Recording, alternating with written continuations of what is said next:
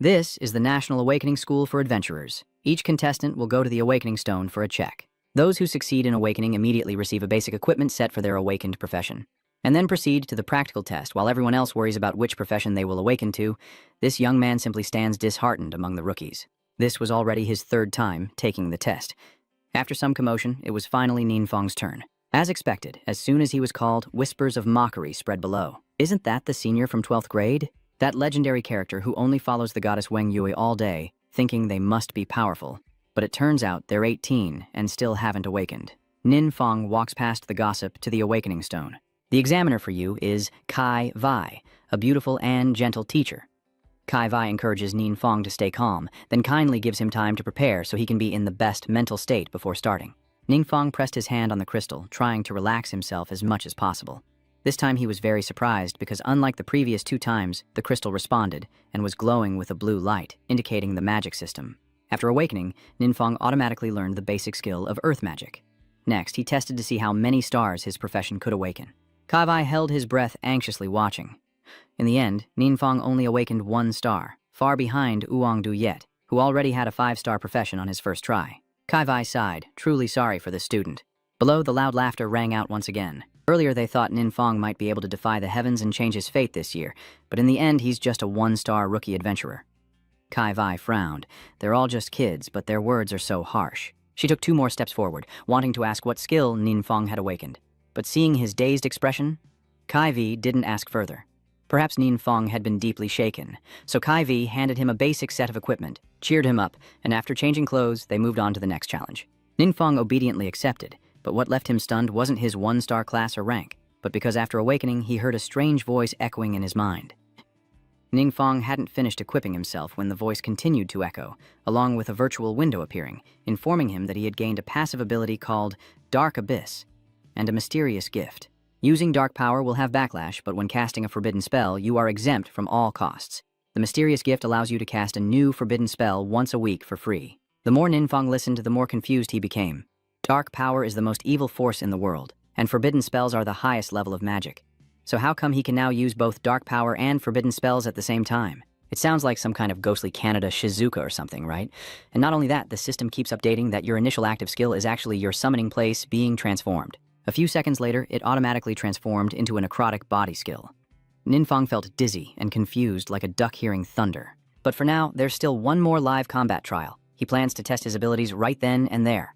The combat round is divided into teams, each with 50 people entering the secret realm to familiarize themselves with the newly awakened skill by fighting monsters. But the contestants are not allowed to support or attack each other, and during the test, drones will be monitoring the area. Kai Vai told the students to quickly confirm their skills.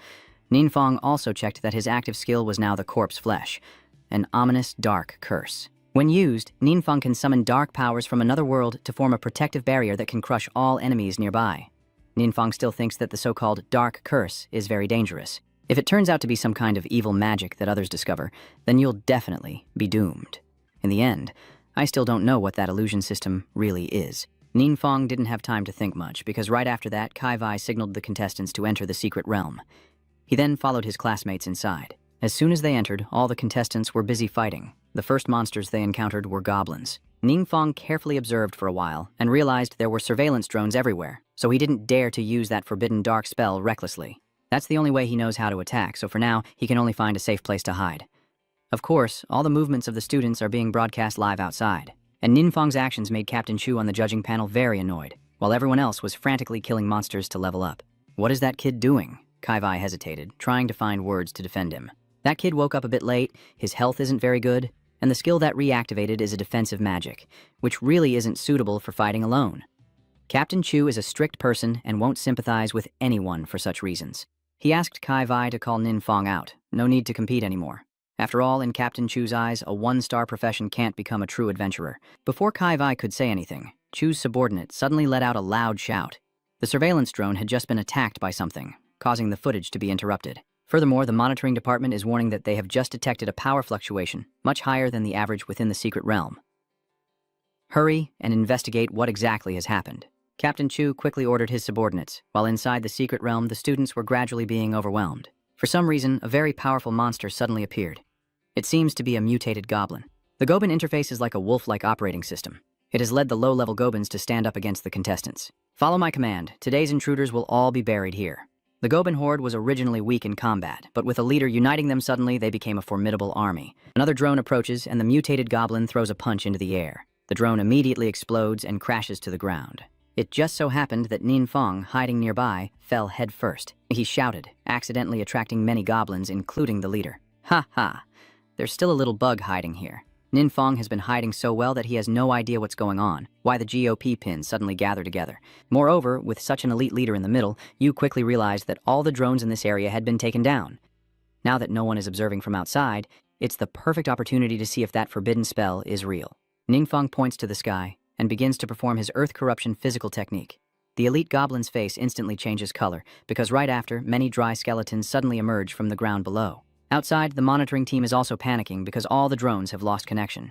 And suddenly the dark power erupts inside the secret realm, raising suspicion of a king-level or higher demon appearing. Quickly call Tang Vian and evacuate all nearby non-combat personnel. Kai Vai was terrified. A monster of king-level or higher could destroy an entire city. Why would such a terrifying creature appear in the exam arena? Meanwhile, inside the secret realm, the elite goblin and his minions were so scared they turned pale. I originally thought Ninfeng was a useless trash, but he actually summoned a whole horde of zombies like that, and Ninfeng is now enjoying the feeling of using a forbidden dark spell for the first time. Apart from the creepy sticky magic on my hand, everything is fine. The system keeps sending the same notification, reminding me I killed goblin soldiers and gained 10 experience points. In this way, the Gobin army was about to be wiped out by Ninfeng, but the leader still hadn't regained his composure. This overwhelming dark power made him doubt that Ninfeng was human. But what good is suspicion anyway? In the end, this monster will have to go sell salt with its companions. After defeating it, Ninfeng immediately gained 6,000 experience points. He checked his stats and suddenly he leveled up to level 10. In actual combat tests a few years ago, contestants mostly only gained 1 or 2 levels. But this level 10 is mainly thanks to the 6,000 experience points from that elite goblin. So why did it appear here in the end? Ninfeng only then noticed the items dropped by the elite monster, which all seemed to be good gear, including a badge that permanently increases agility by 10 points. There are also rare tier weapons called item claws that can significantly boost strength, agility, attack power, and critical hit rate when equipped. The level requirement is 20, which Ninfeng can't use yet, but he still quickly picks them up since selling them for money doesn't hurt. Ninfeng now realizes how advantageous it is to have the system on his side. This path of monster hunting and leveling up will definitely go smoothly. Ninfeng just collected all the equipment into his bag when he heard the announcement that all contestants were to retreat immediately. Only then did he have the chance to look around and realize that the land and trees in the surrounding area had all been torn up. There are still several pits filled with dark aura, so this is the power of forbidden magic. Ninfeng quickly takes out the scroll and moves away. We shouldn't stay here too long, or we might get caught if someone finds us. So you and many other contestants quickly escaped from the secret realm. Captain Chu was now extremely tense. A king-level demon is very difficult to confront. Quan Chi Vian doesn't know if he'll arrive in time, but right now he suddenly realizes that the dark energy has vanished. A terrible scenario appeared in old Chu's mind. Could it be that the monster has already escaped the secret realm? He immediately informed the responsible parties for the exam to activate the school's sealing formation again, leaving only one exit for unrelated people to retreat. Ninfeng was quite worried to see everyone looking so distressed, and Kai Vai hurriedly asked about him when he came out of the secret realm. Ninfeng, are you okay? What could possibly happen to him? You clearly are the root of the problem everyone is struggling with right now. After confirming that Ninfeng was unharmed, Kai Vai quickly shooed him away like she was herding chickens. Furthermore, she also announced that the school would temporarily suspend classes. Without a valid reason, students are strictly forbidden from coming near here. Ninfeng returned home with Yuang Duyet, still very confused, looking like she just saw a ghost. So what exactly is going on? I heard the exam school is testing an unknown source of power, and the whole school has been sealed off. It's clear that the mysterious source of power is Ninfeng, but this clueless young man thinks it's due to that unknown extraordinary monster. Wang Duyet thought that seeing him so dejected meant the exam was interrupted, which really upset Ninfeng. After all, he has to wait 2 more years for his awakening day. She also suggested forming a team to train together because the defensive magic system he awakened is really not suitable for solo training. But Ninfeng outright refused. In fact, he really wanted to team up with the goddess. But now Ninfeng only knows how to use forbidden dark magic. This definitely can't be used recklessly in front of others. If Wang Yue knows, she might even pull your hair first. No more refusals, 8 o'clock tomorrow morning at the West Gate. I'll be waiting for you. Ninfeng didn't expect the beauty to be even more determined than himself. This isn't just flirtation. It's an order. After announcing the time and place, Wang Duyet flicked her hair and left gracefully. Why didn't she listen to me?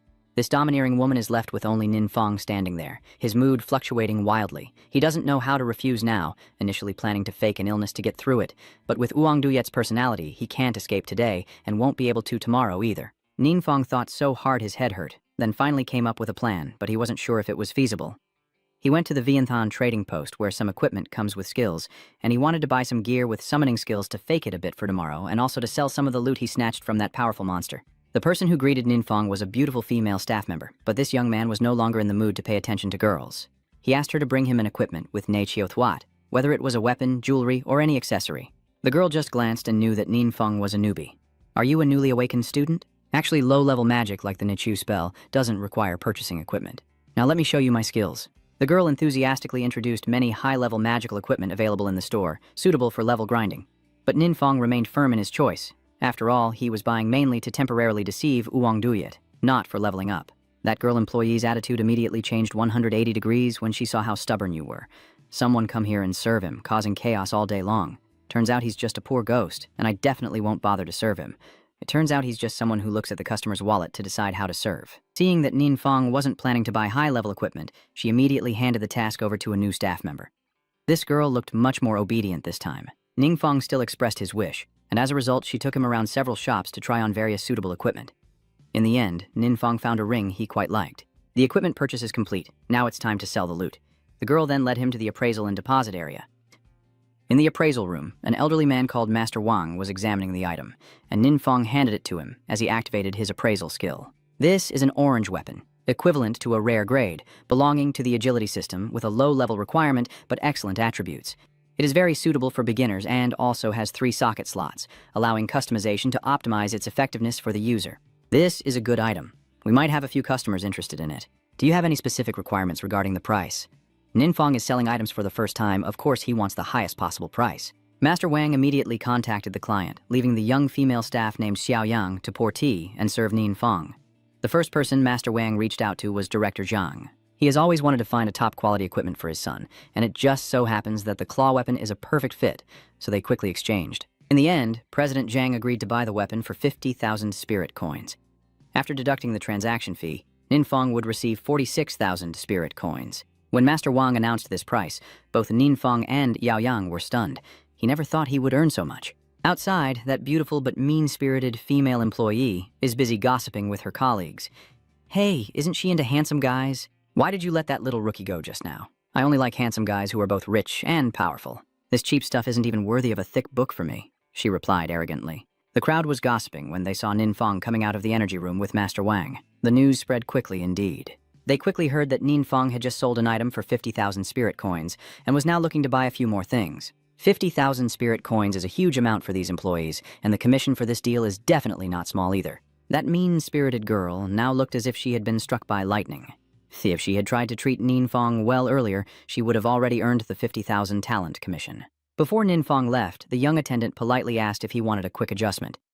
Mr. Nin, just come directly to me next time you want to do business. My name is Duonghin, and the next day Ninfong went out shopping in a good mood. Last night he tested it, and with the equipment and magic he wouldn't be affected by the system. So there's no need to worry about being exposed and having Wang Duyet break your neck. That's why you arrived right on time today. As soon as I saw Wang Duyet, a group of people suddenly appeared out of nowhere, with an extremely ostentatious presence. They included mages, shield-wielding warriors, berserkers, and holy class users. Everyone is a member of Wang Duyet's guild. Ninfong greets enthusiastically, but the wizard and shield warrior don't seem to have much goodwill towards him. The first time we met, he acted like Ninfong owed them 80,000 yuan, especially that pale-faced mage who didn't even bother to glance at Ninfong and just went straight to talk to Wang Duyet. Duyet, Ni, I remember you're about to reach the second transfer, right? Yes, what's going on? Ninfong gasped. Miss Wang really is amazing. Every 30 levels you can complete a class change. This guy says you're about to become a second class, which means you're about to reach level 60. No wonder you're the 16-year-old genius girl who awakened 5 stars and still has nothing, just wanting to give you a gift. The wizard took out a high-grade potion from his bag that permanently increased agility. Everyone was amazed, and it also had an orange quality, increasing agility by 3 points permanently. Compared to the 10 agility attribute points that Ninfeng managed to get, this is still far inferior, but this item is enough to dazzle everyone. Seeing his teammates' surprised expressions, the wizard continued to belittle them. This item is indeed very valuable, but it's just a small matter. Only 200,000 or 300,000 spirit coins. Duyetni and I both don't care about it. What's important is that this high-grade potion is very hard to buy, even with money. My father asked many friends, and it was very difficult to get a bottle like this. He originally planned to use this potion to win over the beauty, but Wang Du-yet only accepted the gesture and outright refused the item. The pale-faced wizard even tried to pressure her into accepting the fruit. But Wang Du-yet, a stubborn beauty, never shows deference to anyone. No need, she firmly refused once again. We have other matters. We're leaving first. That wizard's anger boiled over, and he shouted, Wang Du-yet, do you really want to waste your time with this useless person? Triotrine, watch your words. This remark really made Wang Du-yet angry, but Triotrine's foul mouth still refused to shut up. He insulted Ninfang as a worthless, saying he would never achieve anything in his life. Ninfang listened for a while and started to feel a bit annoyed, failing to flirt with girls and now turning on him. What does he mean by that? Is this Triotrine guy crazy? Maybe we should use a forbidden spell to kill him now? The others see Triotrine getting more and more unreasonable and want to drag him away, but this pale-faced guy really doesn't know how to read the room, constantly belittling Ninfang and saying that his whole body from top to bottom isn't worth a high-grade medicinal pill of his. Ninfang finally couldn't hold back anymore. For someone who likes to bite recklessly, the only way to handle them is to be rougher. Just a potion +3, and he still dares to threaten with a proud face. Do you think you're the center of the universe? Zhao Zhi, furious, said. What are you talking about, you poor demon? Are you trying to die? The soldier following Zhao Chen also chimed in. With such a bold attitude, do you have something even more powerful? Why not let us see for ourselves? Zhao Chen chuckled to himself, eager to see Ninfang become the laughingstock. He said, if you can really produce something better, I will kneel and apologize. On the contrary, if Ninfang was just bluffing, he should kneel and apologize to him. Ninfang had been waiting for this moment, and he waved his hand to reveal the permanent attribute-boosting talisman he gave to Wang Du-yet. Even Miss Wang was so shocked she opened her mouth wide. She had never seen anything like this before. The Zhao family naturally thought the same, so he believed Ninfang was just bragging. Is he trying to deceive people or not? Isn't it obvious just by trying? Wang Du-yet hesitated to use it because she was afraid this thing was too precious. But Ninfang was very eager, and the others kept urging her to see the effect of this device. In the end, she decided to use it. The Triotrine group held their breath as they watched, only to see Wang Du-yet smile brightly. Her abilities have truly improved. Zhuotrine couldn't accept this situation. It's true that the winner takes all and the loser argues. He believed that a poor devil like Ninfang couldn't have obtained this treasure, and was sure that he had stolen it. Bowing your head loudly, please. I can't hear clearly. Given Triotrine's personality, he would never accept bowing to Ninfang, but for the sake of his reputation and under the watchful eyes of his teammates, he had no choice. He knelt down on both knees and bowed his head very low, and at this moment Ninfang also felt satisfied, unable to hide his triumphant smile. After settling this debt, he quickly pulled Wang Du-yet away. Breathing the same air as someone like Triotrine is really uncomfortable. They have gone far away, but Wang Du-yet still feels guilty. However, their relationship isn't worth measuring with that attribute-increasing mark. Ninfang sincerely hopes Wang Du-yet will quickly complete her second transformation and get into the best university. Not just stay by his side, but in fact, if she stayed by his side, he wouldn't be able to level up at all. Wang Du-yet couldn't understand Ninfang's struggles and thought he was looking down on himself, believing he wasn't worthy to be beside her. Ninfang was speechless. This girl was really over the top at the final stage, and she was even being overly sentimental herself. Oh right, here, take this. Wang Du-yet pulls out 2 items from her equipment bag. They are skill books that Ninfang can learn once he reaches the corresponding level. Both have purple quality, which looks quite valuable, but compared to that attribute enhancement mark, it's really not comparable. So Ninfang just accepts it so Wang Du-yet won't think she's in debt. The two of them began leveling up by entering the dungeon called Graveyard of Evil, which, true to its name, is full of tombstones and zombies. Wang Du-yet passionately fights monsters with her own bow and arrows, while Ninfang tries to prove his existence by cheering her on with all his might. Inside, he feels completely helpless. The experience points in this dungeon are too low, but Ninfang couldn't tell Wang Du-yet that he was already level 10. Wang Du-yet didn't need him to do anything, just sit still and share the team experience. Ninfang also had no way out. After a while, Wang Du-yet received a call from the pink-haired girl from the holy class and guild she had just spoken to. Du-yet ni, we just received news that the great boss of the fallen Law Vu demon is about to appear. This is a rare opportunity. Do you need it? Triotrine, overhearing their conversation, pretended to be protective and worried about you. He demanded that Wang Du-yet come immediately, because the fallen demon Vu Yao is a tough boss that requires courage to defeat. And most importantly, it might drop a rare mage item he needs. Wang Du-yet hesitated a bit, but Ninfang was very understanding. You go ahead. I'm fine. After all, we're both in this secret realm. Training a bit later won't matter. All right. Then you go to the safe zone and wait for me. Ninfang nodded secretly, happy as if he had just won a prize. After Wang Du-yet left, the smile on his face gradually turned inhumane. When the wait was finally over, he was left all alone. The big boss they mentioned earlier, Ninfang, also wants to give it a try. Last night, he had already prepared and learned 2 new skills. Thanks to the mysterious gift system given at the start, I can use a new skill for free once a week. So, of course, the more charms, the better. Unfortunately, Ninfong's level is still quite low, with only 3 skill slots from the book Wang Du Yet gifted after reaching level 15, and in this dangerous secret realm, several other squads are also fighting. They all share the same goal of defeating that big boss, which appears deep inside the tower in the secret realm. You have to fight your way through a distant section of the dungeon to reach it. While a small team was still debating how to advance, a dazzling flame suddenly appeared before them, moving rapidly and far ahead. They quickly recognized it as the Tuksu Guild team. Wang Duyet and Triotrine are very famous. Throughout the entire kingdom, they are considered among the strongest newcomers. As expected, their reputation is well deserved. It seems like others like us don't stand a chance. Wang Duyet's team moved forward in a straight line. I have to say, their coordination is very smooth. Triotrine, still not halfway there, was already smug, thinking this boss definitely belonged to him and looking down on the other squads as trash. Wang Duyet didn't have time to argue with him, just focused on completing her mission. Both the Holy Priestess and the Fierce Warrior felt that Wang Duyet had become significantly stronger this time. As expected, the attribute-boosting mark that Ninfong applied is a rare item, and a 10-point increase in agility immediately made a big difference. At the same time, something unusual was happening deep inside the secret realm of that tower, and that unusual event was Ninfong's appearance. He just used a space magic spell that allows Ninfong to teleport instantly, arriving at the destination without fighting along the way. This skill can be maintained for an hour. As soon as he arrived, Ninfong immediately faced the fallen demon Wu Yu, but he not only wasn't afraid but also enthusiastically waved to greet it. The fallen demon Wu Yu was startled and trembled at the intrusion of a stranger. It unleashed a devastating attack capable of wiping out an entire team of 5. Aren't adventurers supposed to know their limits before appearing here alone? But unfortunately, this move missed because Ninfong used a forbidden spatial magic spell instead. You once again possess the ability to possess a spirit and appear behind the boss, because I don't want to share the spoils with others. The fallen demon sorcerer was once again startled, and Ninfong smirked cunningly. You used your newly learned active skill, Heavenly Firestorm. After activating it, Ninfong summoned a fierce firestorm from the sky, causing massive damage within a certain range. This hailstorm suddenly fell, engulfing the entire tower in smoke and flames with a huge explosion. The undead soldiers and ghostly guards didn't even have time to yawn, giving Ninfong a ton of experience points. And even more impressive, after defeating the Wu Yu demon, he gained 50,000 experience points. Ninfong instantly leveled up 20 levels from level 10 to level 30 and had already become a master of his main profession. Besides the experience points, the loot also dazzled people. Apart from the 2 skill books not specialized for mages, everything else Ninfong found useful. For example, the Wu Yu mark, after absorption, permanently reduces 3 stamina points, but permanently increases 15 mental attribute points. When using the Wu Yu mark, the system sends Ninfong a new notification that during the class transfer, he can activate the hidden profession of Spirit Wraith Mage or trigger the prerequisite hidden missions for the entire Divine Magic profession. Ninfong felt like he had struck gold.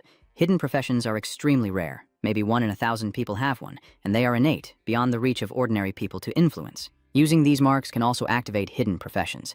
This is truly a stroke of luck from the heavens. Ninfong didn't hesitate for long, and directly chose the all-element mage profession. Overcome with excitement, Ninfong's heavenly firestorm erupted even more fiercely, like a hailstorm. You accidentally created a huge magical disturbance that even the nearby healing guild group could sense. Wang Duyet ordered everyone to retreat and stop attacking, but Zhao Zhen was very greedy and didn't want to give up this boss. With such a dangerous situation, do you want to move forward, or are you just stupid or trying to harm others? Seeing Wang Duyet tense up, Triotrine didn't dare to oppose anymore. Wang Duyet took out his phone, intending to tell Ninfong to retreat from the secret realm, but he saw that the message had already been sent some time ago. Sorry, I have something urgent to take care of. I'll go ahead. Ninfong walks alone to the transfer hall, which is as empty as Badan Pagoda, with only a receptionist girl wearing glasses inside. Hello, are you here to receive your transfer mission? Ninfong nodded, then began to input his basic information for the girl to log into the data. When she saw that Ninfong was only 18 and a first transition mage, she looked a bit disappointed. This talent seems a bit lacking, but she didn't show any disdain, and directly led Ninfong to the area of the first transformation mage. After guiding him through the proper procedures, she went outside and encountered Captain Chu. He just investigated the deadly mausoleum's secret realm and found it heavily damaged, with the source of its destructive power still unclear. But the threat level can be estimated to have reached a king level or higher. In just 2 short days, he's already been threatened twice by king level or higher monsters. Or, that girl fell into silence. Yes, it was because of that my superior sent me here to ask her to mobilize. After entering the transmission tower, Ninfong discovered that the mission was divided into 2 branches. One involving vengeful spirit sorcerers with an A-level difficulty, and the other involving all-element divine mages with an S-level difficulty. but it was a prerequisite task. From the start, he was more inclined toward this hidden profession, so he didn't hesitate and chose the all-element divine mage path immediately. Ninfang's mission is to enter the Huiduang Divine Palace secret realm. He must retrieve the holy mark within 3 days. Ninfang confirms he will enter the Huiduang Divine Palace, but when he leaves, the person seeing him off won't be the girl with glasses. Although he paid attention, Ninfang didn't have much time to think, as the girl was already pulled away by Captain Chu. She is a member of the secret organization called Ko-An. It is said that all members of the organization possess a rare hidden profession and can use dark powers to fight, specializing in carrying out special missions.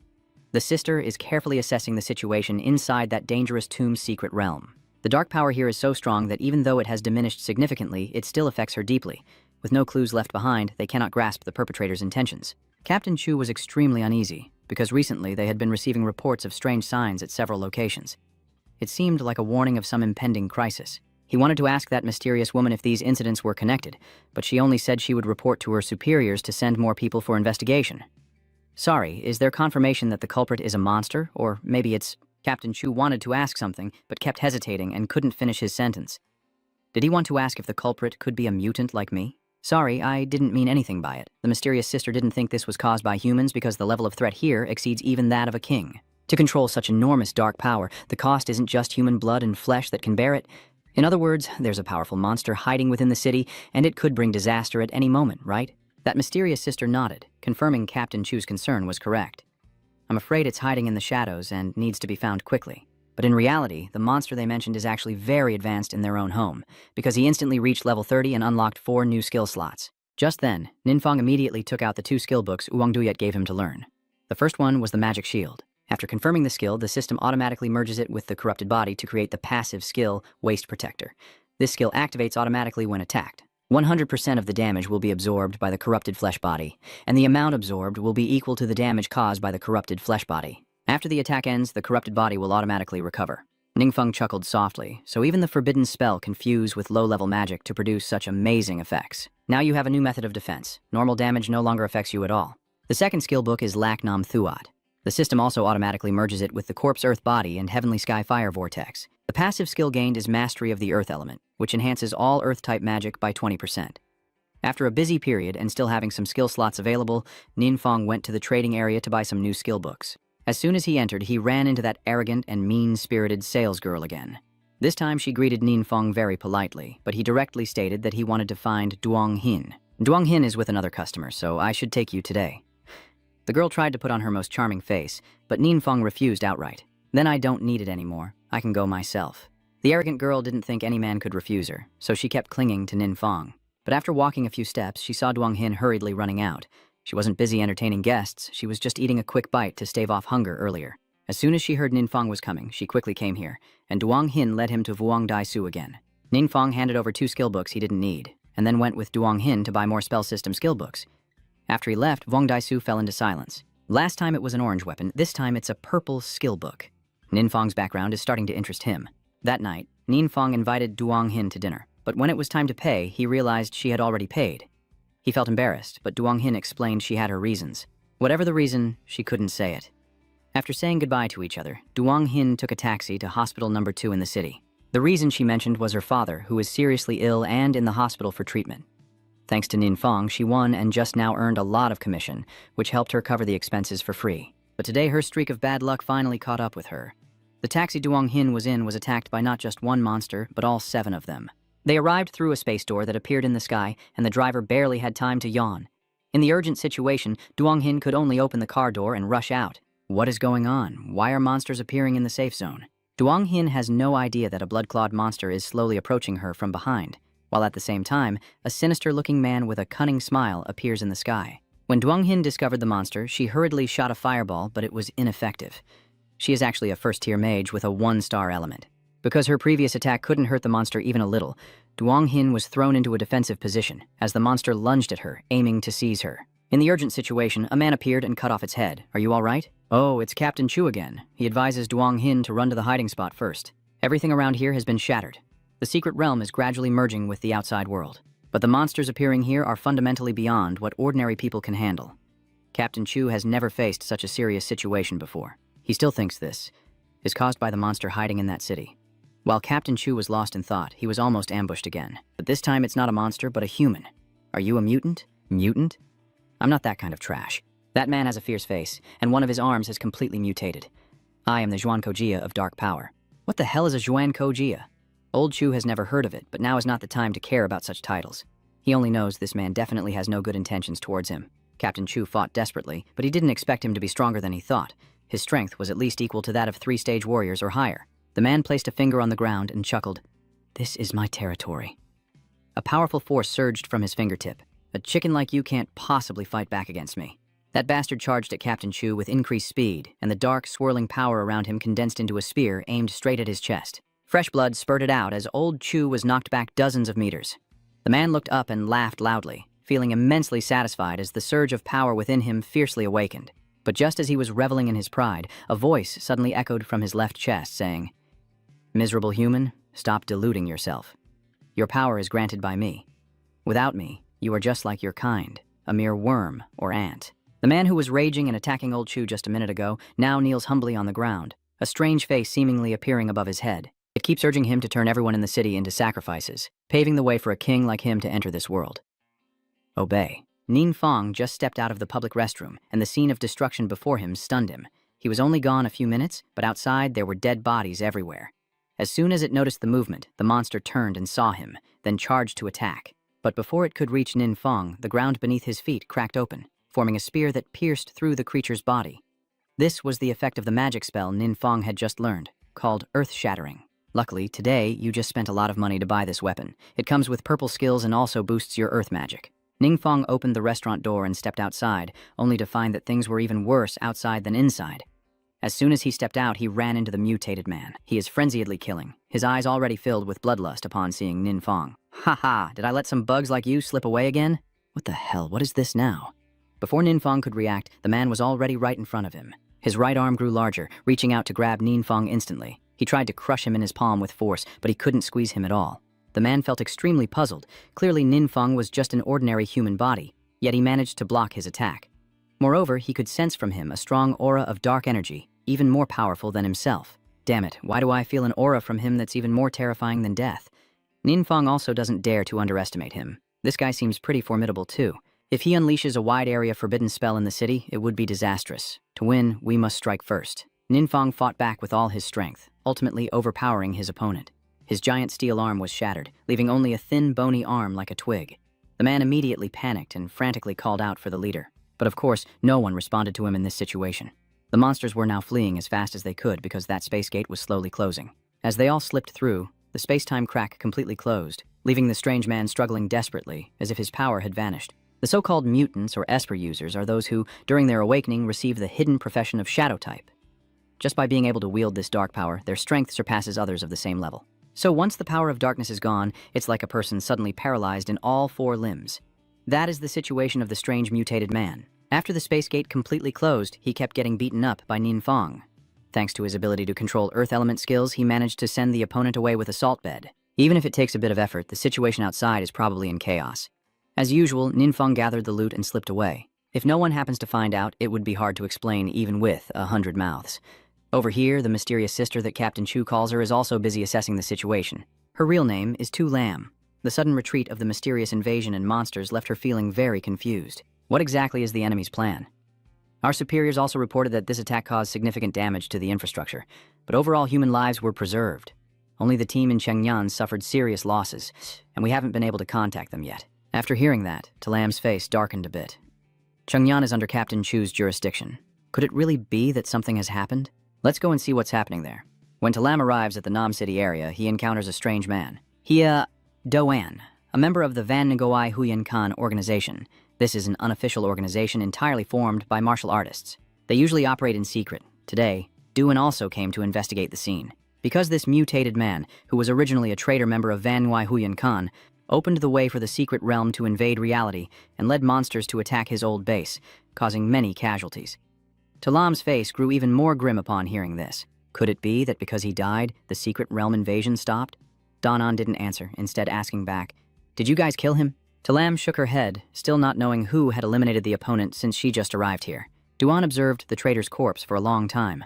This bastard loved hiding in the secret realm space and was extremely cunning. Several times he found him but let him escape, which divine being ultimately caused him to suffer such a painful death. Talam also had her own thoughts when she saw the standing corpse. Captain Chu, who had the strength of the third transformation, was still beaten badly by that bastard. So this mysterious person can directly defeat enemies and prevent the secret realm from being invaded. Is there really such a powerful character in this city? Duan didn't stay long, saying he needed to find something, and left first.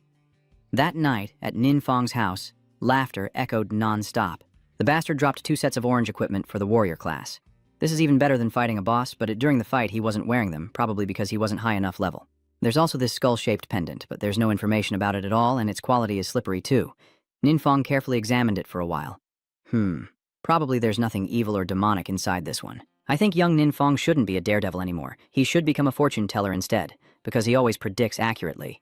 The thing hidden inside that pendant is actually the owner of the voice controlling that bastard, not from another world as we thought, but hiding inside this pendant, able to observe everything outside from within. When Nin Fong wondered if there was any evil spirit or demon inside this pendant, that bastard was so scared his hair stood on end, he quickly cut off all contact with the outside world. If we get caught, we're done for.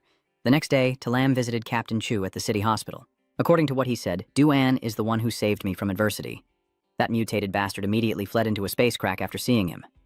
Even Talam could tell from their first encounter that Duan was just as powerful as he was. A person this strong couldn't catch the enemy, so they left a mysterious person to handle him. There are still some traces of dark energy left at the scene, so they quickly formed a hypothesis. That mysterious person is also a psychic. Captain Chu thought to himself, if this mysterious individual is on their side, it would be great. Just the thought makes him feel safe. But if he is on the opposing side, then he would definitely be a disaster. While Chudalam's team is frantically trying to find out the identity of that mysterious person, this legendary figure is calmly continuing with his mission. Finally, the important day has arrived. As Nin Fong entered the spiritual realm, he saw a gigantic city. Maybe this is the Huiduang Divine Palace that the mission mentioned. He walked slowly through the secret realm, unaware that a pair of eyes is always watching him intently from behind. That person is Duan. A few days ago at the trading area, Duan went to see Vuong Daisu. He wants to buy a set of equipment for the 4-transformation warrior, and just that purpose already makes Duan feel like a big client. That mean-spirited female staff member immediately tried to latch onto him, so she wouldn't have to worry about her commission later. Master Vuong introduced himself with a familiar smile and just happened to be preparing to sell a set of 4 weapon gear, including armor and leg guards. After hearing this, Duan wanted to meet the young man, but Vuong Daisu said, "Today he's busy and can't come." Of course, that young man with the P gear is Nin Fong, and Duan's visit here wasn't just a coincidence. The 4-piece armor of the warrior only includes a helmet and leg armor. All the information matches, so although he hasn't seen it with his own eyes, he still predicts that it is most likely a relic belonging to his master. "Can you tell me more about that regular customer of yours? I can pay extra if I need to buy the information." Master Vuong looked confused at Duan's request. Protecting client confidentiality is their duty. Moreover, when Ning Feng said he wanted to sell equipment, this guy came knocking on the door. These 2 events happening so coincidentally made him too afraid to act rashly. He then came up with an excuse to cover up temporarily and asked Duan to leave. I remember he said he needed to go to the neighboring city to handle some matters. Let me call him to confirm, and I will report back to the young master afterward. After Duan left, Master Vuong sat in the appraisal room, lost in thought. That mean-spirited woman then asked for more details, revealing that he had previously hired someone to investigate Nin Fong's background. In the end, I found out that your profile is a bit tragic. Your parents are both 2-star fake professionals who disappeared when you were very young, and you struggled alone until you turned 18 when you awakened, and now you're still only a 1-star fake professional. The female employee was very surprised and asked, "Huh? So, even with his impressive appearance, he's just trash?" Her sharp intuition told her from the very first moment that Nin Fong was very suspicious. Right now it seems that your background isn't the issue, but the real question is, where did you get those valuable items to sell with such a trashy background? A 1-star fake professional can't possibly own items worth such high prices. This is also what troubles Master Vuong. He has also found out that Nin Fong and young lady Wang Duyet are childhood friends, but the Wang group hasn't been able to help him much. Just now, seeing how unhappy Duan looked, Master Vuong was worried that the equipment Nin Fong was about to sell might be closely related to him. Wait a minute. That mean girl seems to have realized something. Nin Fong's equipment isn't stolen, is it? Not necessarily stolen, but I doubt it has a clean origin either. It seems this time he has messed with the wrong person. Duan is a 4-star profession. Although not the strongest, he is considered a top-tier existence in the area. The mean girl employee, eager to watch the show, secretly thought this Nin Fong fan was doomed with him. Back in the present, Duan was still carefully following Nin Fong step by step. He couldn't believe his eyes when he saw a young man like you be able to repel the invasion of the secret realm. In the past, even a powerhouse like Master Duan had to fall to the boss of the secret realm, but Master Duan's equipment might very well be in Ninfang's hands. Duan thought that if he wasn't truly strong, someone else would definitely be pulling the strings, so he dared not act rashly. Ninfang heads to Huiduang Divine Palace and begins switching his gear. Duan holds his breath, observing, because equipment can reveal a person's strength, but the shabby gear Ninfang wears afterward leaves him speechless. This outfit looks too ordinary, like a high school student's uniform before graduation. Could it be a disguise? It makes sense given your age that a beginner's outfit wouldn't attract attention and would easily blend into the crowd. Ninfang's low-level status is real, but do an overthing. Qin thinks he's deliberately hiding his trail to lure the enemy away. He dares not follow too closely and can only mark him with his skill. What Duan uses is an active skill called Spirit Guidance. It can mark a target in a conscious state without alerting the opponent. But setting aside the shabby costume, Duan wondered about another thing. The monsters in the Divine Temple of Huiduang aren't very high level, and the chances of good loot are pretty low. So what is Ninfang doing here? Over on this side, Ninfang doesn't notice Duan's presence at all. He walked straight into the Divine Hall, and the monsters inside looked like ice cream. As soon as they saw him appear, they rushed to attack, but thanks to his passive skill, Wasteland Guard, Ninfang didn't lose a single hair. The process of creating this shield was so quick that Duan was stunned.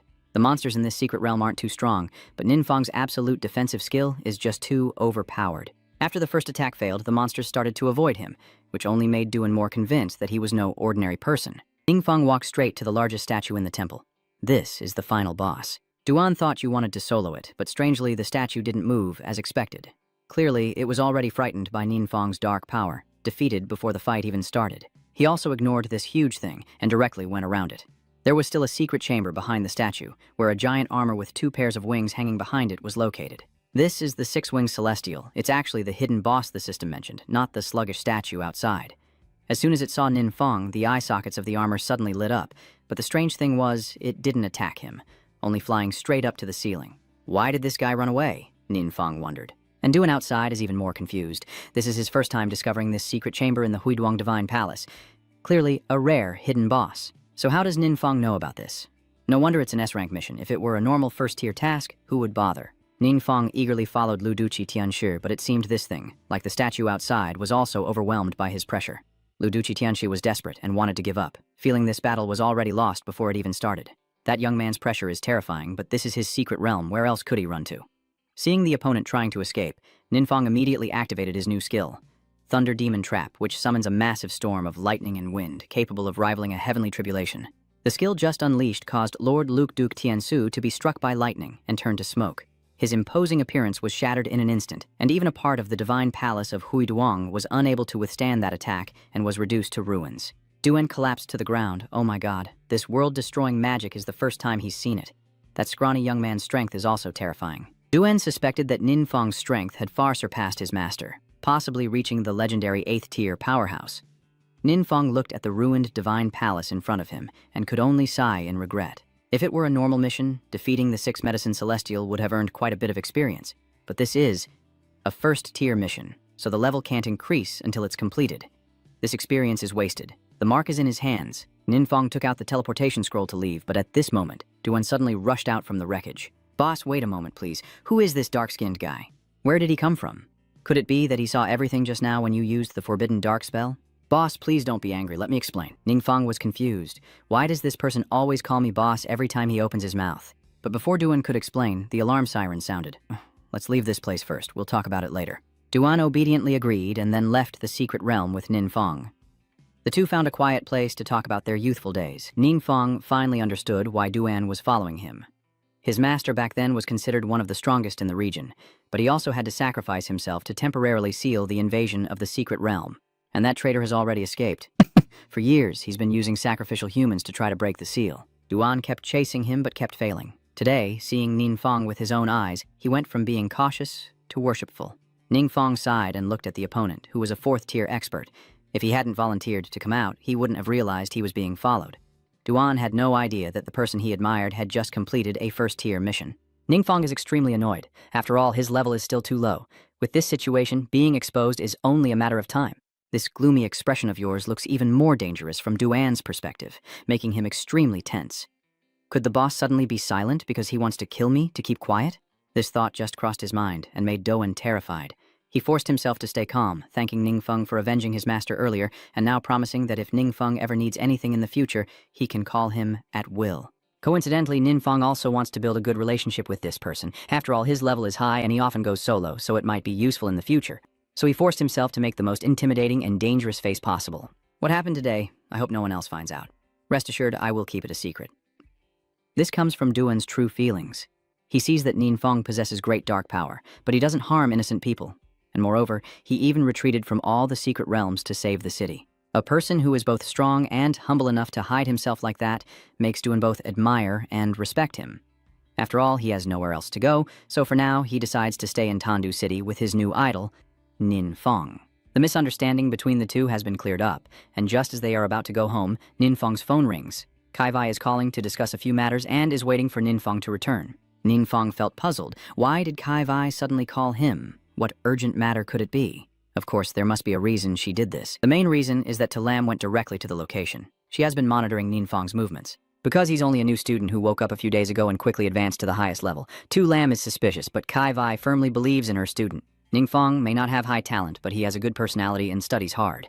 I don't believe he's a bad person. I didn't say he was a bad person, Talam clarified, but there are indeed some things that need to be clarified. A few days ago, Lam reported the situation in Tandu City to her superiors and also suspected that the consecutive appearances of destructive magic were caused by mutants. The words Lam just spoke caused the entire room to fall silent, until finally, the oldest-looking man in the room spoke up. Lam, you are a psychic. How could you ask such a question? The reason he said that is because using dark powers as mentioned would come at a very high cost. The stronger a power user is, the higher the price they must pay, whether it's sacrificing their life force, losing their sanity, or even turning into a monster. Even the smallest mistake can push a power user into an irreversible situation.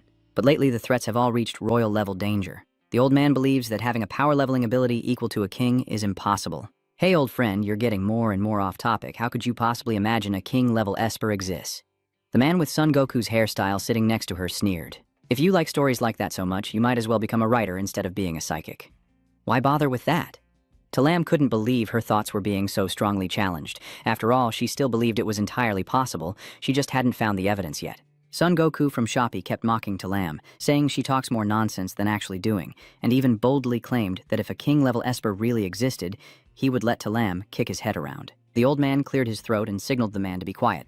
They agreed to send more people to investigate in Tandu City, and if necessary, that investigation team would take over all the work. In addition, Talam requested to send more people from her shadow, but her superiors have not approved it yet. Talam gritted her teeth in anger and asked, "Is it because you don't trust us?" The old man advised her to be patient and wait a little longer, but with the city in chaos, how could she remain patient? Back in the present, Tulam is still sitting with Kai Vai. Her subordinate just brought shocking news that the Huiduangthandian secret realm within Longback City has been attacked by dark forces, with no casualties reported so far. Kai Vai's face changed color, because during Ningfeng's check, the most registered location was this Huiduang Divine Palace. Talam also knew this, since before Captain Chu called her away, she was the one who handled Ningfeng's transfer registration. Talam chuckled softly. This gets more interesting by the minute. The entire city of Longback is now protected by a thick barrier. Ningfeng and Dewey, and also blended into the crowd. Everyone was feeling extremely uneasy. You hear Fongpan realize that everyone's worries are related to the Huiduang Divine Palace, but he doesn't realize that it's all because of himself that this situation has occurred.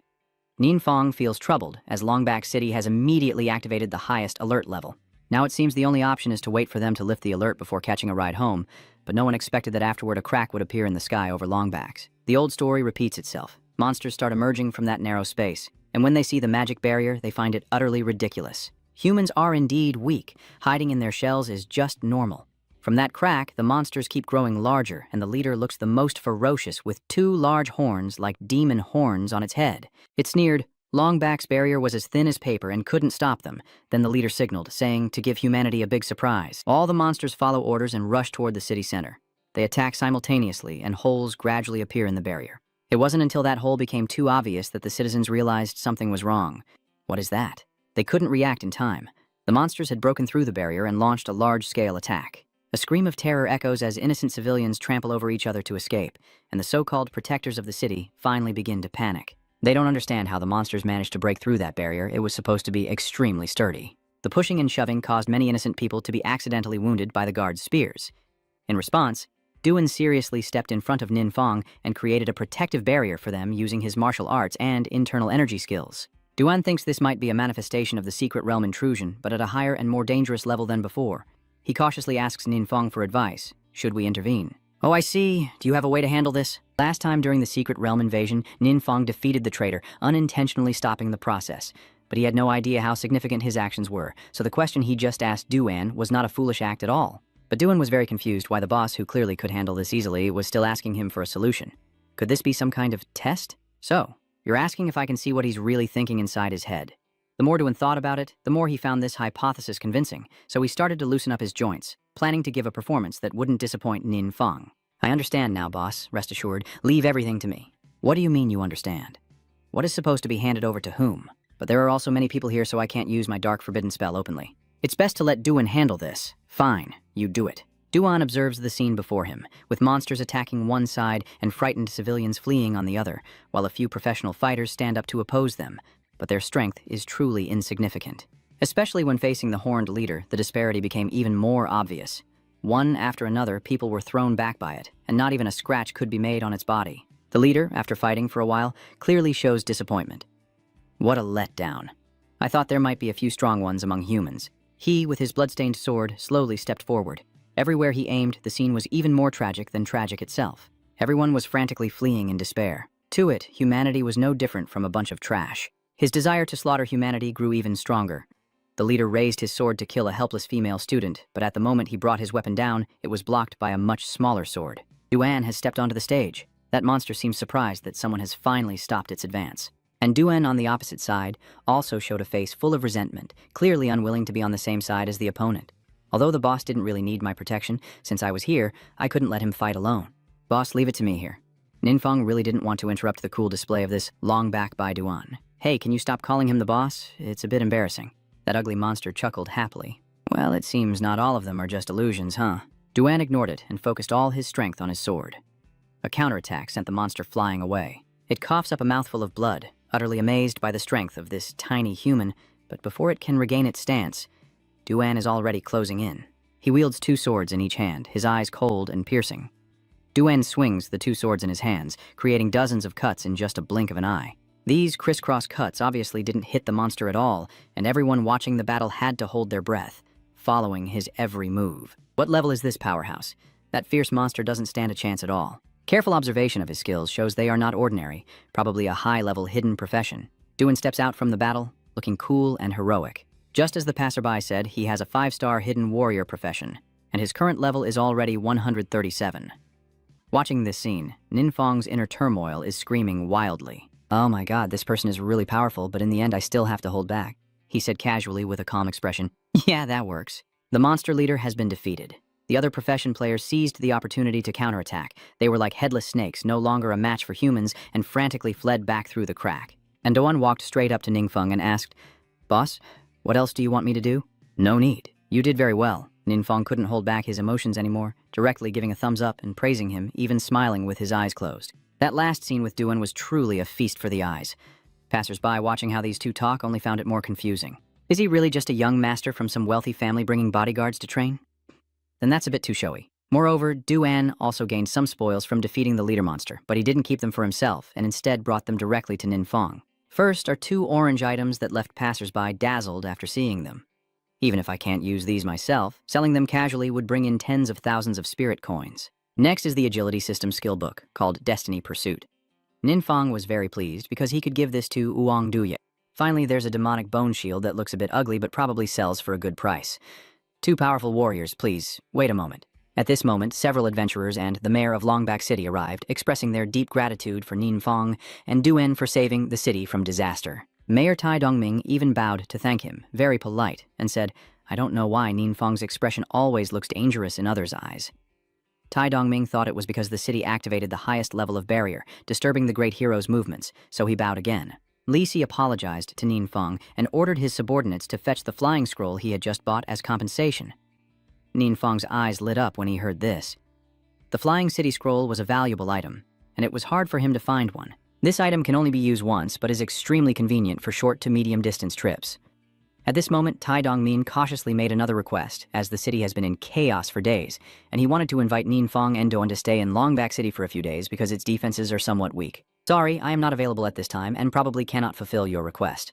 Ninfeng politely declined, although he didn't want to, but the transfer mission has a 3-day deadline, and if he doesn't return now, he will never complete the transfer. But Tai Dongmin's eye-catching rejection was amplified into a tone of, "Do you think I have nothing better to do?" Tai Dongmin kept breaking out in cold sweat and no longer dared to argue about keeping the hero stay. His subordinates had already delivered the teleportation scroll. Tai Dongmin again gave Ninfeng a black card of power from the Vianthan trading platform as an apology. Ninfeng was stunned. This is only given to a select few who succeed and have many privileges. No wonder this mayor was able to buy the instant teleportation scroll. It seems his identity is not simple at all. If luck is on your side, how can I refuse? Ninfeng chuckled loudly. Thank you. At this moment, Tai Dongmin finally let out a small sigh of relief. So, if our Longback City faces danger in the future, can we call on the boss for help? I hesitated to speak. Ningvong has already accepted their black card. How could he refuse? New problem, as long as I'm free. Tai Dongming was happier than winning the lottery. His subordinates and the city defenders were so excited they lost control. Everyone started howling like a bunch of monkeys. The boss agreed. Longback City is safe now. After finishing their tasks, Ninfeng and Duan used flight magic to return home. At the transfer hall of Tandu City, the guild healers were anxiously waiting for Yuang Duyet. Today, she's here to do the second-class transfer quest. Look, Duyet Ni is out. Young Duyet stepped out of the hall, followed by Zhao Zhen. As soon as she exited, she saw 2 figures dart past like birds, flying straight inside. She was stunned for a few seconds because it seemed like one of the 2 people was Ninfeng. Hearing this, Triu Trin couldn't help but laugh happily. Did I see it wrong? A flying scroll worth thousands of gold taels. How could a poor guy like Ninfeng afford it? And even if he could, what would a newly awakened person like him do in the main hall to change his class? The more Wang Duyet listened, the more annoyed she became. If it weren't for respecting Trio Trin and her team, she would have beaten him up long ago. Wang Duyet turned her head and gave Trio Trin a loving look in quotation marks. If you dare to speak badly about Ninfeng one more time, I will make sure you regret it. Trio Trin didn't expect the beautiful woman to react so fiercely, which made him hate Ninfeng even more.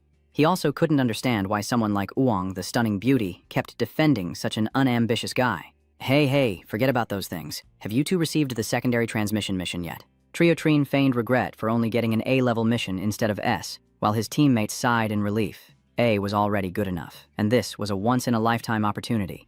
Seeing that, the pink-haired girl, the group's class, grew more hopeful about Wang Duyet, but her expression seemed off, making everyone start to worry. What's wrong with Duyet Ni's expression? Did she really manage to get a mission of sea level or lower? Trio Trin chuckled to himself, never expecting that the genius girl praised by others would have a day like this. Assignments with too low a rank will directly affect attribute growth and skill unlocking. Seeing that, he continued to puff out his chest proudly. Duyet Ni, you don't need to worry. Just work hard to catch up later. After all, I will help you. Trio Trin now looks like a peacock showing off its tail to impress the female, but Wang Duyet only gives him a disdainful look. If an A-level mission like yours doesn't bother you, why should I with an S-level one be upset? Wang Duyet finished speaking and everyone was stunned. It turns out that her unpleasant expression earlier was not because she had obtained a low-level mission, but because she had unlocked a hidden profession that no one had discovered. Zhao Chen was the first to protest, claiming that Wang Duyet was talking nonsense, insisting that her profession had already been clearly determined when she awakened. He had never heard that when transferring a class, an hidden profession could also be triggered. Wang Duyet recalled the scene during the class transfer broadcast earlier. Her original profession was an agile marksman, but because she possessed the key item, the speed attribute boost seal, this profession could be upgraded to shadow assassin. Seeing the profession upgrade confirmation interface in front of her, Wang Duyet was also very surprised. That mark was given to her by Ninfeng, and I never expected it to have such an amazing effect. Thinking back to Ninfeng's confident expression at that time, Wang Duyet even thought he already knew everything, which made her appreciate this gift even more. But in fact, Ninfeng didn't know anything at all. Wang Duyet was eager to choose her career advancement. The transfer mission was also changed accordingly. When she recounted this, Trio Trin's attitude became even more unpleasant. What is TM Fong Yuan? I've never heard of it. Or is there a problem with the promotion system? If I choose the wrong one, I might as well give up for the rest of my life. Zhao Cheng pretended to care about the beauty, but was actually just jealous because she got lucky. Wang Duyet waved her hand dismissively and said Zhao Cheng should not interfere in her affairs, making him feel like he was doused with cold water. Those 2 friends of Wang Duyet are so happy because she drew the S-rank mission. Oh my god, I also want a childhood sweetheart like Ninfeng. Trio Trin was so angry, he was about to explode, but he was 10 times more jealous of Wang Duyet than Ninfeng because of that mark. Trio Trin silently decided he had to send someone to find that mark. No matter the cost or danger, he had to get it. Meanwhile, Ninfeng had already completed the absorption of that divine mark. His stamina increased by 5 points, and his mental attribute also went up by 5 points. The mission was completed, and the system immediately began the promotion process. After the promotion, Ninfong also gained an additional passive skill called automatic operation. His ability to control his dark power has increased significantly. Before long, Ninfong was eager to face the next monster to test himself. While throughout the process of his promotion, Duan stood silently with his arms crossed outside. Talam saw this and felt extremely confused about his presence here, especially since he seemed to be standing guard for Ninfong. Talam also investigated Duan, who is young but has already achieved the 4th transformation, making him a top expert of the long phoenix-horned rhinoceros class nationwide. Yet, Talam heard reports from her staff. Just now, when the two of them entered, Duan was very respectful to Ninfong. Your student is not an ordinary person. Talam has been in contact with Kai Vai on the phone all this time. From now on, she will have to rely on you. Don't worry, I will confirm again, but I believe he definitely won't be our enemy. At this moment, Ninfong and Duan went outside. As they were chatting happily, someone called out his name from behind. Ninfong turned around and was extremely alarmed when he saw Kai Vi because he remembered that Kai Vi had called him earlier to inform him about something very important. Boss, I will wait nearby. Duan knows his place and steps aside, and Kai Vi is very curious about the title of boss that he gave to Ninfong. Ninfong was also startled and nervous, not knowing how to explain properly, so he had to make up an excuse to cover himself. Don't mind him, he's just joking. Kai Vi also didn't have the energy to care about trivial matters and went straight to the point. She questioned Ninfong whether he had already completed the transfer. Ninfong broke out in cold sweat. How did Ms. Kai find out? Although he didn't expect to keep this secret forever, being caught so soon was a bit too soon. But Kai Vi has always been one of the few people who cared about Ninfong, so he believed that his teacher wouldn't hurt him, and honestly, confessed. This is hard to believe. The more I explain, the more complicated it gets, so I don't want too many people to know. Kai Vi nodded, but there was still one more thing she wanted to confirm. So, am I being corroded by the dark power? Why are you asking that? Ninfong felt like his head was sweating from constant fear. Could it be that others have also discovered that he possesses the system? I also know that recently there have been strange phenomena in the world, with secret realms invading reality increasing constantly. Many people affected by dark powers are gradually turning into espers. Ninfong let out a sigh of relief, so this was what the teacher was worried about. He quickly confirmed that he was not a supernatural ability user. Anyway, this target is always under strict government surveillance. Ninfong also doesn't want to get involved with them at all, but Kai Vi doesn't trust his words. She hands over a small black stone, saying she hopes Ninfong will cooperate. According to Kai 6, as long as Ninfong channels his power into this crystal, the dark energy within him will be revealed. Ninfong hesitated for a moment, but knew refusing would make things worse. He then touched the stone with a few fingers and began channeling his energy into it. But unexpectedly, before even a second passed, that piece of stone exploded. Ninfong shouted in panic, "What kind of strange situation is this?" Damn it, it broke like that. Kai Vi was also stunned. This situation really is something no one could have expected. I remember when Talam gave me this crystal, she warned me very carefully. It is extremely sensitive to dark energy, so it is often used by the government to detect and identify fake supernatural powers. When channeling energy into it, this demon crystal will vibrate, and the stronger the resonance, the higher the dark energy content. But at that moment, Talam didn't say what it would mean if the demon crystal exploded directly. Perhaps even she didn't foresee this situation.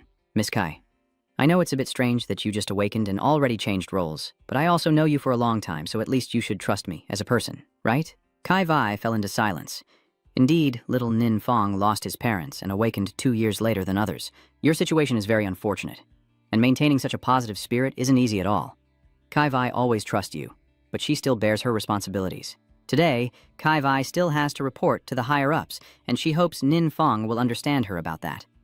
Ninfong let out a long, exhausted sigh. You don't know how the government will react, but if things get too tight, you might as well leave Tandu City altogether.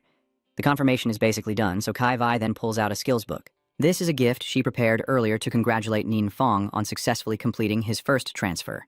Ninfong took it, feeling deeply touched inside. Miss Kai, thank you for always taking care of me over the years. I also have a gift prepared for you. What Ninfong took out was a holy radiant belt with an orange quality. It grants plus 20 spirit, increases healing and recovery effects by 50%. Wearing it completely negates dark attribute effects, and most importantly, the radiant holy blessing effect. The wearer won't need to chant when using healing spells. Kivai couldn't believe her eyes. The value of this item is not just in its orange gear status, but in its ability to save countless lives in critical moments without the need for incantations, so Kai Vi didn't dare to accept it. As Ninfong kept pushing the belt into her hand, saying it was the spoils he received from his mission to transfer authority, Kai Vi had no choice but to accept it. Then he quickly said goodbye to the teacher and left with Doan. Kai Vi stood there for a long time, her mind filled with tangled thoughts. Ninfong just gives his equipment cam to others without a second thought. Is this kid really a divine messenger, or just too kind-hearted? Kai Vai returned to the adventurer's office and reported the shattered magic crystal to Tu Lam, who also saw this for the first time, and she was very worried. If the Esper Association really sees Nin Fong as a threat, then we're in serious trouble. Tu Lam sighed and stood up. Forget it, let's stop here. What does it mean to say, stop here? Tu Lam wants to give up the investigation. Kai Vai's students might have already surpassed their current understanding. Tu Lam believes that if Nin Fong is truly a powerful expert, they should not probe too deeply. Otherwise, they might anger him, so she orders her subordinates to temporarily stop investigating Nin Fong. All of his information must be kept strictly confidential by Niem Fong. Kai Vai fully agrees with this decision. After all, Nin Fong is just a teenager with no notable background. Tu Lam stopping the investigation means she no longer has to target him directly, so she can breathe a little easier. But not investigating Nin Fong doesn't mean Tu Lam will sit idly by. She then focused her attention on Doan, who was with her, and that night at Nin Fong's house, he was lying flat on the sofa, sighing repeatedly in frustration. Kai Vai just sent you a message saying that your superiors have canceled the investigation into you. It's actually a good thing, but Din Fong is so worried about the promotion that he's withering away. Every time you promote and clear a secret realm like this, it causes a big disturbance. Right now, the government is watching you. If this keeps up, we'll be discovered sooner or later. Du-An is also worried for his boss. He thought for a moment, then made a suggestion. So if he didn't level up in the secret realms prepared by the government, would that be better? That's why Du-An said that because recently there have been quite a few new secret realms appearing due to the world's anomalies, and some government officials inside don't want to spend effort and resources to deal with them. There is also a part that has been taken over by evil forces. Hearing this, Nin Fong became extremely excited. Does this suggestion sound good? You then asked for more information about these new secret realms. Du-An says he currently only knows 2, but if Nin Fong needs, he can go gather more information. All right, then I'll have to trouble you. Nin Fong was very pleased. Ever since Du-An arrived, more problems have been solved. Now he plans to rest for a bit, go to the trading zone tomorrow to sell the loot, and take the opportunity to relax for a while. Anyway, you can use dark forbidden spells. Leveling up is as easy as eating candy, so there's no need to worry about being left behind. After finishing his business, Du-An returned to the hotel, and on the way back he encountered a stranger. He introduced himself as Zhang Ji, the newly appointed mayor of Tandu City, and thanked Do-An for saving someone during the last invasion of the secret realm. May I ask if you plan to stay in Tandu City in the near future? Du-An honestly replied that he indeed had that intention. Truong Kai immediately looked happy. That's great news. For a powerhouse like you, we warmly welcome you. Then, Zhang Ji took out a card, claiming it was a special certificate for the city's high-ranking adventurers. They are willing to satisfy Du-An's demands as long as he agrees to stay and help this city. Do-An takes the card and gazes at it for a moment, and Truong Kai begins to feel tense again. Because in the past, many other cities had also invited Do-An, but he had refused outright. Tandu was just a small place, and Zhang Ji was worried he would be looked down upon. But unexpectedly, Do-An just thanked him for his kindness and then tucked the card into his shirt pocket. This clearly counts as a yes. Zhang Ji felt like he had achieved something. This is the 4 transcendent powerhouse. With him staying, Tandu will be even safer. That night, Nin Fong lay on the sofa playing video games for a long time. It was late at night when I was about to sleep. I noticed our class chat group was still very lively, complaining about not reaching level 30 to change classes because all the city's dungeons had been sealed. Nin Fong just silently watched and listened. All his classmates are 16 years old and have awakened, and to take the university entrance exam, they must reach the highest level. I didn't expect that in just a few days you would surpass all of them from being a trash to someone outstanding. I was just here to watch the show, but unexpectedly someone got bored and dragged Nin Fong into the teasing. In a situation like this, it's only the low-level guys who don't know how to worry, like Nin Fong still calmly playing games, right? Nin Fong blames his profile again. It's just a few brainless fans obsessed with Uong Du-Yet. Playing a few games has nothing to do with him. In the end, teacher Kai Vai was the one who spoke up to tidy up the mess in the group, and that troublemaker saw this and immediately retracted his message. The conversation shifted to a different topic as they sent a clip to the group chat showing the invasion scene, monsters attacking, and then they started discussing enthusiastically. I heard the whole city has fallen, there's basically no safe place anymore, and some espers have lost control too. It was the same last time. Then I heard there was an unidentified boss who defeated the monster and stopped the invasion of the secret realm. Does our Tandu city also have someone so skilled hiding in the shadows? If I knew who that was, I would definitely accept to be their grandfather. If those guys knew that the mysterious boss is Nin Fong, they would probably have a heart attack right away. Nin Fong also got caught up in their story and started to feel worried. A few days ago, Du-An and Kai Vai mentioned Esper abilities, but I didn't expect the situation to become this serious so quickly. You just discovered that the new system only lasts a few days of happiness, and you must not let these good days end. No matter how many monsters come to Earth, Nin Fong will slaughter them all. At this moment, the monster hiding inside the pendant that Nin Fong is holding suddenly sneezed, and somehow it felt extremely uneasy. The next day, Nin Fong went to the Vientiane trading post as planned. Duong Hin had been waiting for him early on, and because of that, the mean female employee, whose name I still don't know, kept mocking him. Women's jealousy really is terrifying. That nasty girl mocked Duong Hin for being blind and clinging to Nin Fong, not knowing he's just a thief who even stole from the Four Circles martial artist, and he's probably been shattered into pieces by now. She's just talking nonsense. Mr. Nin isn't that kind of person. Duong Hin shouted that Master Vuong had already sent people to investigate, and that the Nin guy was just a useless 18-year-old who had just awakened, lost his parents early, and had no chance of obtaining high-level items. The more she spoke, the more vicious she became, insisting that Nin Fong was a thief. While her mouth was still rambling, the ground suddenly cracked open, forming a spike that shot straight up. It almost pierced the nasty girl standing nearby. She turned around just in time and then sat down on the ground in fear, tears welling up around her. "Sorry, your mouth is so dirty that I almost couldn't hold myself back." Duong Hin was stunned.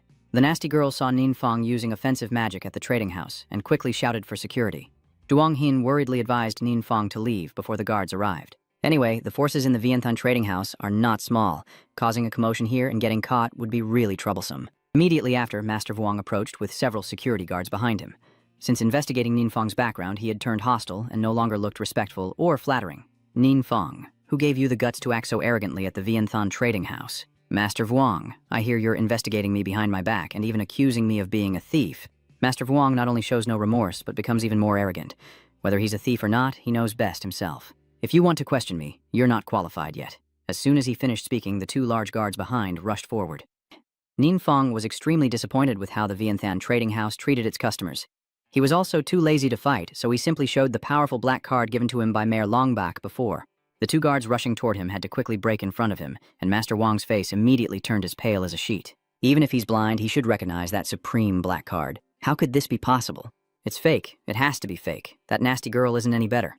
Nin Fong watched their expressions with a satisfied smile, thinking that the mayor's gift indeed carried some weight. Master Vuong frantically questioned Nin Fong about where he got that card, but Nin Fong just smugly tucked the card into his chest.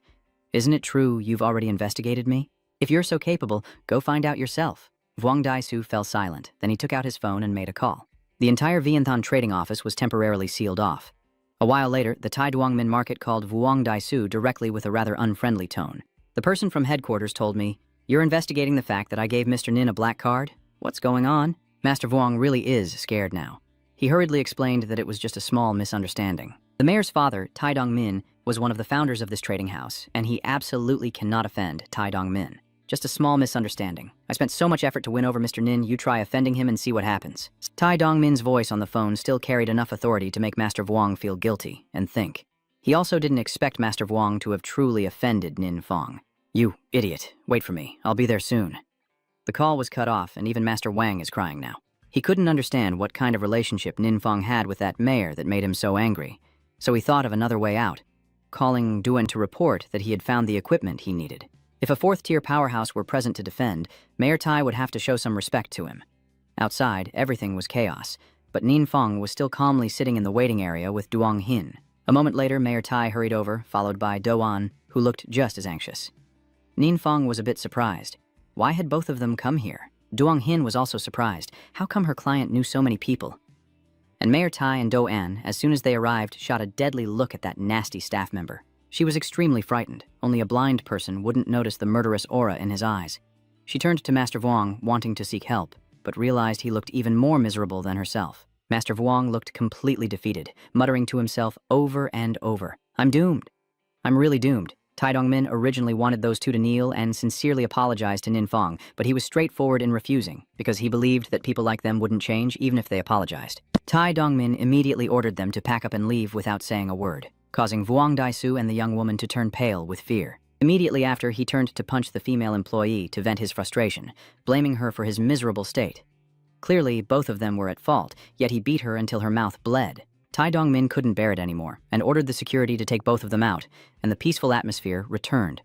Mayor Tai also subtly noticed that Nin Fong didn't have a bad impression of the employee named Duong Hin. "It seems your impression of the Yuancheng exchange isn't quite at rock bottom yet. Duong Hin also endured a lot of hardship this time. If she works well in the future, the exchange will definitely not mistreat her." Duong Hin blushed with embarrassment and nodded, saying she would try her best. Nin Fong also felt a bit shy, thinking it was only because of his own matter that Mayor Tai had to make such a long trip. No, your matters are also my matters. If it weren't for you two stepping in last time, I'm afraid Longback City would have been drowned in blood." By the way, earlier Tai Dong-min noticed that Nin Fong was looking at the treasure list from the trading office and asked if he was interested in anything. Ning Fong was actually trying to find something called Zhongwei Di Du, but both Tai Dong-ming and Duan had never heard of it before.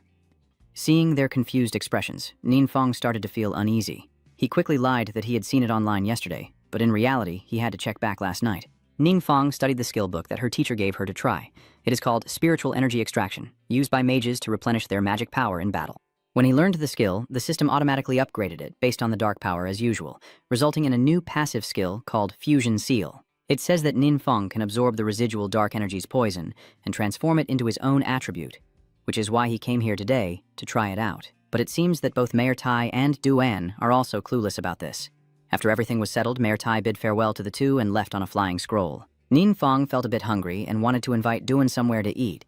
He also invited Nin Fong to his private house. I didn't expect Duan's private house to be a villa. It seems Mayor Tan-du is quite good at flattering talented people. Nin Fong was also dazzled when he came here. Duan was even eager to give this house to Nin Fong if he wanted. But of course, Nin Fong isn't the type to bully others like that. Looks like I need to work harder to earn some respect. After making a lot of money, you have to buy a mansion like this to be neighbors with Duan. And while the two of them are happily chatting, Duan receives a call from the mayor, Trung Kiai. He just received a report that the investigation team sent by the higher-ups is currently looking into some accidents happening in the city. So he wanted to ask Duan about a few things. Duan remained silent for a few seconds, his gaze fixed on Nin Fong, which made him a bit confused. The reason Duan showed such an expression was because he was worried that the investigation by those people would affect the boss. Thinking that, he hung up and decided to first get Nin Fong's opinion.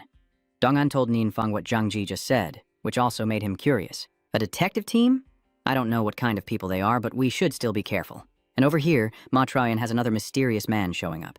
In a strange place like Tandu City? What's so mysterious about the boss? The investigation team that Zhang Ji mentioned includes several Esper users, among them Tu Lam and Kai Vai, and they are holding a meeting led by Tu Lam. Have you guys ever met that mysterious boss before? It seems he is also the mysterious man who appeared earlier. In response to this question, Tu Lam simply replied that no one has met him yet. Then why are there rumors outside that the mysterious boss has saved Tandu City if no one has met him? The man continued to press Tu Lam. The main reason is that this invasion of the secret realm suddenly appeared, and the psychic who helped fight it was also eliminated. But in the end, the invasion was still forcibly suppressed. So the man didn't have enough patience to listen to Tu Lam finish her explanation. The danger level of the secret realm invasion fluctuated, but he believed that without clear evidence, it couldn't be relied upon. On the contrary, both of those mysterious incidents left behind evidence proving they were attacks by king-level monsters. He wondered why the mysterious elder didn't show up at the time, and of course it was because Nin Fong himself caused those two incidents. So how could he appear? Although Tu Lam had a rough idea of what was happening, she couldn't speak. She fell silent for a few seconds, and Kai Vai was also very tense. To protect Nin Fong, Tu Lam used her authority to alter all related information about him, so now all the pressure is on her, making Kai Vai feel extremely guilty. Zhang Ji also entered the room at the same time, announcing that he had called Duan, but he only replied that he didn't have time today. That man continued to be annoyed. The most frustrating thing is these uncontrolled freelance adventurers. They're just like dogs without a guild. Now he's the one with the most free time, yet he still acts busy. I don't really know who this man is, but it seems his foul mouth is unbeatable, offending everyone in just a few minutes. But he is also the one in charge of this investigation, so it's understandable that he is eager to find out everything.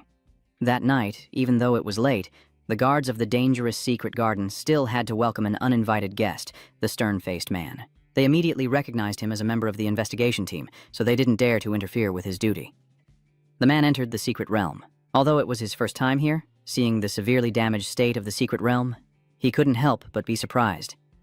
What kind of power must that monster have to be able to summon destruction and ruin this secret realm? Moreover, remnants of dark power still linger, pure and strong. He believes that even if the mysterious boss of those people were to appear, facing this creature would still be like confronting an insignificant insect. Unaware that the creature he's investigating and the mysterious leader are actually the same person, the man tilts his head back and lets out a strange, eerie laugh. Ha ha ha, what an interesting place. He spread his hand, feeling the dark power swirling on each finger. Then he started laughing maniacally again, as expected from a king-level demon's threat, as if the surroundings were enveloped by a powerful force. Everything will belong to me. Ha ha, his identity is still unclear, but judging by his behavior, he's definitely not a good person. Meanwhile, at Doan's villa, Nin Fong is still lying around playing video games. Suddenly, the system issued a warning that a relic of the apocalypse had been detected, and Nin Fong's face immediately darkened significantly. He vaguely sensed that something was linking to him through its aura. He sat up straight, trying to focus and sense it carefully. The connection gradually became clearer. "Brother, where are you going?" Duan thought it was late and was very curious about why he was still wearing an extra coat. "I'm going out for a bit. Help me finish the fight. Don't go AFK." Ninfang left the house, leaving Doan still stunned with his phone in hand. Based on his feeling, that thing was probably near the dangerous tomb's secret realm, but shortly after, it seemed to start moving. Outside the entrance to the deadly graveyard, the guards are panicking like crazy because the monster has appeared, and when they saw this scene, they trembled like leaves because the man, the head of the investigation team, is now trapped inside the monster's body. His once majestic appearance was gone, and he could only keep calling for help. "I couldn't move at all. Please, someone save me." Ningfeng grows more and more anxious, but on the way, his taxi was stopped by a group of adventurers. They announced that the area ahead was dangerous and forbidden, so Ninfeng decided to walk down directly since whatever it was temporarily stopped. Back in the dangerous burial cave, the man was desperately shouting for help, and given the current situation, it's easy to tell he's not feeling comfortable at all. Talam and Kai Vai quickly arrived, all of them frightened by the terrifying scene before them. What exactly is going on? The scene then becomes too tragic to watch. Talam be defeated by that monster covered in wounds. Kai Vai hurriedly treated her wounds, luckily having the belt Ninfeng gave her. She could shorten her prayer time to aid recovery as quickly as possible, but the situation was extremely dire, because even a powerful esper like Talam couldn't hold back that monster. Talam, after being treated by Kai Vai for a while, managed to sit up with difficulty. The monster had fled, heading towards the city. They have reported to the mayor to call Duan for help, but it's uncertain if he can arrive in time. Talam sighed upon hearing Doan's name. His strength is not inferior to hers. Talam has been beaten so badly by it that I'm afraid only Duan alone cannot face it, and the person behind him now is probably the only hope for the city. This apocalyptic monster named Divat goes on a rampage wherever it appears. The team leader of the investigation unit was also stunned and lost control because of it. Moving straight ahead, he finally confronted Ninfeng. "Looking at the ugly thing in front of me, I only have one question. Should I use a different forbidden spell to take it down?" The monster confirms that the person in front of it is an enemy and erupts in fury, its bulky body moving surprisingly fast straight towards Ninfeng. Its claws try to tear your body into pieces, but unfortunately, they can't hurt you. Instead, Ninfeng's strength and aura are so powerful that this monster trembles in fear. The system now sends a new prompt. "A relic of the apocalypse has been found. Do you want to absorb it? Are you just now notifying me? Does it mean that to absorb, I have to be in close contact?" Ninfeng hesitated for a moment before quickly choosing yes. The monster roared in pain, then its body shattered into many pieces. From these fragments, Ninfeng can see part of the monster's memories. The absorption process begins, and once it is complete, all of his attributes increase by 100 points. Ninfeng's eyes seem to be glowing. Even the attributes of a 3-star profession, from activation to reaching the triple transcendence combined, don't look like this. But besides the attributes, it seems like something else was also being absorbed. Ninfeng felt his mind suddenly overload because all he saw were strange images he had never seen before. "Boss, what just happened here? Duan rush is over now, but everything has already been settled." "Yeah, there was a monster earlier, but I killed it." Ninfeng pointed to the pile of wreckage behind him and replied softly. Amid the debris of the apocalyptic relics, the team leader of the investigation squad is unconscious. Duan observes intently for a long time. Truong Kai just called to say a monster had invaded. It seems to be this creature. I can fully understand how Ninfeng was able to defeat it. But what puzzled Doan was that there was no trace of any powerful magic or dark energy from Ninfeng's actions around him. So what exactly did he do to destroy this huge creature? "You're just in time. I'll leave this task to you." Ninfeng patted Duan on the shoulder before disappearing completely. "Anyway, you wouldn't want to stay around and be caught by others. It's just that the way Ninfeng leaves keeps making Duan open-mouthed in surprise once again. Because your speed is too fast. Damn, isn't the boss a wizard? This speed already surpasses that of agile profession users."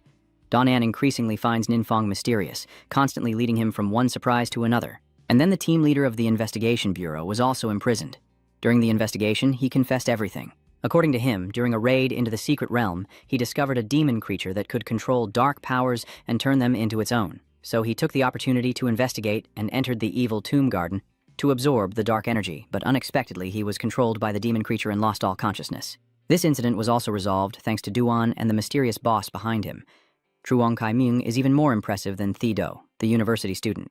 That's great. It really is the mysterious boss protecting our Tandu city. Talam and Kai Vai also feel a bit more at ease. They still can't dig up much information about Ninfeng, but at least from the current situation, it seems he has nothing to do with those monsters. Truong Kai was so excited he was flustered, and then asked Doan if he had ever met that mysterious boss before. He replied that he had actually been lucky enough to meet him once. Hearing this, both Kai Vai and Tu Lam looked quite shocked. What did he say? Truong Kai was so happy he felt like celebrating, and wanted to ask Duan to be the proposer. He promised that if the mysterious leader agreed to help Tandu City, they would do their best to fulfill any request. But Duan advised Mayor Truong to abandon that idea because the boss is a humble person who doesn't seek fame or fortune. Zhang Ji looked worried and disappointed. How many people would risk everything to flatter someone as powerful as Nin Fong? Ning Fong's thigh really makes him want to hold it. Seeing Zhuang Qi's grim expression, Duan reluctantly tried to comfort him. The boss has family in Tandu, so he naturally pays more attention to this city.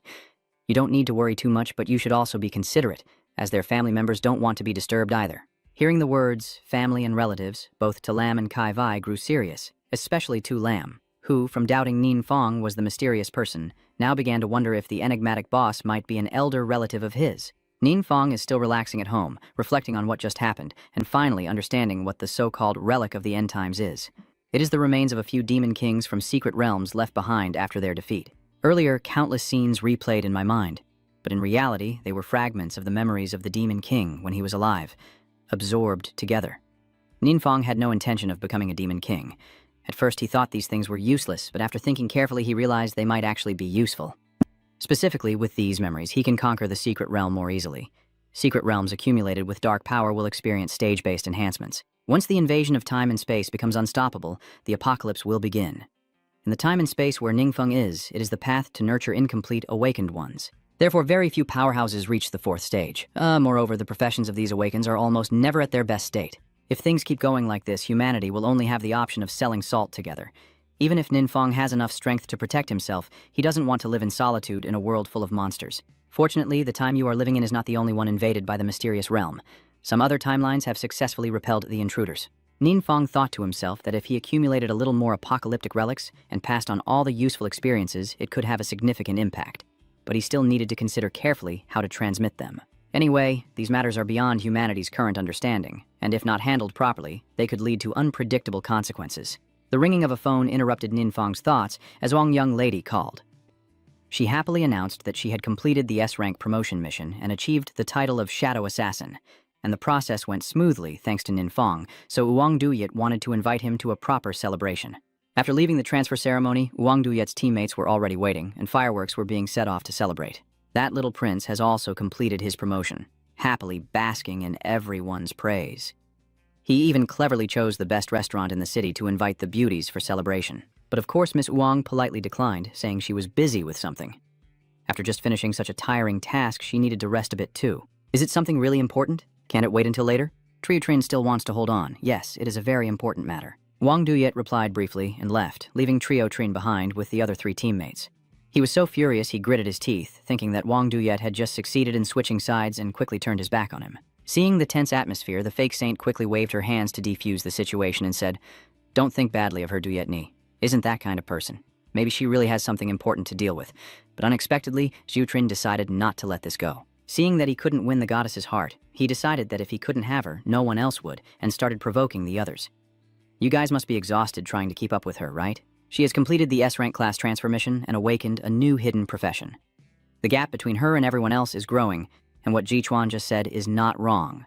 But he continued to say that with the current situation, Wang Duyet will inevitably leave the team sooner or later, which clearly made the remaining members quite unhappy. That evening, Wang Duyet took Ninfeng to a restaurant serving whole roasted lamb, and Ninfeng was so happy to see the delicious food that he couldn't stop smiling. "Tonight's meal is mainly to thank the mark you gave me. It really has helped me a lot." Wang Duyet gratefully said, "Are you saying that the mark activated a new hidden class?"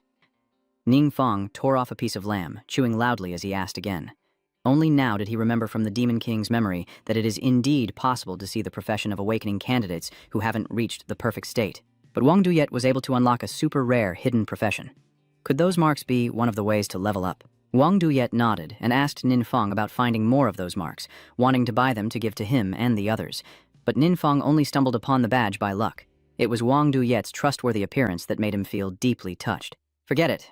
I'll figure out how to find the insignia. For now, the situation is dangerous, but it's better to have more ability to protect myself. I'll give you the badge once I find a suitable one. Maybe you'll be able to activate your hidden profession too." Wang Duyet's serious expression made Ninfeng feel a little amused.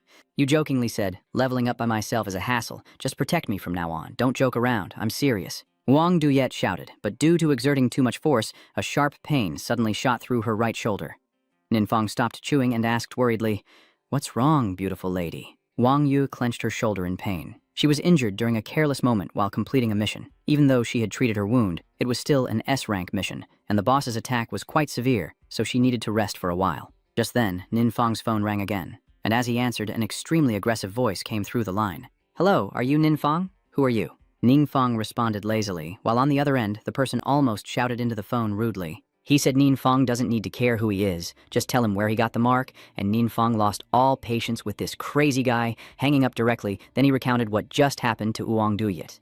The worried look is clearly visible on the pretty woman's face. She didn't tell anyone outside about Ninfang giving her the mark. So who is the one leaking information, after all? Contrary to her worried appearance, Ninfang doesn't seem to care much, and continues to bow his head, biting into the lamb. But once again, the phone rang. Ninfang answered, and the voice on the other end was even more aggressive. "How dare you hang up on me? You refused the drink I offered and now want to punish me with more alcohol?" Wang Yue was beside him, and Ninfang didn't want to cause trouble with someone unnecessary, so he continued to hang up and put the phone on silent mode. After finishing their meal, they each went home. That night, when he returned home and entered his room, Ninfang was shocked. "Your entire house has been ransacked. If this isn't a theft, then it must be a robbery." Sure enough, a strange blonde-haired man appeared in the house. He didn't hide, and even boldly spoke up. "Hey, young Master Nin is back, right?" Ninfang immediately guessed that this bastard was the one who called to disturb earlier. "So this is what you meant by the invitation being refused and wanting to punish him with alcohol. Who sent you here?" Ninfang asked sternly. "Do you think a half-immortal who just awakened dares to speak to me like that? Does your teacher not teach you to show respect to powerful opponents? I don't know how strong this bastard is, but his attitude is way too arrogant." Suddenly, another person from behind Ninfang lunged to attack, but his speed was no match for the protagonist's aura. Ninfang simply tilted his body slightly to dodge the strike, and then delivered an elbow to the opponent, knocking him out on the spot. The blonde-haired guy couldn't help but be amazed when he saw this scene. It seems Ninfang is way more formidable than the intelligence he received. Ninfang straightened his coat and said arrogantly, "I return this to you. When facing a strong opponent, absolute respect must be maintained." The blonde-haired man clenched his teeth, trying to suppress his fear and confusion. The news he received clearly said that Ninfang was only a 1-star mage, and the bastard he just defeated was a 3-star assassin. It's too unbelievable that Ninfang defeated him without any weapons. Seeing the situation was unstable, the blonde man threw out a hidden weapon, then took the chance to dodge Ninfang and ran away in all directions. But just as he was about to leap over the balcony, his ankle was suddenly grabbed. The blonde couldn't handle the situation and slammed his face against the balcony, teeth and lips mixing. "Clean up all the mess you've made." Ninfang ordered, "The wardrobe is broken too, you must compensate me." The blonde man and his accomplice must strip everything on their bodies to make up for it, but that still won't be enough. Ninfang forced them to reveal who ordered them to cause chaos, and unsurprisingly, the answer was the troublemaker.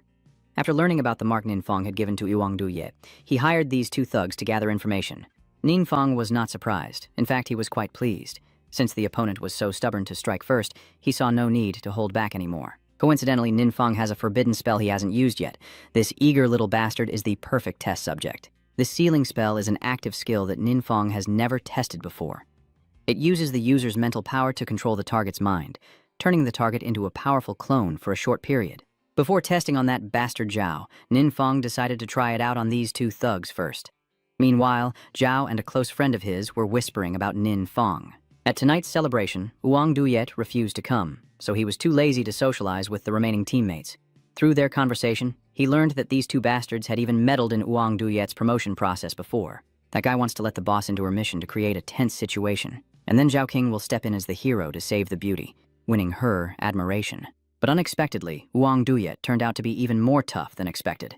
Although she was seriously injured, she still wiped out the boss, ruining his plan. The two thugs were chatting as they walked when suddenly a tall figure blocked their path. After a moment of panic, Zhao Chen realized this was the blonde-haired man he had sent to break into Ninfang's house. He let out a sigh and said, "Ha ha ha. Why didn't you say anything about that guy and just appeared like a ghost? Have I got the information I wanted?" The blonde-haired man didn't answer but instead asked Trio Trines a question. "Did you guys cause Duyet Ni's injury?" Both Trio Trine and his companion were a bit surprised by this question. Then he quickly composed himself, slapped the other person a few times with a look of contempt. "Do you have a screw loose for meddling in other people's affairs?" Zhaoji was oblivious, completely ignoring the growing fury in the other's eyes. In an instant, he and his companion were seized by the blonde-haired man, actually Ninfang, who gripped their throats with both hands. "Anyone who harms Duyet Ni doesn't deserve to live in this world." Ninfang said each word sharply. However, you also didn't want these two bastards to die easily without a fight.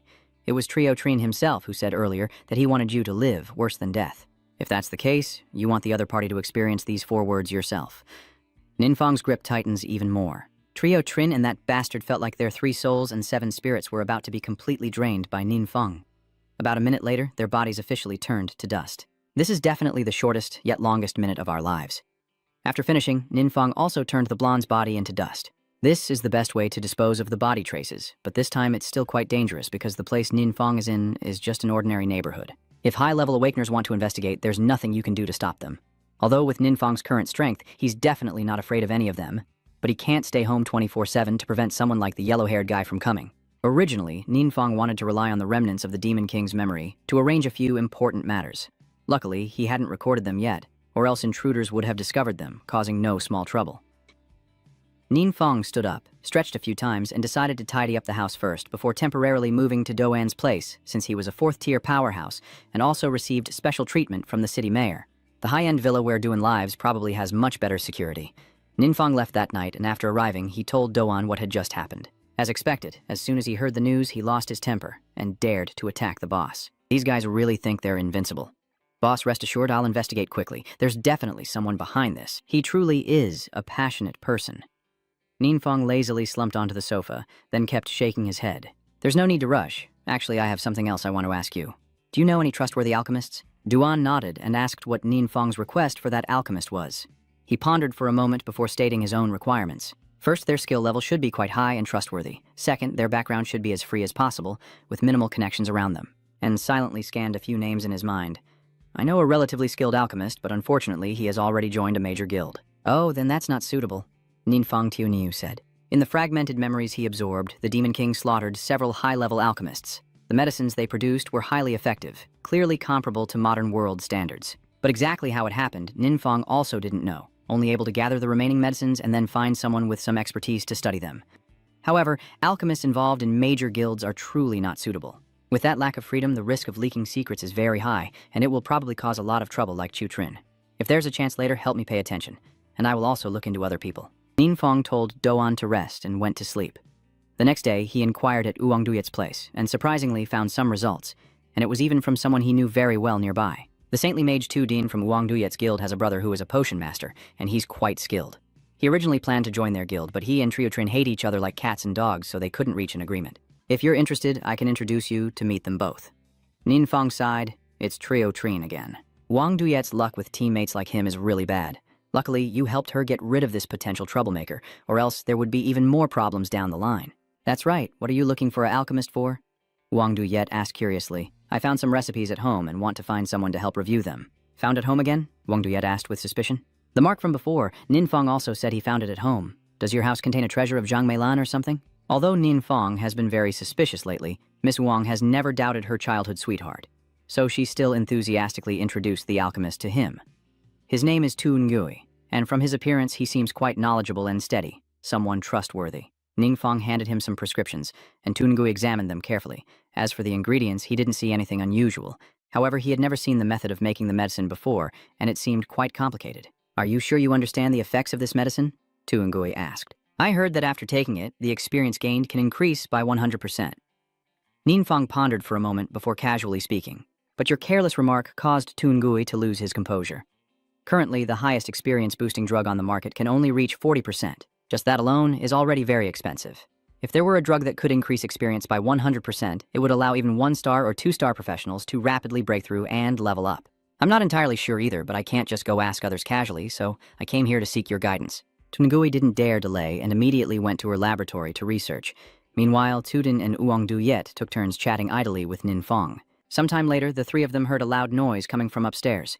Tuding, worried, wanted to go up and check, but as he reached the second floor, he saw a slime burst out from his brother's laboratory. This is the specimen that Tungui used for his experiment. It is fleeing in a panic, but before it could run far, a bolt of lightning shot straight into it, causing the small slime to shatter into 100 pieces. Ninfang's three friends, Uang Duyet and Tu Din, were momentarily unable to process what was happening.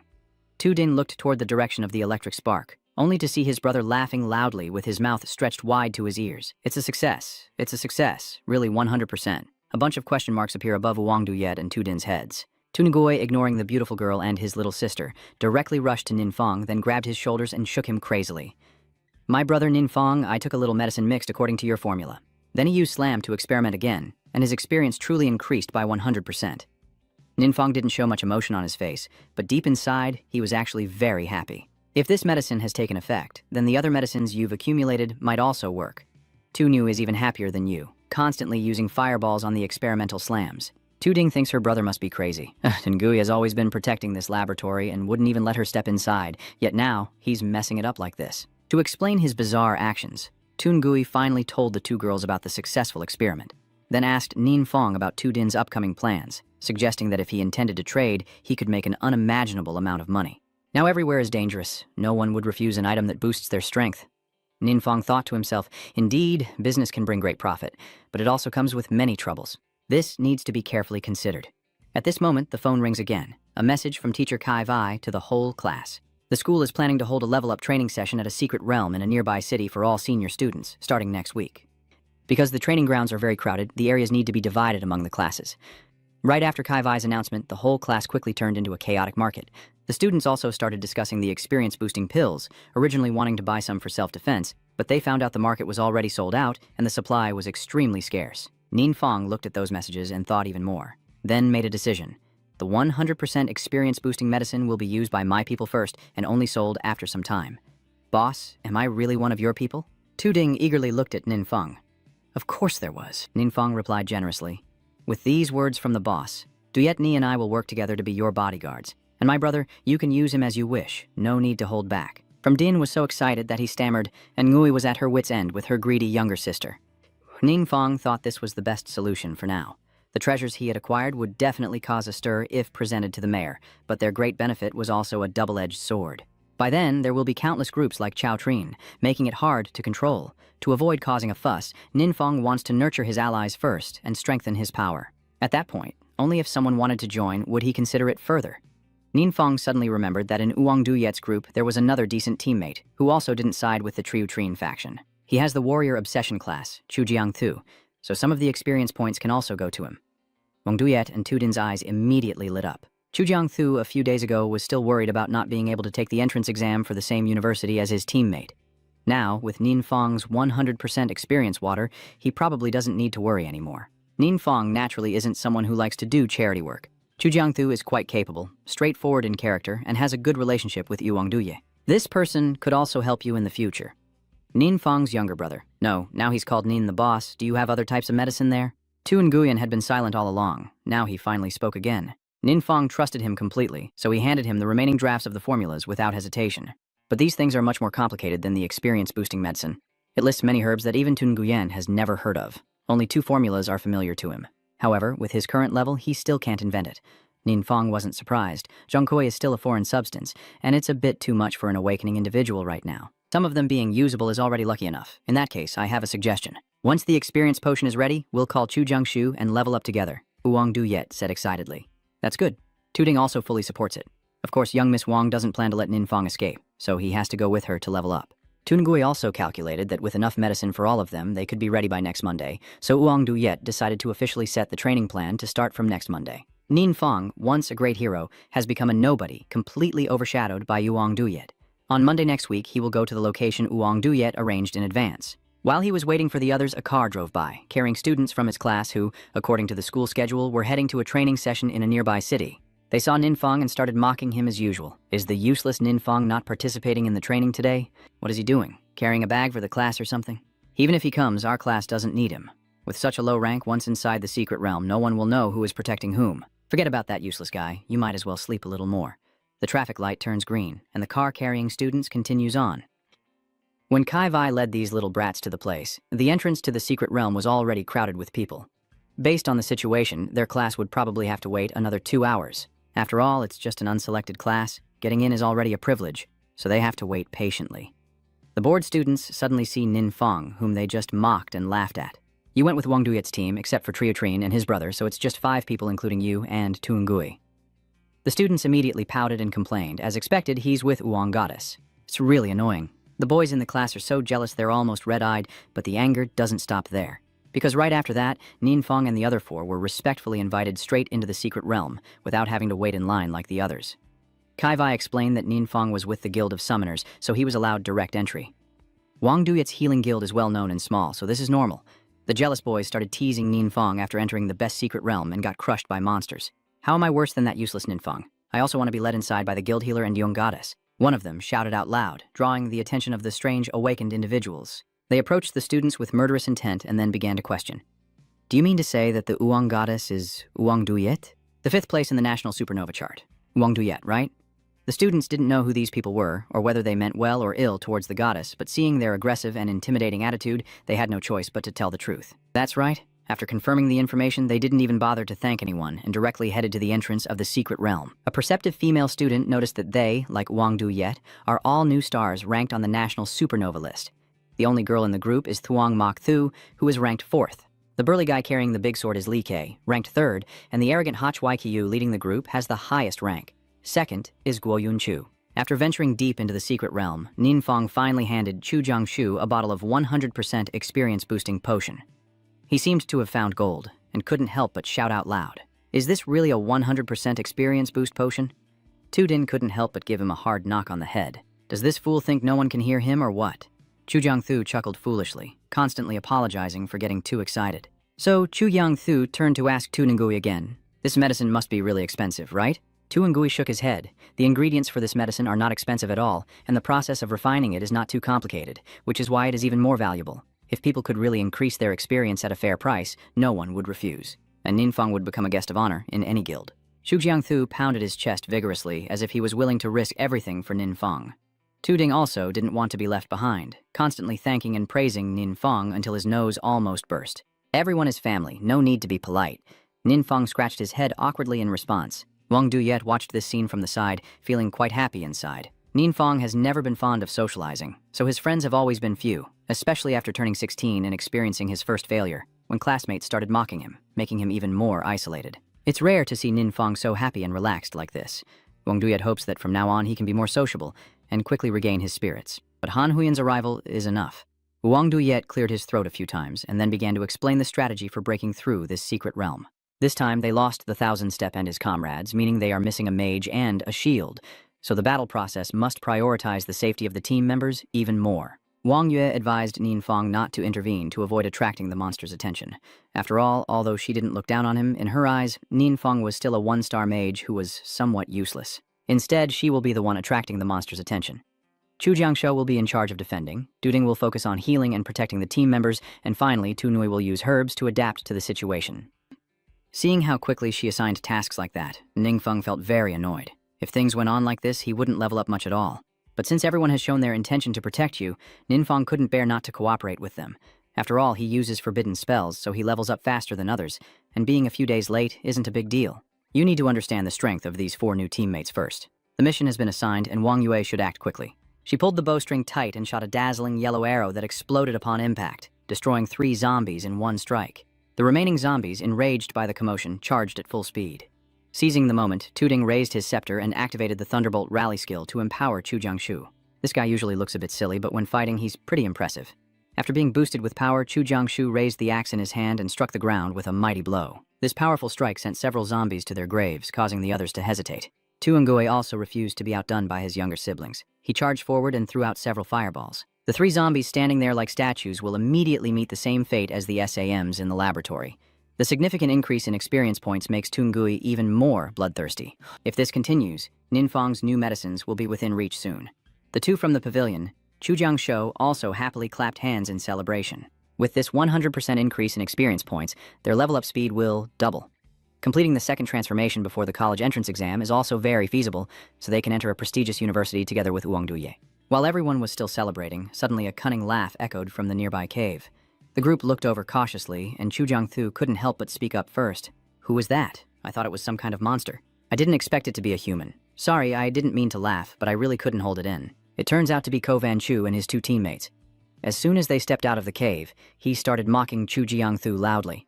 Those who haven't even passed the 2nd transition yet think they can get into a top university easily, do they? Tudin and Chu Jiangthu immediately recognized that all of them were top students on the national supernova ranking. You figured us out so quickly, huh? Ko Van Chu said with a sarcastic smile. It seems our reputation isn't bad either. Chu Jiangshu ignored the opponent's attitude, but what puzzled him was why Ko Van Chu's group was in Tandu City. They are not locals or from nearby areas. Wang Yue felt the situation was not right, so he stepped in front of his teammates. We are training, Is there something you need? Nin Feng could only sigh in frustration as Ko Van Chu strode aggressively forward. He still maintained that arrogant attitude, directly expressing his desire to invite Wang Duyet to join their team. Hearing this offer, both Tu Din and Chu Jiangthu were stunned. This Ko Van Chu guy is so shameless he wants to recruit our teammate right in front of us? No need. I already have my own team.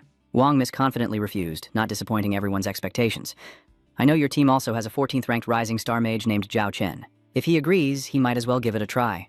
Ko Van Chu still doesn't want to give up, even though he doesn't take Trio Trin seriously, but out of respect for the goddess, he might agree to let this attachment come along. Haven't I made myself clear? I don't want to join another guild. Yang Yue once again spoke, clear and firm in refusing, but Guo Van Chu was not someone who gave up easily.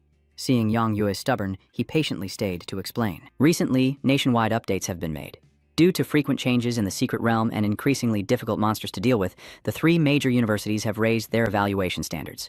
This year, they only recruit elite teams or individuals. While this condition is very favorable, it also makes competition fierce. According to Ko Van Chu, if talented students like us and Wang Duyet form a team, it would be even easier to get selected. Don't forget, I am determined to become a powerhouse. Ko Van Chu said seriously, then glanced at Tu Din and Chu Jiangthu with a clearly disdainful and uncomfortable look. As for them, weakness is the greatest sin. Wang Duyet couldn't stand seeing his friends being despised by a stranger like that. She reached behind her to summon her bow and arrow. Ko Van Chu found it even more amusing, never expecting this beauty to be so straightforward. However, Wang Duyet's profession is a long-range archer, so even if she fought here, it would be hard to beat him. Ko Van Chu may speak harshly, but what he says is not wrong at all. Tu Ding saw the tense atmosphere and reached out to pull Wang Duyet back, saying, "Let's go. Let's find a different place to level up Duyet Ni. Don't mind these people." Wang Duyet isn't the type to be stubborn. If Tu Din said so, she also didn't want to bother with Ko Van Chu's group anymore. Miss Wang turned and left with her team following, while Nin Feng was the last to go, still deep in thought. That troublemaker Ko Van Chu seems really strong. You wonder if Miss Wang, who just awakened her new class, can defeat him, but the wind keeps blowing despite the calm surface. Ko Van Chu didn't fully charge his skill. Then it was Lai Kok's turn to step forward aggressively and block in front of Nin Feng. Turns out he mistook you for Trio Trin. Nin Feng just said no, and Lai Kok sneered contemptuously, looking extremely displeased. Well then, you're useless. Get lost. Seeing how unreasonable the other person was, and how they suddenly grabbed his hair to scold him, Nin Feng felt a bit annoyed inside. Your eyes are sharp as a knife, glaring at the opponent without hesitation. I don't want to fight, but Chu Jiangthu's straightforward nature can't stand seeing his friends insulted like that. He hurriedly stepped in front of Nin Feng and facing Li Koch said seriously, "Hey, don't be so overbearing. Just because it's you think you can act tough?" Li Koch didn't regard Chu Jiangthu much more than Nin Feng. As soon as he finished speaking, he struck, delivering a powerful punch straight into Chu Jiangthu's stomach. From a modern medical perspective, receiving this punch could easily cause internal injuries such as a closed abdominal trauma, liver contusion, or spleen rupture. Fortunately, he was quick and alert enough to block it. But before he could rejoice, Lai Kok threw another punch with his other hand. This time, Chu Jiangthu couldn't react in time and was hit. Wang Duyet, seeing this, panicked and turned around shouting, "Are you okay, Dai Shu?" She originally wanted to run over to Chu Jiangshou but was blocked by Guo Van Chu. These people clearly can't settle things peacefully and want to destroy everything. Get out of here! Miss Wang was truly angered and spoke with murderous intent. These two countries really touched Ko Van Chu's pride. This guy is also so double-standard. It's fine to look down on others, but when someone tells him to get lost, he gets offended. Over here, Chu Jiangshu suppressed his pain and signaled to Wang Yue that he was fine and not to provoke. But in reality, he was really hurting. Dathu feels like he's broken several ribs. This guy is deliberately acting so cruel, but even though he's in great pain, Chu Jiangthu still doesn't want the other to hurt Nin Feng. Because in his eyes, Nin Feng is a shining teammate who is tightly bound. Nin Feng, step back a little. Chu Jiangthu shouted loudly. He had decided that today he would fight Lai Koch to the death. Li Koch looked down from above, flicking a dislike gesture at Chu Jiangshou. He sneered and spat out another insult, calling him useless. Chu Jiangthu was indeed provoked. He focused his strength on his right hand and charged forward to land a punch. But unexpectedly, the opponent's fist suddenly struck out, and Chu Jiangthu, rushing forward, certainly couldn't stop in time. Adding these two opposing forces together, it's understandable that you would fracture your skull if you got hit, and then you'd have to spend money on reconstructive surgery. Tu Ding and Wang Duyet quickly drew their weapons, but the one who saved the day was not them. In the most critical moment, a hand reached out to lightly and skillfully block Lai Kok's punch, and the one who defused his attack was none other than Nin Feng. Nin Feng, easily blocking Li Kok's punch, left both his team and Ko Van Chu's group stunned. As for Li Kok himself, he could no longer control his punch. Seeing his attack nullified by the person he just called a useless trash 3 seconds ago, Lai Kok truly couldn't understand what was happening. He found himself unable to move. This kid's outfit is that of a mage, so why does he have such terrifying strength? Lost in thought, Ninfong suddenly grabbed Lycock's wrist from his defensive stance and threw him, sending Lycock flying like a chicken towards the nearby rocks. He, covered in wounds and buried under a pile of dirt and rocks, lost consciousness on the spot. Ninfong threw something at Lycock with a look full of mockery, then called him by the two words he used earlier: worthless. Ko Vanchu, seeing her teammate beaten so badly, hurriedly ran over, while behind Wang Duyet she had already raised her weapon. This girl isn't very malicious. She keeps shooting, but keeps hitting the opponent's butt. Ko Vanchu looks like he's got hemorrhoids from long-term pain, unable to control his expression anymore. From Din, standing behind Wang Duyet, witnessing this scene firsthand, could only chuckle softly. Thuong Mok Thu saw his boss being so hurt that he turned pale. Guo Vanchu and Li Ku are both top talents in the supernova rankings, yet one, a berserk warrior, was defeated by a mage with bare hands, and the other, a flesh shield, was shot in the butt by a long-range archer. This scene is just too tragic. Thuong Mok Thu couldn't believe his eyes. I just wanted to live a peaceful life, but you keep forcing me to fight back. It's so troublesome. Ninfong lazily spoke up, then turned to Tu Din, who was still busy smiling at Ko Vanchu, forgetting to treat his teammates' wounds. Little Din, hurry up and show some mercy to the tree, sister, Ninfong said. Then Tu Din finally remembered her mission. Chu Jiangthu was immediately treated by her, and Ninfong asked for his opinion on how to deal with the three others. To my surprise, the great tree responded respectfully with a hint of fear in its tone. Oh, I don't know either. Everything depends on your command. Ninfong felt that the word sir carried the weight of Mount Tai. Their sudden shift to a respectful attitude was understandable. This general only needs one move to take down the top 3 rising stars, which is nothing new to scare others. As for dealing with Lycock's gang, Ninfong suddenly had a clever idea. You told Chu Jiangthu to strip him as compensation for your injuries. Chu Jiangthu has long considered Ninfong as the boss. Ninfong said one thing. He didn't dare to do two, and just responded with a yes, while over here, Ko Vanchu, seeing himself about to be stripped, became panic-stricken. Hey, this is a robbery. How dare you do this? Before he finished speaking, a punch was already heading straight for the ground, just inches away from Ko Vanchu. Ninfong was of course the one who threw that punch, pulling back his fist and glaring at Ko Vanchu while threatening him. What did you say? Ko Vanchu was so frightened by that blow that he was stunned. Sometimes in life you have to be a little cowardly to survive longer. Of course, he still cares about his own life, so his attitude immediately changed 180 degrees. They try to put on a painfully hypocritical and distressed look, but in fact, the equipment I wear isn't bad at all. If you find it to your liking, just take it. It's good to be considerate. But Ninfong still wasn't planning to let him go. He grabbed Ko Vanchu by the collar and continued to threaten, saying he was someone who really disliked trouble. If you knew they were secretly revengeful behind your back, you definitely wouldn't forgive him, Ko Vanchu stammered, insisting he would definitely not do that. Boss, it was our fault for not seeing Mount Tai clearly. We won't dare to make the same mistake again in the future. She took the initiative to hand over all her equipment to Ninfong. Seeing her so sensible, Ninfong didn't hesitate to praise her. I didn't expect Chang Mothu to blush because of such an insult. Perhaps she was also conquered by Ninfong's dominance. Meanwhile, Ninfong paid no attention to her. After looting the enemy's gear, he happily returned to his team. Let's go level up in front. After leaving Ko Vanchu's group, Wang Duyet finally spoke in admiration. Originally, she wanted to take Ninfong to level up and protect him like a mother hen, but she didn't expect him to be so formidable. Ninfong let out a sigh. 2. She also didn't want to hide it from everyone, but she knew I had just awakened, and if she made a fuss, it would be very troublesome. Seeing Ninfong say that, Wang Duyet didn't feel it was appropriate to criticize him further. Anyway, Ninfong has always been like that, mysterious and a bit strange, so Wang Duyet was already used to it. After taking a deep breath to calm her emotions, Wang Duyet placed her hand on Ninfong's shoulder. Wang Duyet said proudly, "No matter what, I feel happy and proud of you." Hearing this, Ninfong felt his spirits lift significantly.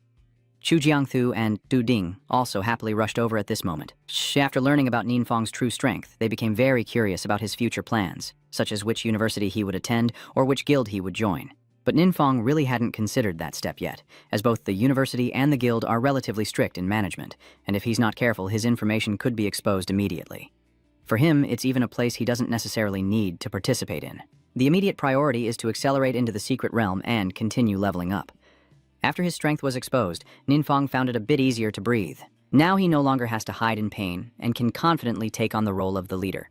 Although he still can't use forbidden spells in front of everyone, his attribute bonuses, passive skills, and the accompanying magical equipment are enough. The 5 of them spent several days diligently leveling up, and finally, Ninfong returned home. Duan had been waiting there for a long time, eyes tired from looking out. After several busy days, Ninfong's level only increased by 1. If it weren't for the level up potion, this pace would definitely be even slower. But anyway, this pace isn't considered slow. Usually, for top-ranked newcomers on the super rookie list like Yang Yue, it still takes about 2 years to reach level 20 and complete the second class change. Other common 1- or 2-star professions prefer to take the college entrance exam route rather than spend every day killing monsters to level up. Forget it. Don't think about it so much anymore. Ningfang lazily stretched. For the next few days, he wanted to stay home and relax. Feeling comfortable is the best. If getting stronger also means having to stress like everyone else, then being stronger doesn't really matter. So in the following days, Ninfang either didn't play games with Duan or stayed home reading comics. Otherwise, I would invite Douyan to have a barbecue at my place, but with my luck, relaxing and having fun isn't easy. Today, while we were eating barbecue, Duang Hin called. She enthusiastically announced that there will be an upcoming auction event with quite a few good items, and Master Dong, the new person in charge replacing old Mr. Wang, personally invited Ningfeng to attend. These days you haven't had any plans, so you agreed to go there, but now Ninfang is a VIP guest, and Duang Hin and Master Duang personally come to your place to serve you. This treatment isn't bad. Ninfang can continue to be lazy at home. Not long after, Duang Tai and Duang Hin arrived at Doan's residence. Ninfang was somewhat polite to Master Duang. After all, he was older, but Duang Tai treated him with the utmost respect because Mayor Tai had specifically instructed him to serve this young man well before coming here. Even if the entire transaction revolved around Ninfang, it wouldn't be a problem. Duang Tai didn't know how influential Ninfang was to receive such good treatment, but since Mayor Tai personally instructed him, he wouldn't dare to go against it. Yang Hin quickly brought the auction item list for Ninfang to review. Ninfang glanced over many items but was still not satisfied. While Duang Tai was worried he had upset the young man, Ninfang's expression suddenly changed. Duang Tai peeked in to look and exclaimed, "You have a good eye, you really chose this one again." What Ninfang was looking at was the latest experience-boosting potion on the market, surprisingly capable of increasing experience by 100%. Ninfang remained silent for a long time, only recalling the kind and trustworthy face of Tu Ngui from a few days ago. Unable to hold back, he sternly questioned, "Where did Duang Tai get this?" Master Duang was so frightened by his sharp gaze that he could only honestly say, "This experience-boosting potion is an item entrusted to them by the Thuong Nhaue Guild for auction." Ninfang lowered his head and began to think again. Thuong Nhaue Guild is one of the 7 top-tier guilds nationwide, with immense strength. Could it be that Tu Ngui secretly sold the potion to them, or that they had some dealings with him? Did they say where this potion came from? Ninfang asked again, turning to Duang Tai. When Duang Tai saw Ninfang so serious, he also shared everything he knew about the new secret realm called the Trial of the Gods that the Thuong Nhaue Guild had just discovered. The cultivation method is also very unique, allowing only one person to enter once. It seems that the secret realm is divided into many levels, and after passing every 10 levels of the trial, you can receive a corresponding reward. This experience-boosting potion is one of the rewards the guild received after passing the trial. Duan was skeptical. This was the first time he had heard of this kind of secret realm. Could this also be a kind of mutated secret realm? According to the owner's request, whenever a secret realm is started, a file must be created, and all that basic information can be checked on a specialized website. Hearing Duan say that, Ninfang relaxed his guard a little. If it's not an issue from Tu Ngui, then that's good. As for that divine trial secret realm, I'm also very interested. It sounds like a very dangerous place. I didn't expect that. Just as I thought about it, the system sent a new mission notification. The main objective is to pass the divine trial secret realm and utilize its power. You have 60 days to complete this task. Ninfang smirked with satisfaction. This was the first time the system had assigned him a mission. It seems that the divine trial called the Test of the Gods is really not to be underestimated. Thinking of this, Ninfang completely lost interest in the auction. I won't participate in this auction anymore, Master Duong, but of course, I still thank you both for your effort in making the trip. No trouble at all. If Elder Nin ever needs anything in the future, he can contact me anytime. Seeing Ninfang's good attitude, Duong Tai finally felt relieved. This experience potion was regarded as one of the most precious items at the auction. All the guilds are staring at it intently, and Ninfang, upon seeing it, was instantly annoyed and asked so many questions that he became anxious. Duan didn't hold back either. He wanted to investigate the secret realm himself, but Lin Fang also wanted to eavesdrop, so he sent Duong Tai and Duong Hin away first. Then they both went back into the room. Duan sat down in front of the laptop, needing to register the appropriate permissions to access that specialized website. But it just so happens that he has a special authority granted by the mayor, so logging in was as easy as eating porridge. Ninfang stepped closer to take a closer look, and the picture of the secret realm looked like a tower. Anne quickly reviewed the information and found that the Thuong Nhaue Guild had registered exclusive rights, meaning the government had authorized them to manage the secret realm themselves. Without the approval of the Thuong Nhaue Guild, other awakeners cannot enter. Ninfang sighed in frustration. Exclusive divine trial realms of major guilds are always like that. Now it's hard for you to enter, but the mission has already been issued, and if you don't complete it, you'll be erased. Looks like you still have to think of another way. That night, Ninfeng sneaked alone to the Divine Trial Gate. The gate was even more magnificent than in the picture, with 2 guards outside. In the past few days, the Thongnhui Guild has posted a lot of information about the Divine Trial Secret Realm on their forum to attract powerful players, which in turn helped Ninfeng gain some additional knowledge. If he used a direct skill to charge in, they definitely wouldn't have noticed. At this point, Ninfeng used his space gate to easily slip past the 2 guards. Ninfeng smugly looked at them and stuck out his tongue, then leapt into the gate. But unexpectedly, the gate suddenly exploded with a huge blast. Ninfeng didn't anticipate this situation and was knocked back by the shockwave of the explosion. The deafening blast echoed all the way to the Thongnhui Guild headquarters. They quickly ordered people to go to the secret realm to check the situation, and Ninfeng had already made his way back home. But unfortunately, he was covered in injuries. His whole body was weak, and he had no strength left. What the hell just happened? Ninfeng shouted in frustration. Just now, he had just touched the entrance to the secret realm, and a powerful energy like magma burst out inside. It completely broke through your protective barrier. But what exactly was that energy? And then the simulation window reappeared, showing a message that Ninfeng's immune system was undergoing scrutiny and taking 3% damage. Every time this notification appears, the damage you take increases by 1%, and Ninfeng becomes even more confused as even the system is being damaged. What kind of strange inspection skill is this? Hansu Vu, the guild leader of Thongnhui, has also arrived at the scene. After their Holy Knight healer finished treating the 2 gate guards, he then recounted what happened earlier. But those 2 guards truly didn't know anything. They only know that the door leading into the secret realm suddenly exploded, and then both of them fell into a coma. Hasu Vu's face was grim. Since the Thongnhui Guild took over this secret realm, nothing like this had ever happened, and he even thought that some mutation had occurred inside. Chairman, maybe we should use that to check it out? The female mage suggested after following Huasuvu. I don't know what it is either, but she just said so, and Huasuvu agreed immediately. Immediately after, the female mage raised her staff, creating a complex magic circle. It turns out that the Trial Secret Realm of the Gods has always contained a unique magic formation since its creation. It can remember the surroundings and scenes and also use its time recall ability to investigate. In other words, it's like a hidden camera.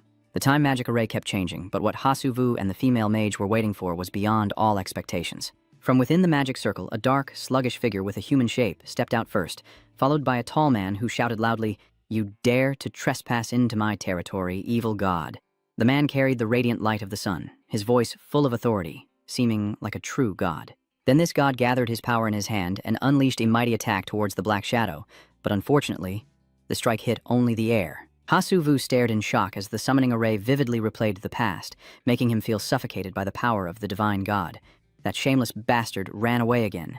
We must find him quickly and stop him from destroying the world. The man kept muttering after his attack failed. Hasuvu was utterly confused. What do you mean, destroy the world? What is happening? This has gone beyond his control. Hasuvu quickly decided to report this to the other leaders of the 7 great guilds. The host of this urgent meeting, guild leader Liu Anzhen of the Mighty Alliance, believes that based on the recorded scene brought by Hasuvu, they have officially confirmed the existence of the divine being. Although the identity of the divine being is unclear, the magic spells it cast are enough to reach the level of legendary forbidden curses. Chairman Ha, I remember you once reported that through trials one could gain the recognition in favor of the divine being, right? A man with gray hair and a determined look asked Hasuvu. He is Huangdan, the leader of the Kai Nguyen Guild. Indeed, there was such information in the secret realm, but we never expected the divine being to appear in the literal sense. Master Havu replied listlessly. The important thing is that even a forbidden spell-level magic can't destroy that evil god. This is not exactly good news. Another person speaks up. This time, it is guild leader Du Lin Hoa from the Transmission Guild. Guild leader Lak Nguyet Nin from the Wishing Book Guild also agrees with leader Du. Based on what just happened, if the demon god truly intends to destroy the world, they probably have no way to respond. So if through the trial they can receive the blessings of the gods, could there be a method to deal with the demon god in it? Like forbidden spell magic or something? Maybe this time it's actually true that Chairman Vuong Bak of the Tianjiak Guild is curious and willing to give it a try. The last person to speak was Zhang Wengshuan, the leader of the Jian Guild. Each person spoke a sentence, and the meeting quickly became much more lively. Hasu Vu was deep in thought, clearly seeing that these guys were all focused on the divine trial secret realm. Now it seemed they wanted to compete for the opportunity, so he would take this chance to lift the blockade. With that in mind, Hasuvu cleared his throat and said, "If you want to participate in the trial, I won't oppose it. But I need to remind everyone that the monsters in the divine trial secret realm are extremely powerful. With our current strength, it's basically impossible to pass through it all." What Hasuvu said, the other guild leaders all understood. The final grace of the divine light, I fear they are not yet worthy to touch. Lao Hung, what do you think about this situation? Do I have any thoughts? What idea could I possibly have? Aren't we all quite capable in our own ways? Hey, don't be angry. Isn't it because something major happened that we had to bring you back? In your eyes, besides protecting against fake anomalies like us, is there anything more important? Old Feng said through gritted teeth. At this moment, his face gradually revealed itself, but it was a blazing skull on fire. Old Man Feng was extremely furious because just a few days ago, his disciple reported the abnormal events happening in Tandu City.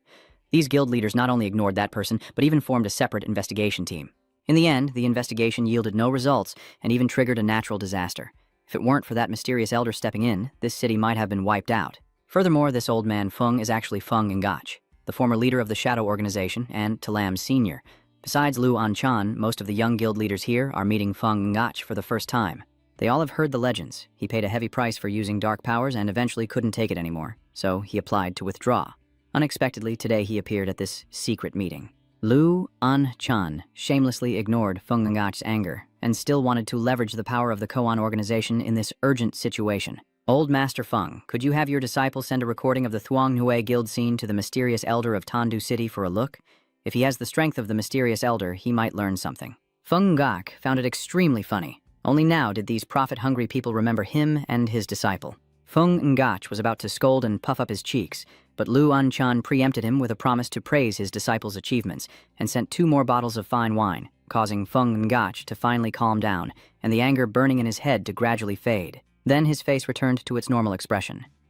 Fuchen Ngach had agreed to Lu Anchan's deal, but they had no idea that the mysterious elder they were seeking help from was actually the one who infiltrated the secret realm last night. The next morning, Nin Feng was still lazily lying around the house. He had just received a new mission called No Problem, a minor incident. This time it's a second transformation mission, completing the system restoration. The time limit is also 60 days. The old mission isn't finished yet, and a new one has arrived. Nin Feng felt extremely awkward. Last night's situation was too frightening, but he still didn't understand where he had gone wrong to fix it. As soon as he went downstairs, Nin Feng discovered visitors, Feng Ngach and his disciple Tu Lam. Nin Feng already knew Tu Lam, but not the old man. Duen quickly stepped forward to introduce. This is the former supervisor of her photos, currently the director of the Adventure Management Bureau, Mr. Feng Ngach, along with his disciple Tu Lam, who also oversees her photos in this city. They came here to invite the mysterious elder to help. Hearing the name Feng Ngach, Nin Feng was immediately stunned, his jaw dropping. Feng Ngach, are you the Crimson Flame God of Death? Ha ha ha, just a small reputation, not worth mentioning. Pu Jing smiled kindly and responded modestly, but Nin Feng knew exactly how much chaos that small reputation of his had caused in the past. This old gentleman has achieved countless feats, participated in the exploration of many large secret realms, and has also dismantled numerous dangerous adventurer organizations. He is known as the strongest anomaly faker. In the Koan organization, almost all members' identities are kept secret, but Elder Feng is an exception because his existence and identity serve as a form of intimidation. Talking about idols in the minds of young people, Feng Ngach has never fallen below the top 3. If anyone can meet him and have a brief chat, it's enough to boast about for half a lifetime. You're Nin Feng's classmate, right? You didn't even have time to prepare for the first meeting. I heard you're about to take the university entrance exam. We have prepared some gifts on behalf of the government. Good luck with your studies. You say you haven't prepared anything, but in the box Feng Ngach brought, there are 5 million yuan and 200 bottles of high-quality medicinal water. The government is really generous. Nin Feng never imagined that after waking up from a nap, such a large sum of money would fall into his hands. In the end, you couldn't hold back your curiosity and directly asked what they wanted to ask. And Feng Ngach wasn't the type to beat around the bush either. He asked Tu Lam to show Nin Feng the video recorded by the Thuangnhui Guild yesterday, and after watching it, his mood was extremely complicated. No way. You're just an ordinary high school student, a good kid in his teens. How did you end up becoming a little demon? Nin Feng remembered that the mission was fine.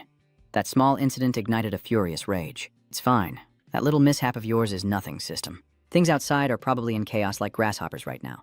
Nin Feng forces himself to stay calm in this situation. Panic would reveal his weakness. No one still knows that you are the demon god, so you must stay calm. I understand. I will send the video to the mysterious elder later. If there is any new information, I will report to you immediately. Nin Feng respectfully said to Feng Ngach. Then I will trouble you. We will go back first and wait for good news. In the future, if Fam needs any help, just go directly to Tu Lam. Feng Ngach responded politely. As he finished speaking, Tu Lam proactively handed him her business card.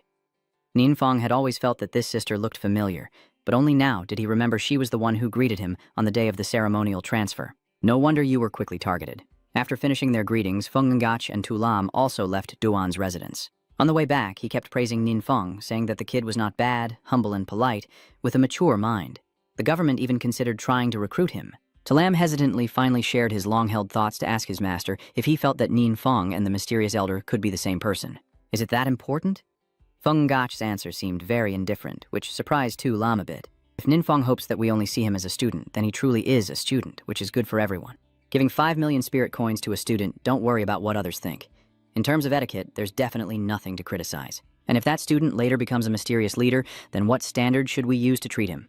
No one can say for sure. Feng Gach knows that the enemy keeps getting stronger, and like Han Su-vu said, ordinary people like them don't even have the right to receive the blessings of the Divine Lord. So even a venerable elder like him can only hope that the mysterious elder god will become his strongest support. Since Feng Gach left, Ninfeng has seemed to fall into an endless state of contemplation. Last night, the system was severely damaged by that strange probing skill. Through the footage, he finally guessed that it was probably that very Min, then trying to track him. He could wipe out his absolute defenses in one move, proving that this Min then was on par with, or even stronger than, his forbidden spell. This is the most dangerous enemy Ninfeng faces in this world. The mission is fine. That small incident is now very important. Because only after succeeding can your system be restored, so you need to prioritize completing it first. After all, you have to rely on the system to escape from the Minshin's pursuit. The remaining task is to not underestimate the divine trial realm. If Ninfeng cannot master his opponent's power, he will one day be threatened by it itself. The more he thought about it, the more headache he had. So he turned to Duan beside him and asked, "Does Elder Feng have any more documents to provide?" "Yes, let me organize them for you right away." The documents that Feng Gach brought contain information about the structure and interior of the divine trial secret realm. Its design is very similar to a tower, divided into many levels, but since no one has yet completed the cultivation process, the exact number of floors remains unknown. The strength of the monster inside is very powerful, far beyond other known secret realms. According to the records, the highest level reached in this secret realm is level 42, established and maintained by Master Wu Ha until now. Ninfeng frowned tightly, still unsure about the mechanism of the divine trial. If he activated the forbidden spell and Min Shen found out, his demonic identity would be exposed. Suddenly, a thought popped into his mind. If this mission didn't specify that he had to go, then maybe he could entrust it to someone else, and the most suitable and trustworthy person was the one sitting across from him right now. Duan also watched a video of Ha Su-vu going through 42 levels of the secret realm. Ninfeng asked how confident he was in reaching which level if he challenged it himself. After thinking for a moment, Duan honestly said, probably around level 35. I knew it. Ha Su-vu is a powerful expert who has approached the 5th transformation, and his strength surpasses even Duan's. But Duan is a trusted confidant of Ninfeng, so only he can be sent to participate in that secret realm, to ensure Ninfeng's peace of mind. Thinking of this, Ninfeng suddenly decided to have Duan attend a special training session he arranged himself, so he could feel more at ease. Then, Ninfeng sent a message to Feng Gach, saying that the mysterious senior wanted to send someone to the Thuong Hui Guild to participate in the secret realm. At the same time, Duan also came to the photo studio to request the use of the special training room, saying he wanted to conduct special training for a period of time. Feng Gach stroked his long beard and carefully considered, "I believe Duan hasn't reached the 5th transformation yet, right?" Talam nodded. Feng Gach thought for a moment longer before suddenly chuckling. Talam, still confused about what was happening, began to listen as Feng Gach started to tell a story. Yesterday, the leaders of the 7 great guilds all went to challenge the divine trial secret realm, and even the old demon Liu An-chan, the head of the 7 guild leaders, failed. Talam was extremely shocked. Liu Yingjin is currently the strongest expert in the entire country. If even he couldn't succeed, then who else could possibly succeed? She started to feel uncertain about Doan's upcoming cultivation, but her master was the opposite. Feng Gach was so excited that the fiery skull reappeared. He really can't wait to see the outcome of Duan's trial anymore. I'm very curious, how far can the person personally guided by the great mysterious master go? Laughing for a while, Feng Gach finally realized his head was burning again. Tiu Niu turned around, and Lam saw clearly the disappointment on her master's face. That fiery blaze is the heavy price Feng Gach has to pay. It has always been burning his life away. For a long time, she kept thinking of ways to ease her master's pain, but it seemed there was no solution at all. In the end, the two of them agreed to let Doan use the special training room, and his participation in the special training to prepare for the secret realm also drew the attention of many other powerhouses. I heard many people have tried to borrow this room but were all rejected by Elder Feng. The spectacular scene of numerous 4th and 5th realm experts gathering made the mayor extremely excited. Talam is on one side, guiding Duan. Her special training room can simulate various real combat scenarios as long as it has complete information, and only those of the 4th rank or higher can operate it. Duan quickly handed her the detailed file, while over here, Ninfeng was enthusiastically exploring the room, feeling very excited inside. This is the first time I've seen something this amazing. What do you call this? If you like, we have even better items arranged inside. Fu Nuo has always been very polite to you, so he responded accordingly. Talam took the file that Duan brought to check. The information inside was extremely detailed and accurate. Even the weaknesses of the monsters are marked very clearly. What's even more impressive is that Liu An-chan just checked up to the 15th floor, and this information can also be found here. She obviously doesn't know how Duan has this information, but she doesn't dare ask. And Ninfeng naturally has no intention of explaining, because this divine trial secret realm is the same place where the Demon King once invaded. You managed to obtain a fragment of the Demon King's memories, and after sorting through them, you were able to compile that information. Who in this world understands the weaknesses of monsters better than the Demon King himself? Mr. Doan, would you mind if we watch you train from nearby? Feng Ngach was very curious and wanted to sneak a peek, and Doan was also eager to learn. Facing such a renowned senior, he definitely wouldn't refuse that request. Of course he could, and it would be a good opportunity to learn more from Elder Peng. Feng Ngach waved his hand, indicating he was only here to learn and didn't dare to give guidance. Moreover, he still had something weighing on his mind, so he directly brought it up to Don An. Does the boss really say that the demon god will destroy the world? As soon as these words are spoken, even Tu Lam, who is nearby, turns around in shock. This is indeed a major issue that directly concerns the fate of the world. And before Feng Yat's question, a few days earlier, Doan had also asked Ninfeng a similar question. After he asked like that, Ninfeng just froze stiffly. He directly brought up the issue to the demon god. You're really good at finding people. In the end, since Duan is a close confidant of Ninfeng, simply saying no would be too superficial, but he couldn't explain much. How could he admit to being the demon god of fate? So Ninfeng only left a brief, ambiguous answer. As long as I am here, it won't happen. Duan conveyed this statement, word for word, to Feng Ngach and to Lam. After hearing it, Feng Ngach smiled contentedly and then stroked his long beard. Hearing it so casually and lightly, yet so domineering, this is truly the demeanor of a great master. Talam doesn't understand which powerful figure the mysterious great master really is, yet he doesn't even bother to regard the divine as important. At this moment, Ninfeng was secretly smiling to himself, praising his own cleverness. His answer not only eased their curiosity, but also kept his identity hidden. Feng Ngach also seemed relieved and immediately returned to the main topic. Mr. Doan, the next divine trial secret realm will depend on you. After uploading the data, your special training room has officially transformed to resemble that secret realm by September 1st. And as expected, Duan just entered and immediately faced a brutal onslaught from those terrifying monsters, constantly enduring such challenges. Seeing how exhausted and battered Duan was, Ninfeng couldn't bear to see him like that. He had originally wanted to let him rest for a bit during the break, but unexpectedly, this man was just too stubborn to stop. It's okay, I'll slow down a bit and try a few more times. Duan was already exhausted to the point of gasping, but still calmly responded. He secretly thought that this was a precious opportunity Ninfeng was giving him, so he definitely couldn't let him down. Talam looked at him with admiration and amazement at his resilience. The monsters Duan is facing have long surpassed the limits of a fourth-tier awakener. If it were her, she definitely wouldn't have passed this trial from the start, let alone be so stubborn about it. On the contrary, Feng A had even deeper thoughts than his own student. He had heard Tu Lam say that Ninfeng only awakened at 18, 2 years later than his peers, but he only took a few days to complete his first class change. If this miracle can happen to Ninfeng, then it could also happen to his closest confidant, right? Maybe the Elder can even break through the current combat system to help Duan unleash even greater strength. In that case, it is truly possible to dream of the day when you can touch the blessings of the God of Wisdom. Meanwhile, Ninfeng is also lost in endless contemplation. Seeing Duan struggle like that, he realized he had underestimated the difficulty of this. He used to think that just knowing the monster's weakness was enough to pass this trial, but now he realizes he was too complacent. Human strength is limited, as are equipment and skills. Even if he knows the monster's weakness, if he lacks the stamina or the means to reach the enemy, his knowledge becomes useless. If Duan can't pass the trial, then in the end, the task still falls on you to complete. By then, I fear you won't be able to stop the trouble from coming down on you. On the battlefield, in situations where there's no other choice, you can only use forbidden spells to survive. As a result, revealing your identity is almost unavoidable. Thinking of this, Ninfeng turned to Feng Yi. Senior Feng, Lady Tuo, I'll be leaving now. Next week, the school resumes classes. I need to go back and prepare a bit. All right, if you need any help, just let us know.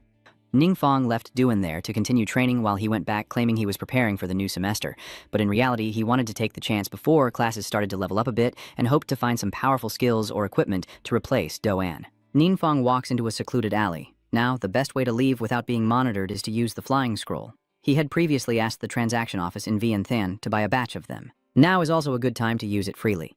After using the flying scroll, Ninfeng arrived in front of a secret realm. According to Duan, this is one of the 2 wild secret realms still unmanaged by the government. Training here is the best option, but there are still signs of a previous battle at the entrance. But Ninfeng didn't have time to think much, and so he decided to charge in first and adapt to the situation later. It turns out that a massacre is indeed happening inside the wilderness secret realm, with a group of strange mutated beings fiercely slaughtering the other illusionary creatures. When Ninfeng arrived earlier, they also faintly sensed the glow of the flying scroll, but they weren't afraid. In fact, they felt excited that someone was coming here to offer their life. The more of them there were, the more sacrifices for Lord Mathian. Thanks to them, Lord Mathian has gathered enough energy.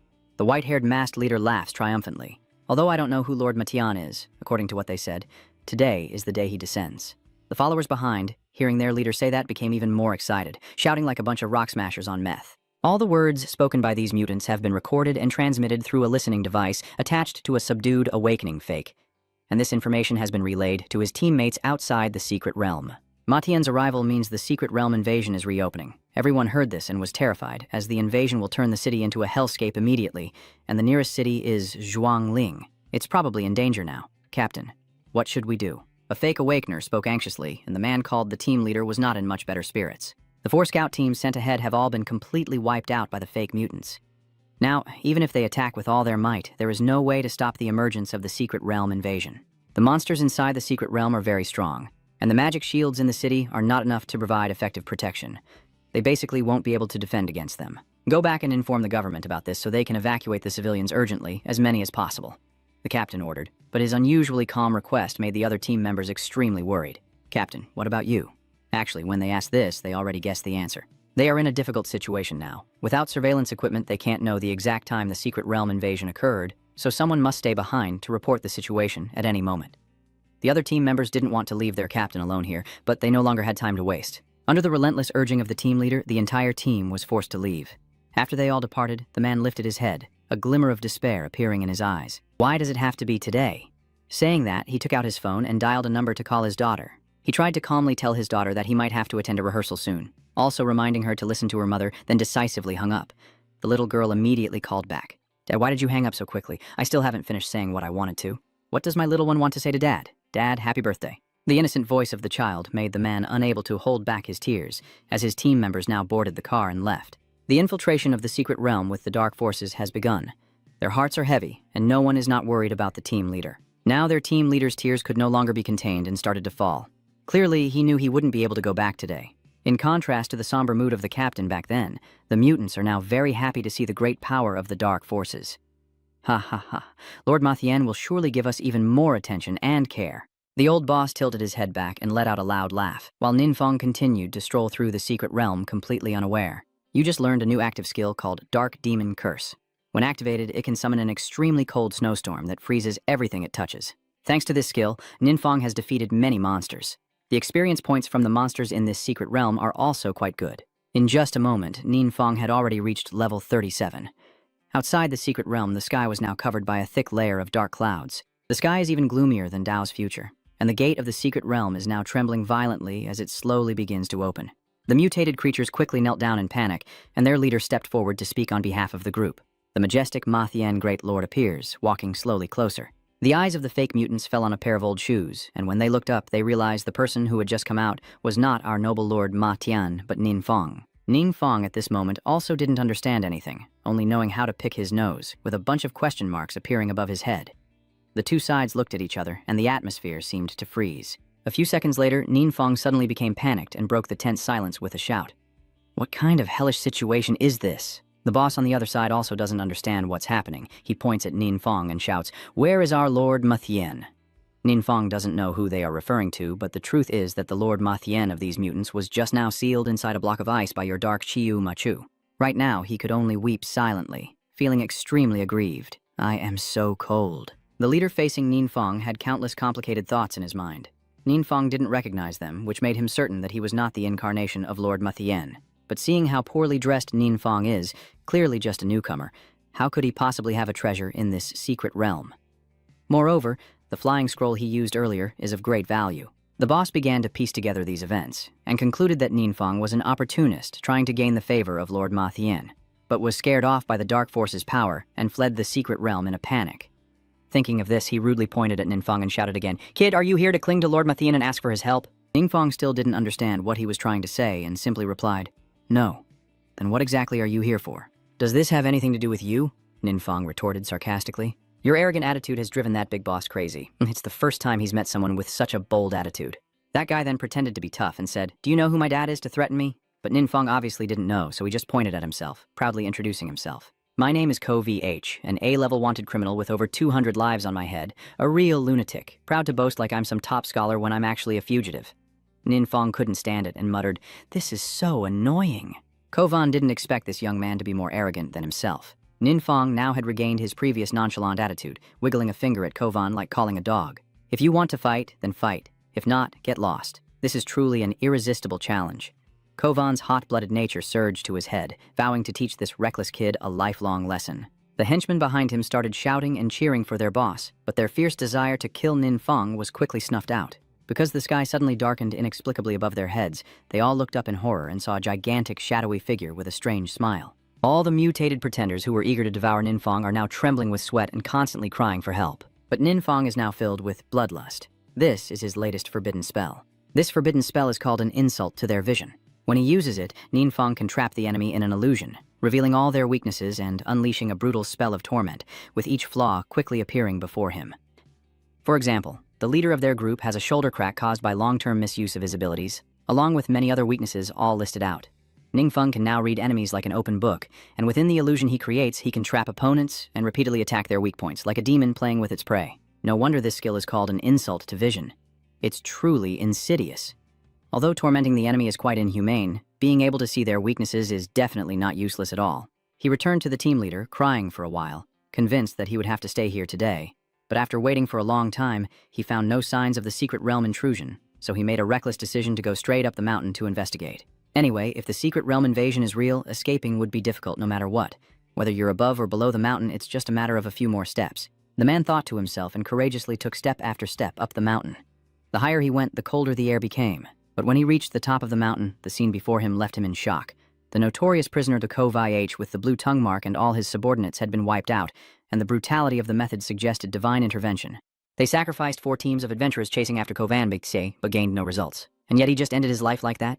Captain, what exactly happened inside the secret realm?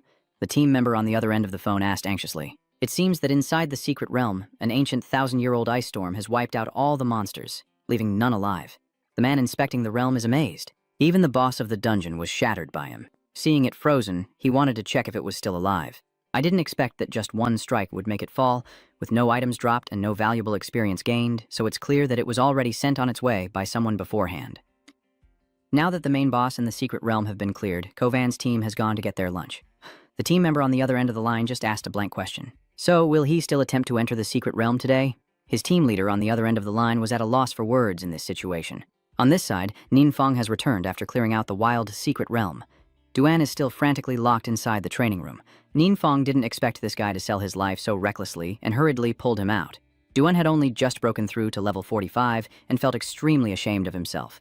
But Ninfong was very comfortable, patting him on the shoulder a few times to encourage him. No need to rush, just rest for a few days first. I mainly wanted you to understand the secret realm, and next week I will personally arrange a special training session for you. Dong'an doesn't mind hardships, and hearing Ninfong say that, he finally let go of the worry in his heart. These past few days, he was only worried that Ninfong would give up on himself out of disappointment. Now I can finally relax a bit. Duan happily turned around to call for takeout to make up for the tough days just gone. Ninfong also wanted to relax a bit. Just as he sat down to play a game, he received a new message from Feng Ngach. Only then did he remember that they had already chatted on WeChat last time. Feng Ngach actually invited Ninfong to play games. At first I thought his account was hacked, but it turns out he's the real Mr. Feng. After playing a few rounds together, Ninfong realized that Feng Ngach's gaming skills are even better than many young people nowadays. Feng Ngach even proudly boasted that he has a grandchild the same age as Ninfong. The reason he's so good at gaming is because he used to stay up all night grinding with it. Ninfong then sent a voice message saying that after the college entrance exams, he would invite him and Feng Ngach to form a team of 3. Feng Ngach also happily agreed right away. He turned off his phone, and Ninfong felt extremely happy. Feng Ngach is a genuine person with high ability and a high status in the government. If you can build a good relationship with him, your future path will be much smoother. Feng Ngach suddenly remembered something and sent a new voice message saying that 3 key universities are preparing to hold a super rookie training camp. They only select outstanding students to participate, and ultimately choose students for direct admission based on their performance, even providing abundant resources and training. Feng Ngach still has 2 spots reserved for Ninfong. Ninfong fell silent for a few seconds. Previously, when I first gained the forbidden spell, I didn't think about going to university anymore. But given the current situation, in the future I might have to face a very strong enemy, Min Than. Right now, Ninfong has no combat experience at all, and only fights using his seals and instincts. If he really faces Min Than, he will probably get beaten badly. So I changed my mind and agreed with Feng Ngach. I'll keep both of our spots for you. If you have a close friend, you could ask them to register together. Okay, thank you, Senior Feng. Feng Ngach put away his phone, looked at the photo of his grandson when he was young, and muttered to himself, "You two look quite alike. Maybe you could even become good friends." Not long after, Nin Feng returned to school. Everywhere in the classroom, students were huddled together, whispering as the college entrance exam approached. This year, even regular universities have raised their standards for evaluating abilities. And those students who don't meet the criteria are often forced to extend their graduation period, or even sent to fight in non-professional battles. Overall, those with 3-star awakening are not much different from 1-star ones. Unless you're truly talented like Wang Duyet to get into a top university, you're just an average person. This made the 3-star awakened boys in the class very annoyed with Nin Feng, whom they always called a 1-star trash. The bell rang and Kai Vai entered, bringing a new classmate with her. But surprisingly, this new classmate turned out to be Thuong Mok Thu. Her beautiful appearance made the male student swoon. Ning Feng immediately recognized that this female student was the one who accompanied Ko Van Chu and Li Koch in the previous secret scene. Thuong Mok Thu, the 4th-ranked supernova nationwide. She's not from a top city high school, so why would she come to a small place like ours? The crowd of students started to chatter like a market. But Thuong Mok Thu's subsequent request made the situation even more chaotic. Because she wanted Chi Wei to arrange for her to sit at the back of the class with Nin Feng, as soon Mok Thu took her seat, Nin Feng immediately felt the piercing gazes all focusing on him. The group of boys just couldn't understand why. First it was the goddess Wang Duyet, and now Thuong Mok Thu, all of them liking a useless guy like Nin Feng. Of course, you wouldn't understand, because I have the main character's aura. Nin Feng also couldn't be bothered to care about their gazes. He only felt that Thuong Mok Thu seemed a bit strange. The fact that Thuong Mok Thu transferred to Nin Feng's high school made her former headmaster, Teacher Truong, extremely angry. He came all the way to find Principal Puong, the principal of Nin Feng's school, to settle the score. The transfer of Thuong Mok Thu had a huge impact. Not only did it take away an outstanding student, but she also took a special training spot with her. This year, the training camp opened with only 4 spots in the entire province, 2 of which are already taken by their school, and now Thuong Mok Thu coming here means there is at least 1 more spot. Principal Puong outwardly appears polite, but secretly he is smiling with satisfaction inside. As the two were talking, there was a knock on the door, and the visitor announced that someone wanted to see Principal Truong because he couldn't be reached by phone. "Who is it? I was talking to President Zhang and I turned off my phone so it wouldn't ring during our important discussion." The other person hesitated for a moment before finally saying, "It's Elder Peng of the Monster Hunter Management Bureau." As soon as these words were spoken, the faces of both principals immediately changed color and they respectfully went out to welcome Feng Ngach. Who is Feng Ngach anyway? The renowned elder whose fame spreads across the world is usually only seen on TV. Now he is here with a handsome, bright young man introduced as his nephew, Feng Da. He didn't beat around the bush and directly announced that Feng Due wanted to transfer here to continue his studies, like a thunderbolt out of a clear sky. Not only Principal Puong, but even Principal Truong was stunned in disbelief. The young master of Elder Feng Ngach wants to transfer to this tiny high school to continue his studies. This is clearly a dragon visiting the Tu family.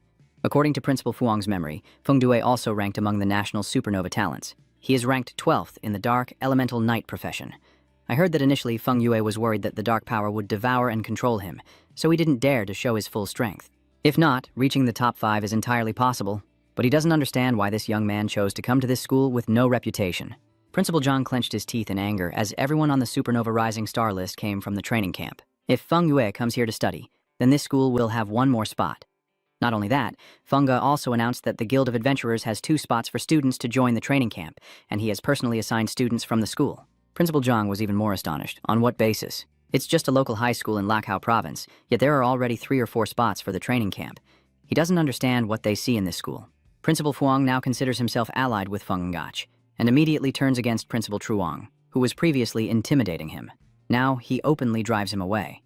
Although Principal Truong is very angry, he has no choice but to leave. After he left, Feng Ngach took his grandson into the principal's office to discuss in more detail. He said he wanted to give the 2 training spots to Nin Feng to attend class 253. This made Principal Puong very suspicious. Nin Feng just awakened and only has a 1-star profession, so how does he have the qualification to participate in the training camp? This is the arrangement of the Adventurers Management Bureau. You don't need to ask too much. Although there are many questions if Feng Ngach has said so, Principal Puong also can't really object. The Guild Administration is the specialized agency responsible for overseeing and managing adventurers. It operates independently from the 4 major guilds nationwide and holds immense authority. With Feng Ngach's influence, anyone who gains the support of the Bureau of Management would have limitless prospects. Principal Puong kept wondering why an useless student like Nin Fong could have such a big backing. But anyway, there's no need to understand. Whatever Feng Yi said, he just has to go along with it.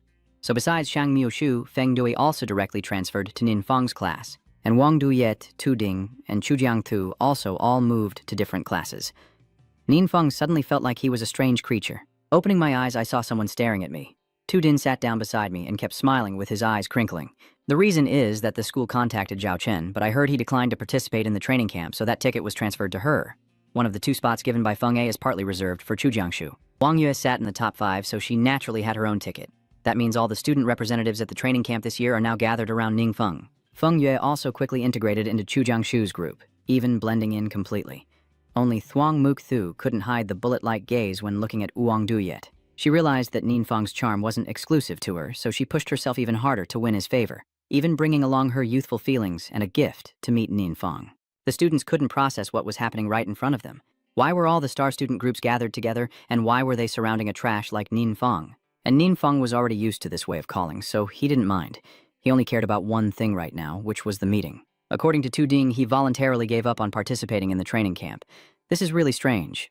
Hasn't anyone noticed that he has gone missing? In fact, Trio Trin's father has sent many people to search for him recently, but of course, there has been no news back.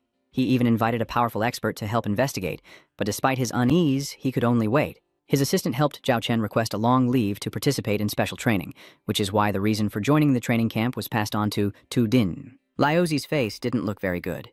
He reminded his assistant not to bother him unless it was important, and then went straight to his son's room. On the wall hung many photos of Zhao Chen from childhood to adulthood. He pressed hard against the wall, revealing a hidden secret chamber behind it. Back at school, Feng Yat was happily mingling with the Nin Feng group.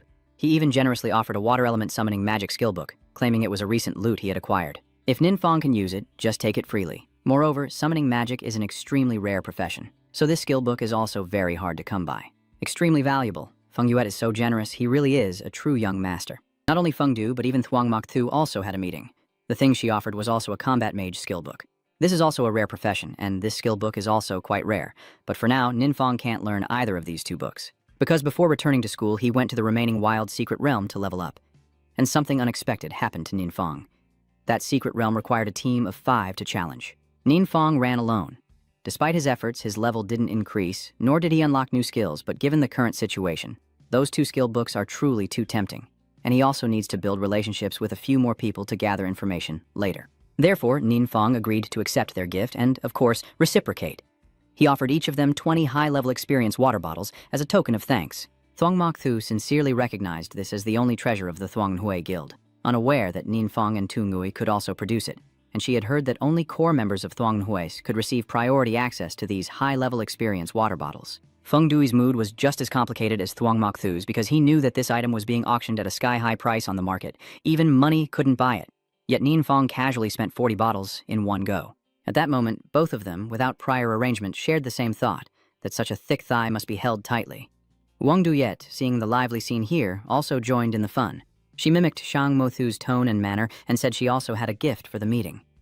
Nin Feng looked visibly annoyed. Miss Wang, stop causing trouble and just say what's on your mind.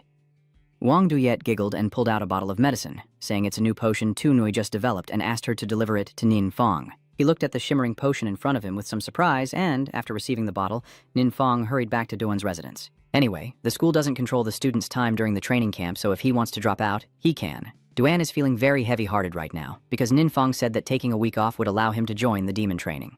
But more than a week has passed and you still haven't mentioned it. Just as due. And thought he had fallen out of favor, Nin Feng suddenly pulled out that bottle of medicine and said it was for him to use.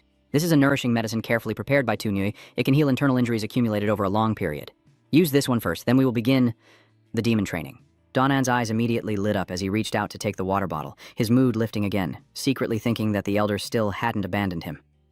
Then, Donan uncapped the bottle and drank it all in one gulp, as if he had been dying of thirst for days. After finishing the water bottle, Duan felt his body strangely refreshed, as if soaked in warm water, everywhere felt much more comfortable and light.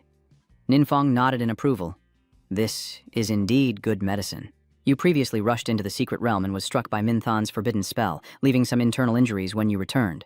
But after drinking a similar potion as Doyan's, all your wounds seemed to heal completely. All right, the healing is complete, and Ninfang then asked Duan to show his best condition, ready to enter the demon training. Duan had been waiting for this day for a long time and was full of energy, but Ninfang couldn't help but remind him that this training would not be easy. Whenever you feel uncertain about the situation, you must follow my instructions closely. Seeing the elder's serious attitude, Duan also felt a bit tense. Immediately after, Ninfang tried to use his visual insult skill on him again. The previous 7 weak points on Duan's body that were easy to hit are now reduced to just 1, located in the right lung, damaged from overusing supercharged primal energy skills. Actually, he's also in the process of recovering, which makes Ninfang very pleased. First, I will tell you about your weak points. Then I will focus on that to carry out the training. Duan listened intently with a very serious expression. Ninfang bluntly pointed out that the supercharged energy skill was unsuitable for him because prolonged use would seriously damage his lungs, and also that Duan was combining his skills incorrectly. Both the crescent moon and falling star techniques are very powerful, but they don't blend well when combined. From now on, Duan must abandon his stubborn habit of using both together. Not only did he point out those 2 mistakes, but Ninfang also highlighted several flaws in Duan's fighting style, which made him admire the boy even more. The veteran truly has extensive knowledge. Just by looking, he saw through his own flaws. After pointing out all the necessary corrections, Ninfang immediately threw Duan into a new intense training session. This time, he was much more confident. The key to this hellish training is that Duan will be trapped in an illusion created by Ninfang using his vision-disturbing skill. And in that illusion, you are the one in control. And Duan has no ability to take the lead at all. The core of this training method is to let Duan drown and gradually improve. Fortunately, there were some test subjects earlier who helped Ninfang get used to using this skill, so now he can control the power and prevent it from harming Duan's consciousness. Although the pain is unavoidable, the progress is indeed impressive. As for Duan, he also knows that right now, Ninfang is the only person in this world who can make him stronger. So even though he was badly hurt all over, Duan kept trying to get up, determined not to disappoint the elder. They kept fighting like that, with Duan falling down and then getting back up to attack again. This process took a very long time. Only after sensing Duan's progress did Ninfang allow him to return to her training room. This time he continued to face monsters modeled after the Divine Trial's secret realm, and after training with Ninfang, both his speed and fighting instincts had improved dramatically. He kept fighting like a machine, passing one obstacle after another until there were no more left, because the monster data Ninfang brought was all he had. Both Tu Lam and Feng Gach were amazed by Duan's remarkable progress in such a short time. After hearing Tu Lam say that he had cleared all the simulated secret realms, Duan collapsed exhausted onto the ground. Tears of happiness streaming down his face, he wiped his eyes and asked, crying and laughing, "Grandmaster, have I succeeded or not?" Feng Gach still couldn't believe his eyes. Ninfang only used a month to transform a 4th-rank adventurer into this powerful energy form. Truly a miracle. After this, he became even more certain that his Adventure Management Bureau needed to establish a good relationship with that mysterious elder because of his excitement. Feng Gach's skull started to burn again. Tu Lam was shocked again, but for Feng Gach, the pain from the flames burning him was nothing compared to the excitement of watching Duan fight just now. "Don't worry, as a mutant, surviving to this age is already a great achievement," Feng Gach calmly reassured Tu Lam. After this statement, Tu Lam suddenly realized that Elder Feng bringing his grandson Feng Du to Ninfang High School was not just about forming connections with talented people. He probably wanted to find a place to entrust his grandson after he passed away. Thinking of this, Tu Lam felt her heart shatter. She wanted to ask the mysterious elder to help soothe the flames of darkness from Feng Gach's power. But Feng Gan didn't rush this matter. Right now, he wanted to take Duan to break through the Divine Beast's secret realm trial. That was the most important thing at the moment. The next day, after resting to regain his strength, Duan followed Feng Gan to the Thuong Hoe Guild. The leaders of the 7 great guilds had been waiting for them for a long time. Liu Xingzhen, on behalf of the 7 guild leaders, respectfully welcomed Duan as a distinguished guest. Duan looked at them seriously, noting that these guild leaders were all 5th order or near 5th order experts, and therefore extremely proud.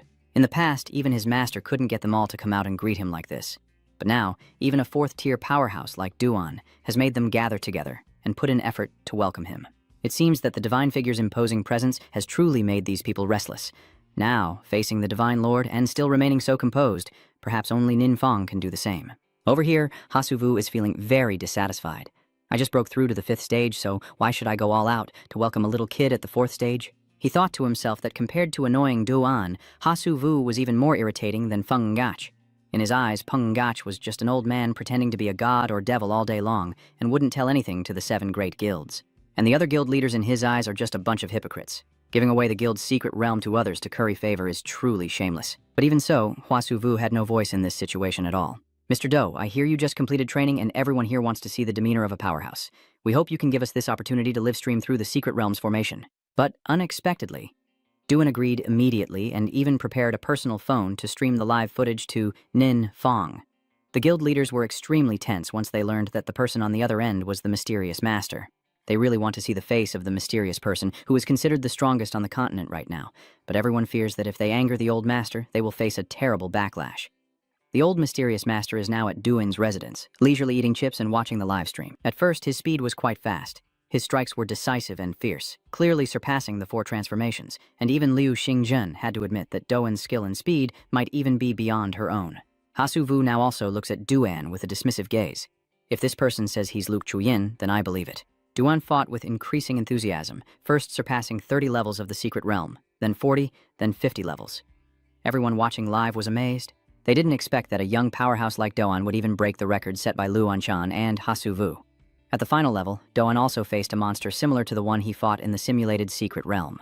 And although it was a bit tough, he finally defeated it. During training, this was the final level, because the monster data provided by Nin Fong only went up to that point. But unexpectedly, when he actually entered the secret realm, this was also the final level. After Duan defeated his target, a simulated window with a dazzling status message appeared before him. Congratulations on passing the trial. Not only Duan, but everyone else was also amazed by what happened. They didn't expect that Duan's attack would lead him straight to success so easily. Duan is now so overwhelmed with emotion that he can't even speak. Your reward is exactly as you predicted, the blessing of the gods, which in fact is a divine curse. Hasu Vu feels both admiration and envy. The divine blessing is the reward given to those who pass the first secret realm. This also means that from now on, he or anyone else who conquers the secret realm will no longer receive such a precious gift. In his mind, only 2 hateful words remained. This was clearly his secret realm, yet the first clearance reward went to a 4th-tier kid. Hasu Vu grew angrier the more he thought, grinding his teeth unconsciously, but everyone else was focused on Duan, so no one paid him any mind. Duan is surrounded by a series of virtual windows as the system checks his innate talent. Unfortunately, after some investigation, the system returned that your class is not fully developed, so you cannot learn the divine spell. This is quite strange, and has left not only Duan, but all the other guild leaders puzzled. Only Nin Fong had foreseen this.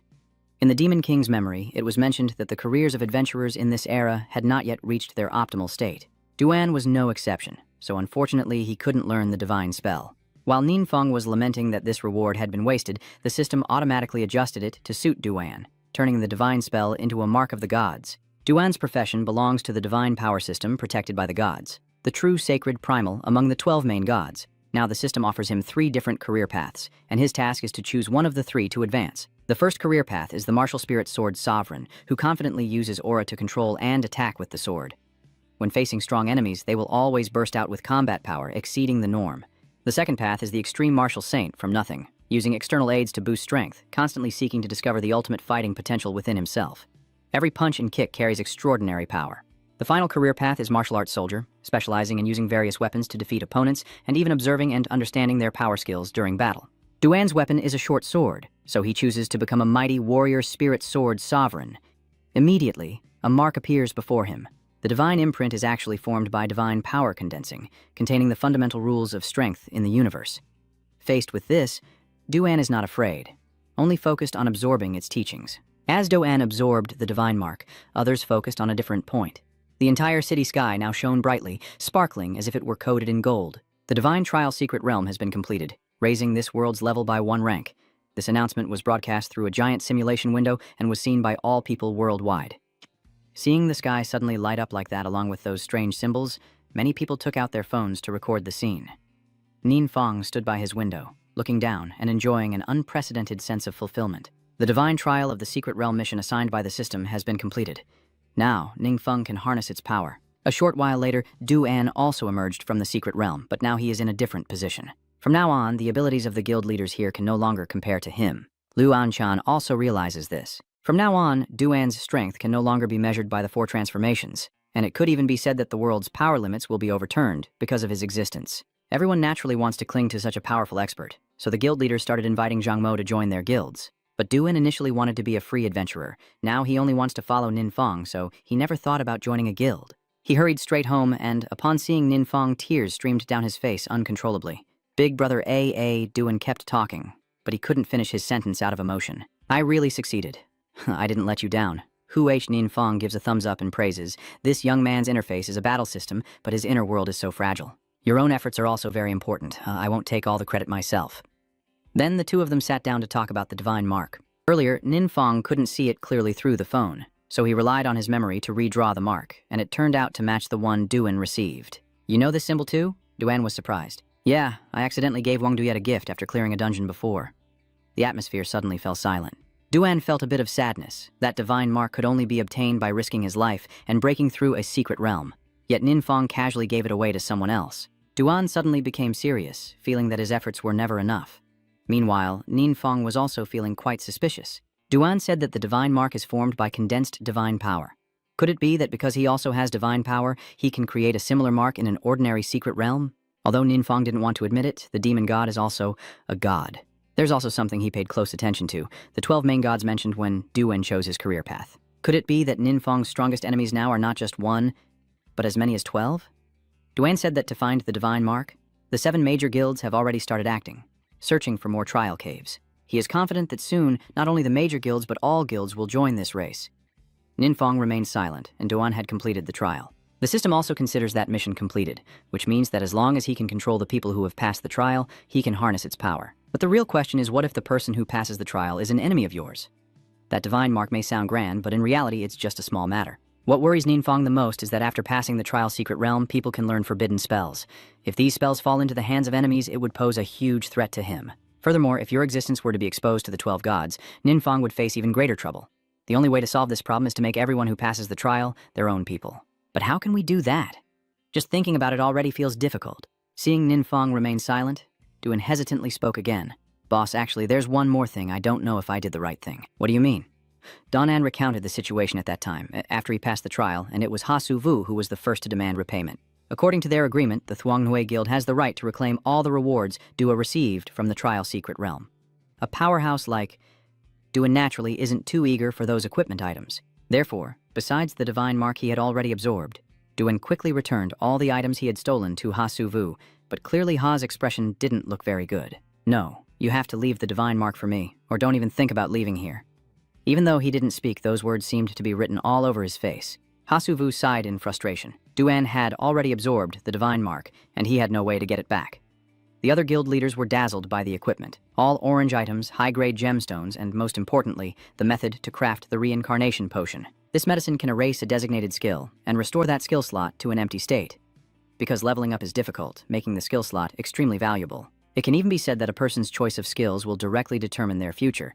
With the Daivong Duok Thoi in hand, they can completely replace old skills and acquire new, more advanced ones during the upgrade process. Master Vu clenched the notes on how to craft the potion and couldn't hide his satisfied smile. This is the kind of divine medicine that can change the world. He believes that as long as he can monopolize the method of creating the rejuvenation elixir, their mercenary guild can attract more powerful individuals to join, and their strength will soon surpass the other guilds. The only issue now is how to ensure that the only person who has seen the formula, Mr. Doan, remains silent and does not reveal it to others. Mr. Doan, according to the agreement, you must keep the Devong Duok Thoi formula confidential and not disclose it to anyone else. Ha Su Vu stepped forward to preempt, even willing to pay a fair amount to buy Duan's silence. I need to clarify something. Duan slowly replied, I have seen this formula at the place of the great mysterious elder before. It's exactly the same. So even if I don't reveal it, the elder would still produce this potion. All the guild leaders were stunned in shock at this information. Ha Su Vu was the first to regain his composure, having previously sent people to investigate. The reward for the first to pass the trial secret realm was something that appeared in the world for the first time, and no prior records could be found. Therefore, he found it completely unreasonable for Duan to claim that the mysterious old master possessed the formula for the longevity potion. Mr. Do, do you have any evidence to support what you're saying? Duan was silent for a few seconds, and Ha Su Vu immediately thought he had nothing more to say. His confidence quickly restored. Anything that belongs to him in this world, he will not let others take away. It's just a pity that right after, Duan spoke again, saying I don't have the right to prove anything for the elder, but if you want evidence, I can provide it. Actually, the elder also knows your high-level experience medicine formula, and he has been refining it for a long time. Duan's words were as gentle as a feather, but they left Master Vu frozen in place, muttering over and over, how could this be possible? But the other guild leaders couldn't hide their amazement when they heard him say this. Damn, the mysterious senior knows everything about the trial secret realm. If Duan is so powerful, could it be that he also used that kind of medicine long ago? Truly blessed by the heavens. Seeing them in such a commotion, Mr. Mangach just stood aside, stroking his beard and smiling. No wonder Bung Dui once said that at their first meeting, Ninfong casually took out 40 bottles of experience medicine to give to him and Thuong Mok Thu. Now Feng Ngach finally understood that he had never truly paid attention to this matter. Now he is even more convinced that the decision to let his grandson transfer schools was absolutely the right choice. Mr. Feng, is it true that the mysterious elder still has other types of medicine? Because my body has been increasingly weakened by the corrosive dark power, Feng Ngach is not the kind of person to beg others easily, but he truly still wants to live a few more years beside Peng Dui, so he had to ask for help like this. Duan also wasn't sure, only promising that he would ask on behalf of Feng Ngach when he returned. That was what he was concerned about at the moment. To be honest, Nin Feng doesn't really mind about Feng Ngach. It's just that he still has that nourishing medicine, but he's not sure if it will actually work for him. All right, find some time to give Senior Feng a few bottles of the nourishing medicine and tell him to try it out. Danan listened to Nin Feng and quickly took the medicine to Peng Ngach's workplace. But Talam said that he had gone to attend some important conference. Duan could only return the medicine to Tulam. After work, she took it to Feng Ngach's house, but no one answered the door despite ringing the bell repeatedly. Talam thought Feng Du wasn't home, so she reluctantly left, not knowing that at this moment he was being consumed by dark, evil power. Isn't it true that you really want to save your grandfather? I can help you as long as you agree to submit to me. Feng Yu was wrapped in that evil power, and the demonic voice kept echoing through the space, severely tearing apart his sanity. Feng Di tries to resist. As Peng Ngach's grandson, how could he betray humanity to make a deal with the devil? That dark power, seeing Peng Dui's weak resistance, becomes even more excited, and a sinister laughter echoes non-stop. Ha ha ha. Creatures as weak as humans always like to bind themselves with strange rules. Let's see how long you can keep your mouth shut. I hope that when your grandfather passes away before your eyes, you can still say that. Although Feng Yue can force himself to endure this time and not let that dark power consume him, I have to admit it has struck his most vulnerable psychological point. The next morning, Feng Yat sat alone and distracted in the stadium.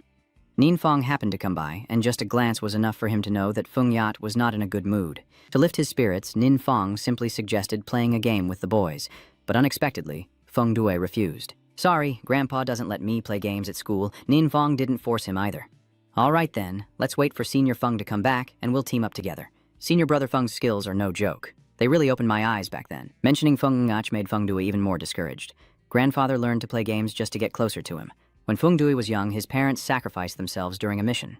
He was deeply affected and became withdrawn, avoiding conversations and locking himself in his room every day. At that time, Feng Ngach didn't know how to comfort his grandson. So he remembered that Feng Du loved playing games and secretly learned to play some of the popular games among young people to keep him company. When Feng Dui was at his most vulnerable, Feng Ngach always patiently stayed by his side to pull him out of the darkness, which is why Feng Du loved his grandfather even more. Throughout Feng Dui's sharing, Nin Feng listened seriously. From his expression, it was easy to understand what was making Feng Du sad. Meanwhile, Feng Yue is attending an important conference. This meeting involves two adventurers named Bangha and Ko-ung. Bangha is a 4-star triple transmutation adventurer. 5 years ago, he was imprisoned for intentionally severely injuring someone in a secret realm, and then sentenced to 15 years in prison. However, while serving his sentence, he suddenly disappeared mysteriously from prison. This happened 6 years ago. The remaining person, named Gu Ying, is also a 4-star triple transformation adventurer who was once a monitored mutant. 5 years ago, he also mysteriously disappeared from prison. A few days ago, these two were reported to have appeared at the old Ha Gang house in Xingyuan City, then used brutal methods to kill the two adventurers and their families, leaving no survivors. The two sacrificed adventurers were once part of the team that hunted down the Ha Gang. His motive is clear: revenge. But what puzzles people is that both of the fallen warriors were 4-star fighters, so why did they lose to two 3-star criminals? Moreover, they watched helplessly as their families were slaughtered without even trying to resist. Then, the council also cited footage from the surveillance cameras at one of the adventurers' houses, showing the battle scene. The most astonishing thing was the strength of Gu Yung. Although he was reported to be a 4-star 3 move, judging by his movement and attack style, his true strength has probably surpassed the 5-star level for a long time. Fu Yi felt that in a direct confrontation, even he might not be his match, so those two adventurers could only stand there and take it. The 3-star suddenly advanced to 5-star. After years of disappearance, what has he really been through? It turns out that Ko-ung and Bangha are connected to the Trio family. Trio Trin's father hired them to find his son's whereabouts. Although they haven't found him yet, during the battles, Bangha sensed an extremely powerful dark force. Bangha believes that usually those who use dark powers can only do so through the blessing of a demon king. Just like recently, the people who died in Tandu City were merely pawns of some demon king. And those with real power will be personally summoned by the demon king to be taught. In other words, they will lose contact with the outside world and cultivate in the secret realm for a long time. He himself and Gu Ying before also found themselves in a similar situation. Because of this, Bangha suspects that their son Zhao might be like them, being watched by a certain demon king, and granted the qualification to enter the secret realm for cultivation. I only know that Xiao Trin is performing some kind of ritual. Is what you're saying related to that ritual? That Trin guy asked skeptically. I'm not quite sure, but I checked the dark room where your son performed the ritual. That is truly a spiritual summoning ritual. The arrangement is flawless. Bangha believes that with this sacrificial ceremony, as long as they persevere, Trio Trin's talent could catch the eye of a certain demon lord. Old Zhao finally relaxed a bit, though he had no idea that his son had long been taken care of by Ninfang. Then Bangha handed a business card to Zhao, saying that after dinner that evening, they wanted him to send a card to the address on it. Are you looking for someone? Yes, we want to visit our future junior brother. The person they are targeting is Feng Yui. He is now sitting listlessly in his room, gazing at the night sky, with memories of his parents' death from his childhood filling his mind. Suddenly, there was a knocking on the door outside. Feng Dia didn't think much and went to open it, only to see Bangha and Gu Ying. Are you Feng Yui? Bangha spoke first. All right, then let's go inside and talk. Bangha casually pointed towards the living room, but at this moment, young Master Feng realized something was wrong. Actually, you can sense that there is a very dangerous aura coming from these two guys. Who exactly are you? Feng Yue asked seriously. From now on, you have to call us senior brothers when I visit you on behalf of the master. Feng Yue looked confused. Who is my master? I don't have a master at all. You probably met your master yesterday, right? Bangha's words suddenly made Feng Du realize. It turns out they are connected to the dark power that tried to devour you last night, and now I see that behind them is that very power. Feng Yue immediately entered combat mode, but unfortunately for him, no matter how talented he was at a young age, his strength couldn't compare to these two demons. Feng Yue was caught by Bangha's hand and then forcefully pushed against the wall. But you still dared to attack my senior brother. You're truly an impolite kid. Feng Dai clenched his teeth and fought back, but unfortunately the gap in strength was too great. He'd never been beaten so badly in his life as he was in this moment. That's why Bangha came here today, under his master's orders, who said that Feng Dui was still young and naive, so he wanted him to come and talk some sense into him. But before he could say 3 words, Feng Du was already ready to fight, which made Bangha extremely annoyed. His strength isn't enough to kill Feng Yue, but it still makes him suffer from pain. According to the Hagang, his master also values Feng Yue highly, not only willing to grant him great power, but also eager to save Feng Ngach from the corruption of dark forces. As long as Feng Yue nods in agreement, he can become a powerful expert at the top of fame, but he must never trust the words of those thugs. Moreover, Feng Ngach was born into a family with a rich tradition, so he was even less likely to be tempted by those dark forces. While Bang Ha was controlling Feng Dui, Gu Yung had already gone inside to take a look around. They seemed quite disappointed when they found out Feng Ngach wasn't home. Bang Ha said he still wanted to personally pay his respects to old Mr. Peng, but Feng Dui understands full well what this so-called greeting means. You are not allowed to harm my grandfather. Even though his strength was drained, hearing them mention his grandfather, Feng Die still kept struggling. Bang Ha let go and he immediately collapsed to the ground. Feng Die's injuries are severe. Bang Ha looks down from above as if he's looking at an ant. I've heard that sacrificing loved ones can unleash even greater dark power. Feng Senior's life is now in my hands. I give you 3 days to think it over. They threaten that if Feng Yue agrees to become their master, they will let everything go. If he refuses, they won't hesitate to send Feng Yue on his way. This made Feng Dui feel extremely hopeless, while Ninfang remained unaware and continued to clear the dungeon carefree. This time he went to the clone of the Wild Tribe dungeon to gain experience.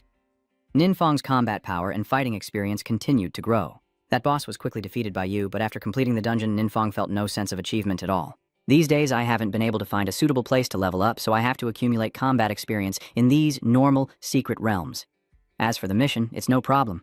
That small mishap only has 43 days left to complete. If I can't succeed in reaching the second transformation, I'm basically done for. I'm really worried about whether I should take action against the recent mysterious dungeons. While still lost in thought, Ninfang received a call from Doan, and from his tone it seemed hesitant, as if it was something difficult to say. Boss. Senior brother Feng wants to apprentice under the great mysterious master. After hearing the full story, Ninfang hurried to City Hospital No. 2. Feng Dui had already received careful treatment and was recovering well, but he still couldn't control his dark power, so he had to stay in the hospital for a few more days. While Feng Yue and Ninfang were talking inside the hospital room, outside Duan and Feng Niach were also discussing some matters. Feng Niach, being this age, mentioning the idea of apprenticeship probably just makes people feel amused. But in reality, the Ice South and Ko-Ung are 2 extremely dangerous elements that seriously threaten social stability. Although the country values this issue greatly, there is still no reliable solution. Because he had no other options, Feng Ngach brought along the hope that the mysterious elder would help him. But what he didn't expect was that after asking Doan to speak on his behalf, the elder would agree immediately. Before coming here, Ninfang also carefully instructed Duan to pass on to Feng Ngach that this was not about apprenticeship or accepting a disciple, but simply an opportunity to help Feng Ngach with special training. Even though he didn't reveal his identity publicly, how could Ninfeng have the face to accept someone his senior, especially someone as renowned as Feng Ngach, as a disciple? Mr. Do, I wonder if the mysterious elder has any requests. Duan quickly outlined Ninfeng's basic requirements. A private training space, not too large, but most importantly discreet for his own use, and also suitable for special training for Feng Ngach. This was no problem at all, he agreed immediately. Suddenly, a piercing scream echoed from the hospital room. Hey, what are you two doing here? Both of them ran towards Feng Yue's room at the same time. As expected, Bang He and Gueng shamelessly came all the way here, even bringing a basket of fruit to visit the sick. As soon as they saw Feng Yue, they pretended to be righteous and said, "It's all the senior brother's fault for acting too harsh that the junior had to be hospitalized.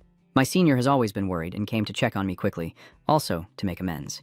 Although he apologized verbally, their expressions showed no remorse at all. Moreover, Bang He kept calling him senior brother, which made Feng Du very annoyed. "How dare you appear here?" Feng Ngach angrily burst through the door, instantly transforming into that skeleton form, signaling he was ready for a decisive fight with these two bastards. But surprisingly, the gang members showed no fear at all, even calmly questioning him back. "Senior Feng, you really won't attack me here, will you?" Seeing his expression, Feng Ngach hesitated and didn't dare to make a move. To be honest, with his strength, even if you really fought, you might not win. Seeing the confusion in Mr. Feng's eyes, the gang members grew even more arrogant. They packed up and left calmly, not forgetting to remind Feng Yue that he had less than 2 days to think it over. When they stepped out of the hospital room and saw Duan standing outside, Gu Ying still had enough strength to spit a mouthful of saliva onto his shirt. Mr. Du sincerely apologizes. Feng Ngach bows his head and earnestly confesses his guilt to Duan. He immediately waved his hand. After all, it wasn't his fault. Unlike everyone's serious demeanor, Ninfeng looked very carefree. He even wanted to scoop up the basket of fruit that the two thugs just brought over. That night, Bang He and Gu Ying returned to the Zhao family. They threw a party together with Trio Trin's father to find girls for fun. In the midst of the drunkenness, Bang He suddenly remembered something. He had heard that Ong Duyet, the young lady of the Wang group, was quite beautiful, so he wanted to make her his plaything. Trio Trin's father enthusiastically chimed in, mentioning Oong Duyet. Originally, Xiao Trin wanted to use her as a sacrifice, but now if you want her, she is yours. Bang He was delighted. He tilted his head back and laughed loudly. Just as he was feeling proud, a piercing sound rang out. The main door of the Zhao family house was shattered. The ones who just entered were Ningfeng and Duan, obviously wearing masks to hide their identities. Duan signaled the irrelevant people to leave. Only Bang He and Koung needed to stay. Those two troublemakers saw these strangers, but instead of being afraid when their names were called out, they felt even more excited. Bang He looked at Koung, then leisurely took another sip of wine. Koung quickly understood his senior brother's intention and rushed towards Duan to launch a preemptive attack. He thought this time would be as easy as before, but unexpectedly his full-force attack was easily blocked by Duan. Even though it was just a single move, it was enough for Duan to confirm the opponent's strength. This bastard has truly already surpassed the 5 transformations. If it weren't for Ninfeng's special training and the divine mark he absorbed, I would have finished him off with a single move. On the opposite side, Koung looked confused as Duan blocked his attack, and a terrible scenario immediately formed in his mind, that Duan had deflected his strike. Ningfeng, as a mage, took the opportunity to attack from behind, but the scenario did not unfold the way he feared. Because Ninfeng then casually found a seat, opened a bag of chips, and ate while eavesdropping intently. This carefree attitude of his is the biggest insult to that Koung guy. Seeing Koung lose focus, Duan delivered a powerful strike to remind him that his opponent was himself. He charged again, driven by fury and overwhelming strength, launching another attack on Duan. The punch Koung delivered could shatter the bones of a healthy person entirely. Fortunately, Duan's strength is not to be underestimated. The two sides are roughly evenly matched, and the fight is extremely intense. Trio Trin's father and the few women can only tremble and hide to the side. Although Duan said that unrelated people could leave, seeing this scene, they simply dare not move. Mr. Zhao from the Zhao family noticed Bang He's tense attitude, and to be precise, he was very angry, even drawing his weapon. Yet Ninfeng just sat aside, focused on eating chips. Until Bang He's sword swung down, Ninfeng drew his sword to block, and the two weapons clashed, producing a deafening sound and blinding sparks. Bang He is also fully armed. With this appearance, he looks even more formidable. Ningfeng only has a sword in one hand and a staff in the other, with no additional equipment.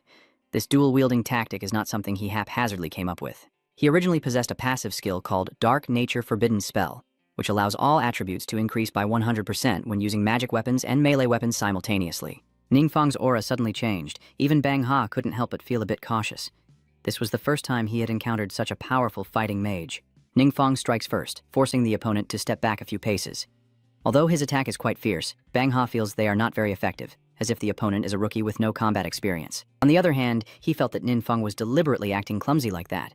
Surely there was some hidden scheme behind him, so Bang Ha had to be even more cautious. Eventually, dodging attacks all the time isn't the solution. He kept avoiding Ninfeng's moves and had to find the right moment to counterattack.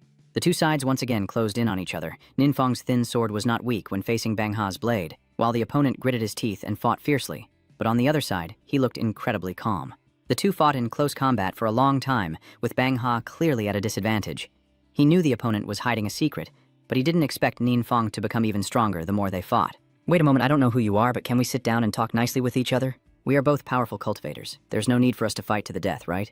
Ninfeng replied coldly. "Because my goal is for you to die, and I to live." Bang Ha, who had been patient and seeking peace, was unexpectedly thrown into a cold shower, and his anger erupted. "Don't boast. In my master's eyes, you're just a tiny worm." "Oh, your master is that secret realm demon king, isn't he?" Ninfeng asked mockingly. Bang Ha immediately nodded repeatedly, boasting that his master was in existence with power unmatched by anyone in the world. Don't say that even other demon kings in the secret realm have failed countless times against him.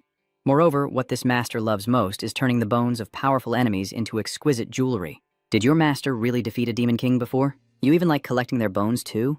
That's right. Bang Ha thought Ninfeng was scared, so he chuckled mockingly in response. Unexpectedly, he then showed a face full of anticipation. "Where is your master?" At the same time, Feng Niach also brought Tu Lam and two others because they received reports about Bang Ha and Ko Young's appearance. When he reached the foot of the building, he used probing techniques to assess the situation in the top apartment. Feng Ngach could clearly see Bang Ha fighting with a stranger, whose appearance clearly showed he was not at all relaxed.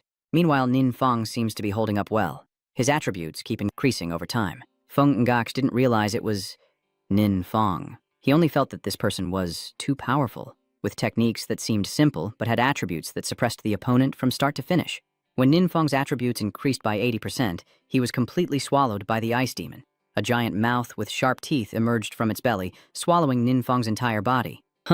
I didn't expect to have to use this move. It's really troublesome, and if I want to use this move, I have to accept the cost.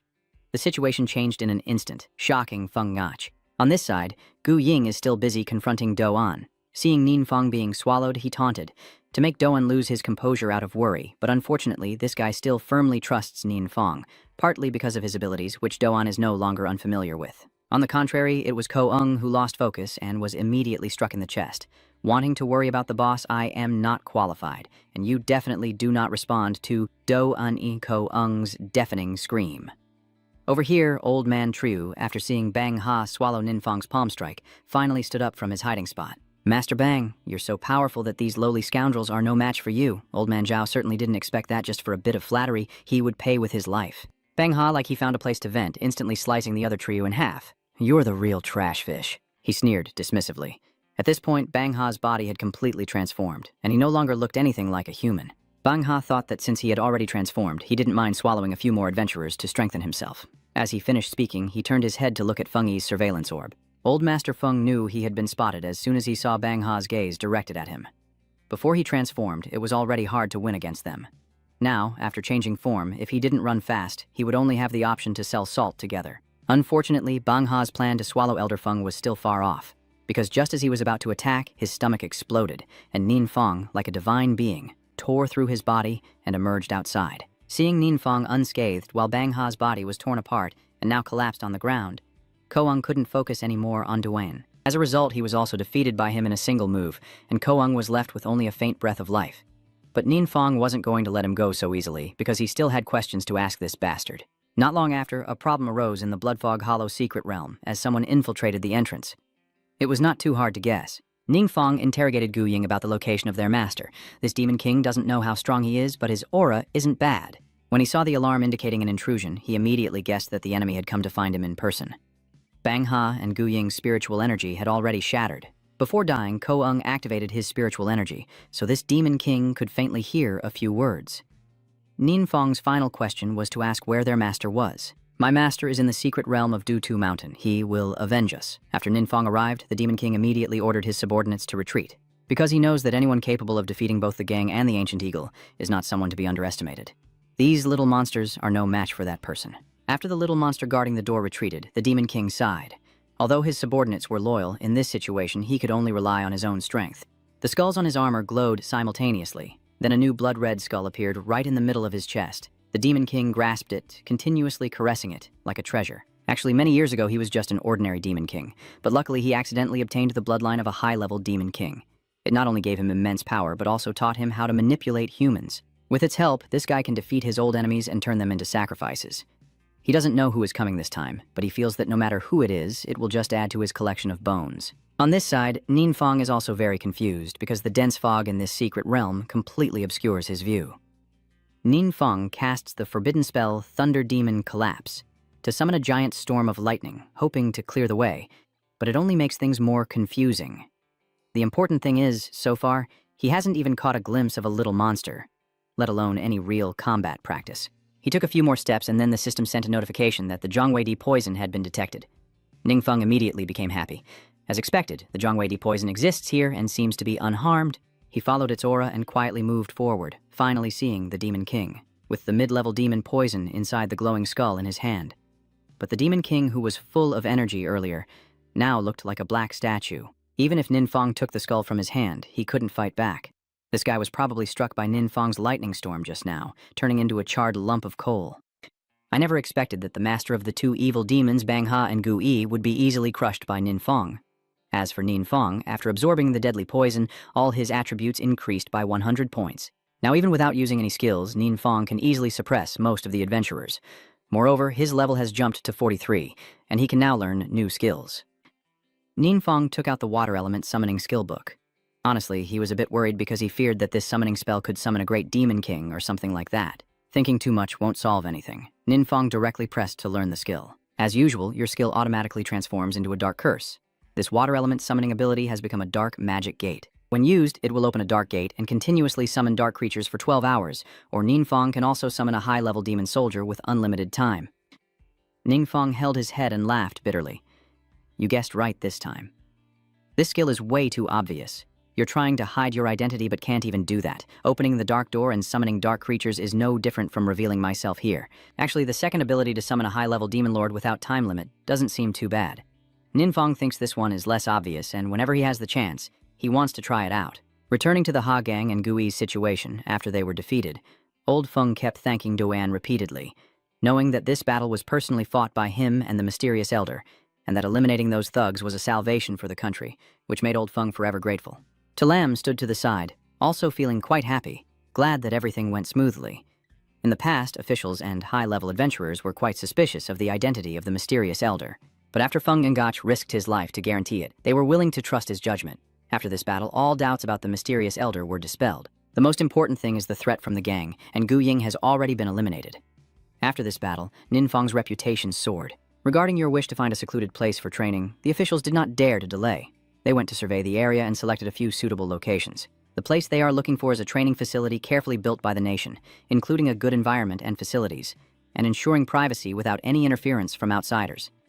Although Feng Ngach introduced each location in detail, Duan still dared not decide for Ninfang.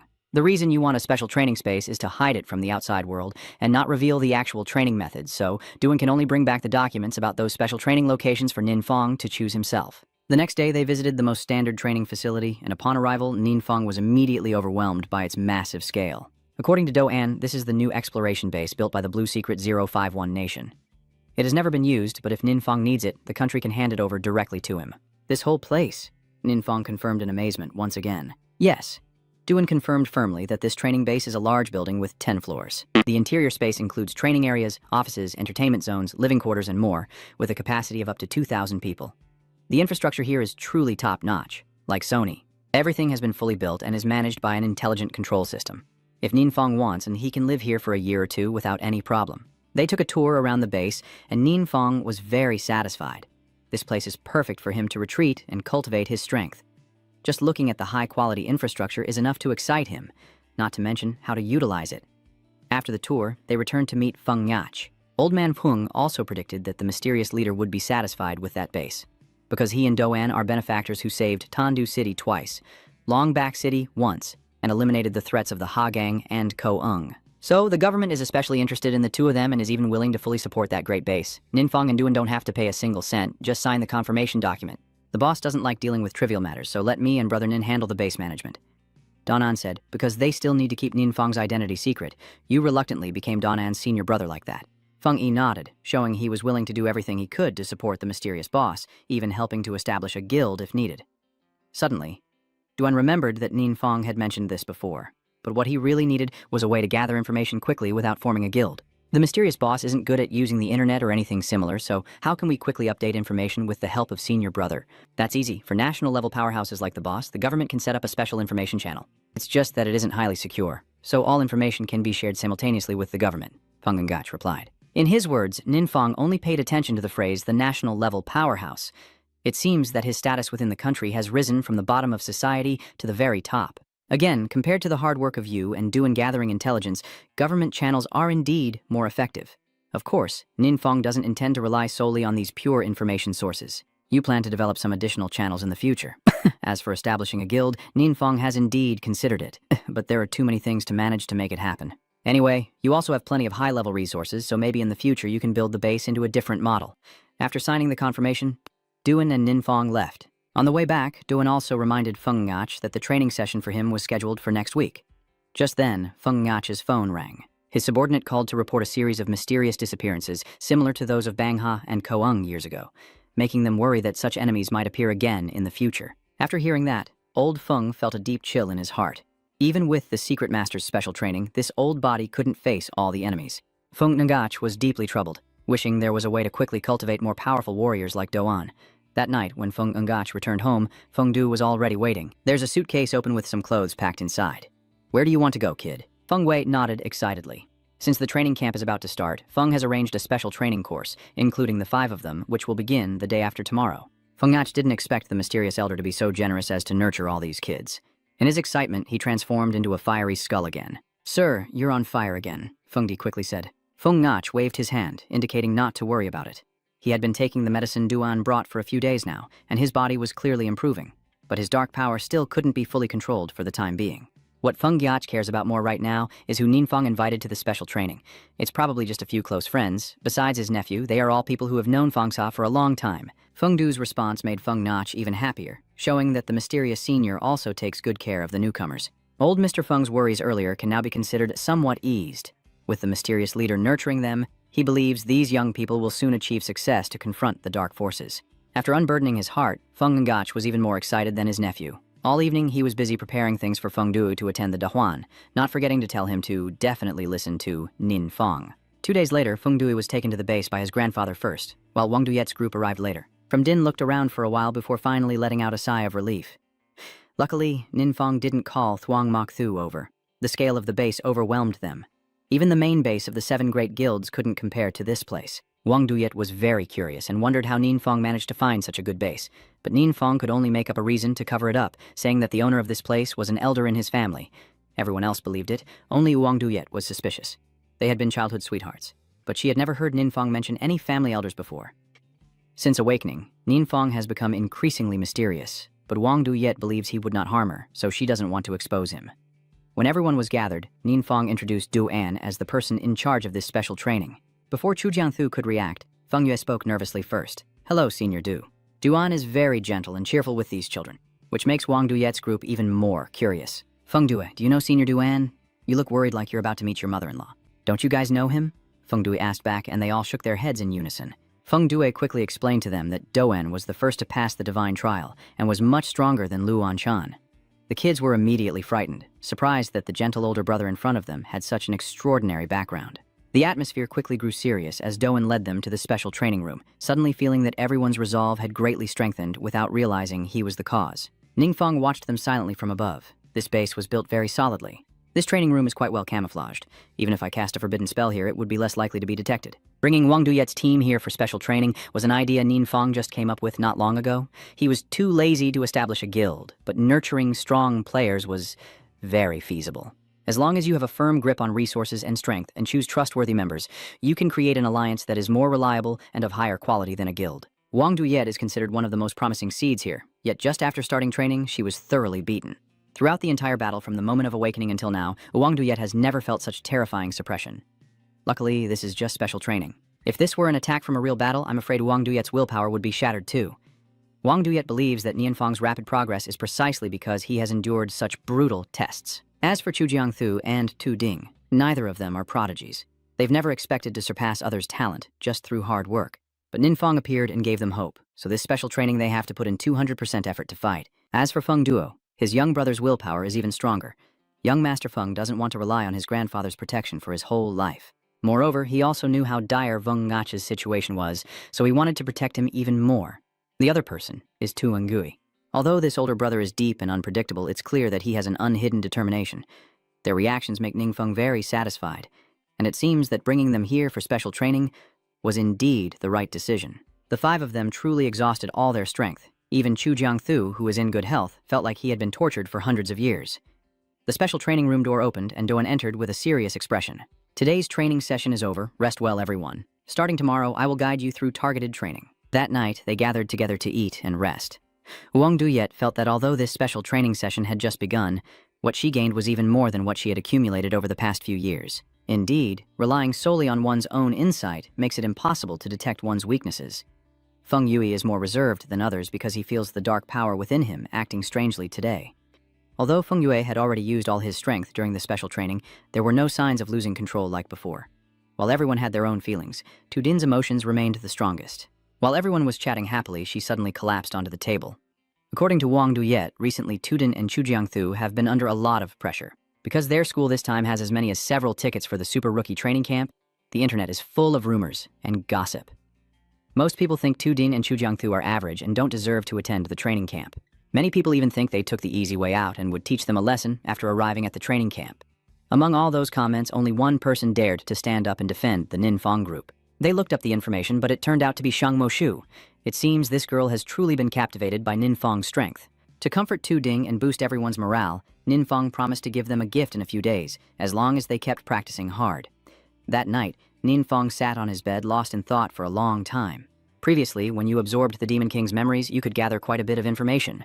In fact, there are a total of 7 evil gods born from dark power, and they are the gods that all monsters in the secret realm believe in.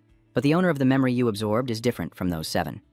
This character is called the Evil God, once one of the 12 main gods, also known by another title, the all-powerful god of magic. He, along with the other 11 archangels, led their clans to destroy the 7 evil gods, making all monsters in the world no longer dare to invade the light realm. Surprisingly, this omnipotent god, who was freed from the threat of darkness, who was haunted by the obsession with studying dark power. In the end, he fell into a state of obsession and madness. Fortunately, the other 11 ruling gods discovered in time and intervened. The battle between the all-powerful god and the remaining 11 was truly unequal, so in the end he couldn't defeat them, and only managed to escape and become a dark god from then on. This legend has been passed down for a long time in the light world, and everyone believes in it. However, there are completely different legends among the dark clans. According to the demon army, once the divine clans are freed from the threat of darkness, they gradually lose their sense of danger. From then on, their faith gradually weakened, and they no longer believed in the gods. This made the gods very angry. Therefore, they created their own tribes mainly to gain more power from faith. As a result, the gods increasingly encouraged their tribes to attack each other, using them as tools for entertainment and sacrifices. Even the monsters lurking in the shadows have begun to reappear, thanks to the tacit approval of the gods. This is also the origin of the mysterious realm. In that situation, only the all-powerful mage, who has now become an evil god, remains calm. He doesn't care about the number of followers he has, so he doesn't participate in this power struggle. Unexpectedly, one day the war spread to the territory of the evil god, and because his tribe was small and unable to defend itself, almost the entire clan was wiped out. The evil god was furious, but he could only endure and beg the other gods to stop this pointless farce. Unfortunately, his plea was ignored, and instead he was mocked. The two sides clash intensely, and once again a fierce battle erupts, with the all-powerful mage suddenly unleashing overwhelming combat strength. 2 of the M-gods were killed by him, 6 others were seriously injured. In the end, the all-powerful god was pushed back, but the remaining side also suffered heavy losses. No one knows where the evil god has gone. There are rumors that he entered an undefined space, neither on the side of good nor evil, and then disappeared. Fearing retaliation, the other gods have since tried every means to tarnish his reputation. Meanwhile, they have always been trying to find his whereabouts to eliminate him completely. The information from the memories ends here. Ningfeng only regrets not knowing the true ending of the all-powerful mage. After all, this is a legend with uncertain truth, so he decided to put it aside for now. The most important thing now is to level up and complete the mission. Playing with lives has never been Ninfeng's style. The next morning, he left the base very early and arrived in front of a secret realm gate. The Adventure Management Bureau's ability to gather information nationwide is indeed very convenient. There are many unregulated secret realms that can be found on this information network, like the one Ninfeng is about to enter. The monsters inside are very ferocious. Ninfang defeated a few and gained quite a bit of experience points, proving that the boss in the secret realm has a very high drop rate for good items. He swept around for a while, and finally the boss appeared. Its name is Iron Armor Bull Demon, even more ferocious than the small monsters. Facing such a strong opponent, Ninfang becomes even more excited. His hot blood seems to be boiling in his veins. That bull is fierce, but unfortunately its huge body makes it much slower than Ninfang. And in this battle, he completely controlled the pace. But there's a worrying problem. The boss's body is too tough, and his sword strikes don't seem to leave a mark. On the contrary, Ninfang's weapon was shattered to pieces. This was not surprising at all, because in reality, your level isn't high enough, so the weapons you can use are no better than those of 4th or 5th tier adventurers. After continuous intense battles, the sword Ninfang loved could no longer hold up. The boss saw your sword broken and smirked triumphantly, while Ninfang cursed himself silently for being so stupid. What does it matter if I have no weapons? I'm a player who specializes in forbidden spells. As expected, the power of the curse spell is not to be underestimated. That crazy bull was defeated by Ninfang in the blink of an eye. With the experience points gained from it, he leveled up from 43 to 47. But Ninfang still felt unsatisfied because gaining 4 levels was still too little for him. And on top of that, the boss broke another sword. To salvage the situation, a skill book called Wind Grip Technique also dropped from the Bull Demon armor. After Ninfang learns it, it will automatically transform into the forbidden spell Yin Earth Wind. Ninfang couldn't hide his disappointment. Of course, the more seals he learned, the better, as they could help him stay safe. But if you only rely on the forbidden spell, that's not enough. If you don't have suitable weapons now, you won't even be able to defeat a single boss. There's no way he's fighting a god one-on-one. Before moving on to the next secret realm to level up, Ninfang can only stop by a city to buy a few new weapons to use. The staff laid out several high-quality orange swords for Ninfang to choose from, but he didn't even bother to look and immediately dismissed them all. Her decisive attitude left the young female staff member utterly amazed. Who is this? She wondered. He looks so young. Not like he has a black card from the trading house, yet he bought 7 orange swords at once. She brought out all the high-attribute swords, but Ninfang wasn't moved at all. His calm expression was like he was looking at a pile of low-level equipment. But trouble soon followed, because at that moment, the trading house was also welcoming another distinguished guest, the young master of the Guo family, one of the prominent clans here. That person also has a supreme black card and wants to buy these high-level swords, but they are all being sold to Ninfang. The female staff member Kao just saw young Master Ko and turned pale. If a conflict breaks out between the two sides, she will be the first person to take responsibility. Kotyu aggressively kicked open the door and stormed into Ninfang's VIP room, but as soon as he saw you, his face changed completely, as if he had seen a ghost. Boss Ninfang was drinking his tea and also looked up with a look full of suspicion at Kotyu. Who are you? Kotyu was furious inside. You might not remember, but he's the one on the same team as Lai Koch and Thuong Mok Thu, who had all his equipment stolen by Ninfang last time, but outwardly, he doesn't dare to say a word. I am Little Ko Van Chu. Isn't it too much of a coincidence that we meet again this time? After what happened last time, I no longer dare to act impulsively in front of Ninfang. He also sent people to investigate your background, but always encountered strange obstacles, as if someone was deliberately interfering. The information about Ninfang online is all over the place. Some say he's only 18 and just awakened his class, while others claim he's a divine being chosen by fate, each more exaggerated than the last, making it impossible to trust any of it. But Ko Van Chu is sure that someone who can make the Ko family helpless like Ninfang must have an extraordinary background. Seeing him remain silent, Ninfang casually pointed to the pile of long swords behind him. Is there a sword here that catches your eye? Ko Van Chu was taken aback and quickly waved his hand to refuse. Ha ha, I'm just messing around, anything will do. Just pick whatever you need. He thinks Ninfang isn't a good person. Since he was able to steal all his equipment once, he can do it again, so it's better not to buy it in the first place. What kind of situation is this with that woman with the surname Gao and the others on the scene? What's going on here? Isn't he the second-ranked young master on the national supernova list, usually looking down on everyone? Why is he so respectful to Ninfang? Ko Van Chu flattered Ninfang a few words, then found an excuse to slip away first, and later he went to the bathroom, pounding his fist into the sink to vent his anger. Never before had the young Master Ko been in such a humiliating position. He wants to do something, otherwise he definitely won't be able to swallow this anger. But honestly, Ko Van Chu doesn't know what to do, hitting him wouldn't work. So he could only log into the forum with a fake account and leave a comment under that trending topic. I always have a feeling that this Ninfang guy is not right. I suggest a thorough investigation.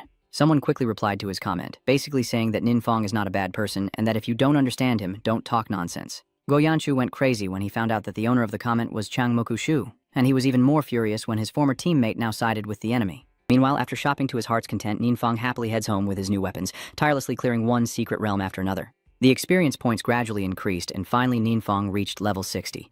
Although using forbidden spells took a bit more time, he was still able to perform the second transformation in the end. Suddenly, Ninfang discovered a sacrificial altar inside the dungeon. These monsters once served different demon gods until all the demon gods were destroyed by the 12 main gods. Currently, monsters are not only invading the human world but also bringing the goal of resurrecting the 7 evil gods. Of course, among them there are also many powerful monsters with ambitions to become true evil gods themselves. The world has fallen into chaos, but those main gods have no intention of protecting humanity. Instead, they see demons like Ninfang as enemies. Therefore, the legend of the all-powerful law god among the monsters is very likely true. In the eyes of most gods, humans and other races are just toys to entertain themselves, and having a fate tied to dark curses and becoming a demon god is both a blessing and a misfortune for Ninfang.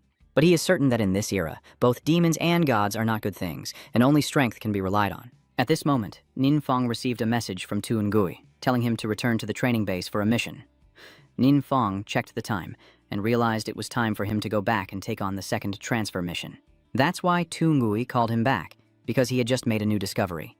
When he arrived here, Ninfang had specially prepared a private research room for Tu Ngui, and he had developed a new potion called the Forgetfulness Potion. After drinking it, it will make the user forget a skill. This is part of what Ninfang called a gift earlier. At this point, he spread out his hand and revealed a pile of skill books, all with orange quality.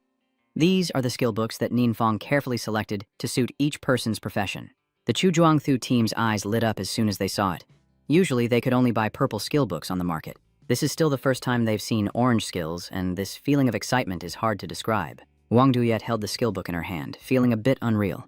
Are these all items dropped from the secret realm? That's right, those are high-level secret realms. Once you level up enough, you can go together to fight. Feng Yue looked at the skill book with a look of disbelief. The drop rate for orange gear in the secret realm was shockingly low. Yet Ninfang was still able to gather enough books for each of them, and they were even skill books suited to their classes. It seems Ninfang's strength had already far surpassed theirs. Seeing how stunned they all are, Ninfang had to speak up. What are you all just standing there for? Hurry up and master your new skills. Everyone gradually heads back to the special training room. On the way, they meet Zhou and Feng Yi. Except for Feng Yue and Ninfeng, everyone else is meeting old Feng for the first time, so it's natural to feel a bit overwhelmed. Even Wang Duyet, who was always calm, was very excited. Feng Dengyach also silently assessed the kids in front of him from head to toe, thinking to himself, these must be Ninfang's friends. With guidance from the elder at such a young age, the kid's future is truly limitless. The appearance of Feng Dengyach suddenly reminded Ninfang of something. Today he came here for special training. Fortunately, this base has more than one training room, or how could Senior Feng and these kids train together like this after the polite greetings? The first thing he asked about was Feng Du's recent performance. Ninfang knew he was eager to see his nephew's progress, so he took Feng Yash to the observation room. Meanwhile, Feng Dai's group will stay in the special training room to demonstrate the skills they have just learned. The 4 of them all possess new abilities. Wang Duyet has the invisible wind of Feng Shui. Feng Due wields the layered cliffs. Chu Jiangthu has the giant sword, and Tuding specializes in healing links. They've trained together for a week now, so their coordination is very perfect. Feng Gach nodded from above, impressed that someone so young already possessed such skills. But it seems like they are still a bit unfamiliar with it. Duan explained that their awkward appearance is because they have just learned the new orange skills. Fuknax thought he must have misheard. Orange? That's right, those are all loot from high-level secret realms. Duan confirmed once again. Feng Gach was so excited, he almost lost his temper again. You have to know that the army has long planned to attack high-level secret realms, but unfortunately, they haven't succeeded yet. Everyone is speculating about the loot from those secret realms, and this is also the first time Feng Gach has seen those orange skills. Feng Gach asked Duan if he agreed to report this matter to the military, and Duan, on behalf of Ninfang, also agreed, since it's not a secret and everyone will find out sooner or later. Feng Niak's heart was so happy it was bouncing in his chest, still fixated on the children in the special training room. Their level wasn't high, but skill can be improved over time. With the support of the great mysterious elder, he is confident that they will soon surpass his own generation of elders. The future of the country rests on these clumsy children. While the Yuang Duyet group was practicing their new skills, Ninfang had his own matter to attend to. When he arrived at the transfer hall, Tu Lam couldn't hide her surprise. Other seasoned adventurers need 2 years of hard work to go from first transmission to second transmission. But for him, this process only took 2 months. Ninfang received an S-rank class transfer mission called the All-Element Law God. The mission requires him to enter the Chanhuabang Nguyen secret realm and obtain the elemental emblem item. Then Ninfang had to collect 20 transformation stones and 100 pure soul spirits within 7 days. Ninfang couldn't hide his astonishment. Why do I need to collect 20 transformation stones? Usually, a second-tier mission only requires finding 1. Moreover, this isn't dropped by monsters but mined from mineral veins, so the chances of finding it are very low. To be safe, Ninfang decided to go to the trading office to ask. If I can buy them, that would be the best. So you have returned to the Vianthan trading post. The person in charge was both happy and worried when they heard Ninfong wanted to buy 20 stones. I'm really sorry, but lately there's been a sudden increase in class changes, and the demand for transformation stones has started to exceed the supply. Please give us 3 days, and we will definitely earn enough for you. Ninfong silently calculated. The Vianthun trading post certainly wouldn't dare to cheat him. 3 days isn't too long. For now, you can start by doing the emblem quest. Also, to save time, Ninfong plans to buy the spirit fragments at the trading post all at once. Recalling this, Ninfong suddenly remembered something else. Oh right, I still have some miscellaneous loot from the secret realm that hasn't been sorted. By the way, I'd like to ask for your help this time. Oh, no problem at all. Ninfong immediately took out a pile of equipment from his storage. Yes, a pile indeed. Even the transaction master had to be dazzled. Does Ninfong really consider this pile of loot just some random spoils of war? Just a quick glance shows more than 10 purple skill books for different professions, plus a bunch of orange equipment. With everyone leveling up rapidly, these high-quality items never stay on the shelves. The shop owner is very pleased. It seems no one has performed better than him this year. No wonder Mayor Tai kept insisting that we must serve Ninfong well. He's truly a cash cow. Ninfong returned to the Iceflower Plains secret realm, where another team was also on a mission. Ninfong's solo appearance caused great suspicion among the secret realm management team, because not long ago the Adventurers Bureau had issued a regulation that to enter the secret realm, one must be part of an official guild team with at least 5 members, or else entry would be denied. They can follow the rules, but Ninfong brought a card, claiming it was issued by the Adventure Management Bureau, allowing him to enter the secret realm freely. The team leader just a second ago was stiff as stone, but after checking Ninfong's card, he immediately let him in.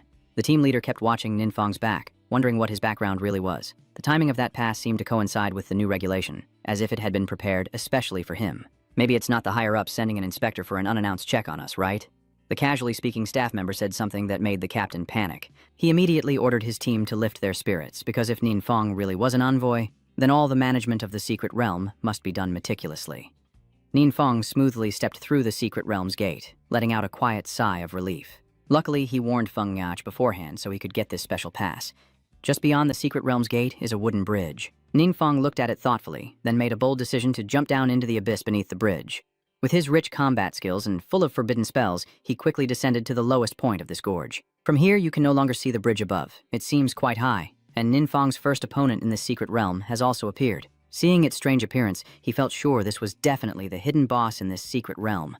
The excitement started to surge again. Ninfong excitedly said, "Come on, let's fight quickly." Before he could finish saying the word victory, the big boss interrupted him first. "Lord God King, have you descended yourself?"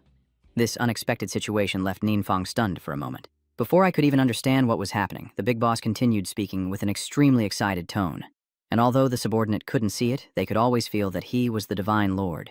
Maybe he no longer recognized me. "My subordinate is the loyal clan of yours, the great mage Han Yin. This situation is increasingly beyond expectations." Ninfong had no idea what was going on, thinking that the other party might have misunderstood, but he never expected to be called the Lord of Gods by the hidden boss of the secret realm.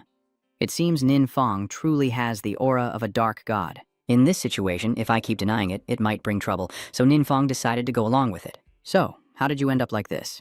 "Sorry, Lord God, I can't explain it clearly either. We were already attacked by other factions, suffering heavy losses, and my subordinates were also killed by the enemy in battle." As Han Yin told his story, he became more and more absorbed, and Ninfeng unconsciously was drawn into his tale. He had been destroyed by enemies, but at some point he found himself here without knowing how. Since waking up, strange whispers kept echoing in Hanam's mind, like a form of cruel mental torture that stimulated an uncontrollable killing intent within him. Until Ninfeng fell here, his reason was finally awakened. He combined Hanam's story with the hazy memories he had absorbed. You remember that the all-powerful god of magic race was attacked by the other gods' races. Could it be that the title of Lord God actually refers to the all-powerful god of magic? "Lord God of War, are you here to save your subordinate?" "Sorry, but I can't help with that request." As he spoke these words, Ninfeng also found it very difficult. He had expected Hanam to become furious and, for murderous intent, to surge once again, but no. Even though he couldn't see, Hanam's sparkling eyes were still fixed on Ninfeng. "Destroy me? So you came to help me end this suffering, right?" Ninfeng was speechless, feeling that although Hanam is now just a demon in the dungeon, he still shows more humanity than some real people. However, he still insists that I am his great god, just having lost some memories. Otherwise, he would be someone extremely close to his god. At this point, Han Yin raised his fist and shouted, "Great Lord of all laws, omnipotent law god, my respectful master, please strike now." Ninfeng was stunned. "So you guessed right. Your current position is the omnipotent law god." Seeing Han Am like that, Ninfeng naturally couldn't bring himself to strike. "Do you have any other way besides killing you to get an elemental symbol?" Hanam shook his head, not really knowing much about this, but he knew Ninfang cared for him, so he spoke to comfort him, saying that for him, death was just a form of liberation. Ninfang grew even more silent and asked Han Yin if he still had any wishes he wanted fulfilled, not expecting him to just want to chat a few more words with the Divine Master. Ninfang naturally couldn't bear to refuse him, so he temporarily put away his weapons. All right, then tell me about what happened that year. Hanam began to recount slowly. In the past, the all-powerful magic god often transformed into human form to come to the mortal world and play with them. Hanam and the others knew his true identity as the Divine Lord, but they still had to pretend not to know, feeling extremely distressed. It sounds like this omnipotent magic god doesn't quite have the appearance of a true deity, but because of his whimsical nature, Han Yin and the others willingly became his followers without feeling any pressure at all. After finishing the story of the past, Han Yin asked about Ninfang's current situation. He honestly replied that his life now was nothing special, just going to school, leveling up, playing games in his free time, and the days simply passed by. The internet isn't working down here, otherwise you'd have to teach me how to play games too. Han Yin stood up and stretched. Ninfang knew it was time for him to act, even though he didn't want to end things, but he still had to complete his mission. Hanam, if there's a chance in the future, I will definitely play games with you. A final word, just like before, you came to this world to find us. That was their last farewell. Then, Ninfang defeated Han Yin, giving him the liberation he desired. At the same time, a secret meeting was taking place in the city center between the 7 great guilds and Feng Ngach. He has gained quite a few orange skills from the secret boss inside high-level dungeons. The guild leaders hearing this immediately wanted to invite the mysterious boss to lead them in attacking the secret realm. Feng Ngach, of course, had considered that, but when he asked Du in the day before, he only received a response that the elder didn't really want to cooperate. As soon as he finished speaking, a few of the guild leaders showed clear displeasure. At this point, the mysterious elder should be standing with everyone else, acting entirely based on personal preference without any regard. Does everyone really think that's not a problem? Guild leader Fang Dan spoke up to criticize. Feng Ngach was extremely annoyed by his way of speaking. When Bang Ha and Gu A appeared and threatened Feng Yue, all 7 of them here were indifferent and said they had no solution. That made Feng Ngach ready to die, but in the end, he was lucky to be helped by Ninfang and Doan, who thought their indifference was normal. Now that it concerns interest, some people are already getting restless and uneasy, huh? I hope everyone here remembers that the elder owes no one anything. Lao Feng has always been known for his fairness and integrity, so since he said that, no one dares to say a word. Liu Anjin saw the situation was tense and quickly changed the subject. Old Feng, I hear you're preparing for a high-level secret realm in a few days? That's right, then save me a spot on the team. Liu Anjin spoke up and guild leader Du Lin Hua and Zhang Weishuan also wanted to join in. Feng Ngach also had no reason to refuse them and said the special training designed by Ninfang for him was truly hellish. Feng Ngach's old bones had to rest quietly for 2 days before he could recover. But through that special training, the progress was quite clear.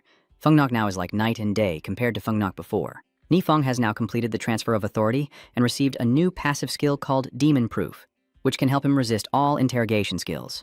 After leaving the transfer hall, Ninfeng's mood was very complicated. It turns out that the memories he absorbed from the demon poison are basically correct, that all-powerful God is not a demon god at all, but just someone smeared by the other main god. Furthermore, if what Hanam said is true, then he and the all-powerful mage are identical. Ninfeng can only interpret this as a coincidence, or that there is some special relationship between the system and that all-powerful mage. Besides, Han Yin had already gone to sell salt long ago, so why was he turned into a hidden boss in the secret realm? Could this be a clue for you, or not? There are too many things Ninfeng still can't explain. This time, during the dungeon boss fight, besides skills, Ninfeng also obtained a new piece of equipment in the form of a necklace from Han Yin. His soul is protected by divine power, and not dispersing is thanks to this gemstone pendant. Soon after, the Supernova training camp was launched. This time, they split into 2 small camps, the high school camp and the university camp. Almost all of the country's top young adventurers have gathered. There are a total of 180 people in the high school camp, including 32 who are on this super prodigy ranking, along with 148 others from 4-star professions. The group of trainees had just gathered when they were quickly thrown into an uproar by the appearance of some influential figures, including not only 3 major university presidents, but also representatives from the 7 great guilds and the Adventurers Management Bureau. This is truly something that has never happened before.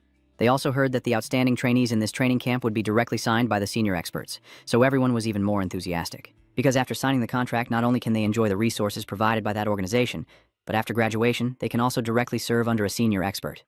The starting position is at least a squad leader, and all the trainees want to greet the seniors to make a good impression, but no one dares to do so. In the end, a proud male student indeed stepped out, but he was none other than the top-ranked super rookie on the Hasu Hung leaderboard, also the younger brother of the Thuongdue Guild leader, Hasu Vu. Moreover, the Thuongdue Guild is monopolizing the high-grade experience potion, making his strength even more profound and unpredictable compared to peers of the same age. Soon after, another luxury car stopped in front of the training camp. The trainees started to buzz again because this was the car from Tandu City, and the people inside were the group that had been dominating social media for days, which piqued everyone's curiosity. The car door opens and Ningfeng steps out proudly, followed by Wang Yue, Feng Yue, Tang Mumu, Toding, and Chujiang Shou. Wow, this team's aura is so powerful. Yeah, it feels like a well-trained combat team. They're probably just pretending. The camp members didn't hold back and openly criticized Ninfeng's group, causing Principal Huang to break out in a cold sweat. Even if he were blind, he could still feel that the other students were staring intently at them. Truly, a big tree attracts the wind. Looking at the gazes of those campers, it seems they all see Ninfeng as a common enemy. Ninfeng is also receiving countless notifications right now, probably dozens of them. All of these are reconnaissance skills, but they are all blocked by your mysterious and evil aura. Luckily, I just learned this passive skill after the transfer of authority. It seems that Ninfeng is the most closely watched person in the group. On the other side, after the scans, the other campers were also extremely surprised that Ninfeng couldn't get any results. His level is such that I couldn't detect him. Could it be that his strength is already above the second transition? He is also a high school student like us, right? If I remember correctly, this person isn't on the list of super talents. But the other trainees of the same age were not the only ones unable to scrutinize Ninfeng. Even the leader of the 7 great guilds couldn't do it. Elder Fuang Dan and Hasu Vu were thus deeply shocked. He's just a high school kid. How could his level be higher than theirs? Hasu Vu believes that since Ninfeng is close to the great mysterious elder, he must have been given some tools by that person to hide from everyone's scrutiny. Fuang Dan quickly nodded in agreement with this view, because if he didn't agree now, it would be like admitting he was weaker than Ninfeng. Hasu Heng, seeing Ninfeng immediately draw all the attention, felt resentful and curious about just how strong he could be. Before coming here, Hasu Heng had watched countless videos of Doan's secret power trial and simulated them with other experts in his guild many times, but Doan's strength exceeded their expectations. Hasu Heng basically cannot imitate, and Ninfeng is someone very close to Doan. He believes that if his strength is indeed that powerful, they must have a special training method of their own. He guessed this part correctly, considering himself quite clever. But Hasu Vu and Hasu Heng always wanted to monopolize this training plan. This is something only a dream could achieve. Fang Dan can't find anything on Ninfeng, so he immediately kicks this ball to Luan Chan. Old Lu, aren't you going to try probing a bit? But Luan Chan is also considered a gentleman. He didn't join in because he thought this was too rude. Old Man Feng stood next to Liu Yingzhen, actively waving to greet Ninfeng's group. This makes the recruits even more dazzled. Look, Elder Feng is greeting them. What is the true relationship between this Tandu group and Elder Feng? Once all the trainees are gathered, the inspection area begins operation. The group leaders will bring their members to register and get their numbers, then move to the next location to hear the introduction about the training camp arrangement. Once the registration process was complete, all the trainees gathered in a hall to listen to the briefing. This was also the part they found most boring because it was the same every year. Principal Fuang sat below and found himself in an awkward situation, as he had to sit right next to Principal Truong. As soon as he sat down, Truong kept probing about Ninfeng, but Principal Fuang remained completely silent. Ever since Thuong Mok Thu transferred to Ninfeng's school, that Truong guy has been sending people to spy on him, but luckily Principal Fuang is cautious and keeps a tight watch so no information leaks out. Although Principal Fuang tries to stay low and avoid attracting attention, Principal Truong has no intention of letting him off. He deliberately spoke loudly to attract the attention of the other principals present. Today, all the principals here want to see firsthand the teaching quality of Tandu High School. After all, it's the prestigious school that can attract the most super talents. Don't let us down. Principal Fang lowered his head, trying to avoid the gun-like gazes aimed at him. In truth, he also had his own worries. All he knew was that Yuang Duyet had been sent for special training, but unfortunately, the results of that training were not particularly outstanding. But in truth, Principal Fuang wasn't too worried about Yuang Duyet, Feng Dui, or Thuong Mok Thu, because after all, they are still the shining stars at the top of the supernova list. Instead, he was only concerned that Ninfeng, Tudin, and Chu Jiangthu wouldn't survive this harsh trial. After some circling around, it finally comes to the part of explaining the rules. This year's Supernova Training Camp adopts a free team formation model, with each team consisting of 5 members. Finally, each person's performance will be evaluated based on a comprehensive assessment combining individual points and team points. Additionally, the top 10 members of the high school camp will join the university camp to train together. However, before the Supernova Training Camp officially begins, they must first pass through a secret realm to get familiar with it. The organizing committee has also specially selected a team to clear the instance first as a model for all trainees. Their aura is truly formidable. Because the 5 members of the team are all top-ranked supernovae from the past 5 years, they are the cream of the crop among the elites, and of course, Master Han Hung also holds a spot. The 5 of them approach the entrance to the secret realm, with the platinum-haired guy leading and speaking first. Should I hold back a little later, or just reveal all my strength? I'm afraid it might put too much pressure on the younger ones. What are you talking about? This training camp has many important figures observing. It's a once-in-a-lifetime chance to show off. Although everyone is just a temporary team, If anyone tries to block us, don't blame me for turning hostile. Truly, a very ambitious person. The platinum-haired guy also couldn't be bothered to argue, and the five of them entered the secret realm together. Inside, the gloomy scene and dense aura of eggs made people feel extremely uncomfortable. The blonde mage girl stepped forward, and their first opponent quickly appeared. A swarm of chubby spider spirits, each with sharp fangs and pointed legs. As soon as they detected the intruder, they activated a frenzy combat mode, and this elite group responded with remarkable calmness, but their attack speed was lightning fast, leaving the outsiders stunned. Hasu Hung may be the youngest, but he's the most outstanding performer. His demeanor is completely different from other high school students of the same age. Ko Vanchu also observed him very carefully. Although he didn't want to admit it, young Master Ko had to honestly acknowledge that although he was only slightly behind Hasu Hung, he had been completely surpassed. Feng Nagach and Lu An-chan also couldn't take their eyes off these young talents. I heard that recently the five of them have been gathered together for training, and if nurtured well, they could soon go together to conquer high-level secret realms. In the dungeon, the group's monster-clearing speed was even faster than how quickly your ex turned hostile. They quickly struck the elite monsters, and not only did their speed not slow down, but it kept increasing. There was almost no moment to rest. After a long journey, the final boss of the dungeon finally appeared. Hasu Hung smiled smugly. He was the first to charge forward. With the cooperation of the other four, the final boss was quickly defeated. This time, their temporary team set a new record, completing the dungeon in just 48 minutes and 18 seconds. They broke the old record set by the Jungnan 5 Monsters team by 1 minute and 46 seconds. When those five left the dungeon, the red-haired girl among them approached Ninfeng proactively. "Hello Ninfeng, my name is Tai Vu-tran. Mayor Tai Dongmin is my uncle. I heard my uncle mention you several times before, so I came to say hello today." Ninfeng nodded and politely chatted with her for a few words. The other trainees cast curious looks this way, unable to understand why a top university student was talking with a high school student. Moreover, when they saw that Tai Vu-tran was happily chatting with Ninfeng, they became even more annoyed. It's Ninfeng again, as if he has become the center of the universe in this training camp. Over here, Ninfeng just introduced Wang Du-yet to Tai Vu-tran, and she responded very politely, not at all showing the arrogance typical of other top supernova talents. Even the way Tai Vu-tran spoke to him was somewhat deferential. "During training, if you need anything, just tell me directly and I will have the trading office bring it over. You're being too polite." From Dean watched this scene and couldn't help but whisper to Wang Du-yet. "Du-yet Nia, you should still keep a close eye on Ninfeng. All the beautiful women he knows come from powerful backgrounds and have strong abilities." Mayor Tai often mentioned Ninfeng, which made Tai Vu-tran very curious. "Since I couldn't assess your level today, I became even more interested. During the training camp, Tai Vu-tran wanted to take the opportunity to carefully get to know you. At this moment, the short-haired armored guy swaggered over and asked Tai Vu-tran and the others to find a place to rest, but she refused, saying she wanted to stay and observe the abilities of the other trainees. The guy immediately showed an attitude of disdain and annoyance. What's so interesting about watching the exam? The strongest people are already here, but not only Tai Vu-tran wants to stay, even Hasu Hung does too. This guy must want to stay and watch Ninfeng compete." The armored guy just shrugged and left with the platinum-haired guy. At this moment, other teams are starting to enter the secret realm, with every 6 teams competing at the same time. They will receive corresponding assessment missions, and at the end of the secret realm, the organizers will evaluate and score based on the completion of these tasks. Most of the students here are inexperienced in real combat, especially high school students, as the difficulty of these dungeons is too high. Seeing how the students are doing, the principals couldn't stop sweating. If this keeps up, there might not even be a single team able to pass the trial in the high school camp. The situation is really not looking good. Other teams are struggling greatly to clear the secret realm. They can't even see the boss's face. Just dealing with the small monsters is already difficult enough. This has caused the students' morale to keep declining. Some ordinary people perform very well, but for now, they retreat before fighting. In the end, they finally wait for Ninfeng's team to take the stage. Their task is to conquer the Iron-Spiked Swamp's secret realm. After entering, they began to carefully observe the situation to determine the correct course of action. A professional combat team never fights recklessly. Usually, they are divided into 4 types based on each member's role: assault, research, support, and protection.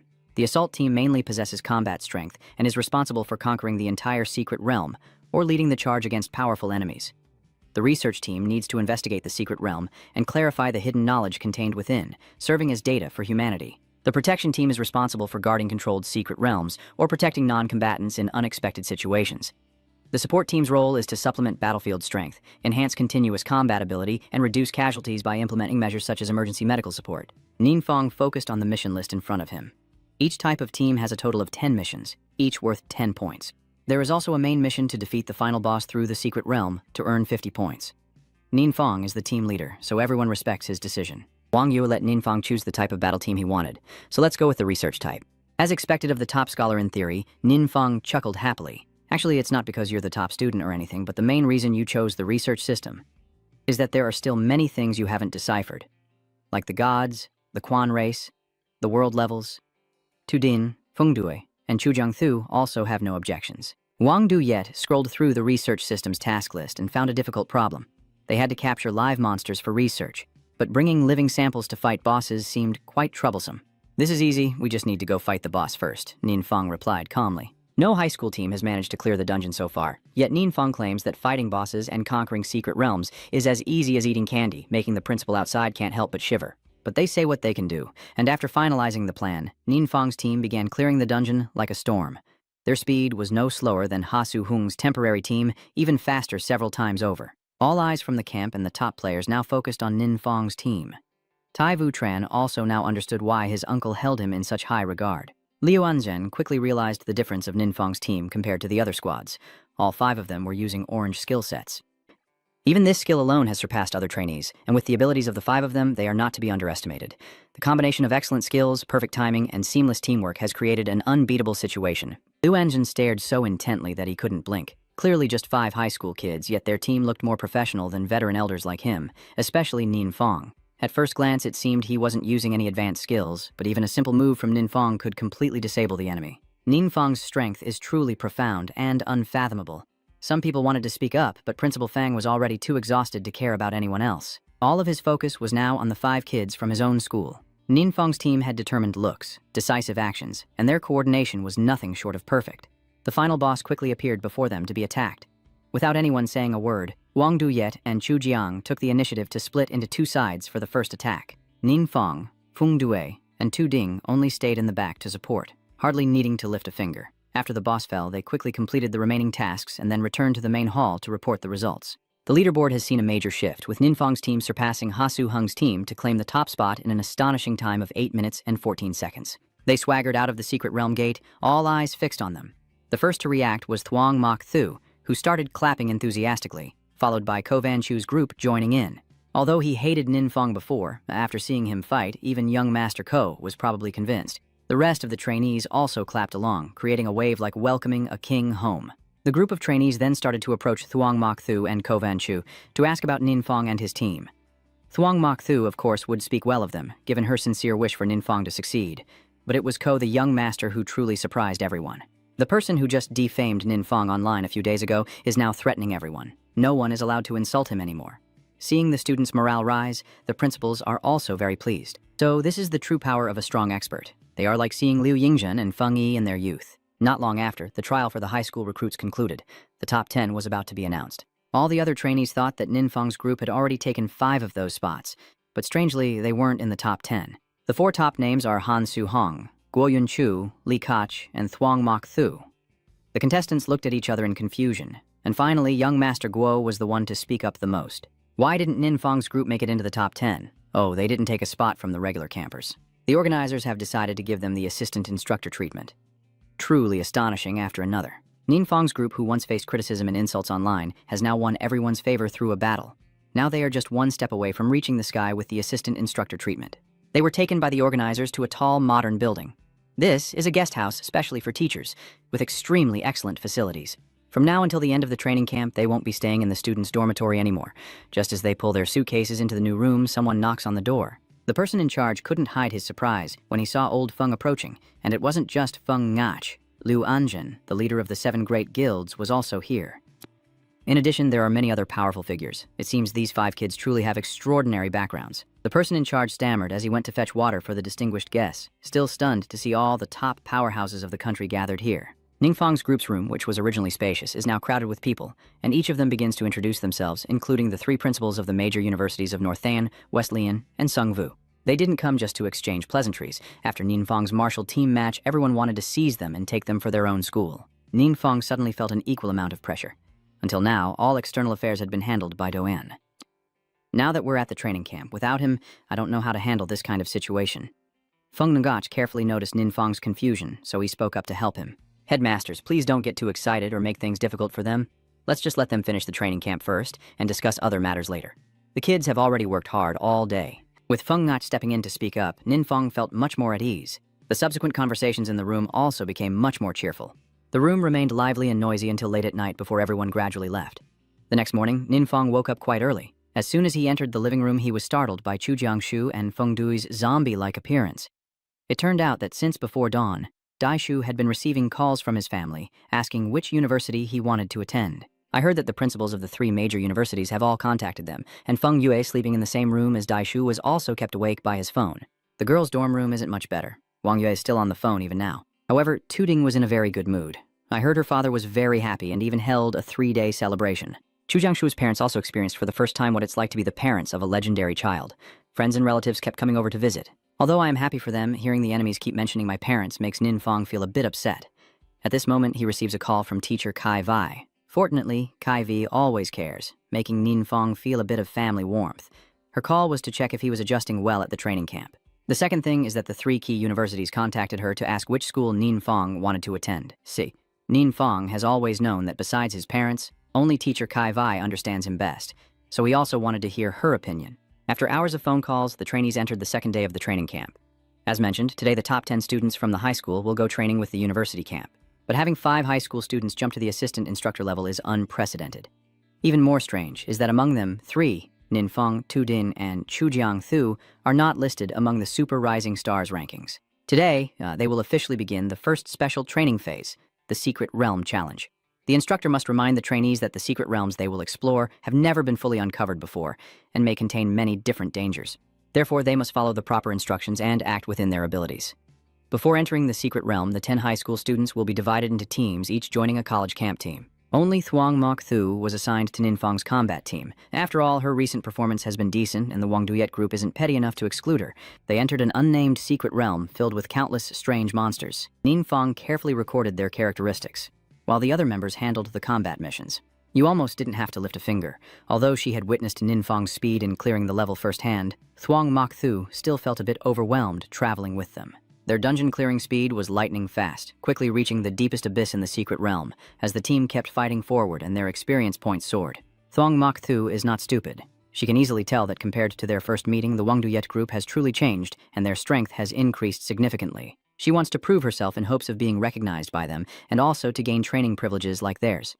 In her free time, Nin Fong shares her university choice story with everyone. This morning, Kai Vi gave you detailed advice. The research team at Tailin University is quite strong but has strict management. Kai Vi thinks Nin Fong will find it hard to adapt. On the other hand, the research team at Beijing University is quite free and might suit him better. Nin Fong also intends to follow this advice. Dad, no wonder she's her favorite student. She even thinks of things like this to help you. Wang Duyet patted his shoulder. Then suddenly Tu Din looked serious and held out his phone in front of them. Everyone, quickly check the news in our class group. Something bad has really happened. In Tandu City, a high-level monster mutation in the secret realm suddenly escalated beyond expectations. There are about 100 people inside who haven't been able to escape, and unfortunately, Kai Vi is among them. Currently, the magic fluctuations at the entrance are extremely chaotic, and those outside basically can't get in to rescue them. The students of Tandu No. 7 High School are panicking like ants, constantly begging the rescue team leader to save their teacher. But since the secret realm has mutated out of control, and even the rescue team can't handle it, they can only report to their superiors and wait for the major guilds to arrive and assist. But you guys have to do something, right? The students are scared, but they can't bear to see Kai Vi trapped in there. You just said that support roles weren't enough, so Kai Vi followed you to help. Now you're here while our teacher is trapped inside. That captain was hit right in the sore spot and immediately got angry. Although he was truly the reason Kai Vi had to enter the secret realm, despite having no official duty, given the current situation, he couldn't go in. And he definitely wouldn't dare to go in. He thinks that being able to escape is his luck, while Kai Vi's failure to escape is her misfortune. The students, seeing how quickly the captain turned hostile, were left speechless. Truong Lakchanana, what's going on? A familiar voice rings out. The students felt like they had found a lifeline because that voice belonged to Nin Fong. You were originally at the training camp but appeared here because of Teacher Ji's safety. Seeing Nin Fong return, the students hurriedly explained the situation. At first, the school organized a secret realm for students to train and level up, but suddenly a mutation occurred, trapping many people inside. Kai Vi struggled to open a path for her students to escape before the security team announced they lacked enough personnel and called for more volunteers to help. So Kai Vi had to rush back in once again, but this time she couldn't get out. Seeing the students crying and blaming her, the team leader angrily shouted out loud, "Hey, don't say that your teachers were killed by me. I told you, she did it voluntarily." He gritted his teeth, looking extremely fierce, but unfortunately, he couldn't keep up that attitude for long, because right after, Nin Fong grabbed his head with one hand and slammed it down onto the ground. The security team saw their captain being attacked and hurriedly raised their weapons, but before they could strike, he was seized by a large hand. Don't cause trouble. With that tall, intimidating look, if you're not Chu Jiang, then who are you? It turns out Ninfang didn't come back alone, but was also accompanied by the combat team. The team leader was unconscious, dragged indifferently across the ground by him. Those under his command were too scared to resist. As Ninfang took a few steps forward, he ran into someone quite familiar. They met at the training camp. He is Lu Bing, the deputy guild leader of the Air Guild, probably here to support Dian Jun. The members of the security team were overjoyed when they saw Luke Bin. Finally, someone who could teach those brats showing off and acting tough. Unexpectedly, Luke Bin not only refused to help them, but also didn't discipline Ninfang. He even helped the captain pull one leg and march straight toward the portal gate, much to the shock of the rest of the guards. What happened to this guy? Luke Bin asked. He crawled out of the secret realm and said, "We need him to lead the way." When the two of them reached the dungeon entrance, they were stopped. But they couldn't hold back Lu Bing, who is one of the top powerhouses in the country, and also the vice-guild leader of one of the 7 largest guilds. How could these ordinary guards stop Luke Bin? But one thing that puzzled them greatly was what Ninfang's background really was. Why does Luke Bin seem so respectful, despite how young you look? The entrance to the maze realm is dense, and Ninfang's group and Luke Bin step inside, their physical attributes and attack power immediately decreasing. The female mage accompanying Luke Bin quickly realized this was a field effect, a continuous positive or negative state that affects objects within a fixed range and is usually not removable. And in this case, it is a negative state causing their attributes to decrease gradually. Luke Bin knew this secret realm from before, and it didn't have the field effect back then.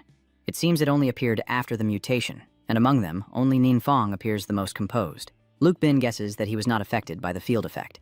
In fact, his basic attributes are too high, so even if he was affected, it wouldn't be too serious. However, Ninfang knows how long the others can hold on, so they must fight quickly and win fast to save Kai Vai and the others trapped inside the secret realm. Seeing the team leader lying flat on the ground, Luke Bing signaled to his subordinates, "Hurry up and wake him up to ask where we should go."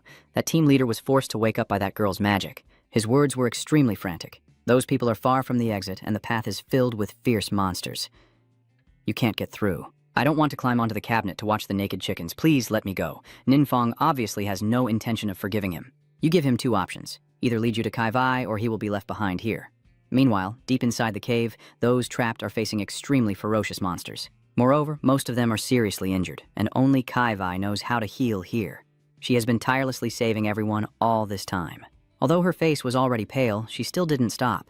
Some people felt very grateful to see Kai Vai putting in so much effort, but others thought she was just wasting her time. Because these people are all 3-star or lower adventurers, even if they are fully healed, they still can't fight those monsters.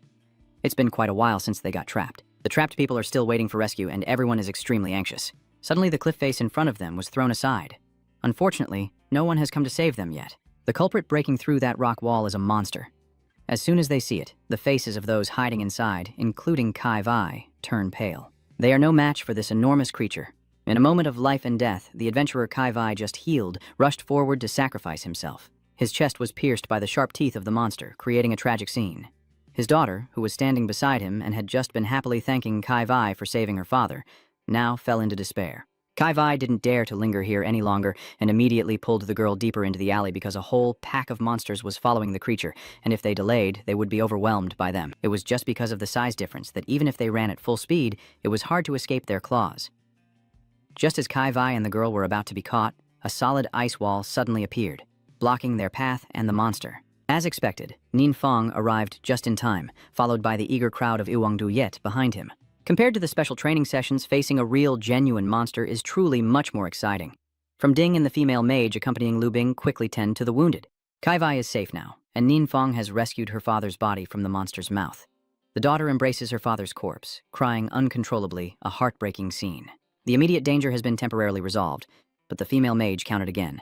Including those who had died, there were only about 20 people here. The others are nowhere to be found. Luke Bin opened her mouth to reply, but suddenly the ground trembled violently. The cave walls cracked open into large fissures, and giant tentacles emerged from those cracks. Zhugiang tried to strike with a sword, but these bizarre tentacles could actually heal themselves in just a few seconds, and the escape route was completely blocked. These eyeless, noseless tentacles seemed to possess some kind of intelligence. While everyone was still confused, it suddenly attacked Kai Vai, but before it could touch her, Ninfang cut it off. He shouted loudly, "Follow me, everyone!" Ninfang ran ahead, fighting and chopping to clear the way. Luke Bin suddenly realized that unlike Chu Jiangthu earlier, the tentacles cut off by Ninfang had completely lost their ability to regenerate. He had opened a blood path, and the others hurried to follow, finally seeing the light at the end of the tunnel. They rushed madly toward it, constantly thanking heaven and Buddha for letting them come out alive. But as soon as they stepped through the door, they were frozen in place once again. Because this light is not hope, but despair. The place they rushed into was not an exit, but the lair of a monster. It's a tentacled monster, no wonder it has so many tentacles. But this creature is enormous. Even Luo Bing was stunned when he saw it for the first time. Wang Duyet was also a bit flustered, but Ding Fong signaled everyone to stay calm, and then charged forward. You guessed that this monster is the main cause of the anomaly in the secret realm, and destroying it directly is the quickest way to end this. Nin Fong rushes forward, getting hit once by the monster's tentacle. Although he was unharmed, the sword in his hand shattered, causing everyone to worry greatly. Luckily, he had purchased 7 high-grade long swords last time, so he could immediately switch to another one. Nin Fong said nothing, and cut off the tentacle that just struck them. The monster roared in pain and immediately went berserk. It kept attacking its opponent, but Nin Fong was no pushover either. Overall, defeating it wasn't as easy as blowing through porridge, but it was still something he could do. After a struggle, the octopus-like monster was finally defeated. The Secret Realm event had ended, and the rescue team could now proceed with their mission. It's a pity that many people lost their lives in this event, and Lu Bing's respect for the young man Nin Fong has only grown because of it. If you hadn't stepped in, the Secret Realm wouldn't have been controlled so quickly, and casualties would have been even worse. Nin Fong only responded to him with a few casual words, because he noticed that Kai Vai's face didn't look very well. Kai Vi is Nin Fong's mentor, and he felt very lucky to have saved her just in time this time. But Nin Fong also knew that Kai Vi had suffered a great blow, both mentally and physically, during this bizarre event, so he took out an item to give to her. It is a consumable item with an orange quality called Wound Healing that permanently increases physical and mental attributes by 5 points. At the same time, all healing effects are permanently increased by 50%. Such a valuable item is something neither Kai Vi nor Luke Bin have ever seen before. Luke Bin stared intently at the item, then asked skeptically, "Could this be the divine mark from legend?" "Yes, that monster just exploded and dropped this." Nin Fong replied casually, his attitude making Luke Bin even more alarmed. It must be said that, apart from Nin Fong and his close associates, everyone else understands that Duan is the first person to receive the Divine Blessing Mark after successfully conquering the Divine Trial Maze. No one is unaware of how precious that thing is. Moreover, no one after Duan has managed to obtain another Divine Mark. Yet Nin Fong, after getting it, showed no sign of surprise or joy. Moreover, he even gave it to Kai Vi as a gift, as casually as buying vegetables at the market. Kai Vi kept waving her hands to refuse. She knew this was too precious for a 3-star adventurer like herself, so she didn't dare accept it. But since Nin Fong kept pushing it into her hand, Kai Vi had no choice but to take it. While Kai Vi was absorbing the mark, Nin Fong suddenly had an idea. It seems he should arrange a special training session for Kai Vi, similar to what old Feng did. To ensure she can protect herself, only then can I be at ease. But the Supernova training camp lasts for 2 months and doesn't allow trainees to take leave. "Master Lu, can I take a short lunch break this weekend?" "No problem. If you want to rest, it's fine to take a few more days." Facing a national talent like this, Lu Bing naturally wouldn't be strict. He happily agreed, and Nin Fong was also very pleased because of it. In the past, everyone said that Luke Bing was the kind of person with a kind face but a scheming mind, not easy to approach. It seems that after today, he's not the kind of person to dislike anymore. The remaining work here is basically just the rescue team's responsibility. Luke Bean was about to take Nin Fong back to the training camp when they were surrounded by a group of reporters who anxiously asked who among them was the hero who defeated the monster. Luke Bin immediately pointed behind him. "It's this young man here." Nin Fong was instantly thrown into a panic. The thing he fears most in his life is social interactions, especially with troublesome people like these reporters. Lu Bing is indeed honest, but that honesty has brought him a lot of trouble. Facing dozens of reporters, dozens of microphones, cameras, and countless questions, Nin Fong felt his mind spinning and lacked breath to the point of almost fainting. He had never felt such fear, even when confronting the strongest monsters. An Fong seems to be very tense. Feng Yue on the side wondered, "This is the first time you've seen Nin Fong look so confused." He's not good at talking, especially in special situations like interviews like this. When he was young, even school interviews made him retreat. Young Wit explained, but she had no intention of stepping in to help Nin Fong. She believed his future prospects were bright and that he would soon have to get used to the feeling of being a celebrity. It took a long time for Nin Fong to finish with the reporters and return to his rest area at the training camp. Even lying on the bed, he was still shaken by the interview. Until he remembered an important matter, Nin Fong snapped back to reality. It was when he had just defeated the demon octopus and received a new active skill book called Soul Protection. This skill has a long cooldown but can summon a guardian spirit to block a lethal attack, making it extremely valuable. After Nin Fong learned the skill as usual, it automatically transformed into a dark curse. It transforms into an innate skill called Immortal Calamity. Every time Nin Fong accumulates 100,000 faith points, he can revive once. His current belief points are 4,243, and every time the world level increases by 1, he immediately gains 1 million belief points. Nin Fong suddenly remembered the 12 previous gods. Isn't this so-called faith what those gods have always longed for from their own races? As for the level of the world, you already understand Swang Swang. But Ninfeng is completely clueless about how to collect these faith points. It seems he still needs to explore and research further, because having the ability to resurrect is very important to him. While Ninfeng stayed at the training camp not long after, another incident occurred in Tandu City. This time, it wasn't a mysterious dimensional anomaly, but the appearance of an adventurer named Dian Gotch. Like the Xiaoguing gang, this guy mysteriously disappeared a year ago and recently reappeared out of nowhere. Today, this bastard was swaggering around, and after getting into a conflict with someone, suddenly went berserk, attacking passers-by like a mad dog. 10 innocent pedestrians are now lying in a critical state, their lives hanging in the balance, and 8 members of the security team are in a similar condition. Based on initial judgment, his strength has surpassed the 5 transformations. Since ordinary adventurers couldn't handle him, Fengyi still had to step in. Old age really doesn't bring peace to anyone. Ding Ingok's eyes lit up as soon as he saw Elder Feng. Oh, wow. Isn't that Elder Feng? Back in the day when I was in school, you were my idol. This time, I might even get Elder Feng to personally come to the battlefield, which is truly an honor for me. Just then, Feng Ngach received a call and hurriedly answered, which made Din Ngok extremely angry, believing that Lao Feng looked down on him. Old Master Feng, is there something you need? All right, I'll finish my work quickly and come to the base to find you. The Demon Lord's disciple sneers. You think you're better than everyone else and dare to ignore me. He shouted loudly and unleashed his power at him. Do you really think you're the strongest? A giant blue hand with sharp claws fiercely strikes towards Fengyi. In front of that attack, he calmly raises his hand to turn off his phone. Then he gathered his internal energy and unleashed the fiery serpent frenzy slash, fiercely striking at the other guy. His power pierced through that terrifying hand of his. The Demon Lord's disciple stared in horror at the scene before him, unable to believe his eyes, and shouted, "What?" He secretly calculated. This person's strength is not inferior to Gu Ying. But now that I have undergone special training from the Elder, I am no longer the same. I can't let Mr. Du wait any longer, so let's finish this quickly. The man, with a grim face and eyes full of unwillingness, then gathered his internal energy again, his body enveloped in a dark green aura. But Director Feng also refused to back down, channeling his internal strength into his entire body, surrounded by a blazing red flame. Oh my god, Director Feng is so powerful, this clearly surpasses the 5th transformation. On the other side, he shouted angrily, I don't believe it. I am a disciple of Lord Demon King, so how could I lose to an old man like you? As soon as he finished, a huge wave of power was waiting to swallow him. That guy was caught off guard and couldn't react in time, and a huge explosion quickly erupted where he was standing, clearly indicating he's finished. After settling everything, Feng Ngach walked away coldly. I have other matters to attend to, I'll take my leave first. Yes. In the living room of the Peng Ngach and Duan base, they are sitting and exchanging words, and the atmosphere around them seems very tense. The old man asked, are you willing to disclose all the formulas for high-level medicines to the country? Duan quickly replied, yes. The old man's exact words were that he wanted to publicly share all high-grade medicines with the country. If possible, it's best to entrust this matter to the Adventurer Management Bureau to facilitate coordination. Feng Ngach thought, our world is currently out of balance, with the danger level of secret realms continuously rising, but the strength of adventurers can't keep up. At the same time, adventurers trying to strengthen themselves had to face increasingly dangerous secret realms, like a deadly vicious cycle. Such a high-grade medicinal water is crucial and can completely transform the current power system, making it a key strategic resource for now. The Elder must have conducted a strict investigation of us before agreeing to entrust this matter to the Management Bureau. Breaking free from his thoughts, he spoke. I sincerely thank the Elders for their trust. This is a recognition of our Adventure Management Bureau. I wonder if the Elder has any other requests regarding this matter. Duan pondered. The Elder only told me one thing. It seems that there are no other demands. He was surprised, only mentioning contribution, not benefits. That is the true structure of a great person. In the eyes of the Elder, helping more people become stronger is the most important thing of all.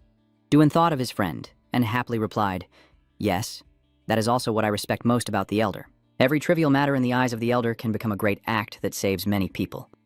Fungach frowned and said, the Elder may be virtuous, but we cannot exploit him and still feel at ease. I will report this matter later and develop an appropriate plan so that the efforts of the Elder are not wasted. The sky quickly turned dark at the guild. Sheng Yue shouted loudly, what did you say? The other person looked frightened and stammered. We found high-level experience potions and forgetfulness potions being sold on the black market. Although their packaging is different from ours, the contents are the same. The other person wondered, our high-grade medicinal water is all handcrafted by me and supervised by the guild leader. Its use is restricted within the guild and almost impossible to leak outside. So where does this medicine come from? Hansu Wu's face darkened. Besides me, only the mysterious Elder knows how to craft high-grade medicinal water in this world. Could it be that the medicinal water came from him and entered the black market? As soon as he finished speaking, he ordered his subordinates, go check immediately. That guy was surprised, checking the mysterious Elder.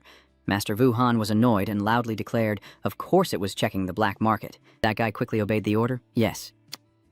Switching to Ninfang's side at the teacher's apartment, he and Wang Duyet are walking down the hallway when suddenly she playfully asks, "Do you want to watch your interview clip?" Ninfang forcefully smiles and waves his hand repeatedly. No, no, no. She smiled brightly to encourage him.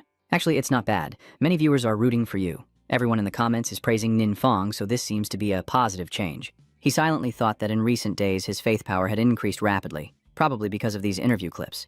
It seems he would have to learn to adapt to interviews in the future.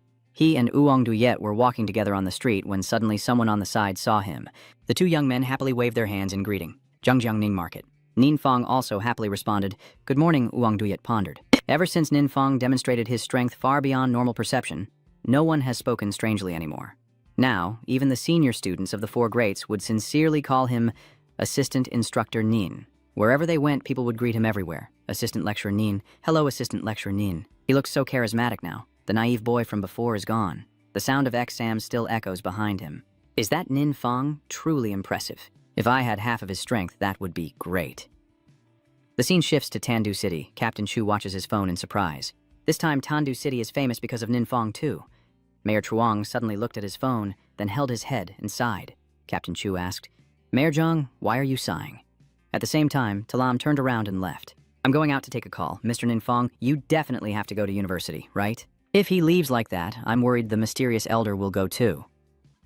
Recently, Mr. Doan has contacted me about returning the villa arranged for him, since he rarely stays in our Tandu City these days. The mayor anxiously continued, "If there are no strong protectors, I fear Tandu City will revert to its original state. 2 times of mysterious realm mutations, and 1 invasion.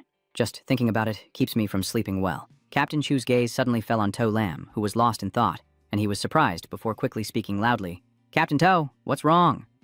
To Lam looked dazed, recalling her master's call earlier, saying that the mysterious elder was willing to conduct special training for her. Am I dreaming? The mayor quickly seized the opportunity. "Captain To, from now on I'll be counting on you." Captain Chu also teased. "Tonight's dinner, I invite Captain Tu to cover for me from now on." The lamb blushed shyly. "What's wrong with you two?" Switching back to a secret underground bunker, a sudden loud voice shouts, "Do you really mean what you said?" Old Feng. Feng Gach looked serious. Yes, the mysterious elder agreed to openly share the entire high-grade medicine formula with the state. I plan to request the authorities to open a pharmaceutical factory in the name of the state and cooperate with the elder. Everyone fell silent, thinking, because now only the elite guild holds the formula, which puts a lot of pressure on us. If the state could step in to produce high-grade medicine, regardless of the price or quantity, it is a very good news for everyone. Master Hasu Vu thought, but couldn't say it aloud to everyone. Then he spoke up, saying that the Grandmaster was willing to publicly share the formula, and I would naturally support him unconditionally, but perhaps the Grandmaster's motives are not as noble as I think. Lu Xingzhen asked again, saying that Chairman Ha meant that he was implying that this high-level medicine we found on the black market, which functions exactly like the one our guild produces, just has a different packaging. I have counted everything. Our guild's medicine was not lost, and as for the medicine entrusted to the auction house, which is not many in number and monitored with magic, no transfer to the black market was detected. So where did this medicine come from? I'm sure everyone remembers during the Secret Realm trial when Duan said that the mysterious elder already knew the formula for these high-level medicines. Someone else spoke up, saying the black market has a huge underground trading network that is always beyond the reach of the law. Many black market transactions are carried out there. If we remain unaware, these high-grade medicines could have already fallen into dangerous hands, which is very frightening. Whether this is the intention of the mysterious elder or not, in reality this is helping the enemy's teachings. Pang Yi was the one who said, "I will immediately send people to investigate." But in fact, he was secretly calculating, waiting for Talam to complete her special training so she could leave, and he still needed to inform the elder. The old man continued, "I have long said that a strong person who acts solely based on their own interests and refuses any restrictions is a very absurd thing. No matter how Director Feng handles it, our Era Guild will also send people to cooperate with the Elite Guild for the investigation.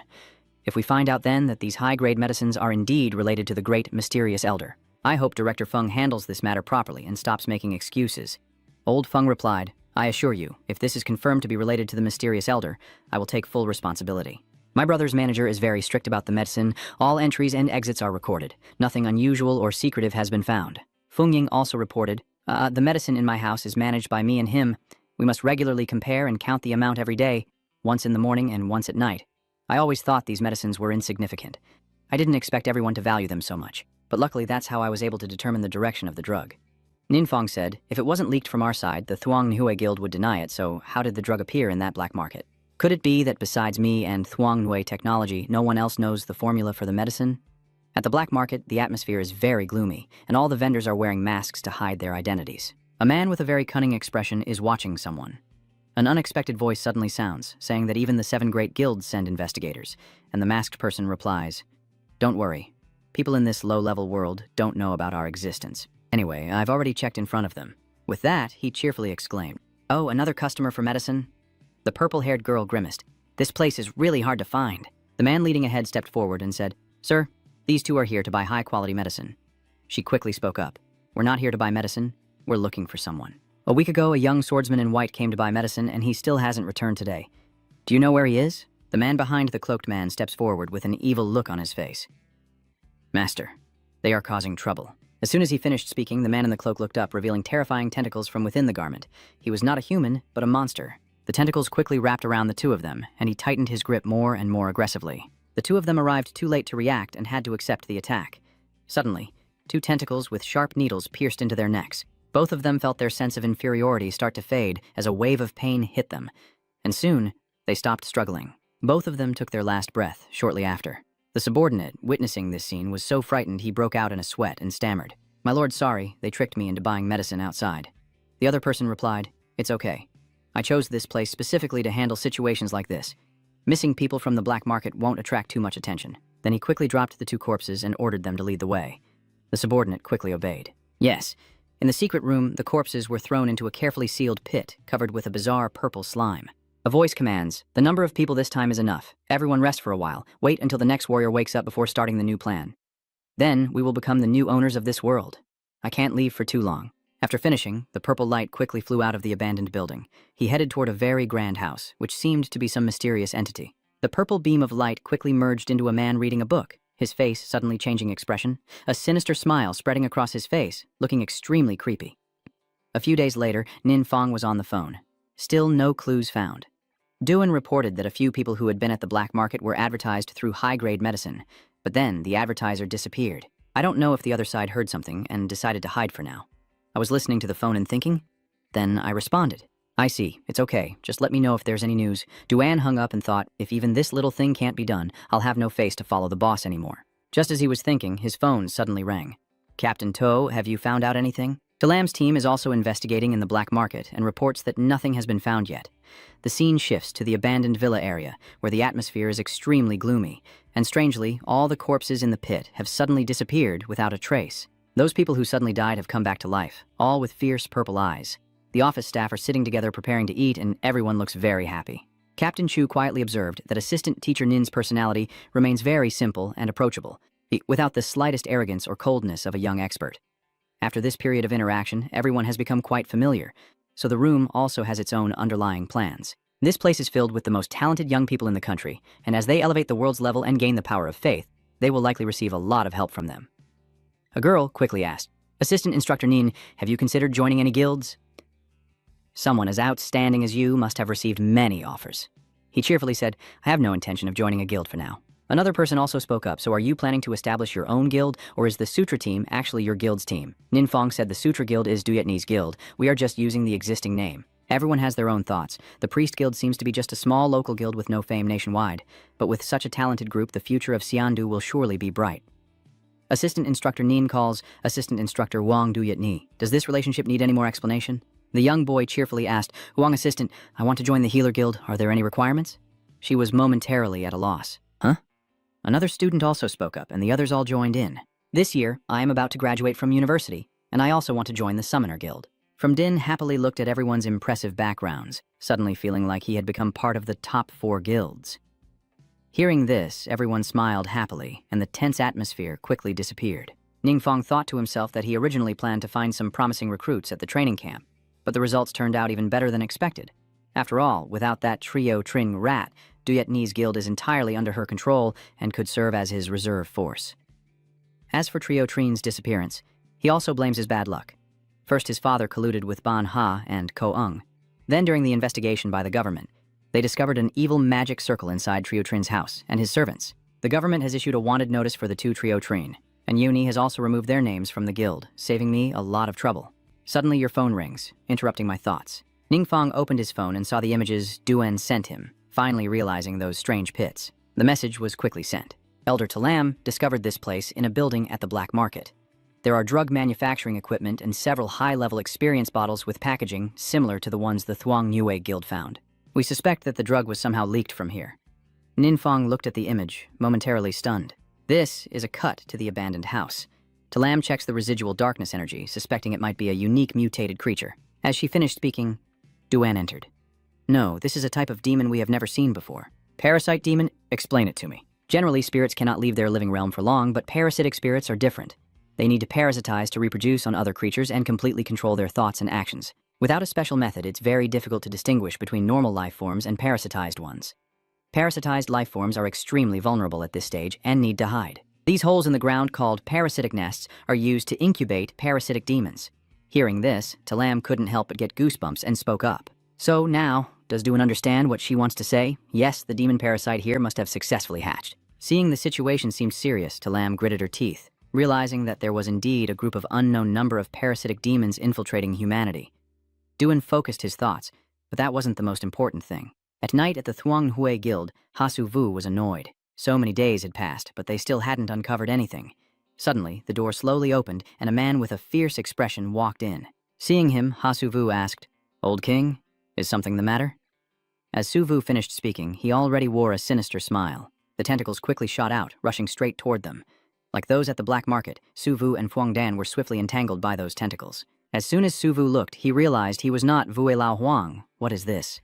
But before he could react further, a dart of poison quickly pierced into his neck. His eyes quickly turned vacant, veins bulging all over his body, looking very terrifying. After finishing, he quickly released the person, and both knelt down as if awaiting commands. That guy, after achieving his goal, laughed happily.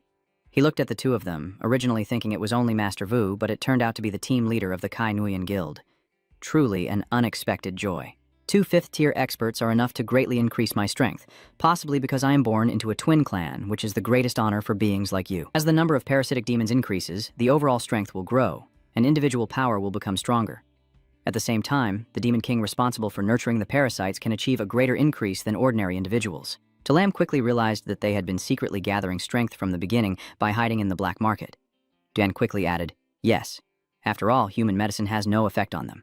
It's very likely just a lure to attract hosts." Hearing this, she felt a bit worried. What should we do to deal with the demon parasites? You told him, the elder said. Once the power of the demon parasite reaches a certain level, it can be detected using tools or charms that sense dark and abnormal energy. To eliminate the demon parasite, a divine limb item is needed. Talam was surprised. What is the divine limb item? Duan explained, roughly, it is a gift bestowed by the gods or blessed by them. After hearing this, she quickly understood and decided to tell her master to find a solution right away. She pondered silently, even though she didn't know where to find the divine limb objects. If the elder mentioned it, the guild would be able to locate them. But neither of them knew, including Ninfong himself. What exactly is the divine limb object? You think in the Demon King's memory there is indeed something related to demon parasites, so I can roughly understand that demon parasites coexist with the host. When severely injured, the demon parasite will transfer high damage to the host's body to share the harm. Their slow movement speed is also an advantage for their survival. Only the divine four-limbed creature can counter this trait and achieve precise division. But I think about it carefully, as if nothing in this world fits the mysterious nature of the parasitic demon.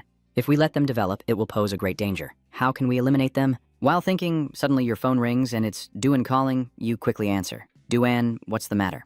The voice on the other end, Doan, sounded panicked. The elder of the Thuong Due Guild appeared with a fierce dark power, causing a tremor just as you described. On this side, Duan started to panic as everyone in the guild, including guild leader Hasu Vu, lost contact, and some strange-looking adventurers were gathering near the Thuong Due Guild. Hearing this, Ninfong immediately stood up and said, "Don't let anyone get close, or they'll be in danger." I will go see for myself tonight at the Nindu Guild Hall. The old fake emperor stood high above, satisfied at last, no longer needing to hide in the shadows. Below him, many people have been manipulated and parasitized, waiting for orders. Fangdan and Master Wudongthan report, "King, all the clan members are assembled. He is satisfied." Very good. Suddenly someone approached from behind, surprising him, and he turned around to see clearly. It is Ninfong, standing alone amidst a crowd of monsters disguised as humans, yet he shows no sign of fear. Ninfong's face is filled with murderous intent as he gazes at them. The leader wondered what the young man in the video was here for. Seeing the scene before him, he silently thought that many people were under control, and the cursed creatures with lethal powers would turn them into human shields for the monsters. I wonder if the weapon I use can be considered a divine limb tool. The old emperor said, "Little devil, why are you alone?" Is it because others are too afraid to come, so they send you to be the hero?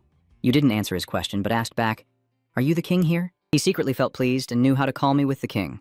"Are you here to rely on me? It's just a pity I won't let the lowly humans in the mortal realm follow me, but your strength is very powerful. There must be a stronger warrior within your body." Then, without saying another word, Ninfeng charged straight at him. The tentacles quickly extend and are cut off by him, just as the fake old king, furious and shouting loudly, admits I am strong, but says that won't kill him. "The distance between you and me is like that between a mortal and a god." He looked at him and thought, indeed. Normal weapon attacks are useless. I confidently concluded that this person has no divine limbs or organs. He's just wielding a normal weapon. The old king laughed loudly. "No wonder you have strength beyond ordinary people, so you're just a minion of the demon king. So what? You feel you can't win and want to summon your master to appear? Didn't he tell you? A high-level existence forcibly entering a lower-level world will have their strength severely weakened unless the Tathan personally intervenes. Otherwise, fighting in a lower-level world, I am invincible." You think that the so-called high-level demon lord is actually Tathan's trusted subordinate, usually equipped with treasures bestowed by Tathan, and it can serve as a summoning spell for parasitic demons without weakening too much. I just don't know what kind of person will appear. Better not to overdo it. Suddenly, a pair of red eyes appeared from the darkness. That face seemed to be covered up. Out of the lightning, something jumped out. It looks like a pig, but with arrow-shaped features. More precisely, it resembles a real capybara, with a strange shape that left both you and the old king stunned. The palace guards couldn't believe their eyes and thought to themselves, this must be a high-level demon lord. That creature slowly approached you. Its tiny legs and appearance surprised everyone. The funny thing is, when it tried to stand up straight, its short height caused it to fall flat on the ground, and the old fake king couldn't help but burst out laughing with his mouth wide open. "What kind of toy is this? I can't sense any aura of dark power on it. You're really going to rely on it?" The old king hadn't even had a chance to react before collapsing to the ground, and not only him but all his subordinates under control also involuntarily fell down. The old king wondered, what's going on? Suddenly, I just want to relax and do nothing. Then the demon king opens his mouth and gently bites into the air. From the shadows, dark figures began to emerge. The demon king kept biting repeatedly, then moved into the middle stage. Ninfeng watched from the side as he directly devoured the parasitic demon hiding in the shadows, which seemed even easier than dealing with divine limb creatures. The old king was stunned, unable to believe it. He thought it was just a demon king at most, but this was a terrifying summon that was completely suppressed? Ninfeng approached this monster. "The world is so lowly, you must be invincible, right?" Only then did he start to feel fear. No, I was just bragging. Please don't take it seriously. Take out your phone and help me record a video for research." His true form appears on the screen. "Sorry, I was wrong. Please forgive me." You ask, "First tell me how you sneaked into our world?" The monster begins to explain. "Previously, this person and his team entered my secret realm, so I took the opportunity while he wasn't paying attention to parasitize him, and together we came to your world." You asked again, "So what are you in the hidden boss dungeon?" He quickly replied, Yes, just as you said, that's right. At first I was quite weak, so I could only hide in the black market because even if someone disappeared, it wouldn't attract attention until recently when my strength increased, allowing me to skip the incubation stage and directly control humans through the implantation of larvae, which is why I dared to attack the Thuong Dui Guild." As he finished his story, the Demon King stepped forward, opening its mouth wide. Seeing it, the monster shouted in panic, "Don't eat me!" And of course, these images were recorded and sent to the guild. Anshan said, "Because of the lack of necessary safety measures, we cannot detain and preserve the parasitic demons, so we can only leave it to Ninfeng to handle. Although we don't want to admit it, as a low-level world, whenever monsters keep appearing before us, we truly find ourselves at a standstill." Yen Shuyan said, "If it weren't for Ninfeng's classmate, the Thuong Dui Guild would be completely finished." Vuong Bak interrupted, "No, the 6 major guilds, even the whole world will perish and we can do nothing to help." Fungangak reassured everyone, there's no need to be too negative. After all, the great mysterious elder and Ninfeng are still on our side. If the high-grade medicine has been thoroughly investigated and has no relation to the great mysterious elder, then the two sides can cooperate. At this point, everything was clear. Everyone quickly raised their hands to vote. "I agree. I have no objection. I agree." Fungangach was reporting the National Professional Association established a company to produce and sell high-level medicinal waters with 80% of the profits to be shared with the elder. Ninfeng thought that he could receive 80% without having to worry about anything. This was very generous. He continued, "And the nation will also honor Tiu Feng's recent heroic deeds with a ceremony at the closing of the training camp, and many reporters are waiting for us, hoping to interview Tiu Feng." Ninfeng was overjoyed at the chance to accumulate faith power and definitely wouldn't miss it. He quickly said, "Please, Senior Feng, help me arrange this a bit. Be happy and don't be polite." After finishing his conversation with Feng Ngach, he turned to Duan and said, "I still need to go back and train. This one is under your care. It seems to only eat demon creatures." And respectfully said, "Don't worry. I will take it to the secret realm to find food." He thought to himself, that old monster can easily deal with parasitic demons. I suppose his strength is even above mine. It seems I need to try harder. Ninfong gently stroked it, thinking that this guy's skill appears to be a domain effect that completely strips enemies of their will to fight. Even normally it has no effect and I don't need to hide it. This kid always likes to smell the Han Yin left on the necklace. Could there be some connection between him and Han Yin? Just as he finished thinking, he said to it, "If you are never in a hurry, then your name will be Man-Man." The scene shifts to the trainer's apartment training camp, where Ninfong is present. Suddenly a voice rang out. "Where is the hero? Where is the hero?" Ninfong suddenly thought to himself, "Children." The girl stepped forward happily and asked, "Are you the great hero, Ninfong?" He looked confused and asked again, "What hero?" At the same time, his 3 young men entered. "Professor Ta, it's been a long time since we last met. I turned around and saw Zhao Yue. It really has been a long time." Suddenly, he reunites with an old acquaintance, and Jiang Thu also looks stunned. Professor Zhao Yue quickly introduces, "This is Tang Hien, a distinguished professor at Northan University, honorary advisor of the 7 great guilds, and a classmate of my father back then. Nowadays, many theories and techniques related to the secret realm are based on this professor's research Chung Guo." Ninfong was stunned after hearing the introduction and said, "That's impressive." The girl continued, "You really are impressive, Ninvin Quang, saving so many people.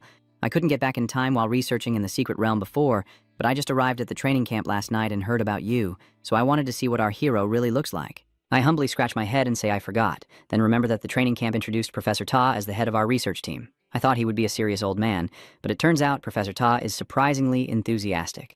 Professor Ta happily took your hand and said, 'Let's have breakfast together since everyone hasn't eaten yet.' Then she happily introduced, 'This is all made from monster ingredients into delicious dishes. Try them quickly.' Everyone happily praised, 'This is so good, and the flavor is not bad either.' From Dian was eating so intensely that he was speaking incoherently. Tan Qian stepped forward and said to Ninfeng, 'Today, Mr. Li didn't come to call us. You remember, yes, he usually gets up very early.' Teacher Li thought about it. Professor Ta, who was super busy with work, just got back and made us work all night, but she kept not calling Ninfeng, and they even said something to let the hero rest. Professor Li felt dissatisfied, as the disparity between people was too great.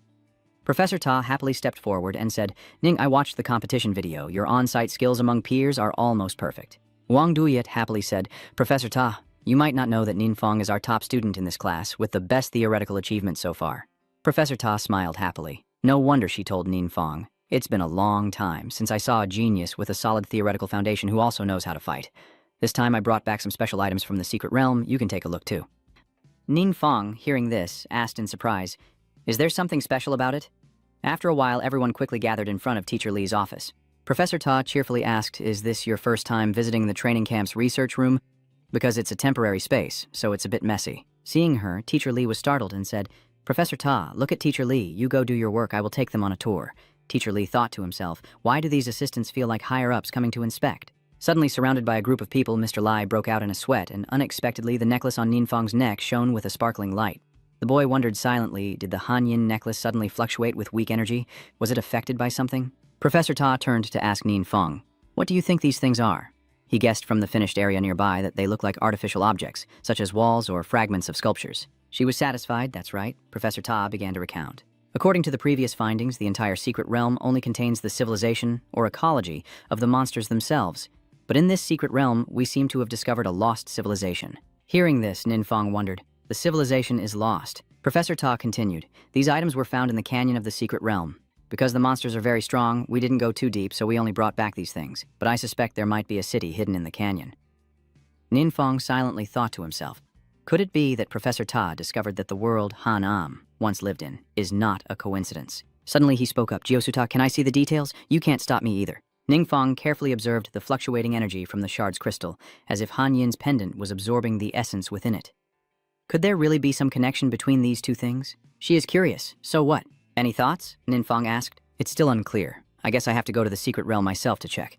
Professor Ta is quick and efficient. No problem, I'll arrange it. At the secret realm, Professor Ta quickly introduced everyone. This is my research team, and after entering the realm, we will cooperate fully with you all. Let's move forward together, happily. Jiangning, it's a pleasure to meet you. If you need anything, just let us know. May I take a group photo with everyone after the exploration is over? Xiaoyue secretly felt happy when he saw this scene. These people are all top scholars, and any university would be proud to have them as professors. It's rare to see them admire someone like this, but Feng did it. Muthu looked sad and asked, "Is it really okay for me to participate in such an important project?" Wang Yue comforted her. "We are a combat team. Of course, we must act together." The professor here looks very excited and shouted loudly to start. Everyone quickly moved quite far ahead. At this moment, Ninfeng and Professor Ta are sitting and studying the map in their hands. Suddenly, a strange black aura rushes straight toward them. From the ground, a monster with sharp teeth suddenly emerged with its mouth wide open. Professor Ta was stunned with his mouth agape, while Ningfeng remained calm as if nothing had happened. At the same time, a fierce axe swung down at the monster. Ningfeng cheerfully reassured everyone, "Don't worry, keep going." Professor Ta's group was stunned with their mouths wide open. Oh my god, such a huge monster. Can it be defeated with just one move? These young men are really trustworthy. After killing the monster, Tan Yin quickly reported to Professor Ta that there was a large hole in the remains of the monster below, seemingly holding something inside. Everyone went down together. Professor Ta observed that it was indeed traces left by some civilization. Could it be that the inhabitants possessed by the demon have been wiped out? If our world is taken over by monsters, could it also become part of the secret realm? Ningfeng stands aside, thinking that Professor Ta's guess is probably correct. I remember the trial secret realm of the Thuangnui Guild was also a world with civilization.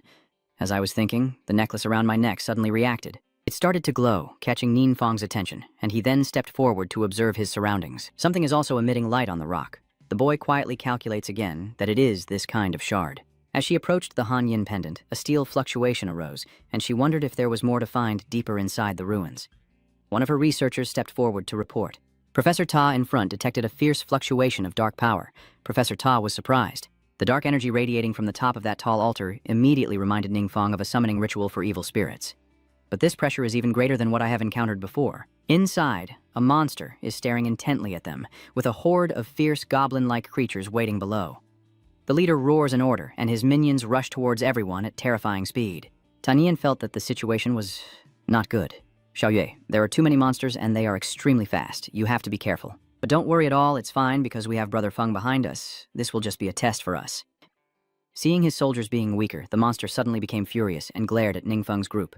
Professor Ta's team discussed among themselves, "These monsters are simply endless. Do you want to go help? If we go outside, we'll become burdensome girls." Professor Ta worries that the kids must be under a lot of pressure. Wang Duyet curiously said, "I want to see if I can kill the boss up there." He smiled happily. "It's okay. You can go together. Just leave this place to me." In the blink of an eye, the monsters had been taken care of, their bodies scattered on the ground. Professor Ta's people stared in disbelief.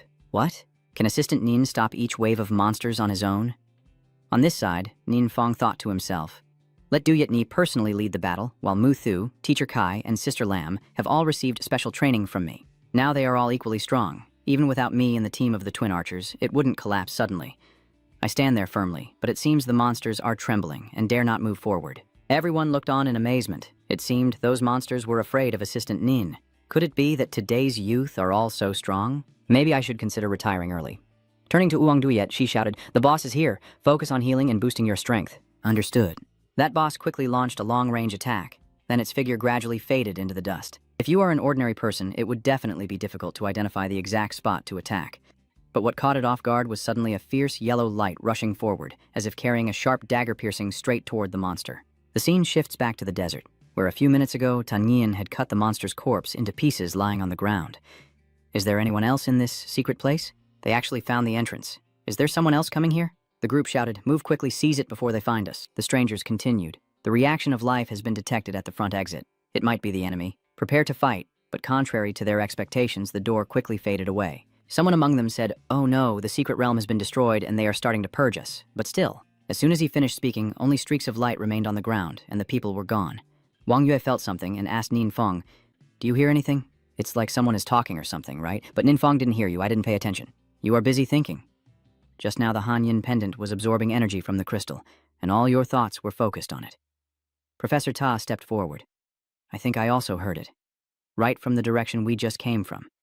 But there are guards outside guarding the secret realm. No one else is allowed in." Xiaoye asked Ningfeng for his opinion. "Do you want to go check it out? He's also curious." "Let's go together. Professor Ta will lead the way to check the situation. Be careful and observe the ground." Then she reached out her hand, using some kind of magic, and many footprints quickly appeared on the ground. Professor Ta concluded that these are not our footprints. There really is an intruder. But why do the footprints disappear near the exit? One of them stepped forward. I asked the guard team in charge, and they didn't detect any intruders. The professor observes and ponders. So where did the intruder go, and how did they leave? Everyone split up to observe the surroundings and record what they saw inside the secret realm. Professor Ta is still investigating the footprints that first appeared nearby. The enemy likely entered through the secret entrance or other traditional methods, and those monster corpses are probably the work of the intruders. Luan Chan quickly arrived and spoke up, acting very efficiently without leaving any traces of struggle, proving the intruder was very strong, and the fallen loot was not taken.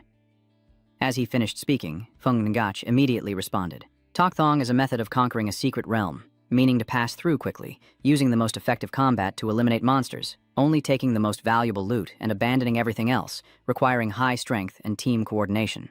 Professor Ta asked curiously, "Could it be an explorer from another world?"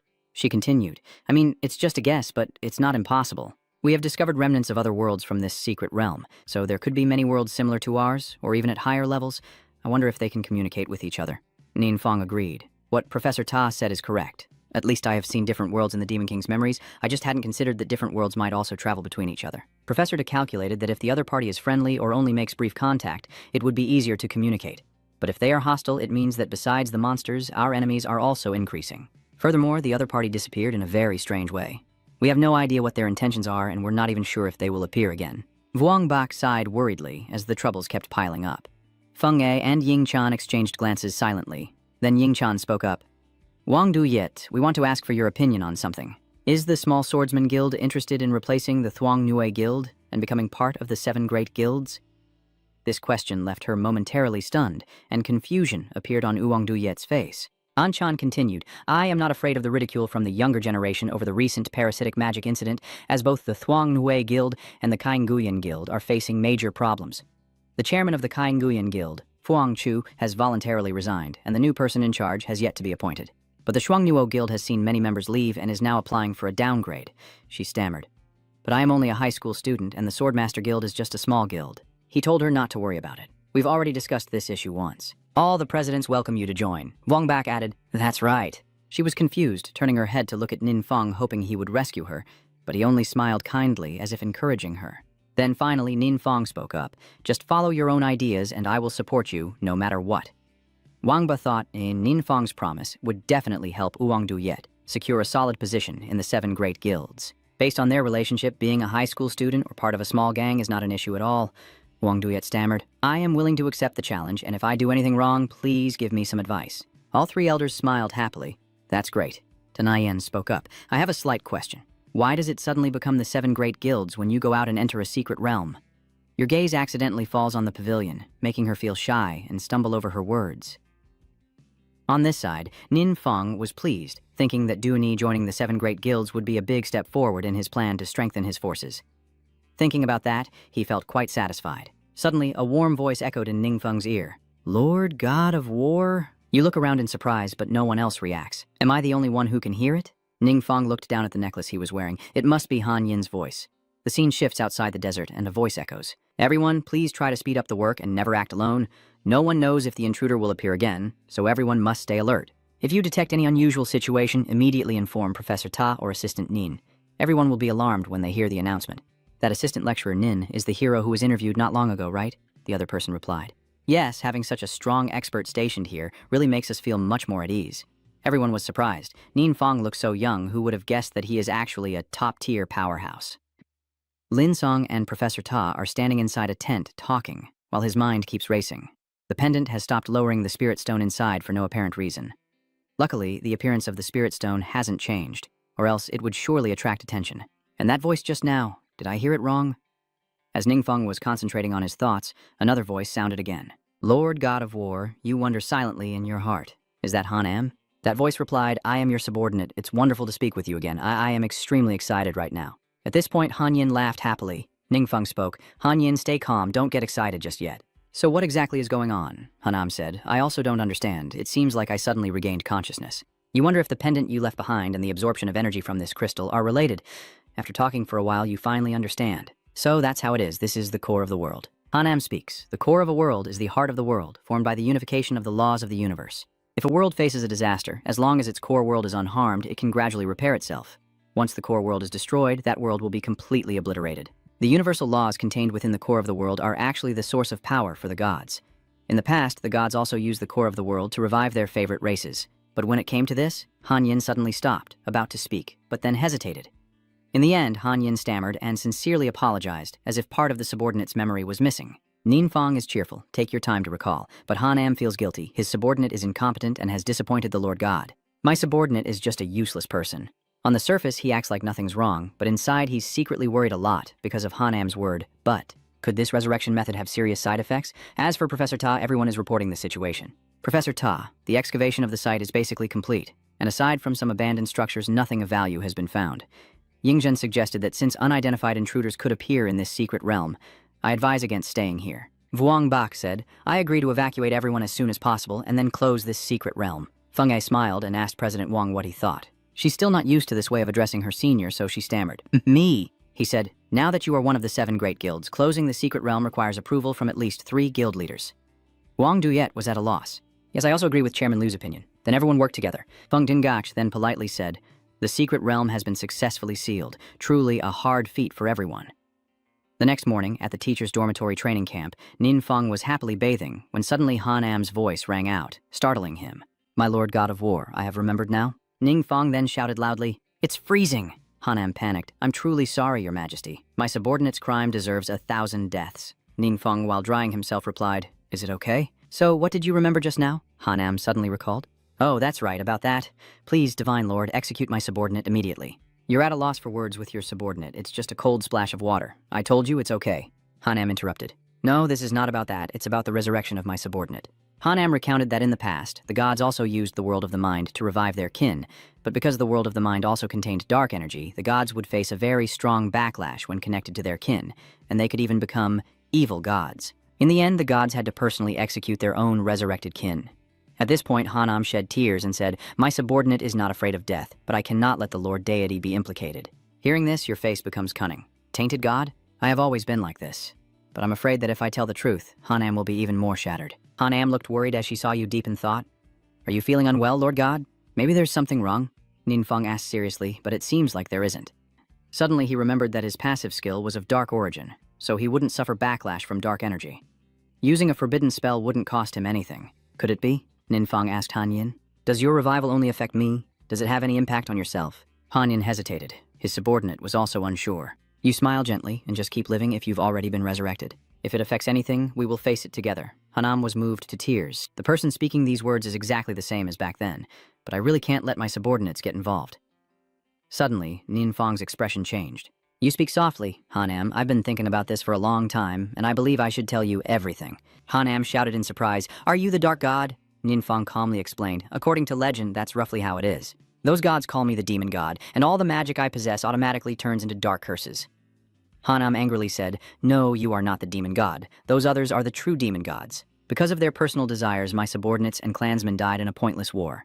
No one cares about our lives. Only you are fighting to restore justice for us. If they are your enemies, I will stand firmly by your side. Even if I have to break into pieces, I will never refuse. I'm happy.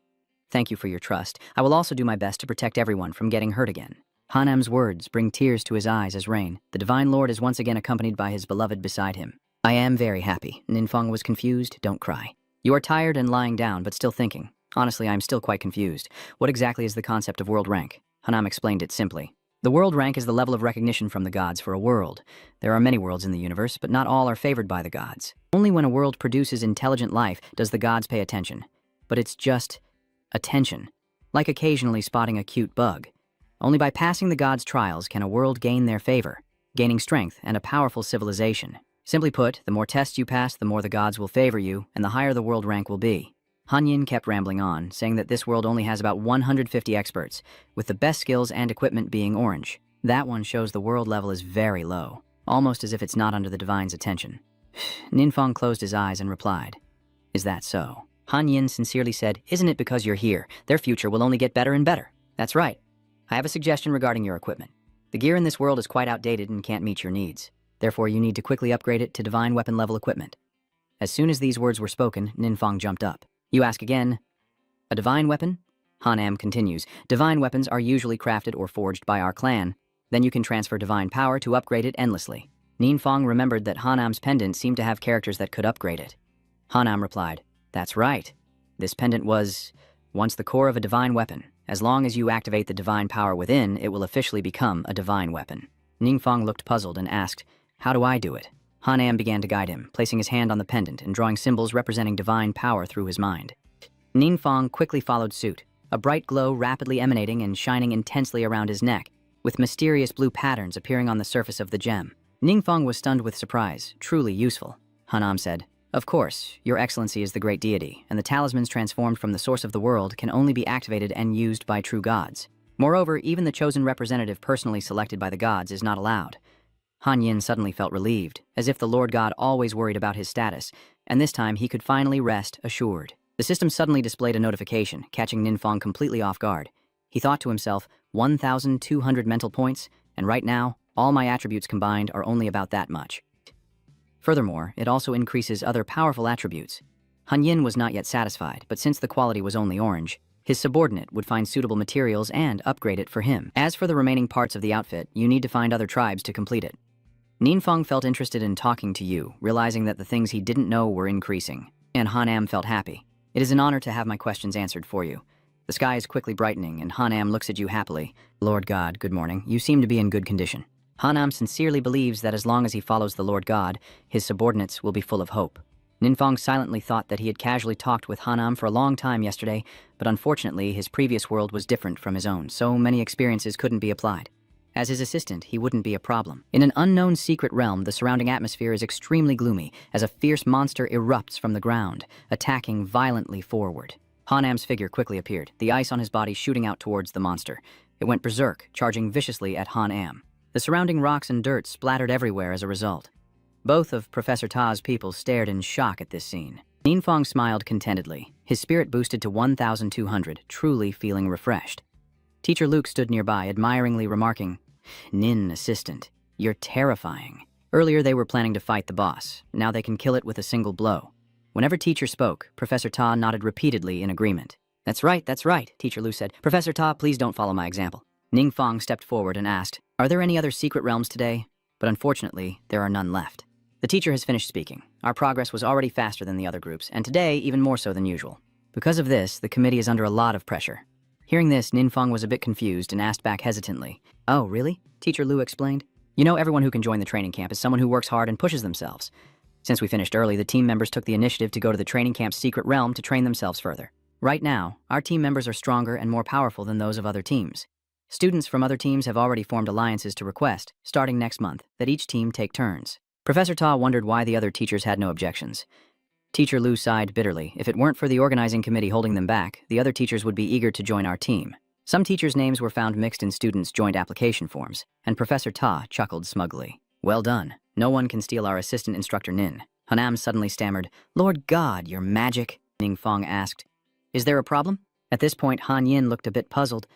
"No, there's no problem. My subordinate only feels that the technique you use to cast the spell is very exquisite. It seems you can effectively utilize various conditions at the right moment to control the spell within the necessary scope." Ninfang smiled and said, "You mean this? We've only had a few lessons over the past 2 evenings, so don't hesitate to listen in." The class quickly began, with Ninfang sitting quietly listening to the lecture. The teacher above was explaining the subject of strategic calculation. Hanyin was a bit confused. "Divine Lord, this is Ninfang explaining. Very interesting, isn't it? This is my favorite subject. It is mathematical strategy, covering not only practical examples but also basic knowledge of number theory, physics, biology, and geography. Perhaps because the level of the world is too low and people have no better options, they can only try every way to make the best use of their resources. How to use elemental magic to deal the highest damage. How can I expand limited skills into more ways to use them? How can I seize fleeting opportunities in a nearly hopeless battle? Not everyone needs to master these theories, but the training system we received is based on them, and it has truly produced many outstanding explorers. Han Yingxia is determined to be recognized by the Lord God and must have extraordinary knowledge, and I will also study diligently." The school bell quickly rings, and the teacher announces that today's lesson is over. After school, the sky quickly darkened. Yu and Zhuang Duyet walked home together on the quiet road. Suddenly, someone appears, and he also looks surprised. The young man steps forward with a somewhat puzzled expression. Jiangning Market saw this person, and both Yu and Wang Duyet were surprised. "Classmate?" Ninfang wondered silently. "Is he here to see me?" Usually at the training camp, Ha Su-hung barely exchanged a few words with me. I didn't pay much attention to him, so why do I feel like he's a bit nervous? Suddenly, Su-hung bowed and said, "I came to thank you. Luckily your help saved my brother and the Thuangnhui Guild. You are our great benefactor." Ninfang sighed with a wry smile and said it was just a coincidence and not worth thanking him for, while Su-hung pondered that in the past, due to his relationship with his brother, Min kept his distance from tutor Nin, and was also annoyed by his close friends. Looking back now, I realize I was the stupidest person. If I had built a good relationship with assistant instructor Nin earlier, the Thuong Nhui Guild definitely wouldn't have ended up like this. Ning Fong looked a bit confused. Is there something else? We're not close. There's really nothing to talk about. Master Hung quickly presented a sincere gift and said, to show my respect, I prepared a small token. Nothing much.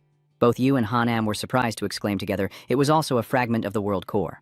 I remember Han Yin once said that usually after the world is destroyed, fragments of the world core might drift outside. Finding those fragments could reopen the way into that world. At that moment, you seemed enlightened, so that's how it is.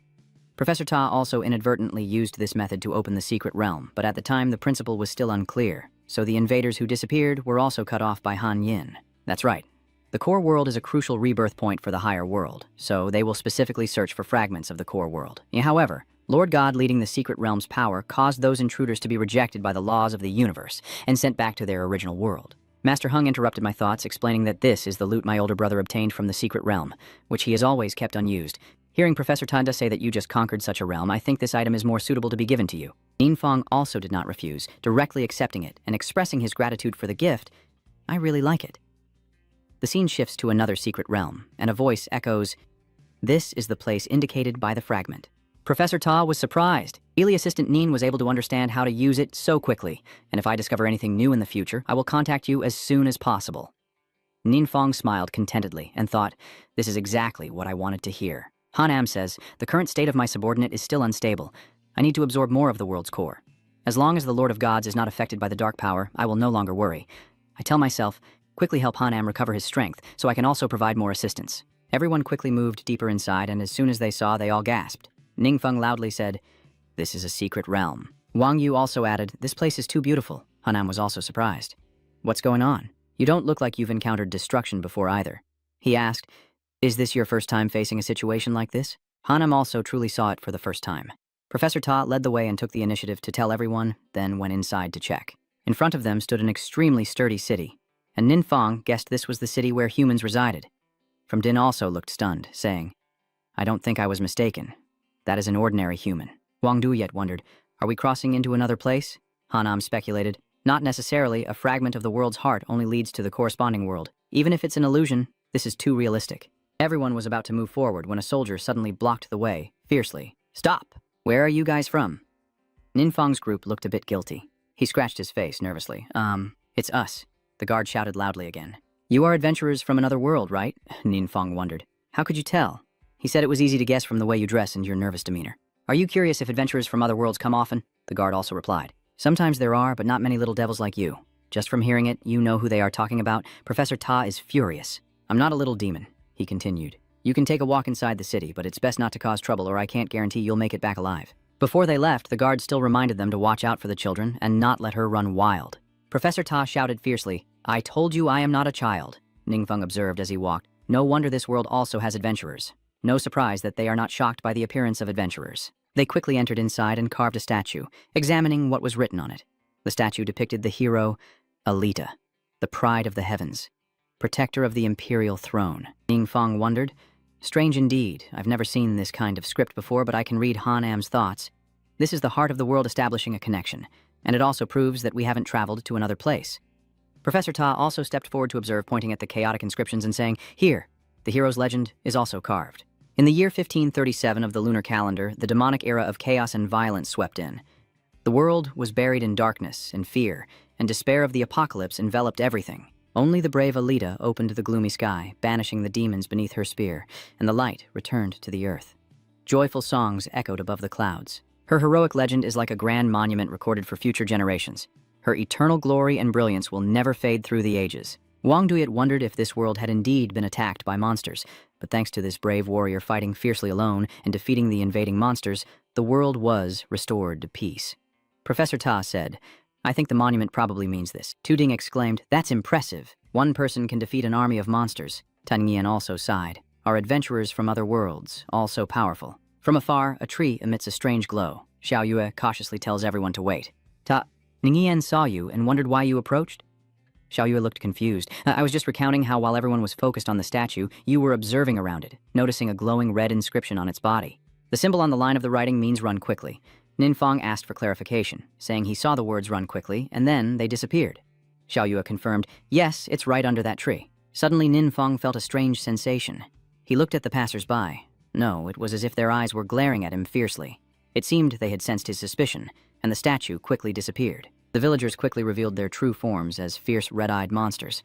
Ninfeng couldn't believe they were all just illusions. Han Yin was surprised. How could the Vonglin do this? I didn't detect any aura of Vonglin at all. Immediately after, the monsters quickly charged towards everyone together. Ninfeng had already summoned his weapon, gripping his sword tightly as he fiercely swung it at them. Tanigian also used all his strength to swing his axe at a monster attacking him, but unfortunately, the axe in his hand was shattered by the monster's power. He suddenly shouted, "Oh no, my shield!" Tanigian was momentarily panicked and thought to himself, "Orange skill, block it. This is not an enemy he can handle." The fierce monster raised its sword, glaring at Tangyan as it prepared to strike. He could only stand still with his eyes closed, waiting for death. But suddenly, the monster was frozen. Hanam appeared just in time to save Taniyan, his aura looking incredibly imposing. Ninfeng stands before many fierce monsters. They are ready to attack him. Hanyin looks a bit panicked. Lord God, these wandering spirits and adventurers seem to come from a higher-level world. Your humanity may not be their match. So what should I do now? Hanam suggests that the subordinate can use the remaining energy to temporarily manifest and help eliminate these enemies. Ningfeng smiled slightly, satisfied, and said, "All right, sorry to trouble you." Seeing Uwang Duyet and Tanghian look so surprised, they stammered, "This is Ninfeng introducing them. No need to be afraid, this is my ally summoned from a different world." Hanam happily waved, "Nice to meet you all for the first time. Please take care." Soon after, Hanam was already standing in front of the monsters. "Your aura is extremely fierce." Hanyin raised her weapon and ordered, "Quickly, help everyone stay calm." Thousands of ice arrows shot out, piercing the monsters' bodies, making them scream in fear. Wang Yu and Tang Yan remained calm, their magic truly powerful, far surpassing the orange-level skills. Suddenly, a fierce arm reached out and crushed Hanam's ice arrows. From the chaos, a somewhat sturdy-looking woman stepped forward. Her eyes blazing red, she fiercely stared at Ningfeng's group. Professor Ta immediately recognized her. This woman seemed to be the statue from earlier. She shouted fiercely, "You unfamiliar mage, you seem to be the strongest among these people. Too bad your strength isn't worth a dime before my sword's wind." Hanyin also refused to back down. "Don't talk nonsense, I'm not the strongest, but to deal with you, I alone am enough." That woman shouted loudly, "Who gave you the courage to fight alone as a mage warrior, a god?" Hanam heard this and stupidly smiled back. "Yes, yes." Hearing his sarcastic reply, she became even angrier. Another foolish believer in gods, really thinking those mere legends would glance at you a little more? Hearing her say that, he turned to look at his master. Ninfeng's gaze was still fixed on him, and he was even smiling kindly. The woman shouted, "Stupid! Still dare to be distracted and look elsewhere." Ninfeng's gaze further empowered Han Am, who continued to exert her strength as a cold aura burst out. The woman was a bit panicked, her speed slowed down, probably due to the sluggish effect of some water system, right? She clenched her fist tightly and then shouted fiercely at Han Am. But that was all. Alita revealed a flaw. Hanyin quickly realized, so that weapon was her source of power. Hanyin stands tall, channeling her power and shouting loudly, unleashing icy arrows, a freezing storm, and a fierce cold tide, furious and incredulous. No way. I clearly have the divine war spirit. How could the gap be so huge? Damn it, I will kill you. Suddenly, gentle streams of ice light flowed into her body from within. She didn't have time to react before Hanyin snapped his fingers. Immediately, her entire body exploded into pieces, leaving no trace except for a weapon falling to the ground. Professor Ta was so shocked he was almost breathless just by looking. Hanam approached to examine it, and this weapon truly is powerful, but unfortunately the woman couldn't control it. He reached out and touched it, and a pink light emitted from the weapon. It seems that Han Yin is trying to control it. "Are you trying something? What about this?" Her soul has not yet vanished. The woman smiles smugly. "This foolish sorcerer has no idea how terrifying the gods truly are. The gods will still absorb your strength to help me come back to life. As long as the gods exist, I will never die." Ninfeng anxiously stepped forward to observe his subordinate and spoke, "Han Am. Lord Shenjun, I am fine. It's just that the sword suddenly absorbed my energy, so I couldn't maintain my physical form." Ninfeng frowned. "Is that so? I will go check it out." Hanam warned, "Be careful. You pick up the weapon and see that the energy is truly being absorbed into it." She is smug. "Truly a bunch of fools fighting to offer their energy to me, so I won't need to absorb any more spirits." Ningfeng looked at the woman calmly and said, "What are you so happy about?" She was so shocked her mouth dropped open. "Do you see me?" Ningfeng calmly said, "So what?" Alita is angry and thinking. That's not right, since just now her body hasn't been absorbing anything and has been trembling the whole time, as if she's very scared. Ninfeng also had a thought. When he touched this weapon, the system immediately alerted him that the remaining part had been detected and was beginning to absorb. He smirked, not expecting this weapon to be a poison-centered artifact, but since the situation was still unclear, he decided not to absorb it for now. After thinking, he frowned and looked at her, saying, "What exactly is going on?" The professor here anxiously asked loudly, "Assistant Professor Nian over there. What's the situation? Wang Duyet recalled that this used to be a beautiful country. Although monsters frequently invaded, we always protected the nation without harm, and she remembered the days when everyone fought monsters together, praising each other happily. Suddenly, one of them stood there, dazed, staring at something. The woman approached curiously. Taplong, what's wrong with you? The man named Taplong turned around. Don't you see? There's a box in front of me with a god paying attention to you. Everyone was surprised and stammered, I didn't see anything. The woman guessed. Could it be that Taplong has been recognized by the gods? Taplong stood there, staring at the box for a long time, lost in thought. He then began to wave his hand, perhaps following the instructions of the box. A quick notification appears. The gods are very pleased with your performance. You have received the approval of the gods. You may choose the gift from the gods. I don't know what he chose, but everyone saw Taplong gradually ascending to the middle. Before leaving, Taplong loudly called out to those below. Goodbye, everyone. He looked at his friends, tears suddenly falling down. I will stay by the side of the gods and always watch over everyone. Alita, don't be too sad. Taplong has come to the god. Because he is noticed by the deity, he will surely care more about our country. Especially if we keep trying, we might also catch the attention of the gods.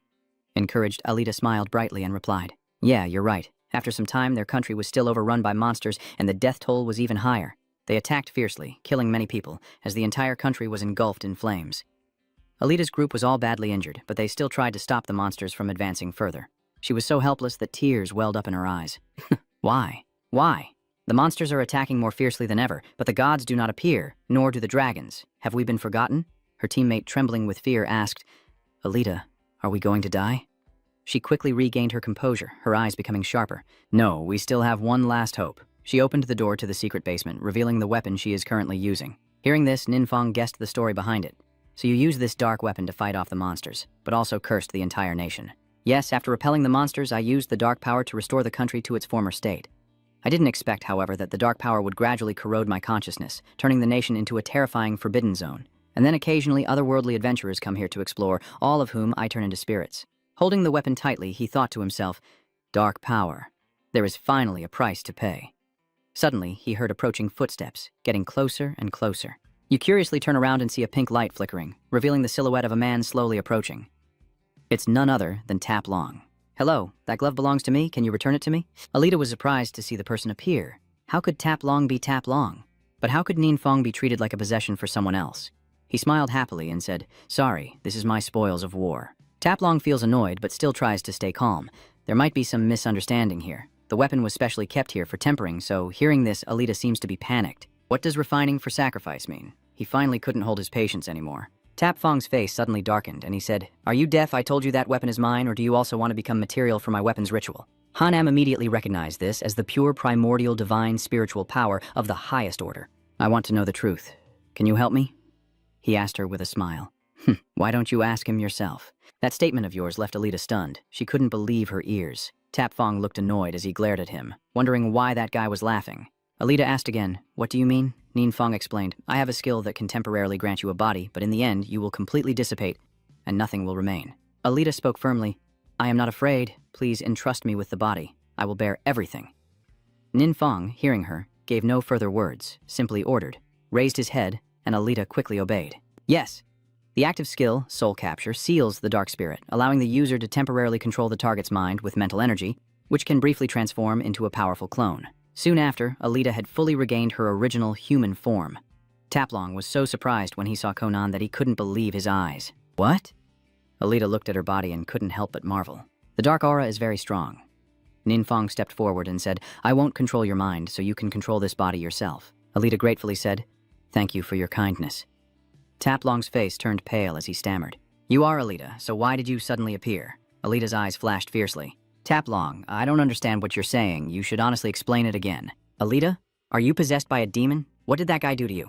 Before he could get a chance to speak again, Alita jumped directly at him, fiercely glaring and throwing a punch straight at Taplong, catching him off guard. He shouted in panic, but before he could finish his sentence, the attack was already coming down fiercely. Whether or not the gods are watching, Taplong is no match for Alita. He was beaten so badly that he spat out a mouthful of fresh blood. Seeing him struggle like that, she still had no intention of letting him go. Another attack strikes, causing Taplong to fall flat on the ground.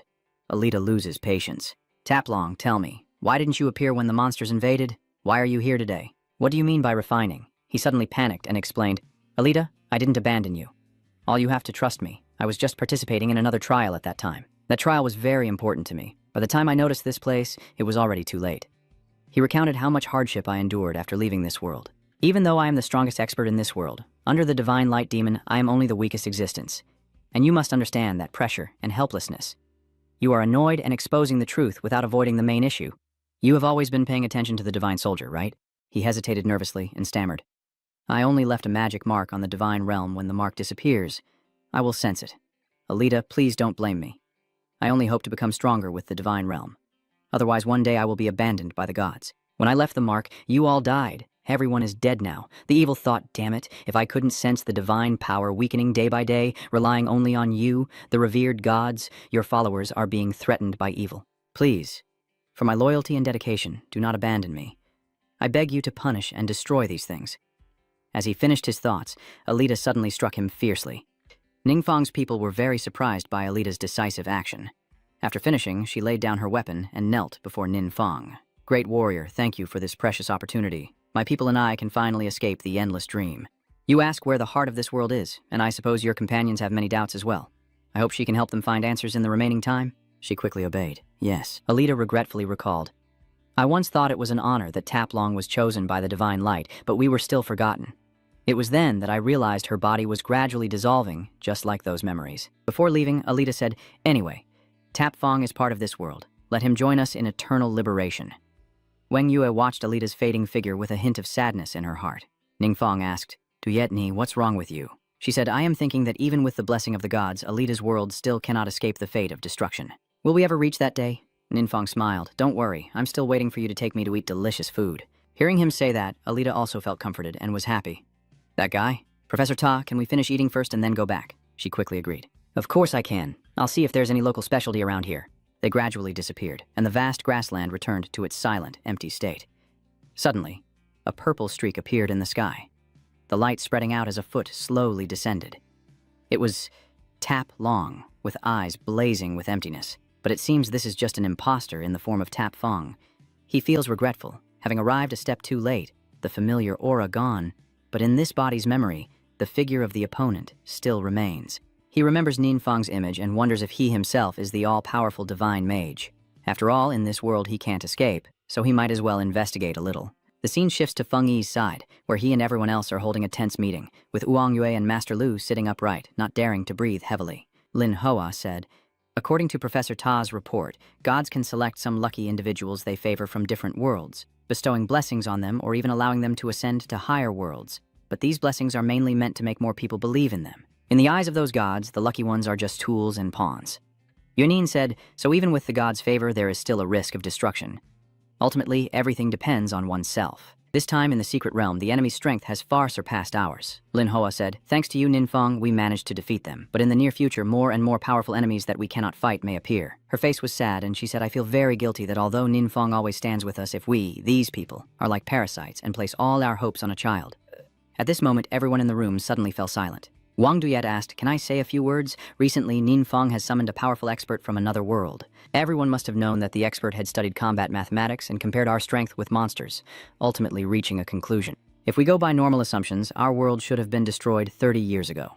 Her words shocked everyone present here. Wei Ning took the initiative to ask, President Wang, what does this mean?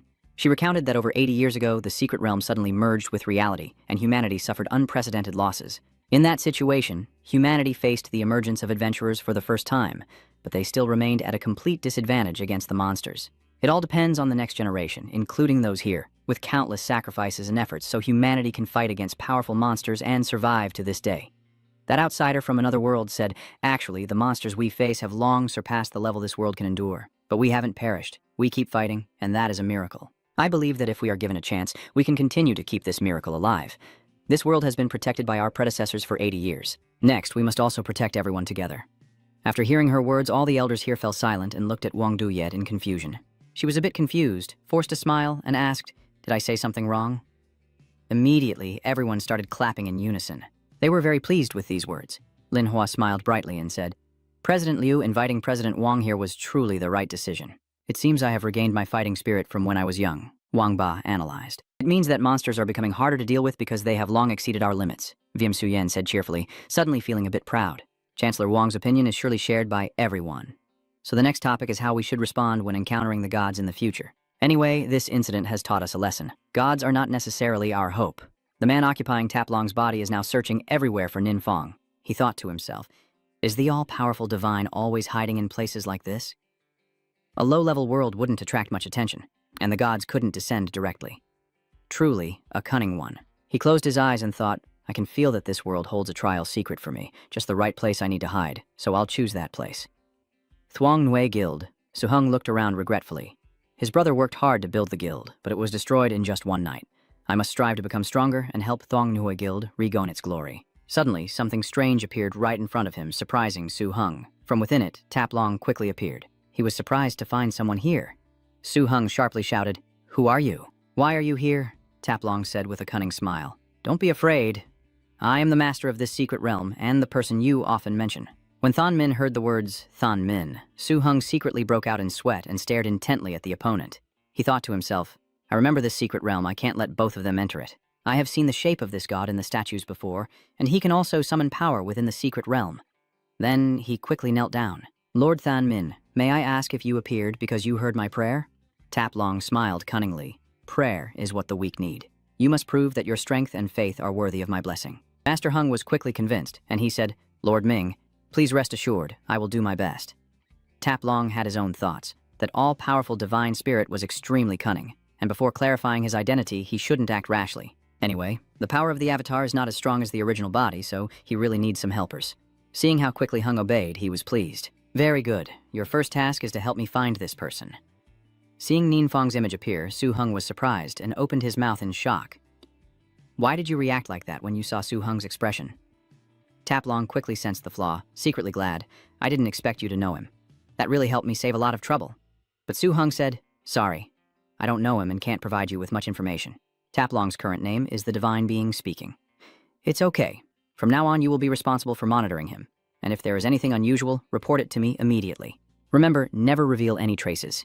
The true identity of this person could be a demon god who has destroyed countless worlds. Hearing this, Su Hung was again stunned. What?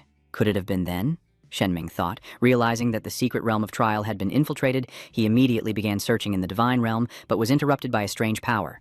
Likely the omnipotent law god causing trouble and hiding his whereabouts. Then he remembered, yes, who are the ones who completed the challenge here? Su Hung hesitated. They are the friends of that evil god. An's image quickly appears, and he begins to manipulate. It's a shame that glory was meant for you, but it was stolen by the minions of the evil god. But it's okay. I can help you get it back. Then offer me your loyalty. Su Hung, as if hypnotized, quickly issued the order, but what he didn't expect was that Su Hung would go to meet Ninfong alone, right afterward. You find this interesting. There are such things too. Su Hung looked serious. Yes, Brother Nin, that person claims to be the incarnation of the true origin Holy Spirit, sent here to secretly investigate your information. I think incarnations can only exist for a very short time, as gods usually borrow their followers to become incarnations because they share a spiritual connection, which prevents rejection and allows them to last longer. You forgot. You thought all the gods were like you, able to easily find someone to be their incarnation. Ninfong asked with concern. Aren't you afraid he'll find out if you do that? Su Hung said. I've tested a few times, and that guy doesn't seem to be all-powerful unless he's deliberately disguising himself, so I still want to remind you to be more careful. You think for new believers like Ha Su Hung, their faith is already quite weak, and since they haven't known each other long, they can't be fully trusted, but also aren't easily exposed. Ninfong smiled warmly and thanked you for sharing this important information. Su Hung hesitated awkwardly at your reaction. You are our great benefactor. What I do is nothing. Su Hung seems much smarter than his older brother. He deduces that even in front of the divine guardian instructor Nin, he remains calm, which indeed indicates an extraordinary identity. To be honest, my brother had investigated Nin Assistant quite thoroughly before, so I find it hard to believe that someone like him is a demon god.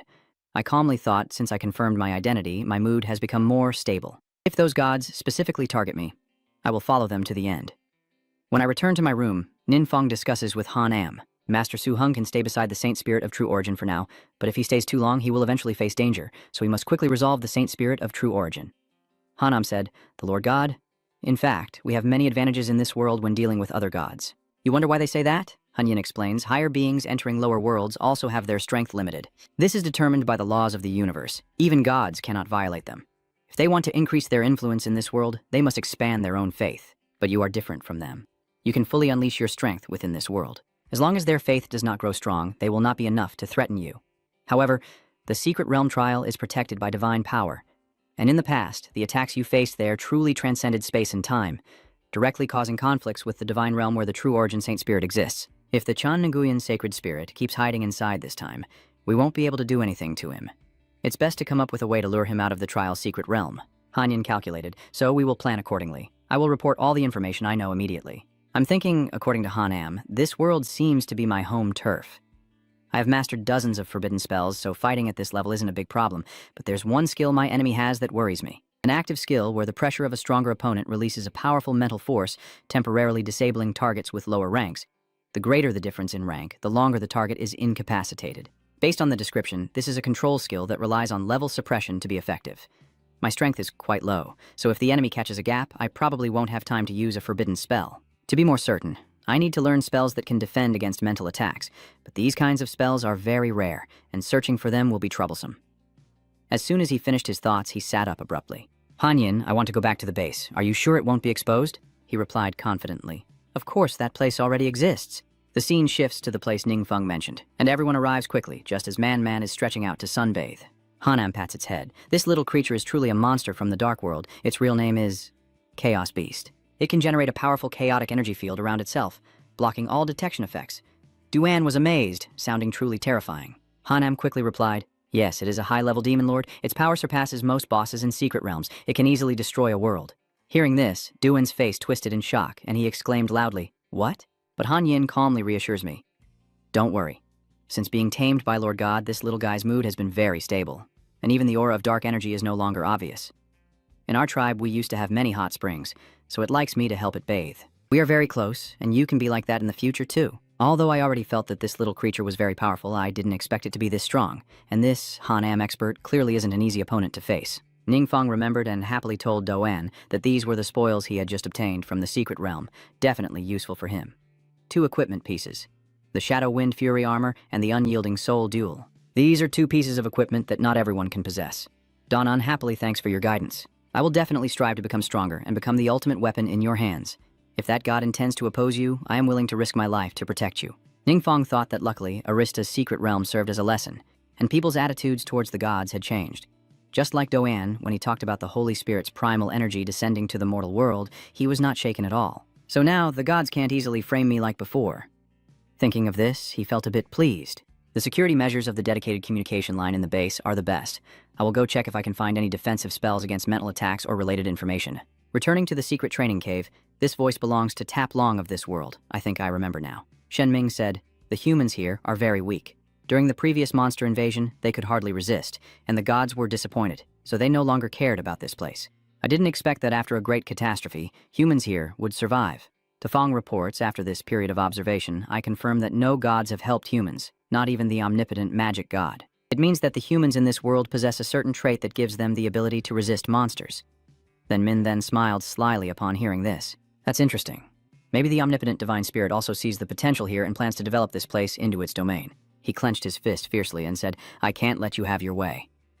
At the same time, Su Hung returned, trembling all over, as if he was injured. Shenming asked, what's wrong? Su Hung said, sorry, I'm still stuck on level 15 and can't get past it no matter what. Shenming's eyes lit up and he asked, have you died 100 times on the 15th floor? Su Hung nervously stammered, sorry. Suddenly, a surge of power shot straight at him, surprising Su Hung. This is the 100 Suns Unyielding. Shenming said, don't be afraid, I won't blame you. Actually, this is my challenge for you. Its effect is that when the wearer's health drops below 15%, they become immune to all negative effects from injuries or illnesses for 10 seconds, while also increasing damage and defense by 30%. Then Min offers another tempting bait. Those who catch the attention of the gods can receive challenge missions assigned by them. Completing these missions grants permanent achievements and can enhance oneself. Some unique achievements can even bring about a complete transformation. This is just the beginning. I can grant you things beyond your imagination. These words left Su Hung stunned, unsure whether he was frightened or excited. In the Spirit Memory Abyss secret realm, according to the documents he found, there are 2 or 3 places within the country's secret realms that have produced magic spells to counter mental attacks. This is one of them. If you swipe multiple times, you'll definitely have a chance to get it. The little monsters, frustrated, say, Great King, the lone fighting mage is attacking again. The Great King shouted, what? You're underestimating the demons too much. Damn it, if I don't do something, that guy will really think I'm easy to bully. As soon as I finished speaking, Ningfeng quickly charged toward this side. The Great King angrily shouted, come here, and in just a moment they all were thrown back, The king was terrified. "Venerable sir, please forgive me this once. Your face looks very gloomy. Are you trying a new kind of mental attack?" The Monster King hurriedly replied, No, please don't act rashly. Let me finish speaking. Your spirit is so strong that as a low-level demon king, my attacks are basically ineffective. Others need a team to fight me, taking at least 2 hours, but you, every time you come, you only target me and kill me. I'm sorry, I only meant to drop a skill book. The king tearfully sobs in frustration. Dropping loot isn't something I can control. If I happen to fall into depression, how can I guarantee the drop rate? I was stunned, asking myself if I was just provoking a boss to attack and crush my spirit. The scene shifts back to Ninfang's house, where he's feeling down. This abyssal situation really isn't good. In the end, he only received a wizard's skill book. This is an active skill. I'm going to return within a certain range, and allies will receive support from the mana aura. Each use has a 35% chance to restore a certain percentage of mana, and now is the time to level up quickly. Anyway, I should learn it first. An active skill. Divine Authority Revelation. Dark Forbidden Master. Designated followers receive blessings from the gods, surpassing one's limits, significantly increasing power. With this skill, you can not only see all my followers, but also choose how to bless them and preview the effects of the blessing. Immediately after, Hunyin's image appears in front like a fierce warrior using divine power to cast a spell. Dark aura erupted, causing Hunyin's form to change rapidly, becoming more ferocious. Ningfeng was alarmed when he saw this image, and Hunyin definitely did not want to become like this. Thinking that, he reached out to select the Blessing Covenant of Trauma Protection. On the screen, there was an item that surprised Ninfeng, which was the Trial of Achievement. Hanam explains, awakening the holy aura, these things temporarily have no effect. The achievement trial is a power that every god possesses, used to activate the hidden potential within the target's body. You once said that personal achievements are part of the universe's rules. The role of the gods here is like that of guides. Therefore, gods often bestow achievements on those they pay attention to, even if they are not their followers. He quickly realized that the achievement would not directly transfer my divine power to you. The system displayed detailed statistics about magical luck. Ningfeng read through it, and Hanyin then asked, "Do you have any plans? You just said that when I previewed the achievement, I saw something in Changmuthu's information." Hanyin was so shocked that he stammered. "Sir, can you see the achievements of other professions?" The boy wondered. "Yes, where is the mistake?" "Oh," Hanam said. "Usually, gods can only see achievements related to their own path." Ninfeng smiled and asked, "Is it because of the connection with the system?" Hanam speculated that it was indeed possible, since you are still unclear about the true nature of the system. The scene shifts to the Red Moon Demon tomb, where the atmosphere is extremely gloomy. Thuong Mokthu was surprised when the system displayed a message about luck and magic power, and she couldn't hold back her emotions, shouting out, "Oh my god!" Ninfeng cheerfully said, "I will explain this later. Now we need to prepare to quickly defeat the boss." Hearing this, she didn't ask any further. Over here, the monsters hurriedly reported to their leader. "King, those crazy explorers are attacking again." The king collapses to the ground, crying and surrendering to his fate. "Destroy it quickly. I'm tired." After a fierce battle, Ninfeng finally showed a satisfied expression, and it appeared at last. The glowing book is the spiritual shield you have been searching for all this time.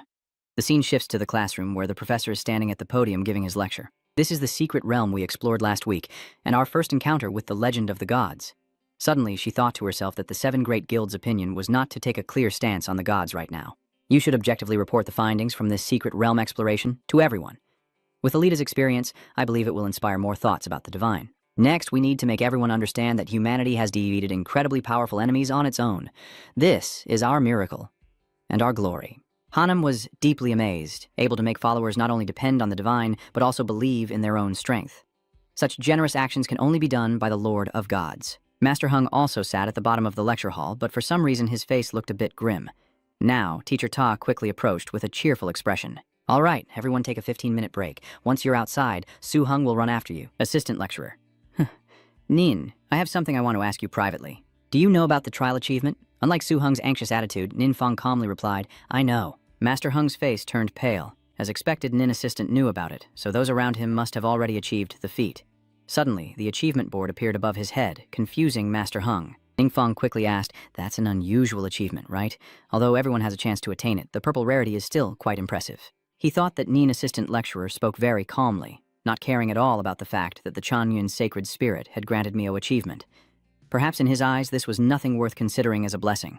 How much benefit the followers of Assistant Lecturer Nin have gained is truly enviable. Master Hung tried to regain his composure and said, "I was actually a bit worried this might be a way to control me, so I wanted to ask you to confirm." Ningfeng reassured him, "It's fine. This won't have any side effects, just wear it." Han Yin was cautious, seeming a bit shaken, initially planning to test him, but in the end, he was subdued by him. Ningfeng calmly said, "That's just human nature. I am not surprised. In fact, I never trusted him." The only things he can find are the ones I don't mind others knowing about. If he's still willing to help me, then I consider it a win. At the Thuonghui Guild, Ninfong's image keeps appearing, as if he had a camera on him. Then Min calculates, strange. Too strange. Through these two encounters, I can sense that the omnipotent mage's strength is no longer what it used to be. After all, he was severely wounded in a battle years ago, and if he wasn't deliberately seeking me out, I would hardly be able to detect his distinctive aura of magic. However, the all-powerful magic god suddenly attacked my secret realm challenge, revealing his true movements and leaving me puzzled. Ninfong's actions are increasingly confusing me. Master Hung said, Ninfong has strong strength, but he does not use any skills beyond our perception. Sometimes they are just ordinary attacks. The improvements he brings to those around him are just insignificant petty tricks in your eyes. Sorry to be blunt, but after experiencing your divine might, I find it hard to imagine how Ninfong could compare to you. What I can't understand even more is why, if he wants to hide his identity, he would insist on joining our training camp and doing so many attention-grabbing things. Isn't he afraid you'll find out? Hearing this, Shenming thought for a moment and then said, I have an idea.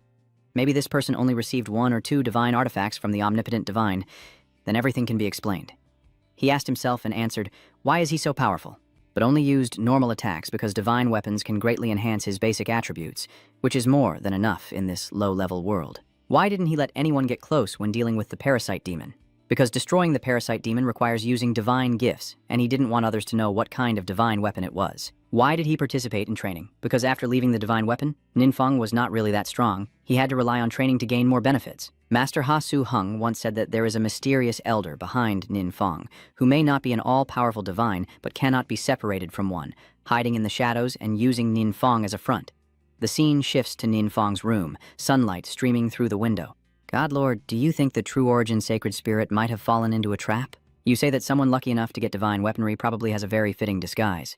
Although many of my actions are unintentional, a little guidance can make others feel like they've uncovered a secret inside. In uncertain situations, the Chan Nguyen Holy Spirit may not act impulsively, but when he relies on his analysis to reach a reasonable conclusion, he might break the deadlock. If you want to lure him out, it might be worth a try. Then, a voice suddenly interrupted your thoughts. Brother Fong, let's go have dinner. Ninfong cheerfully smiled, I'll be right there. The scene shifts to the cafeteria, where Ninfong is serving his rice, and then he and Su Hung pass by each other. They exchanged a silent look as Su Hung brushed past him, a faint voice whispering, the bait is taken. So you're planning to strike while I act alone, is that right? Su Hung's face now looks serious, followed by a fierce battle between 2 divine beings in a dense forest, where the surroundings are eerily quiet.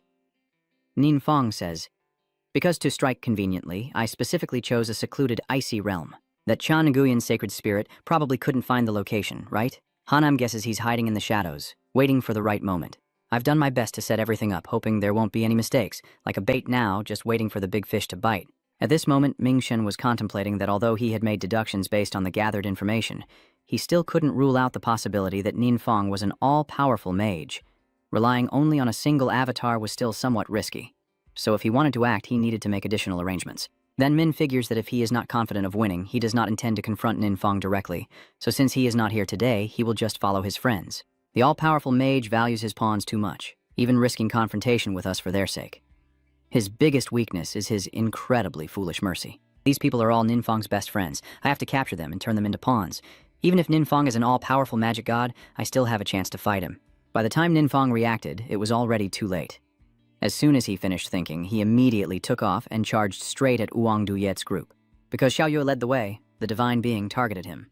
An aggressive arm swung toward him. But he couldn't understand why he couldn't attack or even touch Xiaoyue, which seemed to surprise Tang Yan and Xiaoyue as well. Min is a bit confused now, looking around nervously. This is in Dark World. What is happening?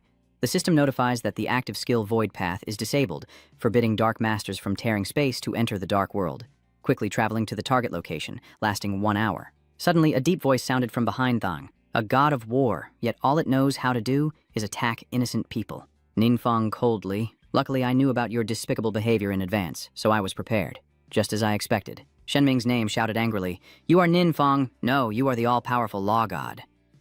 At this moment, Ninfong's face was dark and sinister, like a demon from hell. You stare intently at the god of war, exuding an overwhelming aura, remembering that you previously asked Hanam who was beside you. Hanam, do you think the true origin Holy Spirit will attack the people around me? Hanam quickly understood. You mean, like what it did to us back then? Hanam said, I'm not sure, but those gods did indeed do it once before. System notification. The active skill, Divine Favor Initiation, prohibits the Dark Faithful from receiving divine blessings, breaking through personal limits and increasing power. Ningfeng carefully considers that the Divine Seduction activation skill has a blessing target that is slightly obsessive. It can help get early warnings and protect when followers are in danger. Because I am the one being protected, I can also sense danger in advance. I plan to reveal my hand to the Review Society and then test the effectiveness of this blessing target. If it works, I won't have to worry about them falling into danger. Returning to reality, God Ming thought to himself, "This is not the time for idle thoughts. Even if I lose this avatar, I must test his strength."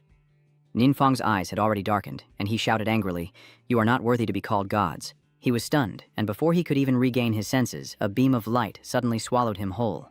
Ningfeng observed the situation and then asked Han Yin, "Do you think this guy is definitely doomed?" "This is the first time I've fought in the dark world, so I held nothing back out of fear that something unexpected might happen." Hanam said, taking a direct hit from the forbidden spell. "Even a god would surely not be able to withstand it. Of course you are more special." Hanam recalled hearing the Lord God say that last time, when he accidentally entered the Secret Realm challenge unprepared, he was hit directly by the sealing spell of the True Origin Holy Spirit. Yet he only needed to take medicine to recover. I can feel that the Lord of Gods is now incredibly powerful. Ningfeng was surprised. I didn't expect the Holy Spirit of True Origin to possess Taplong's body and directly invade our world. I hope I can restrain him this time so I have more time to grow stronger. The scene shifts to a wine and beer tavern, where the Holy Spirit of Primordial Power holds dominion over the Divine Realm. In Thon Min's palace, it seems he has re-entered his own body. Having just been knocked back, it seems that Thon Min couldn't take it anymore and shouted, then collapsed. The subordinate, seeing their master like that, hurriedly stepped forward to support him. Lord God, but his pride has been shattered by Niamfong. Min angrily scolds his subordinates. "Get out of my sight, all of you, get out." They trembled in fear at the command. Then Min couldn't believe it. How was this possible? The all-powerful divine god could control the dark forces, even though he hadn't sensed any trace of dark energy from him before. No, even the 7 great demon gods can't wield dark power to that extent. He speculates, could it be that the all-powerful god of magic has obtained what we've been searching for? I have to contact the other gods quickly. I must do that. But then, I remember, wait a moment, I can't let you see my current form in case some bastard takes the opportunity to sneak in. Thinking of this, he felt utterly useless and angrily punched the ground, shouting, "Damn it, damn it." At the Thuong Nui Guild, a man stepped out of the car. It was none other than Ha Su Vu. He let out a sigh of relief. After being isolated in the hospital for so many days, he can finally go back. "Xiao Hung, during the time I wasn't here, no one gave you a hard time, right?" Su Hung replied, "Everything's fine. Although many have withdrawn, everyone is holding back well. Master Vu advised to let them go if they wanted. After all, we still have the Secret Realm trial. You should try a bit harder. In the future, we can still rebuild." Su Hung hesitated. Should I tell my older brother about the Chan Nguyen sacred spirit? He must be eager for me to gain the protection of Thon Min and become his most reliable fighting force. Su Vu entered suddenly surprised and asked what happened in the trial's secret realm, while over here Ningfeng quickly received a call from Su Hung. "What?" "The trial's secret realm has closed. He is worried about his brother, who just returned and has already suffered such a great shock."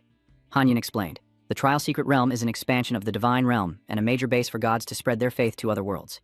And the voluntary abandonment of the trial secret realm can only mean one reason.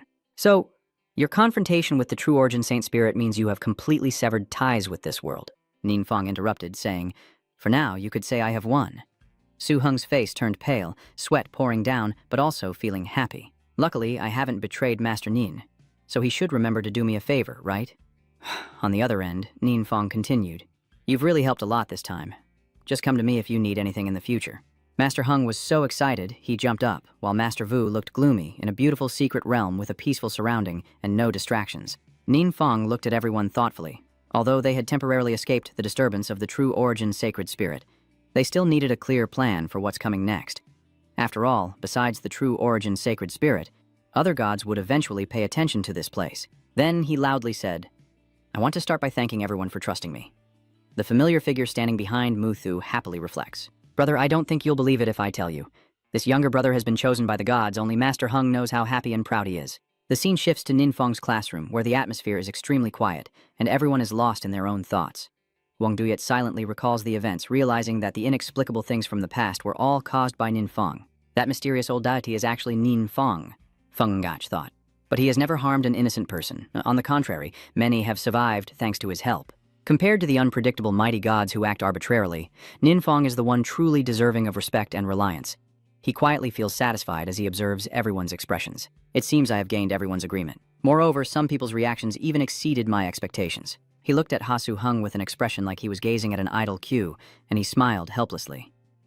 Brother Ha has always had that expression since the beginning. His eyes are so passionate, they almost seem to overflow. Ninfeng continued. I believe no one wants to see the world they live in turn into a hellscape where gods can trample at will. Therefore, the urgent task now is to quickly strengthen our power and protect this land ourselves. Since the threat to our world is minimal and many aspects are still quite backward, we can only find ways to improve ourselves through other worlds. Although I had found some potion recipes from other worlds before, it's still a long way to go, Wang Duyet said. Medicine, faded memories, achievements, advanced skills. Is there any other way besides these? Ninfeng thought that a few days ago he had absorbed Alita's Divine Realm demon weapon and gained new memories, among which he found some useful items. Suddenly, Xiaoyue interrupted Ninfeng's thoughts about enhancement and auxiliary magic. Ninfeng replied, That's right, both methods are used to improve equipment. Enhancement can increase the basic attributes of equipment, while auxiliary magic can add special attributes and effects to the equipment. Feng Gach thought, Our gear always just drops whatever, lacking the ability to choose flexibly. Some special professions find it very difficult to find suitable equipment. If they can change their gear and combine it with strategic planning, more powerful combat methods will surely be developed, Ninfeng continued. But the current problem is that both enhancement and auxiliary magic require certain special materials, such as mountain copper, secret silver, and spirit gold. Hearing this, Xu Hong and Xiaoyue exchanged glances in silence, both thinking that they had never heard of these materials before. You said the main issue is that for us, these materials are all unfamiliar and can only be found in secret realms within a short time, he is saying. At that moment, Feng Ngach suddenly stood up and interrupted. Sorry, I need to take this call. Wang Duyet continued. Are these materials metallic minerals? I don't know what they look like. As for Feng Ngach, he doesn't know the content of that phone call, but his face looks quite serious. Then he replied, I will go immediately. Feng Ngach then reported, Xiaofeng, there is a troublemaker causing chaos in western Jiang City. I need to go deal with it. He spoke up, all right, go ahead. The scene shifts to Taijiang City, where tall buildings are being fiercely attacked, with smoke and flames billowing up. A stranger appears, laughing arrogantly and looking down on everyone. The young man, upon seeing Feng Ngach, hurriedly reports, Captain Feng, a few years ago this guy also disappeared mysteriously, and recently he suddenly reappeared. Our attacks have no effect on him at all. He nodded and said, I'll go check it out. At the same time, a shadowy figure emerged from the smoke. Feng Ngach immediately gathered his internal energy and launched a deadly strike at him, but it seemed to have no effect on the man, whose eyes glowed red as he stared fiercely at Feng Ngach. What? He sneered mockingly and said, Your magic seems to have no effect on me anymore. But Feng Ngach did not give up. He gathered his internal energy and launched a more powerful attack than before, but when the force headed toward him, it was like a passing breeze. I told you it's useless. Don't waste your effort anymore, the guy said proudly. My armor has been reinforced with Bingan. Do you know what Bingan is? It's a special type of metal that has excellent resistance to magic. Feng Ngach exclaimed in panic. You mean this special metal? And then he hurriedly ran off in all directions. He wondered why the old man suddenly ran off. Feng Ngach quickly took out his phone and said, Xiaofeng, I think I've found a clue related to Bingan. After a while, everyone outside was worried, and Captain Chu quickly contacted the inside. No one knew what was happening inside. They were all anxious, and it was said that the mutant was very powerful. Even Director Feng couldn't handle it, so they called in many reinforcements. No wonder I saw those flying spell trails just now, and had to call in so many people. How powerful is that mutant creature, really? Who are you guys? You can hit me, but why did you have to strip my clothes too? At this point, his face showed a look of frustration and unwillingness, but he couldn't resist. Does this place have secret gold? Feng Ngach rummaged through and replied without revealing anything. On the other side, he thought even if you steal my items, it will be useless because all enhanced equipment is linked to the user's soul and cannot be worn by others. Ninfeng's face darkened as he stepped forward and directly asked him where he got the secret metal from. He recounted. I was noticed by a great demon king and brought to a secret realm he controlled to train for several years. In that dungeon, some miners extracted special minerals that can be used to enhance equipment. Quickly tell me the location. He looked at Ninfeng and the others with fear, like they were demon kings. The scene shifts to a certain secret realm, and a system notification appears. This dungeon requires a team of 30 to challenge. Enough people are here. Do you want to open it? Ninfeng was surprised, not expecting it to be a large dungeon for 30 players. Feng Ngach explained that these types of dungeons are very difficult, with enemies that are both numerous and powerful, so it's better for everyone to act together. He recalled that, according to the crazy warrior, the monsters in the dungeon are mainly beast people divided into 5 tribes. Their leader lives in the largest tribe. Only by defeating the leader can they take over the entire secret realm. Then he quickly entered the door to begin the challenge and told everyone, let's go. The scene shifts back to West River City, with a police car speeding down the road and the crazed warrior now in custody inside. Suddenly, he smirks with a sinister smile. What are you smiling at, this annoyed cop? He calmly replied, nothing, just thinking about a few funny things. The cop shouted, I warn you, don't mess around like that. The evil guy wondered what expressions those people would have once they entered the secret realm. Although they manage to enter, when they leave, they find themselves in that secret realm, where the scene is extremely dark, filled with a blazing red fire that engulfs the entire space, and many bizarre monsters are fiercely howling. Ningfeng's group quickly arrived here, and one of them guessed that this place seems to be the corner of the arena. The bloodthirsty arena system announces that strong competitors must face a locked beast at the end.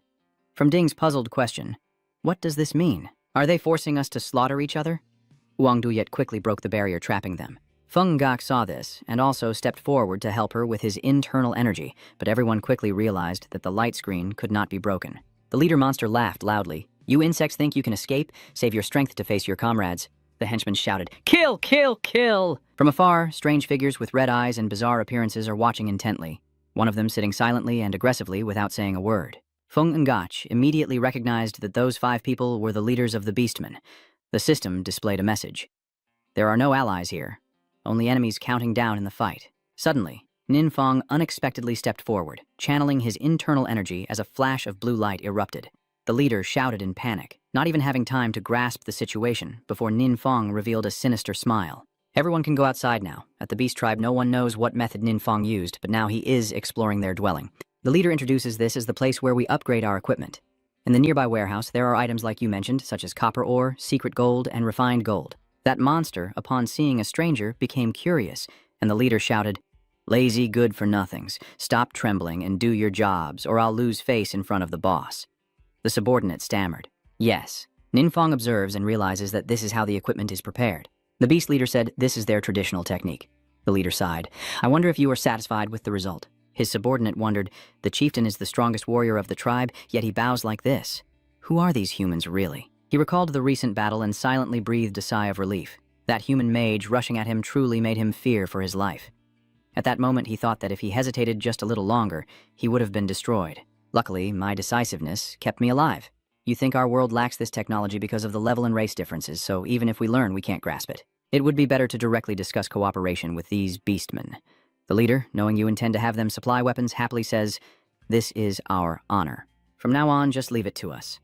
Ninfeng scratched his head in confusion, yet he agreed immediately without even discussing the price. You normally have to defeat the boss first when opening a secret realm, then unlock the passages through seals, but since the leader has already taken the initiative to cooperate, I can't just kill him with a single sword. However, demons are still demons and you can't trust them too much.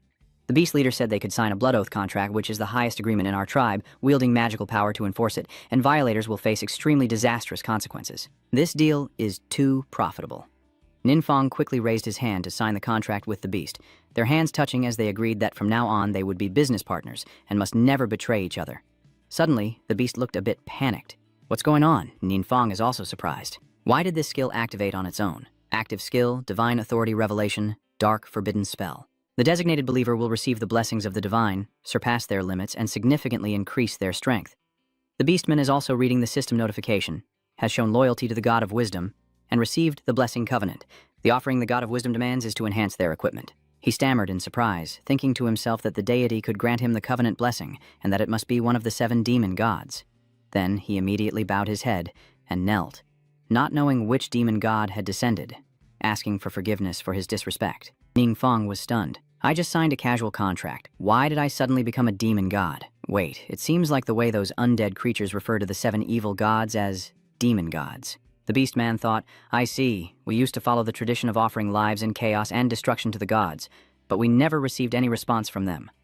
Who would have thought that now the demon god demands sacrifices to strengthen equipment? If we want to become stronger, we must offer proper sacrifices to the demon god to continuously gain the power of darkness. I never expected to receive a blessing from the gods. Hap's rise to become the leader of the beast tribe is surely thanks to the silent protection of the divine. Thinking of this, the leader was deeply grateful and continued to bow to Ningfeng as if he were a saint. The boy was confused, wondering why he kept kowtowing like that. Are you trying to ask for a lucky red envelope? Luckily, this is a different space. No one outside can see. You step forward to threaten. About my matter, don't go outside and talk nonsense. The subordinate commander saluted respectfully, and both quickly completed the ceremony afterward. H. March says he needs a little time to upgrade his equipment. Since it's everyone's first time here, let's organize a welcome party. The subordinates wondered among themselves, do you feel like the great leader suddenly became interested? Could it be that these humans drove him crazy? The scene shifts to the evening at the Beastfolk tribe, where everyone is gathered around a campfire. Tu Din happily sits watching a pork thigh being roasted over the glowing fire. Feng Yak also happily drinks barley smoothie with a beastman, secretly thinking how humans can live peacefully with monsters. Could this be a miracle granted by the gods? Su Hung and H are not far behind, Ninfeng thought helplessly. These two look exactly the same. H also has his own thoughts. At first I found it strange. These people are clearly weak, so why do they have the right to be beside such powerful individuals? Now I understand that the gods must have a deep and vast plan. I will spare no effort to become the most loyal servant of the gods. After the feast ended, the weaponsmiths quickly came to report that the first set of equipment had been completed. Does the system prompt to accept soul binding? Note that after binding, the item will become the personal property of the user and cannot be changed. Wang Yu was amazed that after the enhancement, all attributes increased tenfold compared to before. This level of upgrade is something most people couldn't achieve in a lifetime of cultivation. Gasping in panic, it seems he has sensed something. He excitedly shouted, "Power!" I feel a power I've never experienced before. The god sensed the offering I presented. Suddenly, Ninfeng also felt a change happening within his body. Who has summoned me? Are you speaking in a mournful tone? Before I could finish my words, that voice was already shouting loudly. A deep, ominous voice echoed, startling Ninfeng. Who was the one who awakened me? Your face becomes sharper. Why is there someone talking inside my mind? That voice kept rambling in Ninfeng's ear, revealing your intentions, and before it could finish speaking, it suddenly shouted loudly. The noise annoyed him to death, but Ninfeng still didn't understand what was happening. You focus your inner strength on your head, but who is calling ghosts and spirits in your mind? The thing inside your mind shouts loudly, "Why have I become like this? Where is this place?" The thing suddenly protruded, and Ninfeng stood watching its movements, calling it a red flame. It asks you, "Little devil, who are you?" Ninfeng was puzzled by this question. I also want to ask you that. What exactly are you? The fiery red demon roared, "How dare you insult the gods? I am the great Tatan of one of the 7 demon gods. My power is beyond what you can imagine." Ninfeng thought. Tatan seemed to have heard Hanam mention. He cunningly tempted. From your expression, this is probably your first time meeting the divine light, right? Don't be afraid. It's normal for lowly humans like you to see little. As long as you are willing to trust me, I can grant you the protection of the gods. Ninfeng quickly remembered that when the 12 god lords and the 7 demon gods fought, he was the one who was destroyed by him. Tatan shouted loudly, "What exactly are you? Tell me clearly." Ninfeng was annoyed. This guy was really noisy. Was there no way to make him stay silent for a while? Suddenly, the system reappeared, as if there was another notification. You were surprised that the system's appearance was just a quest notification. Tatan keeps rambling, so go ahead and tell me. Look me straight in the eyes. Kid. Ninfeng started to feel annoyed, glaring silently and saying in a low voice, "Speak to me." Tatan suddenly felt incredibly small and scared, apologizing. This mission is to break the cocoon and reincarnate within 20 days, with the penalty of erasing the host if failed. After reading the mission, Ninfeng pondered the unity of the divine way. The scene shifts to the divine realm, with the Mindu Peak monument standing silently around it. A subordinate bows respectfully, speaking softly. "Lord God, the Holy Spirit of the true origin is annoyed. Didn't I already say? Don't bother me." The subordinate stammered, "But this is very important. You might need to know. Lord Vonghon Quituk and Vin Hu Than Tin, the 2 great lords, have come to visit, and it seems they have found a way to merge their divine paths." After a while, the 3 gods quickly sat down together. The soul of Quituk asked the Holy Spirit true origin, "Why does your face look so pale?" The beautiful girl standing beside her is Vin Hu Than Nin. Than Lin Chan Nu Yen didn't want to explain, so he dismissed it. "There's no need to worry, just a small problem to handle. I heard your research has made progress." Vin Hu Than Nin said nothing, only silently raised her hand, and a red aura immediately enveloped her. This makes the Holy Spirit true origin extremely excited. He could tell at a glance that this was the aura of a demonic god. Vin Hu explains this power comes from one of the 7 demon gods' divine positions. Although I have only merged less than 10% of its divine position, I can feel my understanding of the universal laws has improved, and I can even control part of the dark power. Taituk tiap loai chung tadakwansat tai suhopnat nahi ente kaundin, chikatoi gian de hap, thu huantua thankachkak. Nahangit na diu na chung min huang di kwa chung daladong. Changwen lo, so chin la diawanai, iranka fap thantuan ng kungda, nahan radiawido. He seized the divine fragment of the demon god Tatan, and I don't know how he managed to fuse with it. This made him annoyed. It seems we are once again falling behind. This guy is always unknowingly 1 step ahead of us. If he can no longer become an ally, then the only option is to use any means necessary to eliminate him. The scene shifts to a girl with an eye-catching figure gently pouring tea from the cup, then softly speaking, "Mr. Nin, please enjoy your tea. You're not polite, just directly lifting the teacup and saying you can." I am Ninfeng, who just reached level 90 a day ago and was about to complete the 3 transmission quest, but unexpectedly encountered an unforeseen situation. The system appears, listing the conditions for the entire divine system, the 3-stage mission, the premonition, and the secret realm to Huangtung Lam, with items required. 50 transformation stones, 150 Qingyu Kamlu, and 150 Nunha spiritual beads all within 15 days and at S difficulty. Then it shifts back to the secret realm to Huang Tong Lam, where a surprised voice shouts out, "What?" The young man spoke, "Classmate, I understand how you feel, but as you can see. A few days ago, the entrance to the secret realm suddenly disappeared, and you also asked Han Yin in surprise, 'What is going on?' Lord Han Am guesses this is a sign of the demon tide. After some secret realms accumulate enough energy, they temporarily enter a dormant state to strengthen themselves. After the strengthening is complete and the entrance to the secret realm is expanded several times, a wave of monsters will invade again. This situation is called a demon tide. Usually, the longer the secret realm remains in hibernation, the more intense the invasion of demonic creatures will be when it appears. If not handled properly, it could cause serious damage. You asked if I can make it in just 15 days, but Han Am feels guilty. Sorry, I'm not sure either. You've fallen into deep thought again. The story about the Divine Way is even unclear to Han Yin. If the system has assigned this mission, they probably won't let me off, right? That's right, I should inform them about the demon tide and start preparing early. You seem carefree on the outside, but inside Ninfeng is filled with countless thoughts. The girl sighed. This young man is really impressive. The team leader reports the news he ordered to be sent upstairs, and the higher-ups take it very seriously, not only inviting him to take over the Supreme Command, but also specially sending people to assist. Who would have thought he was sitting here drinking tea while the 3 guild leaders of the 7 great guilds voluntarily offered to go fight the enemies outside and organize response plans? The young man stepped forward and said, "Chairwoman Du wants to evacuate everyone, which will probably take a lot of time and manpower."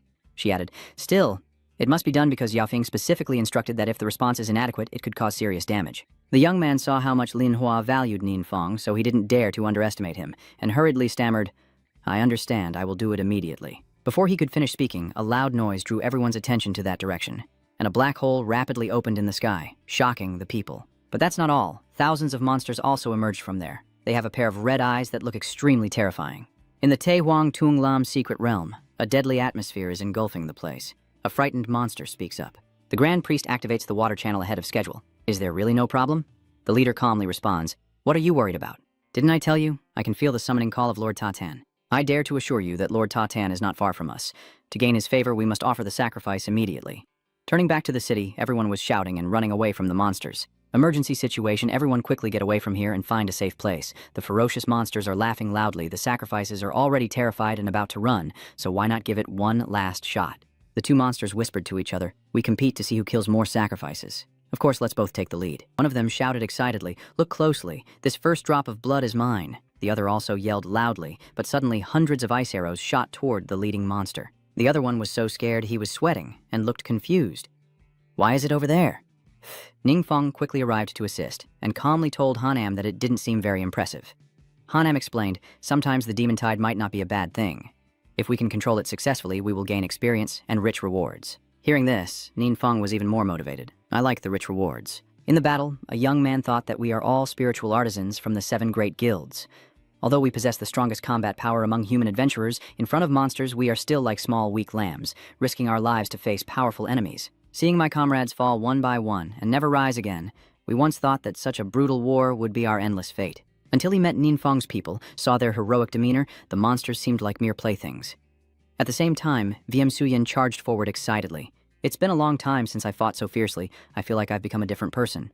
On this side, Ninfeng is considering the limited production capacity of high-grade potions and first-tier enhancement gear, so he prioritizes allocating the top combat forces of the 7 great guilds. Now it seems that was indeed the right decision. Moreover, a large-scale battlefield like this is perfect for doing one thing. Say that, then turn to look at the monster that charged ahead earlier, now soaring through the air. Suddenly, a sharp yellow beam of light shot straight at it, causing the monster to panic. Everyone was amazed. "Are you kidding me? That dragon clearly blocked the view, yet it still hit the target?" Wang Duyet smiled with satisfaction. After that attack, her skills were further enhanced. Ninfeng was pleased. A large-scale battlefield like this was perfect for his clan to earn achievements. Everyone was fighting fiercely, not just Wang Duyet, but Tio Due and Tangian also kept making contributions and gaining a lot of experience. Tuding also performed well, securing the supply route for her teammates, allowing them to continuously eliminate enemies within a set time. The effects include a +8 morale boost, +15% skill casting speed, +15% duration, and +15% effectiveness. The monster stared in disbelief, unable to believe what it was seeing. No way. No way. It's clear that the Great Tithe Priestess considers us heroes favored by Lord Tatan, but why are our attacks being blocked by the enemy? As he pondered, his comrades fell, one after another. Suddenly a voice rang out, "What is blocking your path, heroes?" The monster recognizes the magic communication of the Great Sacrifice. Everyone was confused by the sound. "Oh, what is that voice saying?" A person replied, "I don't understand the language of monsters either." Ningfeng was surprised. That's strange, I didn't expect I could understand it. That voice echoes again. Lord Ta-Tan is waiting for your sacrifice. Let the enemies taste the fear of death. Hearing this, I wonder who it is. Then Ninfang transmitted his voice. Ta-Tan, are these people yours? Ta-Tan hurriedly denied. It's not me. I don't have it. Don't listen to what they're saying. And then he shouted, You fools, aren't you dead yet? Stop everything for me. The two monsters at the base are overjoyed because suddenly they can hear some kind of sound. Titai was so happy he stammered, I have received a response from the divine. Then he seemed encouraged. Heroes, let us listen to the enlightenment from the divine. The general in charge here is also trying to listen. I hear it now. Although it was a bit blurry, it became clearer and clearer. The divine spirit was speaking, followed immediately by Ta-Tan's voice. You bastards are rushing headlong to your deaths. Don't drag me into this. I don't care if you live or die. All the monsters heard clearly, but they have no idea what's going on. Standing next to the chief priest in panic, are we being abandoned by Lord Ta-Tan? The chief priest was confused. What should we do now? He angrily shouted, asking what I should do. You are the chief priest. He suddenly had an idea. Let's close the secret realm first. The strategist beside him shouted loudly, Everything is because that bastard opened the secret realm early. Now the energy is severely depleted and it can't be closed. The scene shifts to Ninfang, with the system announcing the successful resistance against the Demon Dynasty and beginning the reward calculation. Everyone was excited, gaining so much experience that I leveled up 4 times. I obtained a high attribute spirit stone, and someone was so happy, they started rambling. Ninfang received the hidden reward, which was the sacred spirit herb, but the item itself was still unclear. Lord God of War, what is this key? Ninfang asked in surprise. You haven't seen one before either? He said with a hint of sadness. Sorry, my subordinate really hasn't seen this type of key before. The sacred relic in the center, judging from the rotten appearance, is likely an item only a divine being can use. Ninfang thought to himself, if that's the case, then forget it. I'll focus on completing my 3-stage mission first. In the secret realm of Tu Huang Tung Lam, a figure stands before the door here. The familiar yet solitary and heroic figure from behind is Ninfang. He quickly rushed into their lair. The monster trembles. There seems to be only one enemy. Maybe we still have a chance. Wait a moment. When he's not paying attention, I will use magic to confuse him. You seize the moment and try to shoot him with an arrow. At this moment, Tai is constantly wondering why Master Ta abandoned us. What did we do wrong? But he didn't give up. Touching the divine altar still allowed him to feel the whispers of the gods. I want to hear it one more time, to see if I can still receive guidance from Lord Ta-Tan. Even if it's the worst news, we press our ears and try to listen for any hope. Ta-Tan's voice echoes. My lord, those two are hiding behind my altar, preparing to attack you. Ninfang then appeared like a demon behind them, and even as they died, they still couldn't believe what they were hearing. Tai shouted in despair. Why? After defeating him, you receive another item. This is a natural badge, a consumable item with an orange agility attribute that permanently increases by 5. The permanent +5 spirit attribute. Ta-Tan quickly appears behind the altar. He instructs that the dark force can be brought close to the altar to absorb, which will help him strengthen his power. Ta-Tan, thinking cunningly, absorbs the dark energy from my altar. Perhaps it will also benefit me. If I want to escape this situation, I can't miss any opportunity. Ka quickly reached out, gathering a large amount of power from his body, and struck directly at the altar. Soon only rubble remained around him. Ta-Tan couldn't understand why you did that and shouted in regret. Why? Ninfang looked at him with a frustrated and stern expression. It's too noisy. Tan quickly apologized in fear. You think about it? I don't understand how these demon god altars operate. It's better to destroy them for safety. After all, with the support system, I don't really need this dark energy. The scene shifts to Chun Nguyen, who is focused. One of the 7 demon gods with a frenzied divine soul is in my hands, and I will use the method of eternal divine to quickly merge with it. The formation begins to activate, but it seems he cannot control it. Jian Yuan gritted his teeth in anger. Damn it, I lost control again. Vin Hu, standing beside, explained, these chaotic dark forces come from the sacrifice of demonic creatures to the demon god, and the demon god's divine soul will crazily absorb these dark forces and constantly try to break free from the seal. Because the difficulty of merging divine veins is very high, it usually results in losing control. He gritted his teeth and shouted, Stay calm. I don't want to waste time on you. No matter how difficult it is, if the all-powerful law god can do it, I can definitely do it too. The guest room has completed the S-rank mission transfer. The mission to break the new life barrier has been fully completed with 3 transformations, and the fusion of the divine path was automatically completed within 20 days. Knowledge of the universe has increased, Ningfeng wonders. So that's how it merged? It doesn't seem to feel anything. The system now informs you that you can temporarily open a portal to other worlds through your followers. Opening and maintaining the gate will consume dark energy generated by your followers' sacrifices. Ninfeng wondered for a moment, not understanding what the gate to other worlds was. The scene shifts to a desolate land, where there seems to be no sign of life. Ningfeng just arrived here. He raised his hand and a purple crack appeared. The beast praised in admiration. No wonder he is the great demon god. Just a wave of his hand can tear space apart. Over here, Ninfeng also has his own thoughts. This skill is very important. If those gods can enter my world, then I must also be able to enter the worlds they control. I wonder what the other side is like. Should I try to go there and see? The beast rushes forward and asks, "Do you need me to go with you, sir?" Ninfeng declines. "No need, I'm just going to look around. But this exit is inside your secret realm, so I need you to guard this place and prevent outsiders from intruding. If we encounter a strong enemy that's hard to handle, I will appear in time." The beast said, "Please, rest assured. I will do my best to keep watch." After giving his instructions, he directly entered inside. Ninfeng was stunned as soon as he entered. This is truly a wonderful place. The scenery here is completely different from Lamtin. Suddenly he remembered, yes, I should use that first. On the notification bar, active skills or dark illusion spells are forbidden curses. Ordinary eyes can't see through your illusions, so you can play with them as you wish. He calculated that this skill book was originally a different loot awarded by the Demon Dynasty, and it turned out to be useful. Then he started to explore around. First, find a place with a wide view and figure out where to go. After a few steps, Ninfeng was surprised. Look, there's a huge city over there. Beneath it are the subjects of this kingdom. They look extremely strange. Ninfeng blends in. These people are really huge. But luckily they didn't notice us and I can understand what they're saying. Maybe because my understanding of the universe has improved? Suddenly something caught Hanyin's attention. He quickly said to Ninfeng, "Lord God, look over there." Hanam explains that is a divine temple where followers of the Eternal Star reside. Ninfeng recalls that the Eternal Star is the deity associated with support and enhancement.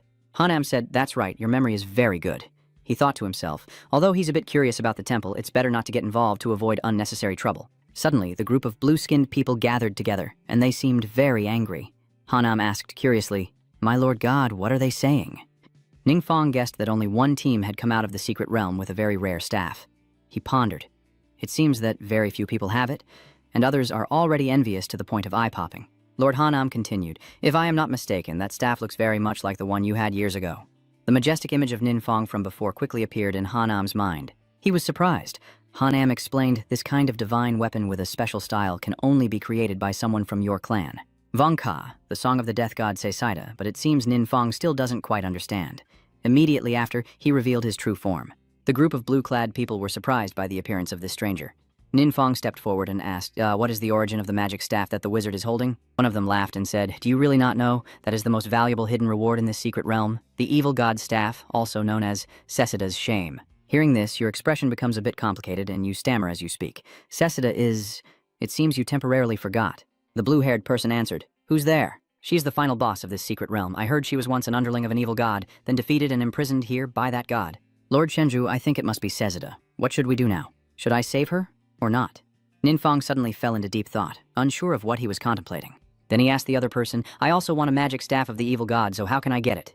But it seems my words made him panic. "Are you a newcomer? If you want to enter that secret realm, there's only one way. Pay 1,000 boy lamb and we'll let you in." Ninfeng wondered what 1,000 boy lamb was.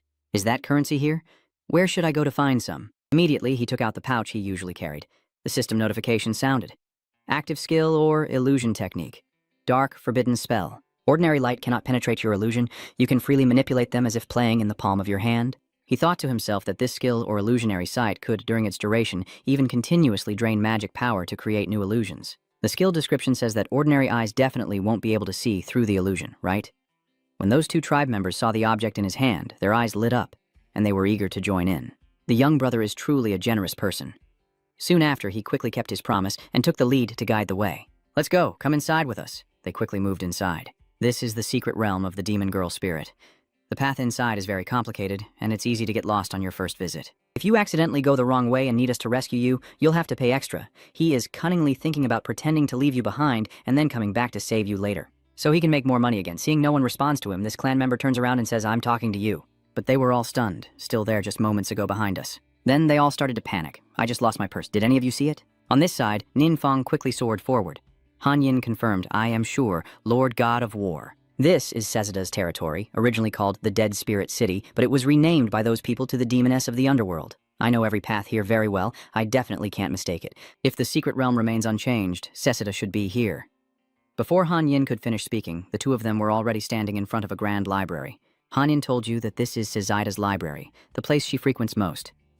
As soon as he finished speaking, a pair of legs stepped out from the air, revealing a beautiful girl with an aura of darkness, who appeared very calm. Hanam was overjoyed when he saw Conan, and Ninfeng was unguarded, but suddenly the ground beneath their feet erupted, and they were attacked. Hanam looked confused. "What is this?" Hanam shouted coldly, "Sesida." How dare you disrespect the Lord? God, are you crazy? She yelled loudly. You green-skinned bastards don't even think about humiliating me. If it weren't for the seal, I'd make you wish you were dead. Hanam looked at her expression and wondered, why Sia? Suddenly, Hanam remembered her words and realized something was off. Wait a minute, you green-skinned bastard. He quickly guessed and asked Ninfeng if it was caused by magic. At that moment, he had already vanished with magic and asked Han Yin, does this work? Sesida's furious stare suddenly returned to normal. She was so shocked she stammered and shouted, Lord God of War, I really can't believe it. Ninfeng looked grim and thought it was indeed caused by the forbidden spell. Sesida was delighted, and indeed it was him. Hanam quickly stepped forward, happily interrupting her, along with me. Suddenly, Sesida changed her attitude, grinding her teeth in anger, including at you and that green-skinned bastard of your fate. Then she unleashed her inner strength again, as if to devour Hanam alive. She kept glaring at Hanam and cursing that damn green-skinned bastard of your family. Ninfeng saw her expression and wondered why. Hanam, what's going on? Could it be that Sesida's illusion still hasn't been lifted? He explained, it's nothing, Lord God, maybe you've forgotten. The green bastard was originally a nickname Han Taedat gave me. Seeing that Ninfeng had no memory at all, she was stunned. Great Lord of the Gods, are you okay? Hanam recounted that for some reason it seemed that the Lord of Gods had lost all his previous memories. Sesida immediately guessed irritably, could it be that those false gods did something to him? Hanam continued, Sesida, you were still alive when I died, so I think your information might help the Lord of Gods. And enough playing with me now. Sesida knelt down and said, Lord of the Gods, Han Taedat wants to return under your protection, but I am bound here by the Eternal Spirit seal and cannot leave. She bitterly recounted how the Eternal Spirit intentionally suppressed her power, turning her into a monster in the secret realm, killed again and again, only to be resurrected repeatedly, enduring torment both physically and mentally. At this point, Sesida was overwhelmed with pain and resentment. Lord of the Gods, my servant, I beg you to save me. Ninfeng calculated, well, her situation is different from yours, and it's unclear if the previous method will work. Hanam on the side nodded. You don't need to worry. As long as it's your decision, I will accept it. Then Hanam quickly explained to her, Sita, the great god needs to kill you first, then use another method to save you. You will come back to life that way, but we're not sure if this method will work for you. But just like Hanam, you completely trust your master. It's okay. I trust the great Lord of the Gods. You calculated that this place is affected by other deities, so you shouldn't delay too long. It's best to leave here as soon as possible. As soon as he finished his thoughts, Ninfeng drew his weapon and decisively stabbed her. Ninfeng's face also darkened slightly. Soon, Sesida's body began to change. Both of them stand within a circle of magic, with intricate patterns glowing with powerful light. Outside, the fierce wind roars, and the green-skinned crowd is in chaos. One of them, panicking, forcibly teleported away. What's going on? They shouted to each other. The seal inside the secret realm has been activated. Summon the guardians to see what happened. Anyone responsible must be captured alive so he can face the judgment of the goddess. The entire city of that tribe was quickly covered by a circle of power with strange invisible chains.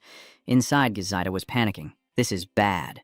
The magic circle has been activated. You must go now. Don't worry about me. Ninfeng thought to himself that Sesida hadn't condensed any artifacts, which probably meant he couldn't save her, and at this moment, the blue-skinned soldiers were also arriving in droves. They saw him and immediately said to each other, that guy is trapped in the goddess's seal. Dan doesn't know his limits. He's definitely going to die. Sesida was extremely sad at this moment, feeling an endless regret. Sorry, I caused you trouble, I apologize. Suddenly, her eyes shifted from sorrow to surprise. Ninfeng stands before her, his whole body emanating a terrifying, evil aura. He speaks, I have one last method, but I can't guarantee it will succeed. If I fail, I might disappear forever, along with this secret realm. Sesida replied bravely, Do not worry, your majesty the God Lord. If I cannot continue serving the God Lord, I choose to perish with you. As her words finished, Ninfeng also used his internal energy to cast the skill Yin Reality Wind. The system displayed an active skill notification. Yin Reality Wind. Dark Curse. A fierce storm containing dark energy. Destroying all light. Those green-skinned guys have been watching all along. This windstorm formation has made them panic. A storm rises, and from the sky, a death-summoning staff appears. An upgradable orange-quality weapon with plus 12 spirit attribute, plus 15% magic damage, and plus 15% casting range. The magic accompanied by the dry soul aura and the cursed realm gathers the sand, and the spiritual essence of the Taktaidat is protected by divine power, so it has not disappeared, but remains within this magic staff. Ninfeng Hai smiles softly, holding the staff. Sesida, it seems we succeeded. The scene shifts back to that desolate place, where the beast man is still waiting for you. Suddenly a tear in time and space appeared and gradually widened. Ninfeng emerged with a murderous look on his face, stepping forward and saying, Master, you're back. Ninfeng instructed, No need to watch this place anymore. I will close the exit. You go do your work. He quickly obeyed. You look at the entrance and think, maintaining this exit will cost quite a bit. The dark power obtained from the sacrifice is almost depleted. Unfortunately, high-level items cannot enter lower-level worlds, or we could have taken some powerful equipment from there. But Han Yin was smiling happily. Luckily, divine weapons can ignore this rule. Seseda has finally returned with us. Ningfeng quickly raised the staff into the sky and tested its new power. The system notification states that Seseda's soul is protected by divine power and remains within this magic staff. I estimate that my glyphs can directly upgrade the primordial divine weapon into a divine weapon. But to reincarnate Saida, we need to find the world core again. Most of the worlds of the heart are found in higher level worlds, and later we may have to go to higher worlds again to find clues. Transitioning to the divine temple. Vin Tuk Divine Spirit, the residents of the primordial essence, the blue-colored tribes quickly arrived here to report, trembling as they knelt outside the main hall. Vin Hu, after hearing the story, was extremely angry. What exactly happened? One of them tremblingly reported back. Lady Goddess, please forgive our negligence. Someone of unknown origin has infiltrated the sealed secret realm. The deity sensed a powerful dark energy, even breaking through her divine seal. She wondered if a demon had infiltrated. As he spoke, he trembled even more. Please forgive us, Goddess. We do not know the origin of the intruder. Vin Hu erupted in anger and shouted, Idiot, isn't there a formation recording the images of that secret realm? Why haven't you sent someone to investigate yet? At this point, his voice kept stammering, as if he was about to be killed. But the secret realm has also disappeared. The scene shifts to Ninfeng's secret base, where everything remains peaceful. He is in his room, holding Man and walking around. Standing in front of a room, Ninfeng was satisfied. This place was good. The space inside was also spacious, so he decided to stay here. Then he took out the key and opened the door to this room. The system displays a message. Do you want to choose to recreate the death-summoning secret realm here? Yes or no? He thought that the holy rebirth key that Ma Trio obtained last time actually had this effect, capable of destroying and rebirthing the secret realm. As he spoke, Ninfeng gestured to confirm yes, but in doing so he attracted the attention of another divine being to save Sida Yi. If only there was a way to defeat each of them, that would be great. The scene shifts to the Hao Han Tin Kung, the divine realm controlled by Vin Tukthan Tin, where Vin Hu is now so worried that he bites his finger in thought. What's going on? What exactly is going on? Such powerful darkness energy and it can directly break the seal I set up? Could it be that some demon god has been resurrected? She quickly calmed herself down and let out a sigh. It's been a long time since I felt this level of extreme unease. I remember the last time during the great battle with the all-powerful divine, when suddenly this name made Vin Hu recall the epic fight against the ceiling of Saya. Thinking of this, she was panic-stricken. Could it be him switching to the Emperor's cold haze starframe, the location of Kwai Tuk? After hearing Vin Hu recount, he wondered, is she worried about the return of the all-powerful law god? She was confused. I don't know. Kwai Tuk reassured her that the omnipotent divine magic has been gone for so long, no one is sure whether it is still alive or not. Kwai Tuk immediately guessed that Vin Tukthan Tin, when extremely anxious, would lose control and bite her hand. It seems that the battle against the all-powerful divine spirit has left her with haunting shadows that are hard to forget. Then he tried to keep Vin Hu calm. The omnipotent magic god is just a lucky stray dog who escaped death. After hiding for so long, what can he do even if he returns? That day, the believers ran and died, and even if they gathered again, could one person alone stand against all the gods united? Moreover, as you said, breaking the seal was due to dark forbidden spells, so we definitely cannot summon evil gods and truly become evil gods ourselves. At this moment, Vin Hu calmed down a bit and said, That's true. I was too sensitive. He continued, Let's investigate this matter ourselves first. Losing only one divine palace and a secret realm, there's no need to be overly anxious. Vin Hu changed the subject, asking, What's going on with the true origin Holy Spirit? Kwai Tuk replied, Still in seclusion, merging divine ranks isn't easy. The transition from the land of the dead to this place is opening up. Han Am was delighted. Indeed, it is a divine relic. Once Seseda is revived and sees her world remains intact, she will surely be overjoyed. All the books in the library are Seseda's collection of many years. It's wonderful to have such a treasure trove of knowledge and experience. In her eyes, they are more important than life itself. Suddenly, Ninfeng called out his name. Hanam. Hanam moves quickly. Lord God, is there anything you need me to command? Ninfeng said casually. I promise I will also restore your world. When you suddenly said that, Hanam's tears quickly fell from being moved. In the end, he couldn't hold back and cried out loud, Thank you for your grace. Great God of the gods, please forgive my disrespect. I truly miss my homeland. I silently thought, I completely understand Han Yun's feelings. It seems that in the future, besides collecting the world's core, I also need to pay attention to the importance of the true secret. Actually, this trip brought many significant gains, not only related to Sela, but also other things. As he thought about this, he remembered his achievement badge. Ninfeng told Han Yin, Completing a secret realm helped me go from level 90 to 120 instantly, and I'm about to transcend 4 times. Han Yin responded, In high-level worlds, experience points are indeed very valuable. This is truly a quick way to level up. Ningfang, exhausted and causing such a commotion, will surely attract the attention of other gods, and they might target me. Even when going out to level up later, I need to be more cautious. Let's go to the transfer hall to accept the mission. First. A notification appears stating that the quest is for the entire divine magic system, with the 4-stage advancement requiring the following conditions: the spiritual realm secret maze to receive the Mind Seal artifact. Collect 150 transmutation stones, 150 evil addiction crystals, and 150 calm mind strings within 20 days. Difficulty level S. Ningfang pondered, recalling that the spirit trial abyss was probably that place, crying bitterly and constantly threatening to cause him depression. Ningfang let out a sigh of relief. Luckily, this time the target wasn't it, but the hidden boss inside the secret realm. He quickly entered, and this time it was the spiritual trial abyss. Ningfang was stunned when he saw the scene inside. A huge green monster glaring at him with a cunning smile on its face. It even sticks out its tongue and makes a throat-cutting gesture to tease you. Ningfang was stunned. Am I seeing things? Is it trying to provoke me? Let's go back a bit to the past at the mysterious abyss. When they saw you arrive, the subordinates hurriedly ran in to report. Your Majesty, the lone fighting mage is attacking again. The boss looked exhausted, feeling a strange sense of familiarity in this scene. It let out a desperate scream. I can't fight him at all. What are you afraid of? Aren't I here too? That monster looks really terrifying. The green-skinned boss remembered. Yes, we have a hidden boss just summoned, and its strength is much greater than mine. My hidden boss says, my move is called the Great Distraction Technique. No matter how high their mental attribute is, once attacked, it will continuously decrease. As long as you draw his attention, I will strike unexpectedly, ensuring he cannot avoid it. Once his mental attribute drops, I will definitely torment him badly. Hearing this, the green-skinned boss's eyes lit up with excitement. Kid, you're finished. The Great Mind technique returned to reality, so now the green-skinned boss is teasing you to distract you. The green-skinned boss aggressively charges forward, attacking him with a powerful mental attack. Ningfang was hit by one of its strikes, but remained standing without any reaction. The green-skinned boss, seeing this scene, shouted excitedly, successfully hitting the target. But it seems like he was unharmed after the attack. Ningfang's face remained extremely calm, as he silently thought this was the magic he received last time, capable of resisting mental attacks, originally meant to counter the true origin Holy Spirit, but ended up unused. This is an innate skill. The vengeful retaliation, immune to all mental assaults and capable of returning them 100-fold, not only defending but also counterattacking twice as hard. That hidden boss was overwhelmed by the backlash of its own power, even its fangs broke in half. Seeing it like that, the green-skinned creature was panic-stricken, opening its mouth in shock. What?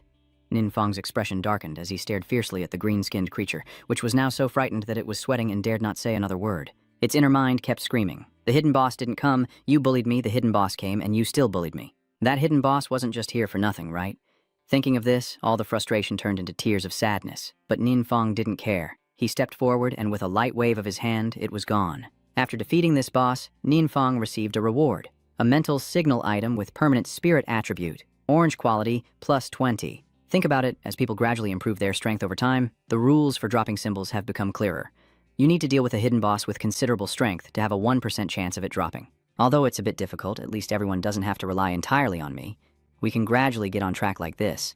Then he picked up his phone to ask the transaction repair team if they could help gather enough transformation stones. The staff on the other end of the line apologized sincerely, saying that they don't have enough transformation stones in stock and are urgently preparing more for you. Look at this, Ningfang frowned. Transformed stones are originally a rare item, and recently I just bought a batch during my 3rd transformation, so it's understandable that I couldn't gather 100 stones in such a hurry. Anyway, there's still plenty of time, so I should go check out the training camp first. The scene quickly shifts to the Super Spirit new training camp. As soon as he arrives, he's surprised. Why is the training camp suddenly so lively? Everyone saw Ningfang and shouted, "It's Elder Ning! Elder Ning is back!" As soon as he saw him, he remembered that the top-tier elite had fought against the Demon Tide last time, but he also blurted out and asked the others. At the same time, Teacher Lu came over and the government decided to extend the training period at the camp because everything was changing too quickly. With new knowledge emerging constantly, instead of spreading resources everywhere, it was better to focus on training a truly high-quality team. Everyone cheered upon hearing this, saying, "Lord Nin, we will often have the chance to meet you in the future. Please give us more guidance," followed by countless questions from everyone for him. Ningfang also took a little extra time to stand and explain, while a fanboy said, "The group next to Assistant Nin already has the strongest combat power in the country." The person next to him retorted, "What are you talking about? Nin Assistant is the strongest fighter." Suddenly, a figure rushed towards Ningfang, pushing everyone aside. Everyone was startled. Could it be Sister Tat Vu Tran? Why is she so panicked? But Vu Tran didn't bother to explain, and went straight to the point with you. "Master Nin, something has happened," Vu Tran stammered. "Nin, Elder. Nin, may I trouble you for a moment? There are a few things." Seeing her panic, Ningfang simply replied calmly, "Why? Vu Tran quickly recounted that the transaction desk just called to say that the transformation crystals prepared for him had been stolen. He was very puzzled, wondering who dared to steal from your Vienthan trading department. Do you know who did it? The scene shifts to the Vienthan trading office branch, where the man happily finally gathers 100 transformation stones. Take another one, and use your fastest speed to send it to the training camp and hand it directly to Elder Nin. His subordinate has kept a calm face all this time and quickly obeys. Yes.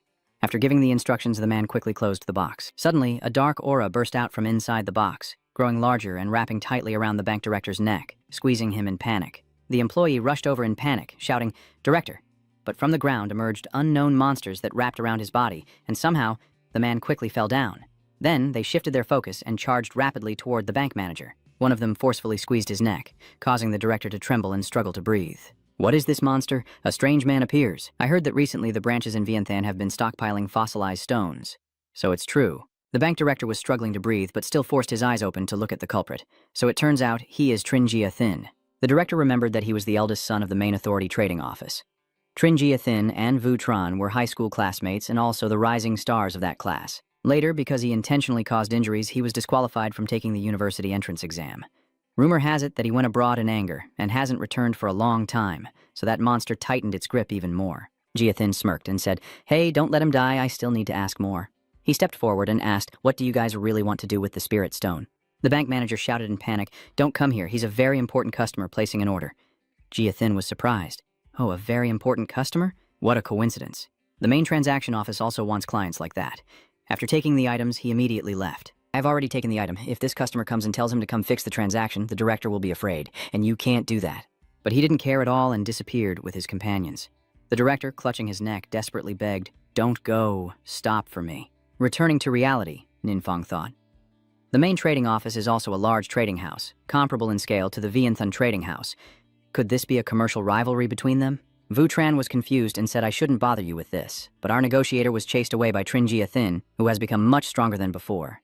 And the monster he summoned is even more powerful than the bosses in the secret realms. So she didn't have time to finish speaking before Ninfeng's phone suddenly rang. He politely told Vu Tran, "Just a moment. I need to take this call." She quickly agreed. Yes, the person calling is Duan. He got straight to the point. "Elder, Mayor Tai just contacted me earlier and mentioned something." Ningfeng immediately guessed it must be the mineral transformation, right? Tai Vu Tran also mentioned it to me earlier. Duan continued, "We brought them along just now and are staying near the main transaction office, so you don't need to make another trip." Ninfeng thought it made sense, so it's fine. Everyone please stay safe. Hanam said, "That kind of thing is trivial and really not worth your direct involvement. Dian has improved a lot recently, so it's reasonable to entrust him, especially since he needs to be gradually nurtured." At this point, with the help of the network's support, Duan was gradually becoming more outstanding. In the meeting room, the middle-aged man nervously asked, "Jiathin, are you really okay stealing from the Vienthan trading office?" "That guy's arrogant, don't worry, uncle. Isn't it true that Vienthan has always been taking our market share? I was just giving them a little lesson." He worries about his nephew. Jiathin has been spoiled since he was young, and although he acts that way, he relies on his strength to cause trouble everywhere. I just worry that lately the 7 great guilds have been working closely with Vienthan. If Vienthan goes to find the 7 great guilds, asking them to step in for help. Jiathin stubbornly said, "What are the 7 great guilds but a bunch of clowns?" "Uncle, does this world really have gods and divine beings?" He secretly sweats and replies, having just learned about this not long ago. Jiathin proudly introduces, "Master, I am a devoted follower of the divine." He quietly ponders, Jiathin's master. Is he a strange person that the boy brought back from abroad? That night it looked more like a heretical sect than a divine being, clearly showing he was not a good person. Jiathin introduced, "My master comes from a higher world, a world favored by the divine. The deity he worships cannot be named directly, and is often referred to as the wandering soul Kwai Tuk. So that was the name of the deity who once fought Ninfeng." He continued, saying that this time the master was traveling around the world to spread the faith and gain more followers for the divine. Countries willing to worship the great lord would receive his protection, but those who refused to worship would be wiped out by him. Hearing his grandson boast like that, he was startled and said, "That might come from a higher world, but such arrogance is too much." Jiathin continued, "I haven't seen my master's strength with my own eyes, so I probably still don't have a clear idea of it." As they were talking, suddenly the older uncle's phone rang. Jiathin quickly reached out to answer, and as soon as he heard the voice on the other end, he got straight to the point. "How is it?"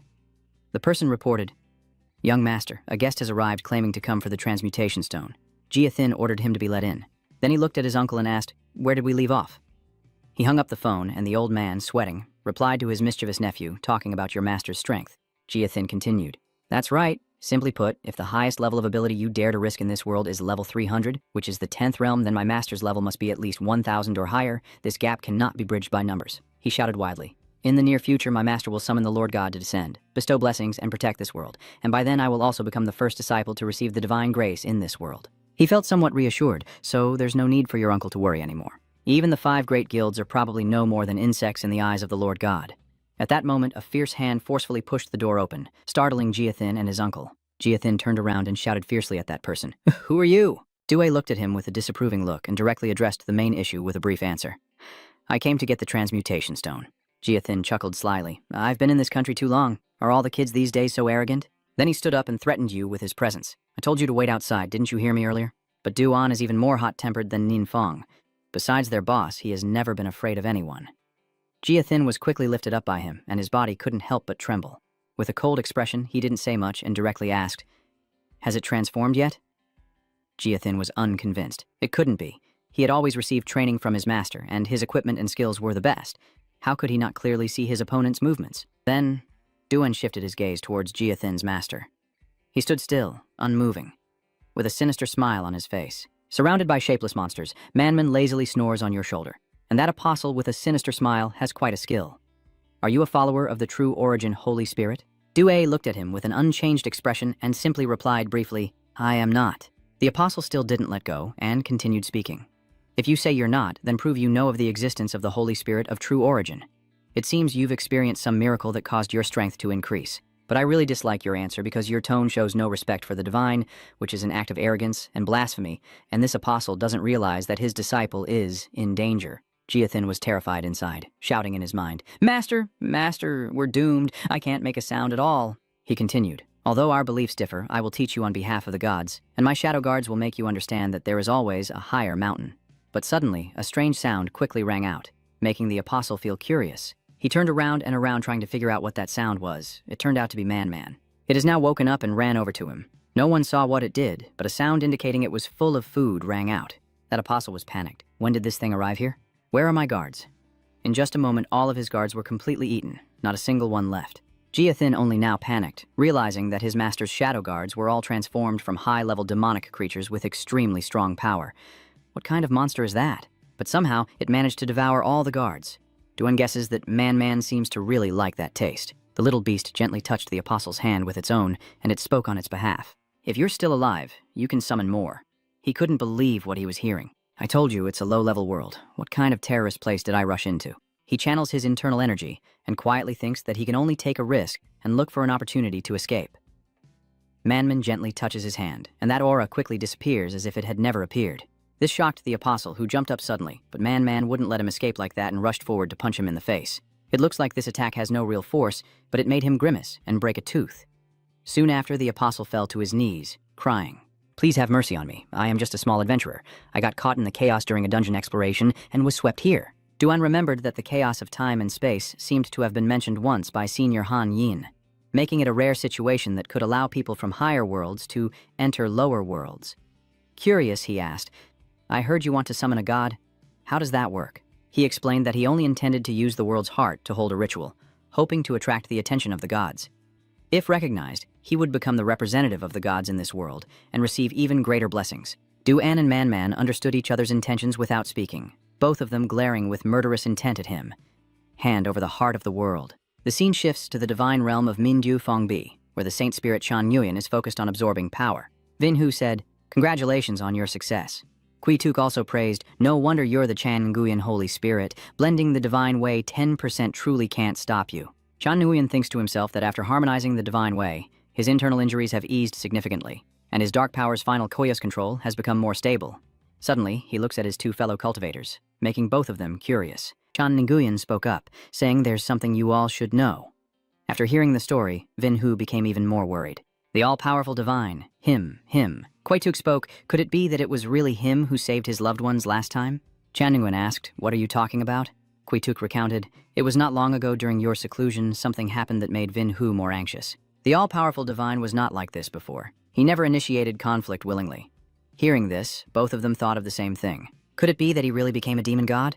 Kui Tuk looked grim. I have a possible way to deal with him. Jen Yun was extremely excited. Moi, what is your plan to deal with the all-powerful divine? For now, we can only guess and cannot confirm. I will conduct some tests and then inform you. Chan Nguyen thought to himself that this sinister name was surely secretly plotting something shady, even though he only said it was just a guess, but he had already tested it. Quituk also had his own thoughts. This impatient guy would definitely rush to deal with the omnipotent divine before he was sure, and I can't let him become a pawn. But where is the all-powerful divine being? Just leave it like that? But Quituk is full of confidence, don't worry. No matter how powerful the all-encompassing divine magic is, it's ultimately alone, with little faith from the lower world, not enough to resist other gods. And without the care of a god, the so-called blue star will never become a higher world. That's right. This is also part of the universe's rules to prevent a single god from dominating the world and causing an imbalance through unchecked power. So the hiding place of the all-powerful divine mage will also become the cage that he himself destroys. Is the demonic secret even stronger than my master's, yet it behaves so obediently in front of him? Nin Fong asked Duan, has the background of that one-eyed bastard been confirmed yet? He quickly replied, I confirm. Duan recounted that about a month ago he appeared in a secret realm in Ledouye. Ning Fong realizes that Ledouye is a small country in Eastern Europe, right? Duan responds, yes. The Ledouye government has honored that one-eyed man as a national-level powerhouse and has also formed a guild of adventurers under his name, forcing other countries to join. But when he contacted our country, he was rejected by the government, so perhaps this one-eyed man's purpose was to intimidate us. Duan asked, is there anything wrong, Elder? Hanam said, anyway, that evil-eyed guy constantly claims to be a follower of the soul of Quituk, but the ritual he just mentioned, summoning the divine, is actually the all-powerful law god. Hearing this, Ninfang was momentarily speechless and angrily shouted, hey kid, are you still not going to tell the truth? Who exactly are you summoning the divine for? That one-eyed freak was so scared he sweat and shouted, it was the Great Vong. Ninfang was curious, then he immediately bowed repeatedly. I was wrong. The god I summoned is an evil god called the all-powerful divine spirit. Duan glaring, shamelessly, who said that the all-powerful divine spirit is an evil god. He trembled so much he almost doubled over, saying, sorry, I quickly realized I was wrong. The one-eyed demon was excited. Great, all-powerful god. Could it be that you are also a follower of the great, all-powerful god? As expected of the all-powerful divine, even low-level worlds know of the revered deity. Sorry, why would the world worship the all-powerful divine be this low-level world? Jiathin was stunned and asked why the master suddenly. Ninfang stepped forward in a deep voice. Tell me clearly. Quickly. He quickly obeyed, yes. One-eyed trembled. I called Kontap Ba, who joined an anonymous organization in our other world. This organization does not recognize gods, only worships the all-powerful law deity, and in our other world that is absolutely forbidden. So we all claim to be followers of that god when we go out. You ask, who is the leader of that organization? He said, I don't know either. No one has ever seen the true face of the organization. Hanam whispered, the organization could have been a follower of yours, but it could also be a trap or a scheme by others with ulterior motives. Ninfang is determined, saying, I will go see for myself next time I open the door to another world. After I have gathered some strength from the sacrifice, Doc Nan excitedly shouts out, I didn't expect to meet someone from my own family here. Great and all-powerful divine master, your praise knows no bounds. Hanam smiled blankly. I do kind of like this guy. Ninfang and Duan could only helplessly face such a fanatic. Ninfang felt it was true that this person provided some useful information, and with 2 more parts of the world's mentality, they would be complete. You are happy that you can finally awaken Sezada. The scene shifts to the death altar, where Sezada joyfully embraces you tightly. Lord, God, Lord, I finally get to see you. Throughout all these long years, I have thought of you every single second. Me? Me? Sesida angrily said, the person I least want to see is you. Get out of my secret realm immediately. Ninfang chuckled happily. Looks like the relationship between you two is very good. She angrily shouted, no way. This expression just makes you look confused. Maybe you've forgotten, but this guy always messes up the books I carefully organized, never puts them back after reading, and usually borrows books without returning them. So my subordinate has banned him from entering the library. Hanam cheerfully led the way. I can't believe the Lord is standing here. Let's go to the library to talk. I will lead the way. A figure quickly rushed past Ninfang Sesaida and shouted, you bastard, don't decide for me. All 3 quickly sat in her library, the atmosphere extremely quiet. Suddenly, Han Yin broke the silence teasingly. Sakita, this isn't proper hosting. There isn't even a cup of water. She said seriously, in the library, no food is allowed. Sorry for the offense, but even the Lord of Gods is not permitted here. Ninfang smiled brightly. Hanam, don't tease Sesida anymore. He scratched his head and chuckled. Lord God, I want to understand the current situation. Ninfang replied briefly, good. Then he summarized the situation so she could understand it clearly. Every action of Ninfang was observed by her. Sesida looks at her master with great interest and says, if we only rely on this world to oppose the other gods, the difficulty will be very high. Without the intervention of other gods, the adventurers in this world won't be able to push their limits or become your support. He has also seen that evil-eyed scoundrel who, with his own strength, subdued an entire continent. The gap between world levels cannot be bridged by numbers. And for higher level worlds, just a single intervention from you would surely attract the attention of other gods. Ninfong deduced, so does that mean that when others cannot enter, it will also be difficult for us to get out? She spoke up. Yes, more importantly, this could lead to a problem. If other gods secretly send people to infiltrate and sabotage, we might not detect it in time. Lord God, I have a hypothesis. Ninfong asked curiously, tell me what you think. Hanam said, I previously noticed that the achievements the Lord of Gods could bestow beyond his own domain also involved the domains of other gods. Specifically, it involves the two gods, the Swift Shadow Commander and the Lunar Oracle of the auxiliary system. Sesida was surprised, saying, the Swift Shadow Commander and the Lunar Oracle were killed by the great god during the divine battle. Ningfang interrupted, what do you mean? Seeing that Brother Tran interrupted, Hanyin continued, that's right. It seems the Lord of Gods also considered that possibility. What are you two talking about? Just go with my feelings. Hanyin recalled that it was only recently that I realized this possibility. Could the divine paths of the Tadan Commander and the Kai Nguyen Chijia have already merged with the divine path of Lord God? If this hypothesis is correct, some things can be explained clearly, such as how the Lord of Gods was able to recover quickly from a powerful curse without any injuries. For example, Lord Shenshu might grant those two gods special achievements, but not the same to others. His eyes lit up, which could mean there's not just one god here, but four gods, including the evil god and the demon god. Ningfang speculated that in other words, if the other gods are eliminated, their divine paths could be unified. Hanyin said, this is just my subordinate's hypothesis. Further verification is needed. This made Ninfang ponder. Are you just testing me? Turning back to the three gods, for some reason they suddenly shared an ominous intuition. What is happening? Just now I felt a terrifying threat. Recalling the past, there was a fierce battle that shook the heavens and the earth, of course, a one-on-one fight. Chan Nguyen shouted loudly, why did the all-powerful law god insist on pushing us to this point, when we didn't need to go this far? In response to his fury, the all-powerful law god just stood silently, without saying a word. Vin Hu said, you don't like fighting, we forced you so far, but what you're doing clearly opposes the gods. Cease your actions immediately, don't be stubborn, or we will take the role of the Divine Lord before you and become the evil god. The omnipotent divine spirit shouted angrily, Ta-Than, is this your answer? Then from now on, I am the Ta-Than. So the origin of the demon god they always mentioned is like this. Returning to reality, C said, if Han Yin's guess is correct, you might become the last god of the divine. Then the one in charge of the entire universe said that this must be restoring normal order. Han Yin deduced that the system on your body might be some kind of cosmic rule, which is why it needs to remind you through missions at critical points for you. Ningfang grimly mentioned the cosmic rules. I suddenly remembered that before completing the 4-stage mission, I gained a new power. I recalled that at that time, the system had informed me that you could open the divine realm.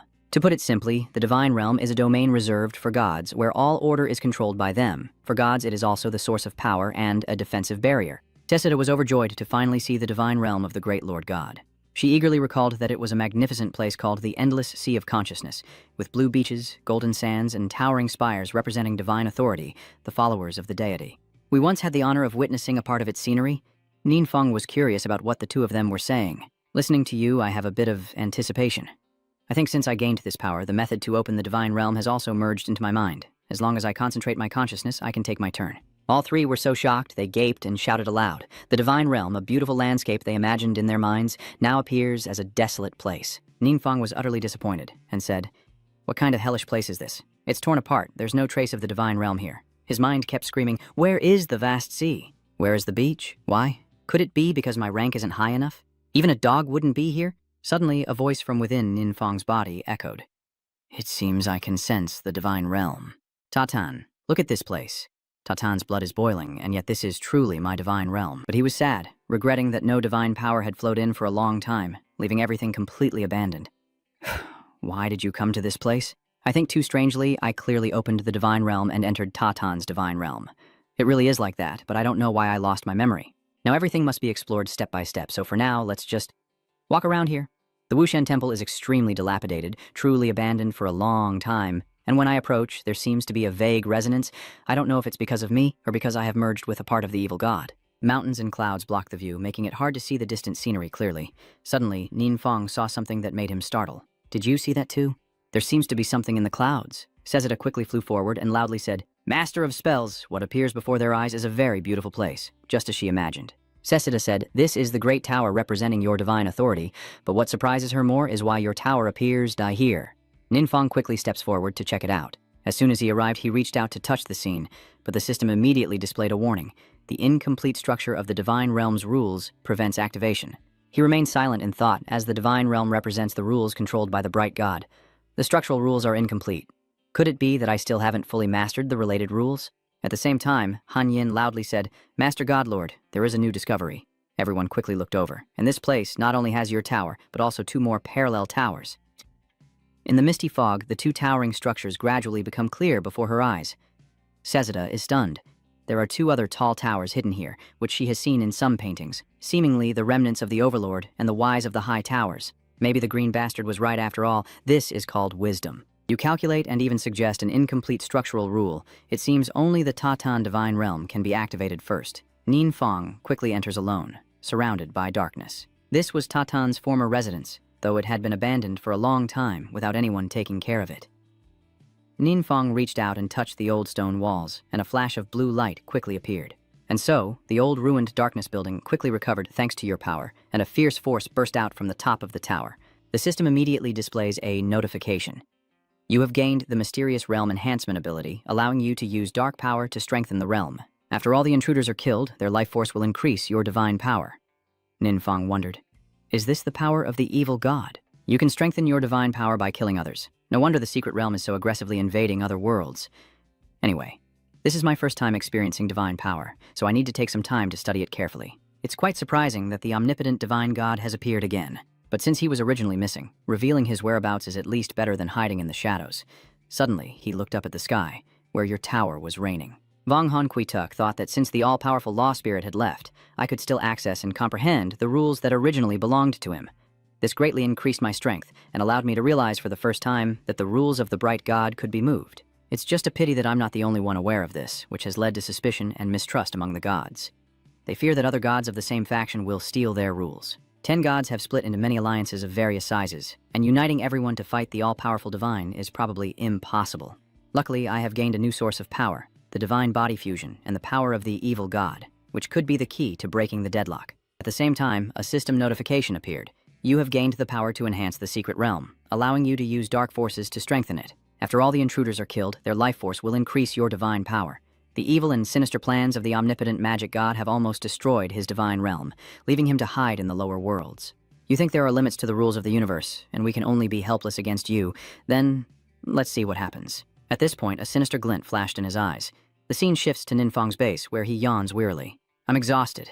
The power of the divine light truly isn't something you can understand in a short time. Old master, have you finished handling the transaction repairs on your side? And quickly finished everything. Ning Fong was exhausted. That arrogant Kappa was truly too reckless. It seemed he really considered himself a devotee of the demon god. From now on, you need to pay attention to him and make sure he doesn't cause us any more trouble. Duan scratched his head nervously. Yeah, actually that capo doesn't seem to be what I initially imagined. Remembering how he was crazy, I never expected even boxing to become his devotion to the Lord God. If I hadn't seen it with my own eyes, I wouldn't believe it. Mammon lazily asked, why do you seem like a different person? Capo scratched his head and laughed. Sorry, I used to act proud just to hide the fact that when I first arrived in this world, many people had ulterior motives to exploit me. So I had to make them feel respect to avoid a lot of trouble. And thought to himself that he had asked Senior Feng to investigate this person's situation.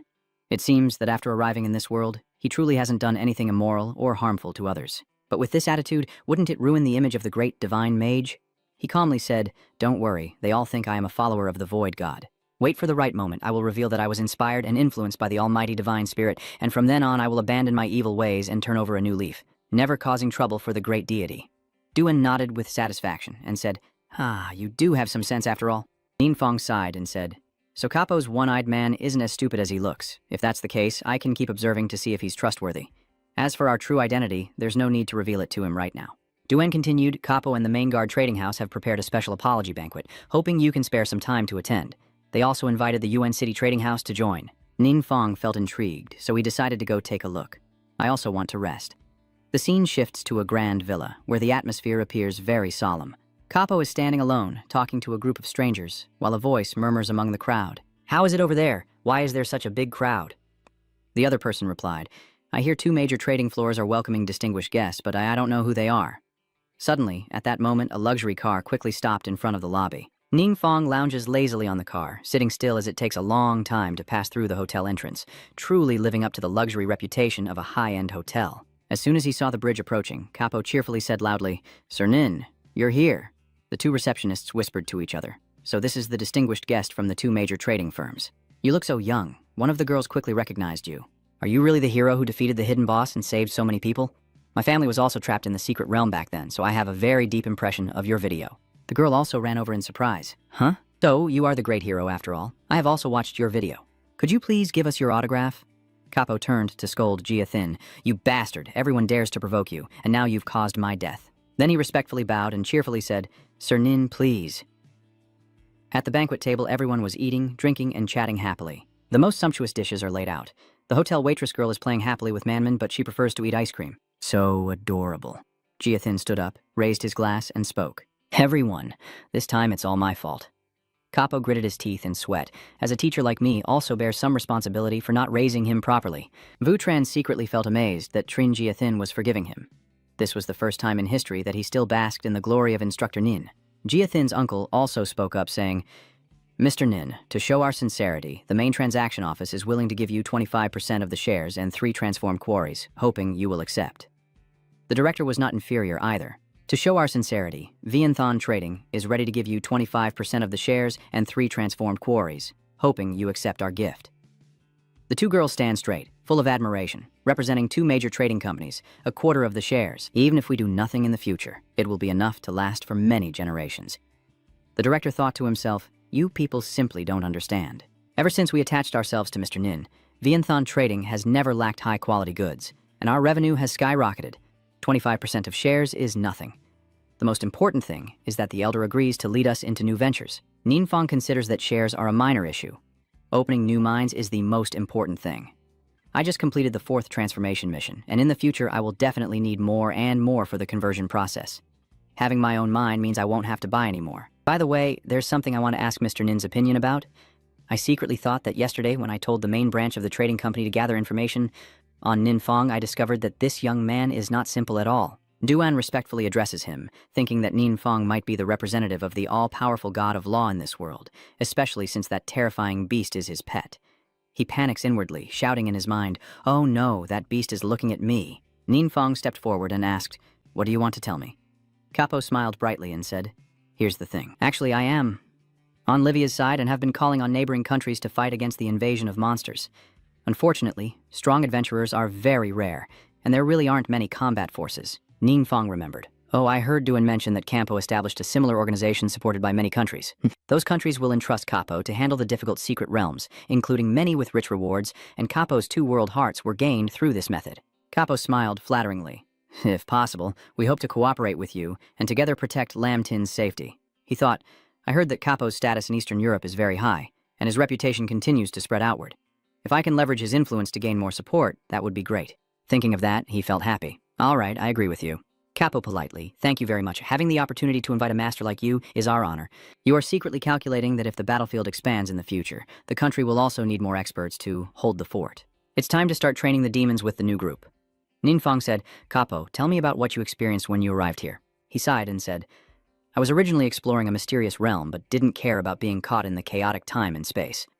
I've heard that chaotic time and space are extremely rare, happening once every 100 years, and I don't even know why I was able to encounter it. Now that I think about it, it's terrifying how unstable time and space are in the chaotic timeline. Surviving through it unscathed is truly divine protection. The villagers looked in surprise at the strange thing appearing in that direction.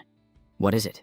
At Ninfang's base, everyone has gathered here in full. You think that during this time of contact, the leaders of the 7 great guilds have all been very kind, along with Professor Ta, and right now they are the ones who can develop. Anchan gritted his teeth and thought, this special training has greatly boosted Lao Feng's strength. I must take it seriously.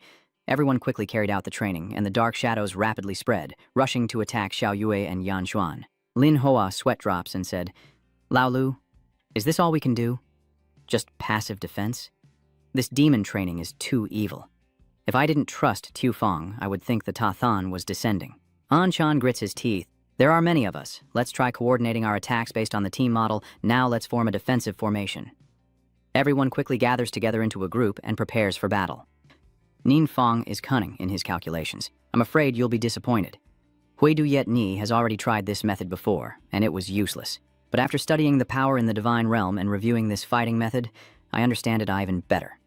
No wonder they are such experienced adventurers, their coordination is even more seamless. Everyone united in using the Great Earth Shield Suffering Transformation technique. Suddenly, Professor Ta was momentarily stunned, as if she had just remembered something. Meanwhile, Xiaoyue and Anchan also looked surprisedly towards Professor Ta and Lin Hoa. The system quickly announced. The area blocking enhancements, with both the scholar and priest professions present, increases defensive effectiveness by 20% when forming a protective team. Professor Ta looked at the golden light shining down on him and was momentarily surprised. What is this? The same thing appeared on Luke and Nguyet Nin's side too. In the No Man's Land area, both assassins' professions are present at the same time. When forming the guard team, evasion increases by 8% and armor by 15%. Han-Am and Seisaida were surprised. Using the team to activate the area effect? There's even this kind of thing? A look of excitement. The formation of the battle team really does have an effect. We must all take this seriously, and as a result of our long perseverance, we now face even harsher torment. Han-Am stepped forward curiously. Lord God, was that your divine mark just now? You smile to yourself. Observing everyone working together, some ideas in my mind are starting to become clearer. It seems that at the time of the shop opening, those fields had already been activated. The system then notified that your understanding of the cosmic rules had increased. Ningfang remained silent, pondering. So this is how one can comprehend the rules of the universe.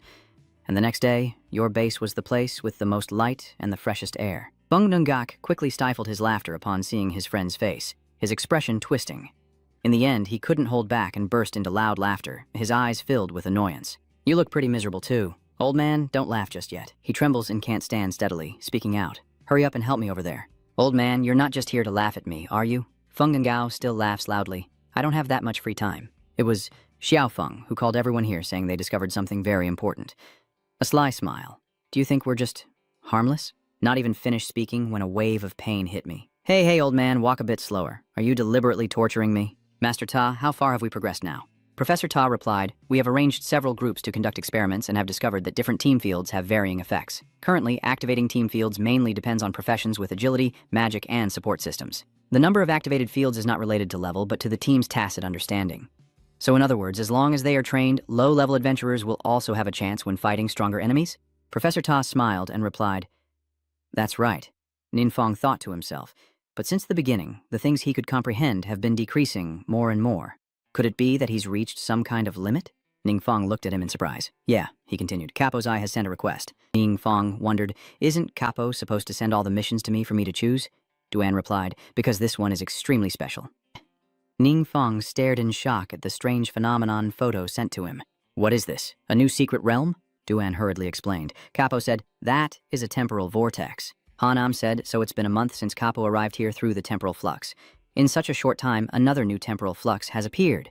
Ninfang silently observes the photo believed to be the temporal flux. He was terrified. Something was crawling out. Oh my god, what is that? The place where the temporal flux disturbance occurred is in the Winkengang. I have completed all the procedures. We can directly use the space roller to get there. Ninfang said firmly to Capo, let's go. Capo looked confused. Capo stammered, is it just you going alone? He wondered what was going on. Capo hurriedly said, I have no other intention, but with the chaos of time and space, the disorder of space-time is really dangerous and hard to imagine something has escaped. He sweat as he looked ahead. At least bringing that super-strong pet along would be better. Ningfang calculated that if there are still unknown dangers, I'm afraid others won't be able to help either. You don't need to bring many people. Just a few of us will be enough. They stop at a place called WK State, and as soon as they arrive, someone appears to greet them.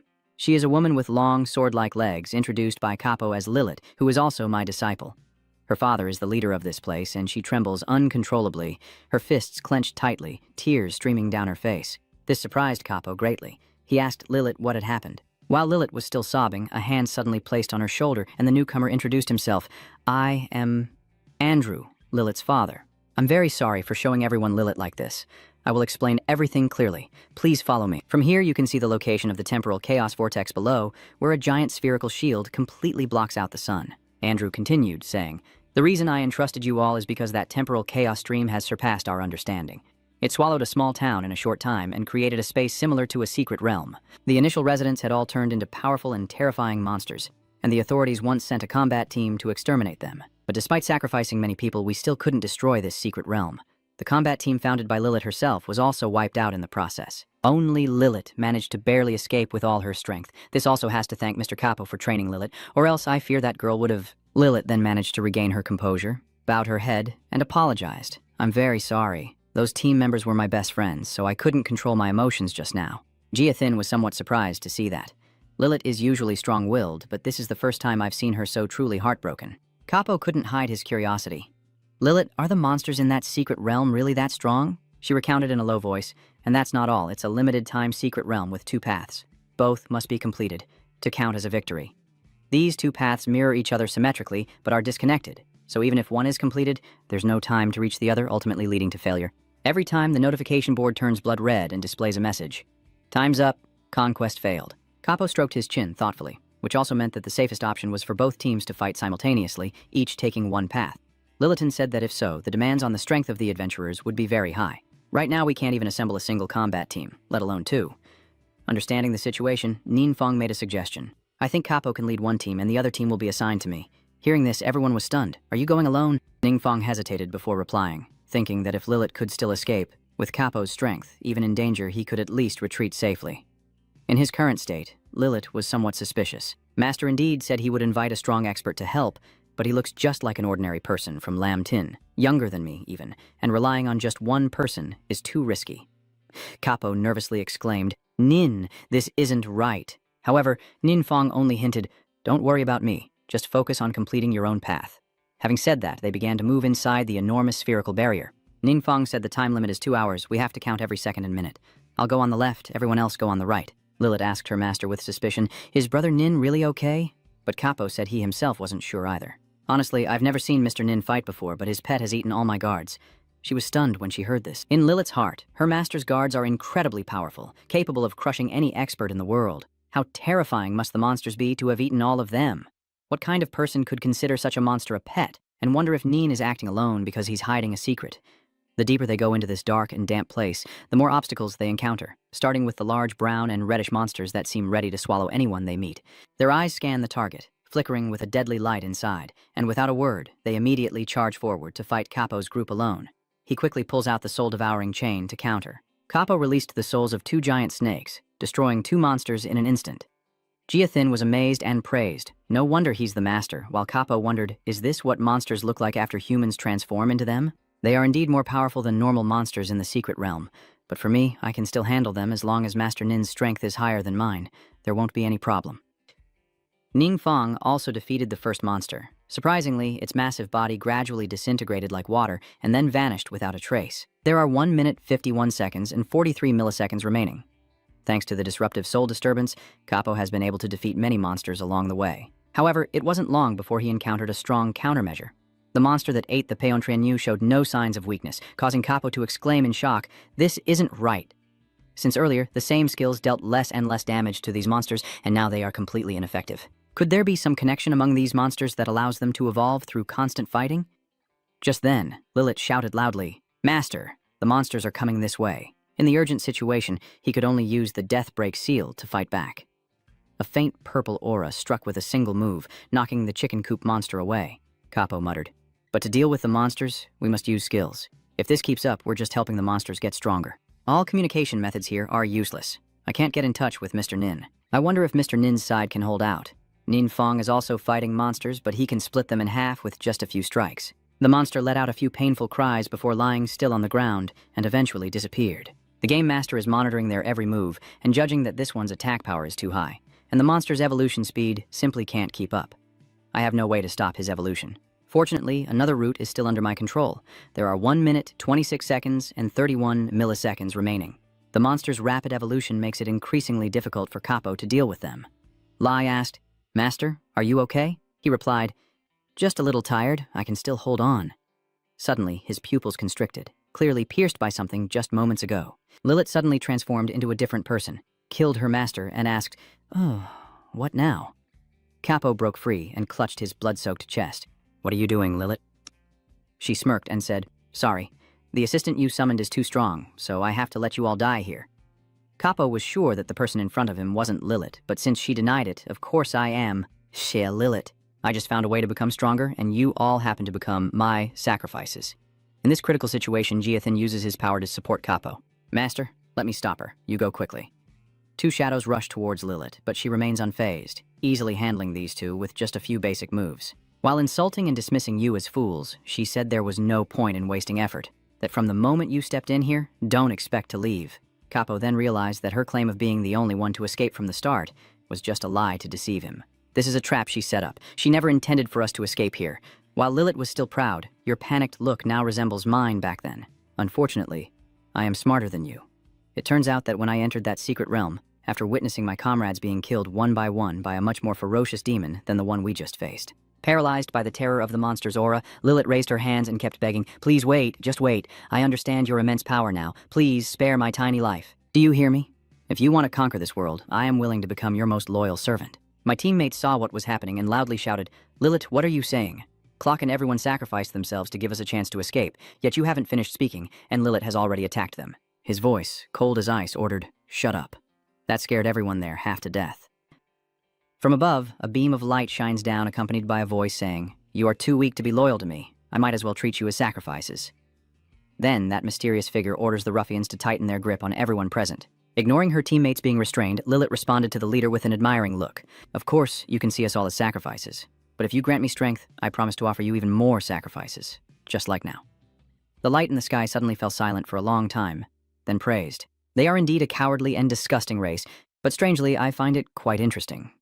"Lie, not understanding," was told. "I want to see what kind of sacrifices you can offer me." Knowing the leader is giving me a chance, Lilith happily replied, "I will not let you down." Returning to reality, she said to Capo and Giathin, "I don't have time to waste with you. Obediently become my sacrifice." They were now at a disadvantage and had to grit their teeth and endure, when suddenly the system announced that the left route was completed. This made them unable to hide their joy, and they exclaimed, "Master Nin, we did it." However, Lilith said it was useless, as these two routes do not exist in the same time and space. Even if he completed one, he could never complete the other. Unexpectedly, the system then announced that the right route had been completed. Lilith froze in disbelief, then finally shouted out loud, "No way, how did he do it?" Moving to Nin Fong, who had just sent the monster to its grave, he marveled. Just like Lilith said, these two paths are truly mirror images, so you can just use the void path directly to pass through and reach the destination without retracing the route. Hey. It seems like we're about to be teleported somewhere else. A mysterious secret realm with shimmering pink light welcomes you. Lilith, still puzzled and alone, wonders how she could complete both paths. While the three of them were still confused about what was happening on Ninfong's side, suddenly a strange vortex swept in, making the surroundings around them become blurry and hazy. Giathin looked around, wondering where they were, but even Lilith, who had been here twice, had no idea. Both routes have been conquered, and we will be moved to the owner's independent space, but this is also my first time here. Earlier, because of the failed conquest, the owner thought she was not qualified to enter. At that moment, she discovered something strange. From the cliff where she stands, a stone with a spiral symbol appears, likely summoned by Lilith, the creature she calls her master. Seeing this, Giathin stammers, "Master, is that the final boss of the secret realm? With such terrifying pressure, it must be a demon lord-level monster." Capo thought to himself, "The demon lord is the strongest existence under the demon god, and we will all die here." Only Lilith chuckled happily and thought to herself, "So this is what the owner looks like?" Just watching from afar already inspires admiration. It seems the young boy named Ning has already been eliminated. She quickly pointed at the two prey and introduced them sweetly. "Master, I am Lilith, your humble servant. They are all sacrifices I have brought to you, hoping you will be pleased." That huge rock just spoke. "What are you talking about?" Lilith hesitated, wondering why the voice of the master sounded different from before. At that moment, a shadowy figure appeared above the stone, its form unclear. When the light swept over, they realized it was Nin Fong, who now looked like a living saint incarnate. Kowlan orders, "Lilith, explain yourself." Everyone starts stammering. "This is Mr. Nin." She was frightened by this scene. Why is that young man named Nin stomping on the master? Why does the master show no reaction at all? I'm so scared. I originally thought this guy only had relatively high attack power, but who would have guessed that after reaching the end of the road, he would find his normal attacks too slow, and directly use a forbidden spell to wipe out the guards I personally sent out. Then he used another forbidden spell to bypass the space-time barrier and appeared on a different path. The guards there hadn't even reacted before being destroyed by the forbidden spell, and he casually cast 3 more spells. Only the great demon god of the past could do that. Who exactly is he? Why do you ask? Because all of you are fools. Master, I told you, with your strength you could conquer the world, my family and I would be your greatest support, willingly helping you plan, but you refused without even thinking. Ningfang recalled when Capo scratched his head and cheerfully said, "Sorry, I was just pretending to be arrogant before." You see, no wonder Capo said that back then. Lilith kept rambling on and on. "I just can't understand why. Isn't it true that you really enjoy dominating others? It's natural for the strong to control the weak." He simply replied that the gods I worship dislike those who are greedy and foolish. Coincidentally, you and your family both possess those traits. Now I'm all mixed up, not knowing who's the grain and who's the green bean anymore. Lilith stammered. "What did you say?" Ninfang's subordinates began to marvel. "This is truly your style, Lord God of War. This Capo also understands who you are." Lilith still hasn't given up hope. She points at the crowd and says, "Master, surely you have another way, right? Kill them quickly, kill them all. As he finished speaking, a giant hand reached out, terrifying Lilith into speechlessness. Now only the pounding and clattering sounds remain in the space. After finishing, Ninfang calmly said, "It's been a while. Let's finish off this giant and then call it a day." He turned around and activated his skill. Unexpectedly, powerful waves of energy poured down from above. A similar symbol reappeared, leaving Ninfang stunned. For a moment, he regained his composure and saw the boy cheer, realizing there was an unexpected gain. A glowing, gem-like object radiating brilliant light. At the same time, the system prompted a check to see if the central demon core had been absorbed, leaving both Ninfang and his subordinates stunned. Hanyin warned that the time-space chaos is inherently unstable and usually disappears quickly, but the chaos here still remains, so it could be very troublesome.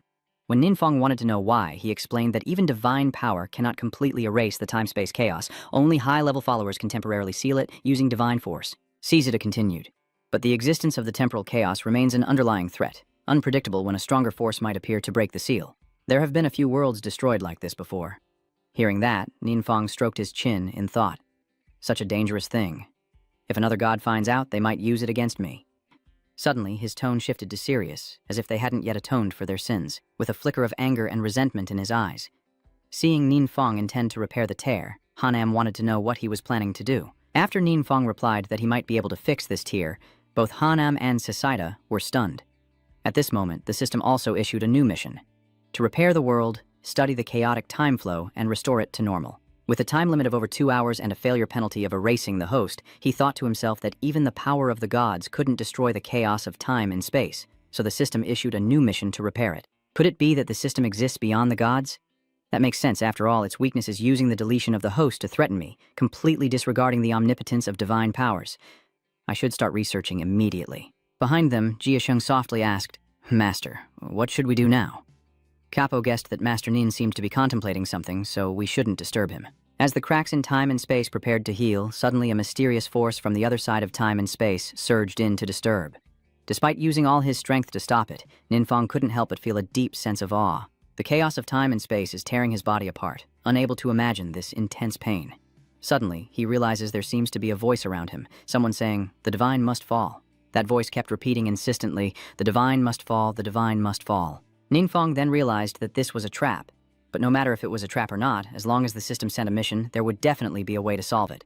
I must stay calm. Stay calm. After a moment to compose myself, Ninfang opened his eyes wide, thinking to himself that he had sensed it, even if, just for a brief moment, a different pause appeared there. If I can catch it, you should close your eyes and feel it more clearly, girl. However, the chaos around seems to be deliberately disturbing me, so I have to concentrate even more. After some effort, he finally found it. Outside, Lilith's father Andre was starting to feel anxious. His calculation shows that it has been over 2 hours since they entered the secret realm, so it seems Lilith's plan has succeeded. Then he displays a savage smile. But I hope the Demon Lord inside the secret realm will be pleased with this sacrifice. As long as I gain the Demon Lord's support, no one will be able to stop me from ruling this world. Just then, a subordinate came to report that Lord Andro from the Guild Alliance was surrounding the area. He sneers sarcastically. How will these fools react now? Then send them all to hell. The Guild Alliance has arrived to seal off the scene. Leading the Adventure Guild of Austria is Commander Johnny Wilson. The Adventurer Association of Austria is mainly established by large corporations. The Guild Alliance is the highest authority managing adventurers in Austria. One of the team asked if we should go in to catch Andrew, but he told us to wait a bit longer. At that moment, 3 arrows shot down as a greeting, and Johnny was overjoyed to see the signal. Your old friend has finally arrived. Inside the secret realm, Ninfang is still contemplating. This is the starting point of a space-time flow. We can use our divine power to stabilize it. After fixing it in place, this part will no longer be out of control and the second bright spot can be seen elsewhere. Just follow this method, and Hakam and Sesda will be amazed. The tear in the sky is truly closing. This is the great power of the Lord God. It took a moment before Ningfeng could finally breathe a sigh of relief. It's finally done. The system announces that your understanding of the universal rules has been improved. The world's recovery ability that you mentioned has also increased. Ninfeng asked his subordinates, what exactly is that recovery ability? However, this is only speculation. I apologize, but this is not knowledge that I understand well. From Ngia Den, perhaps this is a kind of ability to restore a damaged world back to its original state. You said that maybe we can study it further later, but there's one more thing. When I was repairing the flow of space-time, what was that sound I heard? Shenming will definitely die, but what does that really mean? At that moment, Jiathin loudly said, "Look, Master," and pointed up to the sky, marveling, "Master, it seems the surroundings are gradually returning to normal, unbelievable miracle." Kapo couldn't help but rush forward and swear, "Ninfeng, please believe me. I, Kun Kapu, have never intended to conquer this world." Instead, Ninfeng just placed a hand on his shoulder and said, I believe you. Suddenly, strange sounds came from afar. The group looked at each other in confusion and asked, "What is that noise over there?" About 20 minutes ago, Johnny's subordinates curiously asked if the 3 flying scrolls were old friends of the commander. The 3 newcomers are Yuang Du Yet, VM Su Yen, and leading them is Feng Nyach. He asked Johnny how things were going. Wang Du Yet, seeing this person, thought to himself, Saint Light Knight Johnny, the commander of the Austria Guild Alliance. He and senior brother Ung are legendary figures who are usually only seen in news reports. Johnny explained the situation. We are tracking the ambitious Andrew, but we cannot access the secret realm area, and the current situation is still unclear. We sincerely apologize for involving your nation's adventurers in this treacherous scheme. Feng and Gach said that with Ninfeng in the secret zone, there probably won't be any major problems. You just need to focus on dealing with Andrew. He will pay for deceiving Ninfeng. So, you're saying that's not right? The secret realm area is the most serious issue. While elsewhere, a bloody battle is raging with corpses scattered across the ground. Those monsters sneer triumphantly, showing their contempt. These lowly ones don't interest me in the fight. That old Joni is down the mountain, so we might as well deal with him now. Only one person survived. Hot Hai ran back to report. Commander, we were ambushed by the enemy. Joni, in the guise of a subordinate, looked distressed and said, "Don't move, I'll treat your wounds." That soldier, despite the pain, whispered that the guy named Andro has gathered many missing persons under his command. Fungak emphasized again, "What do you mean you went missing?" Joni said it was a mysterious group of missing persons that suddenly appeared. They are humans but possess the power of monsters. Ordinary adventurers are no match for them. Fungach remembered some familiar faces and exclaimed, "Oh, right!" Johnny suddenly remembered. Lilith, Andre's daughter, had captured the missing people. It seems they had been using this opportunity to build their power for a long time. At that moment, a powerful force charged straight at them. Joni immediately sensed it and shouted, "Be careful, it might be too late." That strange power was too close, and just when they didn't know what to do, another force surged forward to save them. Johnny and his subordinates, terrified, turned around to look at their savior. Wang Du Yet, your recent attack was truly impressive. The monsters started to wonder, did we just get blocked? Yuni was also frightened by Wang Du Yet's power. How is that possible? This young girl is even more formidable than I am. At this moment, Wiem Suyen and Wang Du Yet rushed forward under Feng Ngach's guidance, and the monsters with beards quickly scattered. Joni watched in amazement and asked, "Feng, how did you become so powerful?" He replied, "Thanks to Master Ling inside, who conducted special training for me." He acted so unexpectedly. "Master Nin is inside there. Oh my god, it's hard to believe. No wonder you're not worried at all." Feng Ngach's face grew serious. "Johnny, please take us inside." After a while, they got closer to the secret realm. Ning Feng and his team just finished defeating the monsters, with corpses piled up like a small mountain. Seeing someone approach, Nin Feng was very happy. Duyet He, Senior Feng, Chairman Truong, why are you all here? Feng Nach reports the situation, with the commanding officer leading in a white uniform. Holy Light, Knight. Johnny noticed Andrew acting strangely, and concerned for his safety, contacted me immediately. Johnny is my old friend, but when he started talking, I saw him standing there frozen, trembling, with his mouth trembling. Has that terrifying secret disappeared? Moreover, they can also come back out. Capo grabs Andrew by the hand and hands him over to Johnny. He knew there was nothing more he could do, so Lini asked to accept the judgment of the country. I am Chief Chow. According to our country's laws, no matter what crime I commit, foreigners have no right to judge me, or it will be considered a declaration of war. Johnny replied, "You are right." Seeing that, Andrew involuntarily smiled like a father pinching a baby. Not keeping him waiting, Johnny issued a new order immediately. I am about to exercise my authority to invite Mr. Nin to become an honorary citizen of Austria. I hope Mr. Nin will not refuse. Whoever has the flag waves it. Nin Feng had no hesitation and accepted the invitation, saying, I accept the invitation from Chu State. Andre shouted again, "What the hell? How dare you?" Joni started to raise her voice and declare, "That crazy bastard Andrew, I hope Mr. Nin will represent the whole world to send you to hell. Kuthu is helping the investigation team carry the body back to the gathering point." She frowns angrily and shouts, "Why should I carry the body?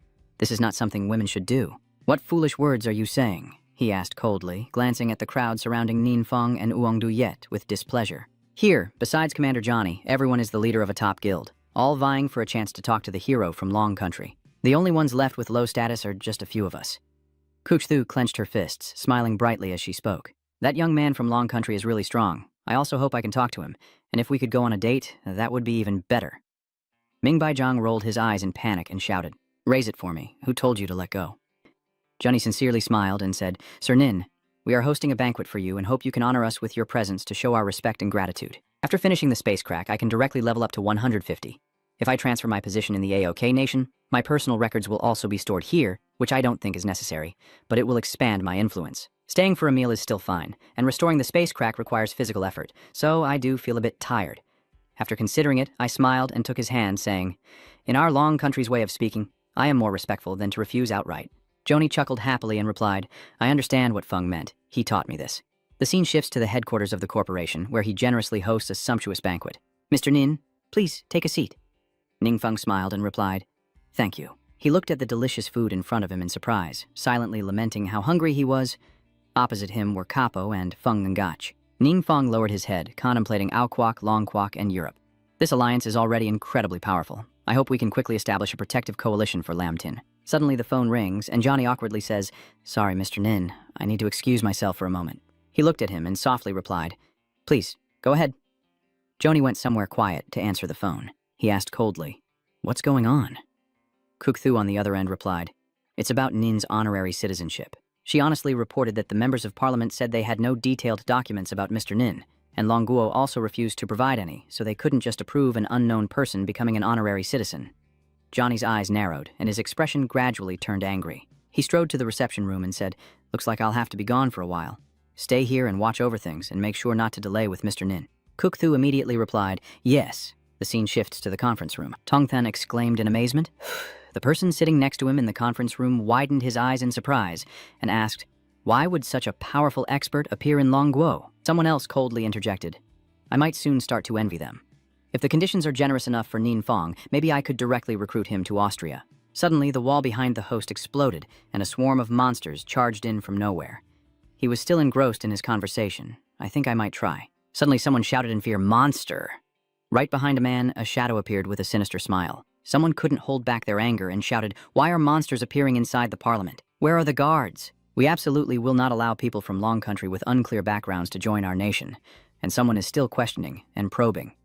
It's about time you ask what you're talking about now. He sneered and replied, We just didn't expect that evil Long Country guy to not only dream of ruling the world, but also treacherously kill our national officials. This is essentially declaring war on Austria. This news shocked the other two counselors, who stared in disbelief and asked, What are you talking about that killed the national officer? Suddenly, the opponent's head gradually cracked open, tearing apart into two, revealing the face of a woman. I am talking to you. I spread my arms wide, exuding a thick aura, and continue, Esteemed national officials. Johnny grits his teeth in anger and opens the door. Inside, numerous guards lie scattered on the floor after being attacked. He was startled and exclaimed, What is going on with this?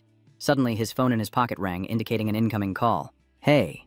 The person on the other end hurriedly reports that the online commander is generating a large amount of unverified content. Countless websites are speaking out and thousands are discussing it. The other person nervously added that the foreign adventurers had killed the Austrian officials, but Austria's major guilds, out of fear, wanted to cover it up. The parliament refuses to let such a criminal become a citizen of honor and calls on everyone not to fear tyranny and to unite in suppression. Many people have already spoken out in support of them online. He widened his eyes in anger and shouted, It's definitely Andrew and his family. These people are truly like restless spirits. That also means that countless guards who were attacked came from that same family. Johnny gritted his teeth in anger. They want to use public opinion to attack Nin and are even willing to ignite a war. If the truth isn't revealed quickly, everything will spiral out of control. He looked at the chaotic scene before him and said disappointedly, Unfortunately, this place has been severely damaged, so we probably won't find any clues. Suddenly, a hand grabbed Johnny's pants and he looked down in shock. He looked pale and weakly begged, Joe, go save me. The scene shifts to a clear morning at a modern corporate headquarters, with Ninfeng holding a plate of food and attentively looking across from him. Kappa was stunned and asked, So Lilith is still alive? Tongthan gritted his teeth and nervously replied, Yes, I saw her unleash a monster that killed everyone. Because I have the skill to fake death, I was lucky to escape with my life. He sat at the dining table, looked up and asked, Where did she go after that? He hesitated and bowed his head, saying, Sorry, I was pretending to be dead so I didn't see. Ninfeng asked while eating, Does Lilith still have any life-saving or resurrection skills? Capo hurriedly replied, I believe there was no exception, unless she learned it and hid it from me. Tongthan, trembling with fear, knelt down and begged, Nin, please, you must become an honorable citizen for us. We need your protection. Suddenly Johnny, with murderous intent, appeared out of nowhere and struck him in the head, then angrily shouted, Shut up! He pursed his lips, looked up and thought, somehow managing to survive the attack of the demon general. This Lilith really isn't an ordinary person. It seems I need to keep an eye on her movements in the future. Outside the headquarters, a few birds are happily flying around. Ninfeng and Johnny went to a quiet place to talk. He apologized and spoke softly. I'm truly sorry for causing you so much trouble. If you need anything, we will do our best to help. You lean on the cold railing and reply indifferently. Indeed, I do have a request. Ninfeng tilted his head with a gentle smile and said, I need a few special water-type magic skill books. Johnny bowed his head happily and replied, Not a problem at all. I will immediately instruct the guilds to bring the skill books that meet the requirements. Then, a book is delivered. He squinted at it with a hard-to-read expression and awkwardly explained that special skill books are extremely rare and not easy to find in a short time. If there are any in the future, we will definitely give them to you right away. Of course, I can also personally go into the secret realm to find them. Ninfeng smiled broadly and raised one finger, saying, I understand, but I still have other matters to attend to, so I need to return to my country for a while. Capo will stay here to help you handle the rest. Hearing this, Johanny couldn't help but feel grateful and said, Thank you very much, I hope to see you again soon. 5 days later, still at the headquarters of that corporation, Johnny and Capo were waiting at the designated place. He exclaimed in surprise, I didn't expect to see you again so soon, Nin. I also didn't expect that the secret realm mission in the 5th round would be in Austria. Ningfeng's mind conjures an image of a desolate, arid desert as he hears Johnny's announcement that the secret realm he's seeking is located in the western desert. We haven't explored it either, so we don't have detailed information. Yuthu was diligently scraping all the food from this cracked bowl when suddenly a slash appeared out of nowhere, shattering it. Yuthu rolled its eyes in confusion, still clutching the bowl with both hands as a car sped down the road. A voice coming from inside. What? None of you have ever seen something like this before? Johnny raised an eyebrow with a hint of disdain and replied, Sorry, when we change roles, we only use transformed stones, and we have never heard of this transformed essence you mentioned. Capo was stunned and explained in shock. Transcendent spirit cores are the higher tier form of the transformation stones. In the world I lived in before, we also had those, but on this lamb tin, I truly have never seen anything like them. Ningfeng looked dejected and thought to himself, who would have thought that the 5 transmission mission would have such requirements? A lot of his accumulated strength was drained when repairing the tear in time, so now he no longer has enough power to open a path to another world. The system panel displays the information of the divine law of the entire system. The 5-tribe main quest with the prerequisite condition of entering the Dunguyen Liet Kok secret realm. To receive the mission item marked as Deep Abyss. 2. Collect 10 transmutation essence cores. 3. Earn 200 blue obsidian pieces. 4. Earn 200 fragments of fiery hell refining, with a 30-day deadline and 6-star S-level difficulty. Sitting in the car, he couldn't help but worry and ponder, knowing there's only a month, and if he fails, he'll have to ask the others to work overtime. Just now I saw you dawdling and only digging a little ore. Who allowed you to rest? It stood up, clasped its hands in prayer, and begged the Lord for mercy, saying that in recent days the workload had suddenly increased significantly and we haven't been able to eat enough, so we no longer have the strength. Before he finished speaking, he struck the lover's child with a single slash, and the fire demon devil revealed its sharp teeth, burning with rage as it shouted. If you losers don't learn how to mine minerals, you probably wouldn't have survived until today. And yet, you still dare to defy me. He looked at the group of Thuno and declared in a stern voice, Today, you idiots have to double your workload.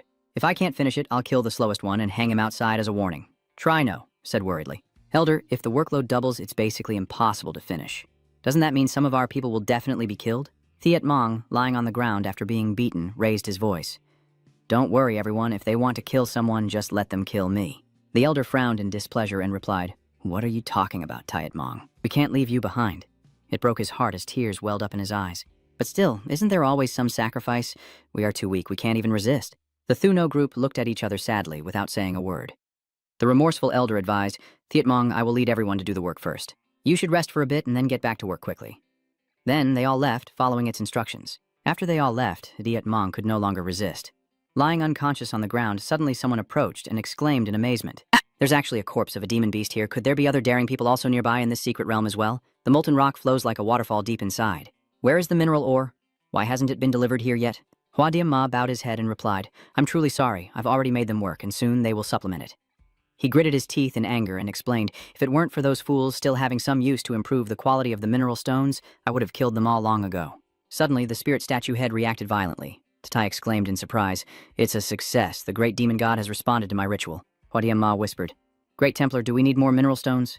He coldly ordered, Don't disturb the order while I listen to the prophecy. A voice interrupted from within the sacrificial stone head, saying, Flesh and blood offering.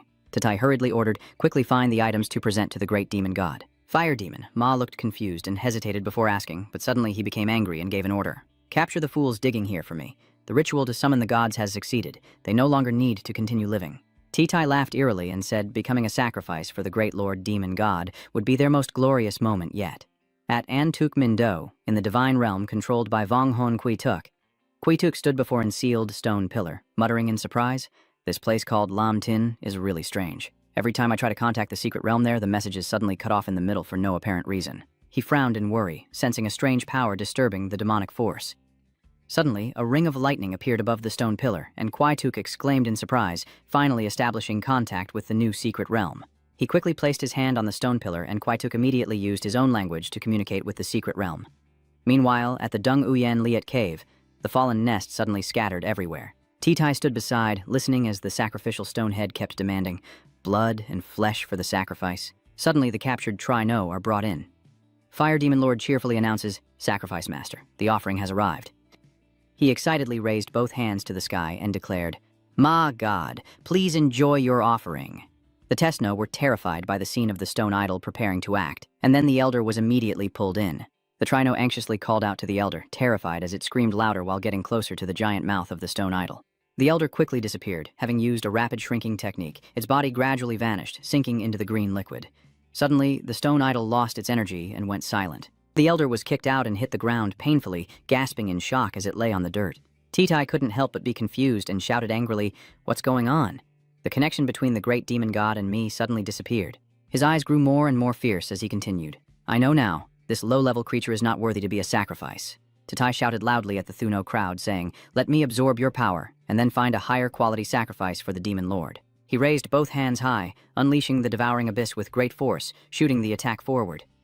The test subjects closed their eyes in fear, but nothing happened, and Taiti's expression became more puzzled than ever. At the cave entrance, Ninfong suddenly appears with Tiet Mong and quickly raises his hand to cast a spell. The Thuno, amazed to see their limbs free, exclaimed, "Look, the magic holding us is gone. Look, it's Tiet Mong." Seeing Tiet Mong happily running over, they asked in confusion, "Tiet Mong, who is that human?" She smiled brightly and replied, "He's the demon lord I invited to save everyone." The test number looked confused and asked again, "What you mean by saving the demon god, Tiet Mong?" Tiet Mong calmly replied, "It's a long story, but I have already dedicated my strength to the great demon god." Another Turok asked confusedly, "But why would the great demon god value beings as weak as us?" Suddenly it put its hand over its mouth and ordered, "Don't interfere now." Taitai angrily shouted for Mao Yen to devour completely.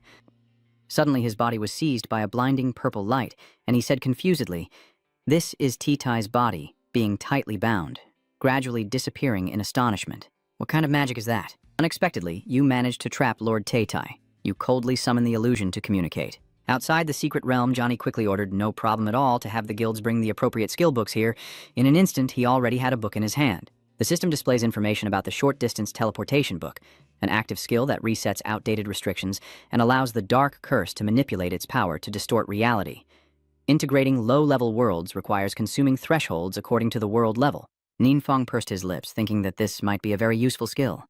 A falling stone appeared from the sky. It plunges down at incredible speed. A shining badge appears in midair. The badge features a flame symbol. The system then introduces it.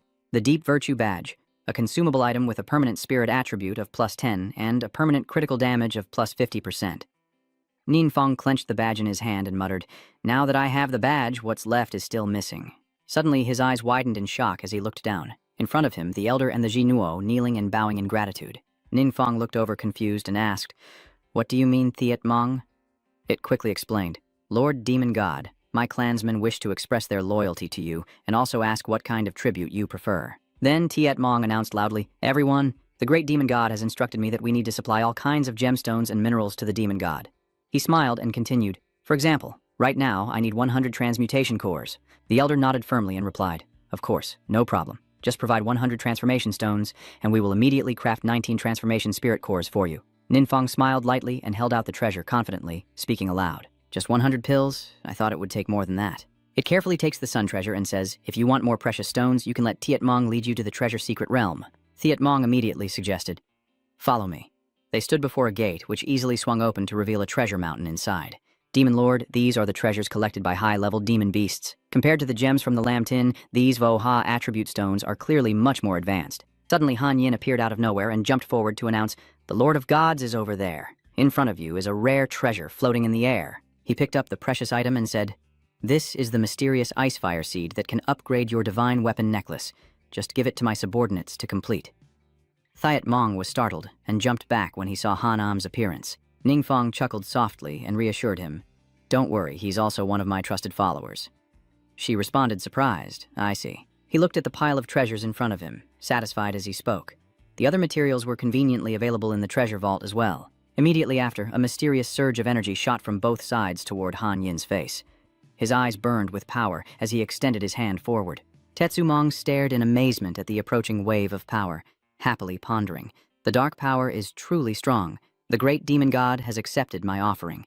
There are many valuable items in this treasure, I will accept them. Thiet Mong, full of excitement behind, happily absorbs more dark power. He smiled sincerely and knelt down, saying, "Thank you for the great kindness of the demon lord." He silently thought, "I have also gained the power from the sacrifice." Ningfeng coldly ordered, "Tai Mong, go check how the transformation of the spirit core is progressing." It immediately obeyed and ran off. Yes, my speed and strength have both improved significantly. At the same time, near the TT area, a shadow suddenly appeared from nowhere, causing the Thuno to break out in cold sweat with fear. That's the Fire Demon clan sneering as they grab the elder's hand and ask suspiciously, "What's going on? Where has everyone gone? And what are you all protecting?" The Trial Demons stand in front of the ancestral altar stone pavilion, guarding the sacred essence of the great demon lord, and they must not let them through. Zhemeng's eyes blaze with fiery hatred as he charges forward without hesitation, punching directly at the Fire Demon. The Thuno below couldn't help but be amazed and exclaimed, "Thiet Mong!" He stabbed straight into the ground as another Hodiam Ma widened his eyes in shock and shouted, "How is that possible?" It sneered with fierce strength and said, "These wolves again. Let me clean up for Lord Demon God." In front of me, Thuno's tail is whipping around like a whirlwind at lightning speed. They kneel down and bow their heads in gratitude. Sezida and Hanam also appear. Ningfeng puzzledly said, "Hey, why does it feel like they're wagging their tails even faster now?" Thiet Mong bowed his head, tears streaming down, silently thanking the great demon god for granting him strength, finally freeing us from oppression. Ningfeng held up the crystal, contemplating. "This is the essence of transformation, right? This form has more rules compared to normal transformed stones." Hanam suddenly spoke. "The higher the level of the world, the higher the level of the gemstone. And the form will also be different. These tiny furry creatures will be very useful if I learn to use them in the future." Ningfeng smiled and replied, "That's right. Luckily they helped me find the divine upgrade crystal for the weapon. So I discovered that the orange equipment system displays information. The Han Yin necklace, the divine grade accessories in red, can upgrade attributes like plus 2,400 mental power, plus 200% casting speed, plus 200% mana recovery, plus 60% magic resistance, and plus 30% critical magic. Eternal equipment never loses durability. Normal attacks have a chance to apply the freezing effect with a 25% chance. Water manipulation allows free movement in water, and every 30 seconds cold air reduces the speed of nearby enemies within a certain range by 15%. Considering the item, all attributes are increased by 10%. Additional spells include Solid Ice Wall, Ice Storm Eruption, and Hanbang Arrow Barrage. Han's fierce spirit is protected by divine power and does not fade away, and it is also contained within this necklace.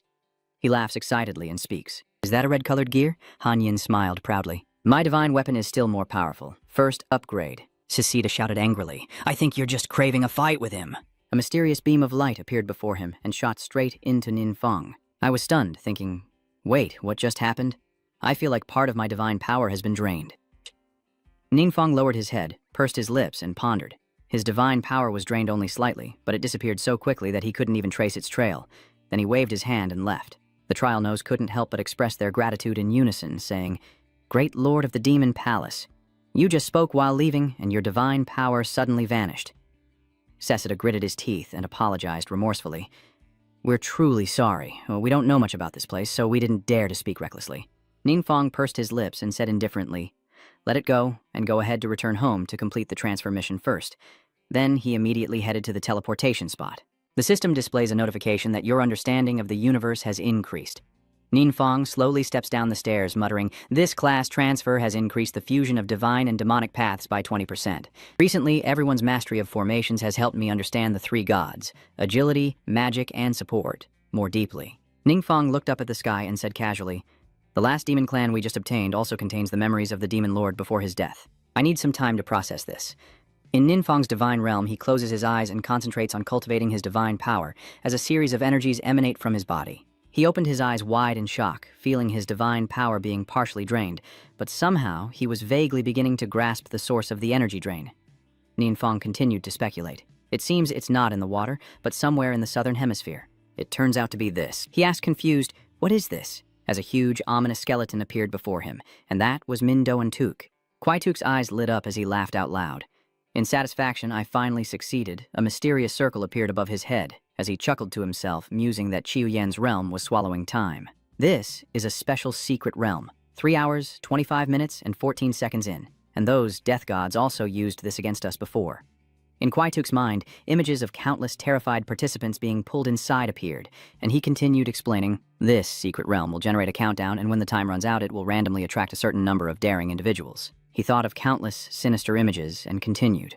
Whether it was an adventurer who entered voluntarily or was pulled in passively, if they failed to break the secret realm, they wouldn't die, but would have to pay the price. The secret realm will absorb the world's divine power and transfer it to the demon god controlling it. Not only that, but this secret realm is also powerful in its own way. At the wilderness, Ninfang stops in front of the secret realm with 3 hours, 23 minutes, and 6 seconds remaining. He places his hand on it. Ninfang couldn't help but be confused and wondered why he couldn't enter. The system then displayed a message. Magic profession cannot enter. Ninfang asked with a puzzled smile, why is there still a profession restriction? Seseda quickly explained that these kinds of secret realms usually appear in some high-level worlds, equivalent to the evil god challenging the deity lord. And they come with special rules such as limiting certain professions from entering to increase the difficulty of conquering, but the specifics are not clear to subordinates. In other words, the evil god may have influenced this secret realm. Or it could be like I merged with the power of the evil god, Hanum and she exclaimed in unison. That is indeed possible. Ninfang's eyes grew sharper than ever. He fell into deep thought. This matter was becoming more and more complicated. The most urgent thing now is still figuring out how to resolve this secret realm. In my mind, familiar faces appeared. Capo, Hanam, Seseda, and Fungangach. His inner calculations clattered in his mind. Most of his allies are magic professionals, so if they can't enter, their strength will be greatly diminished. Suddenly his eyes narrowed and he sneered as he snapped his fingers and proposed, let's form a combat team to try. Ninfang immediately thought of the group including Anchan, Lin Hoa, Tudui, Do-an, and Uang Du-yet.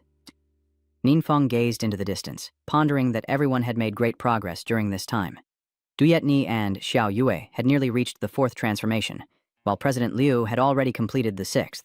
If we exclude magic-type professions, this is probably the strongest team on Lam Tin. He clenched his fist, confidently assuring everyone that this dungeon wouldn't cause explorers to die, and that they could unleash their full strength freely. The people Ninfang just thought of earlier all appeared, and they responded in unison. Understood.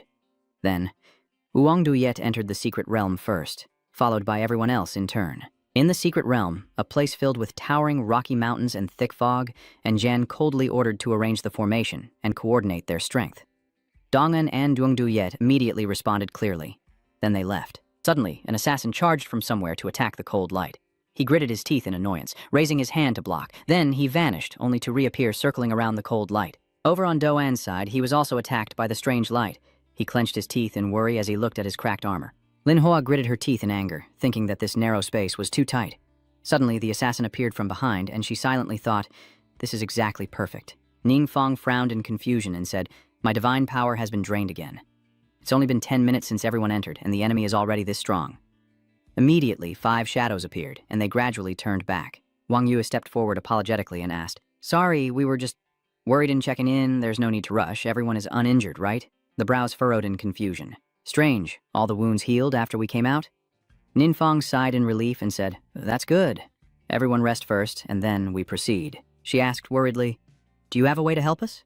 He coldly replied, I'm not sure. I still need to find out more. Suddenly, the footstep voice interrupted, saying, no problem, little Feng, just do as you say. And after a while, he sat in front of the portal leading into the secret realm. Wang Du-yet frowned and asked worriedly, Ninfang, are you okay? The cold sweat on his face, he replied, I'm fine. I can still endure it. Ninfang smiled to himself, thinking that although he had used up quite a bit of divine power, his goal had been achieved. He stood up and suggested, Du-ye, help me over there. Wang Du-yet then helped Ninfang walk forward together, both smiling softly at each other as they stopped in front of the mysterious circle. He confidently said, let me tweak this secret realm a bit, and then the 5 of them waited for Ninfang to modify the realm. Wang Du-yet hesitated and asked, is this okay? He quickly smiled and replied, yes, you can try again. Achan Chao frowned in confusion, wondering what exactly Yuan Xiaofeng had done to the entrance of the secret realm. They gradually approached the circle of the secret realm, and she looked in surprise at the system screen that was appearing. On the screen, options appear for easy mode with little experience and poor rewards, normal mode with average experience and items, hard mode with more experience and good items, very hard with lots of experience and very good items, nightmare mode with extremely high experience and top-tier items. Wang Du-yet hesitates and asks, which one should I choose? Du-an hesitated and asked, should I choose easy or normal? Inside the secret realm, in some forest, assassins were patrolling when suddenly an energy arrow shot from behind, piercing through each of them, and they were completely eliminated. Wang Yue smiled and said, the easy mode is roughly equivalent to a normal secret realm level on Lam Tin, so adventurers from Tam Trui and onwards should be able to pass. The enlightened response was, but experience is really scarce. Once outside, these details must be fully shared with Xiaofeng. Lord God of War, what did you change? She couldn't help but be surprised and said, "I didn't expect them to persist for so long and still be inside." I softly explained with a gentle smile. I let everyone try multiple times, and finally found the convergence point of dark aura within the transformed secret realm. Then I used a forbidden spell to create 5 separate small spaces there.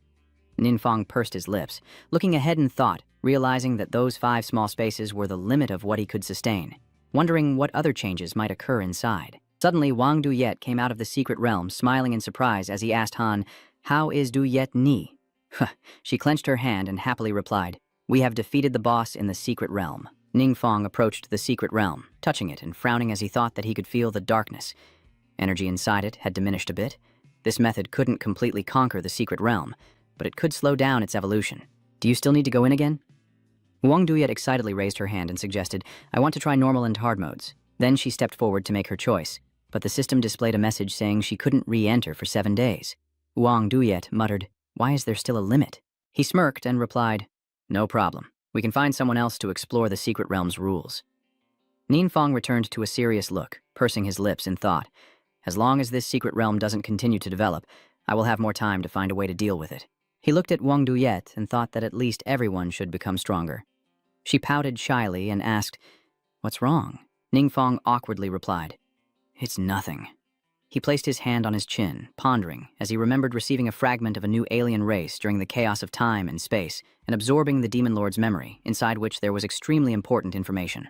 Ningfong remembered the sparkling crystal he had received before, reflecting an endless, vast ocean beneath the surface, where fish swam freely and an arrow was caught among the coral. He was amazed and thought to himself that the bow seemed to be someone standing and watching the 4 strangers ahead. Thong Lin Tat An pursed her lips in thought, her face darkening as she looked at the lightning strike on her hand. Thong Lin Tat An raises her sword high and looks towards He Ma, secretly marking the evening in An Tu Min Do. Quituk touches the stone pillar, surprised and wondering if another problem has occurred. He recalled the secret realm in the wilderness and continued, "The time and space.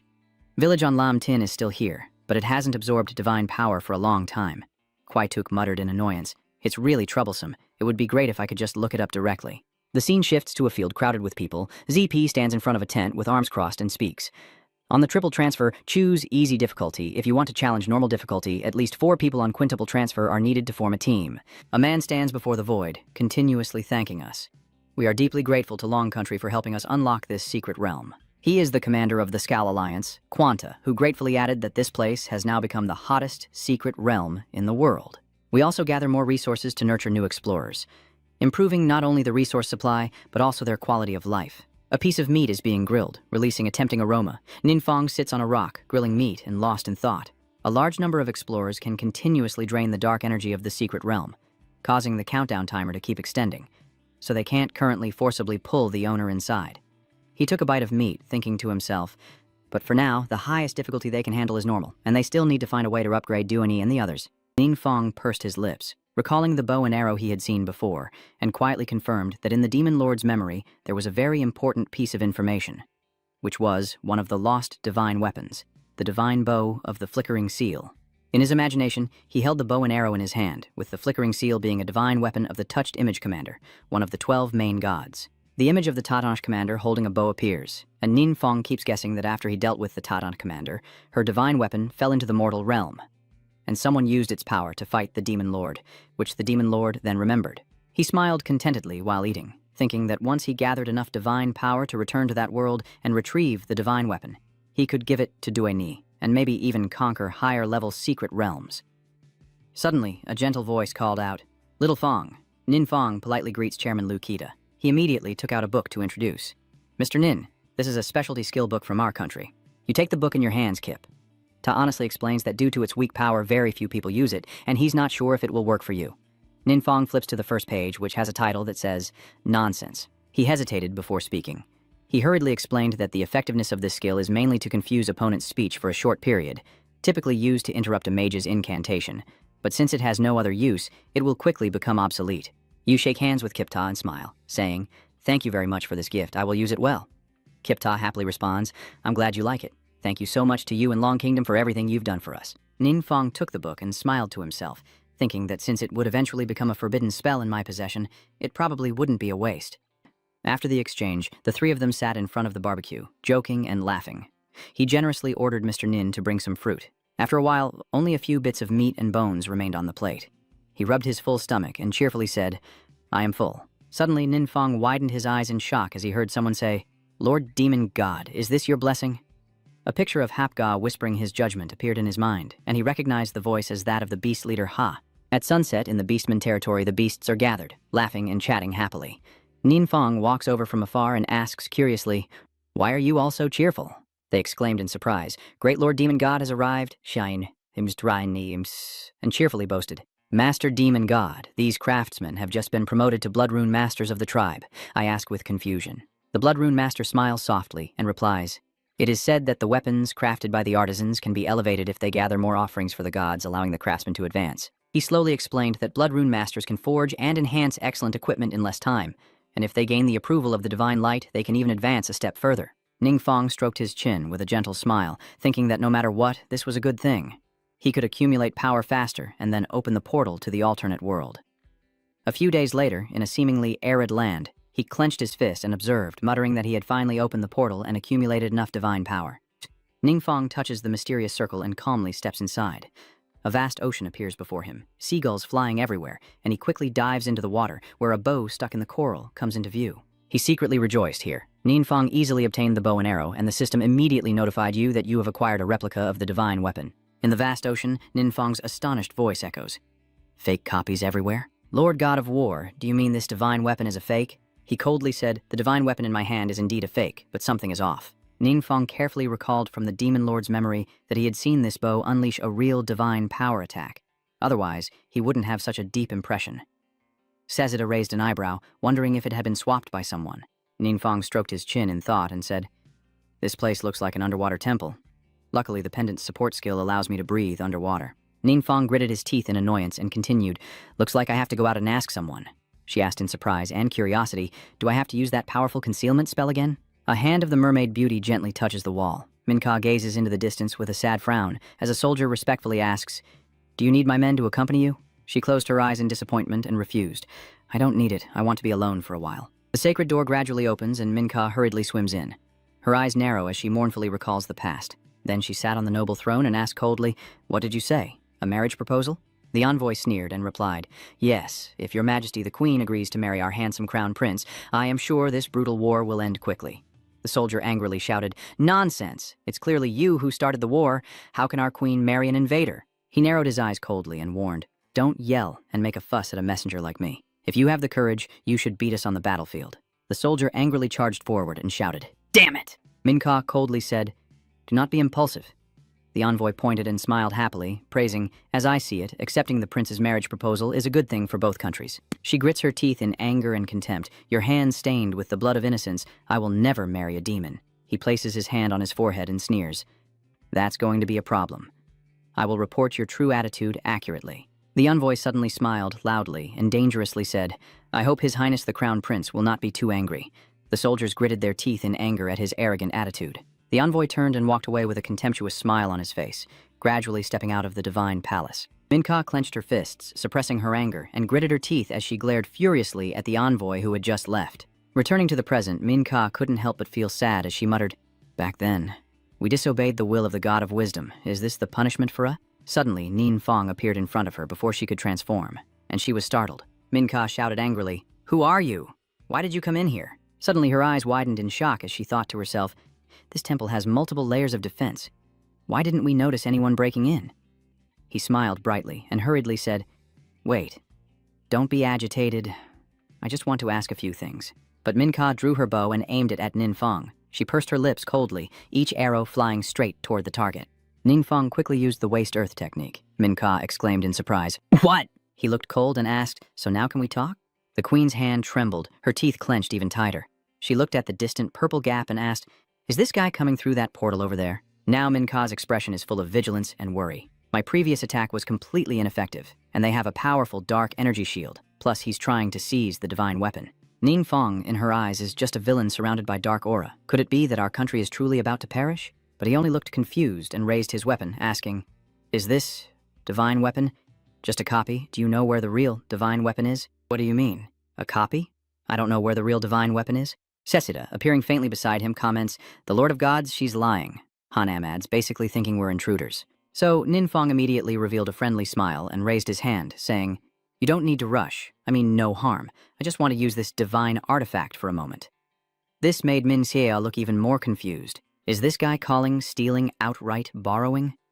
Upon realizing that, Sezada continued to whisper, and it seemed she was even more tense. At that moment, Min Ka, full of determination, pointed directly at them and said, "My country is being invaded. This divine weapon is our last hope. I will never give it to you." But as soon as she finished speaking, her aura faded, leaving only trembling fear. What's wrong with me? What was I saying? If we anger the opponent, we will definitely die. But Ninfong was not angry. Instead, he was quite curious. "Invasion, can you tell me what's going on?" Suddenly, a shout caught his attention. "Your Majesty the Queen, Your Majesty the Queen, you are also very surprised to be called. What just happened?" The soldiers report disbelief. The enemy's vanguard has broken through the defenses and is heading straight for the capital. The soldiers urgently say, "Everyone is ready to fight. Please give the order." The news she just received left Min Ka feeling numb and unable to react. She collapsed to the ground in despair. Am I about to become the king of a dying nation? Again, a foot slowly steps forward. "Come on, I'll go with you to see." This left her a bit stunned, but then she clenched her teeth. Mincha placed his hand on his chest with determination and said, "The demon god, no matter what, I will not agree to any of your conditions. Don't even think about forcing me to submit." Yet his eyes, full of deadly intent, still made her tremble. Ninfong nodded in understanding. "I got it. I won't interfere." Just then, another soldier rushed in. "Your Majesty." Then the soldiers were startled again when they saw Ninfong. She was very confused. "Your Majesty, who is this?" The expression on his face remains calm, but Mincha doesn't understand why he looks so flustered that his face turns purple. It's a long story. Let's deal with something else first. Then she rushed away. While the soldiers still wondered about him, a group of heretics suddenly appeared before her. "Your Majesty," the Queen asked, looking at them curiously. "Why have you come here?" the representative of the heretics asked. "Both you and your ancestors fought to protect us, the heretics, from invasion. Now is the time for us to fight alongside you." The heretics rally together with fierce determination. Although our strength is not what it used to be, it is still enough to go to the battlefield and fight. "Yes, I feel the same way." Mingsa was moved to tears by them. She sincerely bows her head, thanking everyone. The scene before her makes Sezada speak up. Lord God, Ninfong, and Hanam are still watching intently as these heretics look on. "Are they all your followers?" the messenger asked nervously, bowing his head. "Your Highness, this is a reply from Queen Min Ka." The noble prince sitting atop the beast mockingly, the innocent woman. Does she really think she can stop my army? Below him are extremely dangerous warriors. A warrior crosses his arms, pondering. "Your Highness, is there treachery here?" Still, they are holding the divine weapon that controls the cursed image. But the prince seems to be unconcerned. A shadow of the dark demon god soul appears behind him, with eyes full of arrogance. No need to worry, he's just a fallen god. How could he compare to the great Lord of gods I serve? His palm is now brimming with powerful energy. "Recently, I've felt my power growing stronger. Surely it's a gift from the Lord God. Maybe we should let Queen Min Ka try first." Then, the Prince Royal commands with a wave of his hand, preparing to attack. The monster sea glows with fierce eyes, while the warriors below surge with unstoppable willpower. A wooden staff strikes the ground forcefully, and a spiritual barrier surrounds the body of an old, gray-haired heretic priest. Ningfong looked at the people inside the barrier and couldn't help but wonder what they were doing. Seseda quickly responded. "They are setting up a strengthening formation to boost their power, but unfortunately, it cannot activate its full effect." Queen Min Ka, frightened, seemed to have just encountered something terrifying. Girl, that. The fierce sea monsters and the warriors are rushing forward. The heretic priest raised his wooden staff and shouted, launching an attack, and everyone else united their demon power, but their strength was immediately blocked by the ferocious sea monster. The old heretic was terrified. "No, is it not effective? What exactly is this?" Prince Vongtu, standing on another monster, is also frantically releasing demonic energy from both hands. He looks both happy and satisfied as he laughs loudly. Even the strange cultists are taking action. Minka. It seems no one else can use it anymore. His face is full of treachery, showing these heretical disciples what real power disparity looks like. He suddenly unleashed a powerful demonic energy, like thunder from his mouth, easily breaking through the barrier created by the old heretic. The people inside watch in fear as the barrier is torn apart. The protective shield has been broken. Suddenly, a voice shouted, "Huan Ti!" and the sound left the heretic priest slightly stunned. Ninfong shouted at the old man, "Use the reverse spell quickly." Hearing that, the old man's face showed only helplessness. "But I basically couldn't touch that sea monster at all." Meanwhile, Min Ka on the other side looked bewildered as she watched him interact with the heretic. "When did he go over there?" The soldier suddenly announced, "Your Highness, the sea monster is attacking again," which startled her. Queen Min Ka quickly shouted an order, "Call everyone back there. We can't stop it now." But the sea monster was struck with a powerful blow right in the stomach. The blow left it stunned and immobile. Neither the soldiers nor Min Ka could believe it. Oh, wow. At that moment, Ninfong leaned on the heretic's shoulder to praise him. "Well done. and the old man stared in amazement. Did I really just make a move? Seseda is very proud of herself. Lord God of War personally supervised the formation.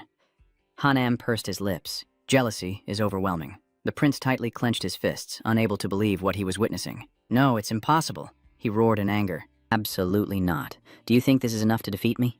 The sea monster's eyes flashed dangerously, a blazing aura of demonic energy gathering in its chest, as the prince's son grins, revealing razor-sharp teeth. These corrupted sea monsters were all summoned by me. Unless the connection between them and me is broken, they will keep regenerating endlessly. Did you hear that? The heretic stammered in response. I can hear it, he shouted so loudly. Another heretic was suspicious, but who would openly reveal their weakness? Now, his face looked both serious and intrigued. This new type of curse is quite interesting. A chaotic, unpredictable spellbook appears within the system space, with active skills, 4 willpower, and a dark curse. Enemies within the range of the curse will be subjected to a continuous spell, allowing you to see and control their minds. Yeah,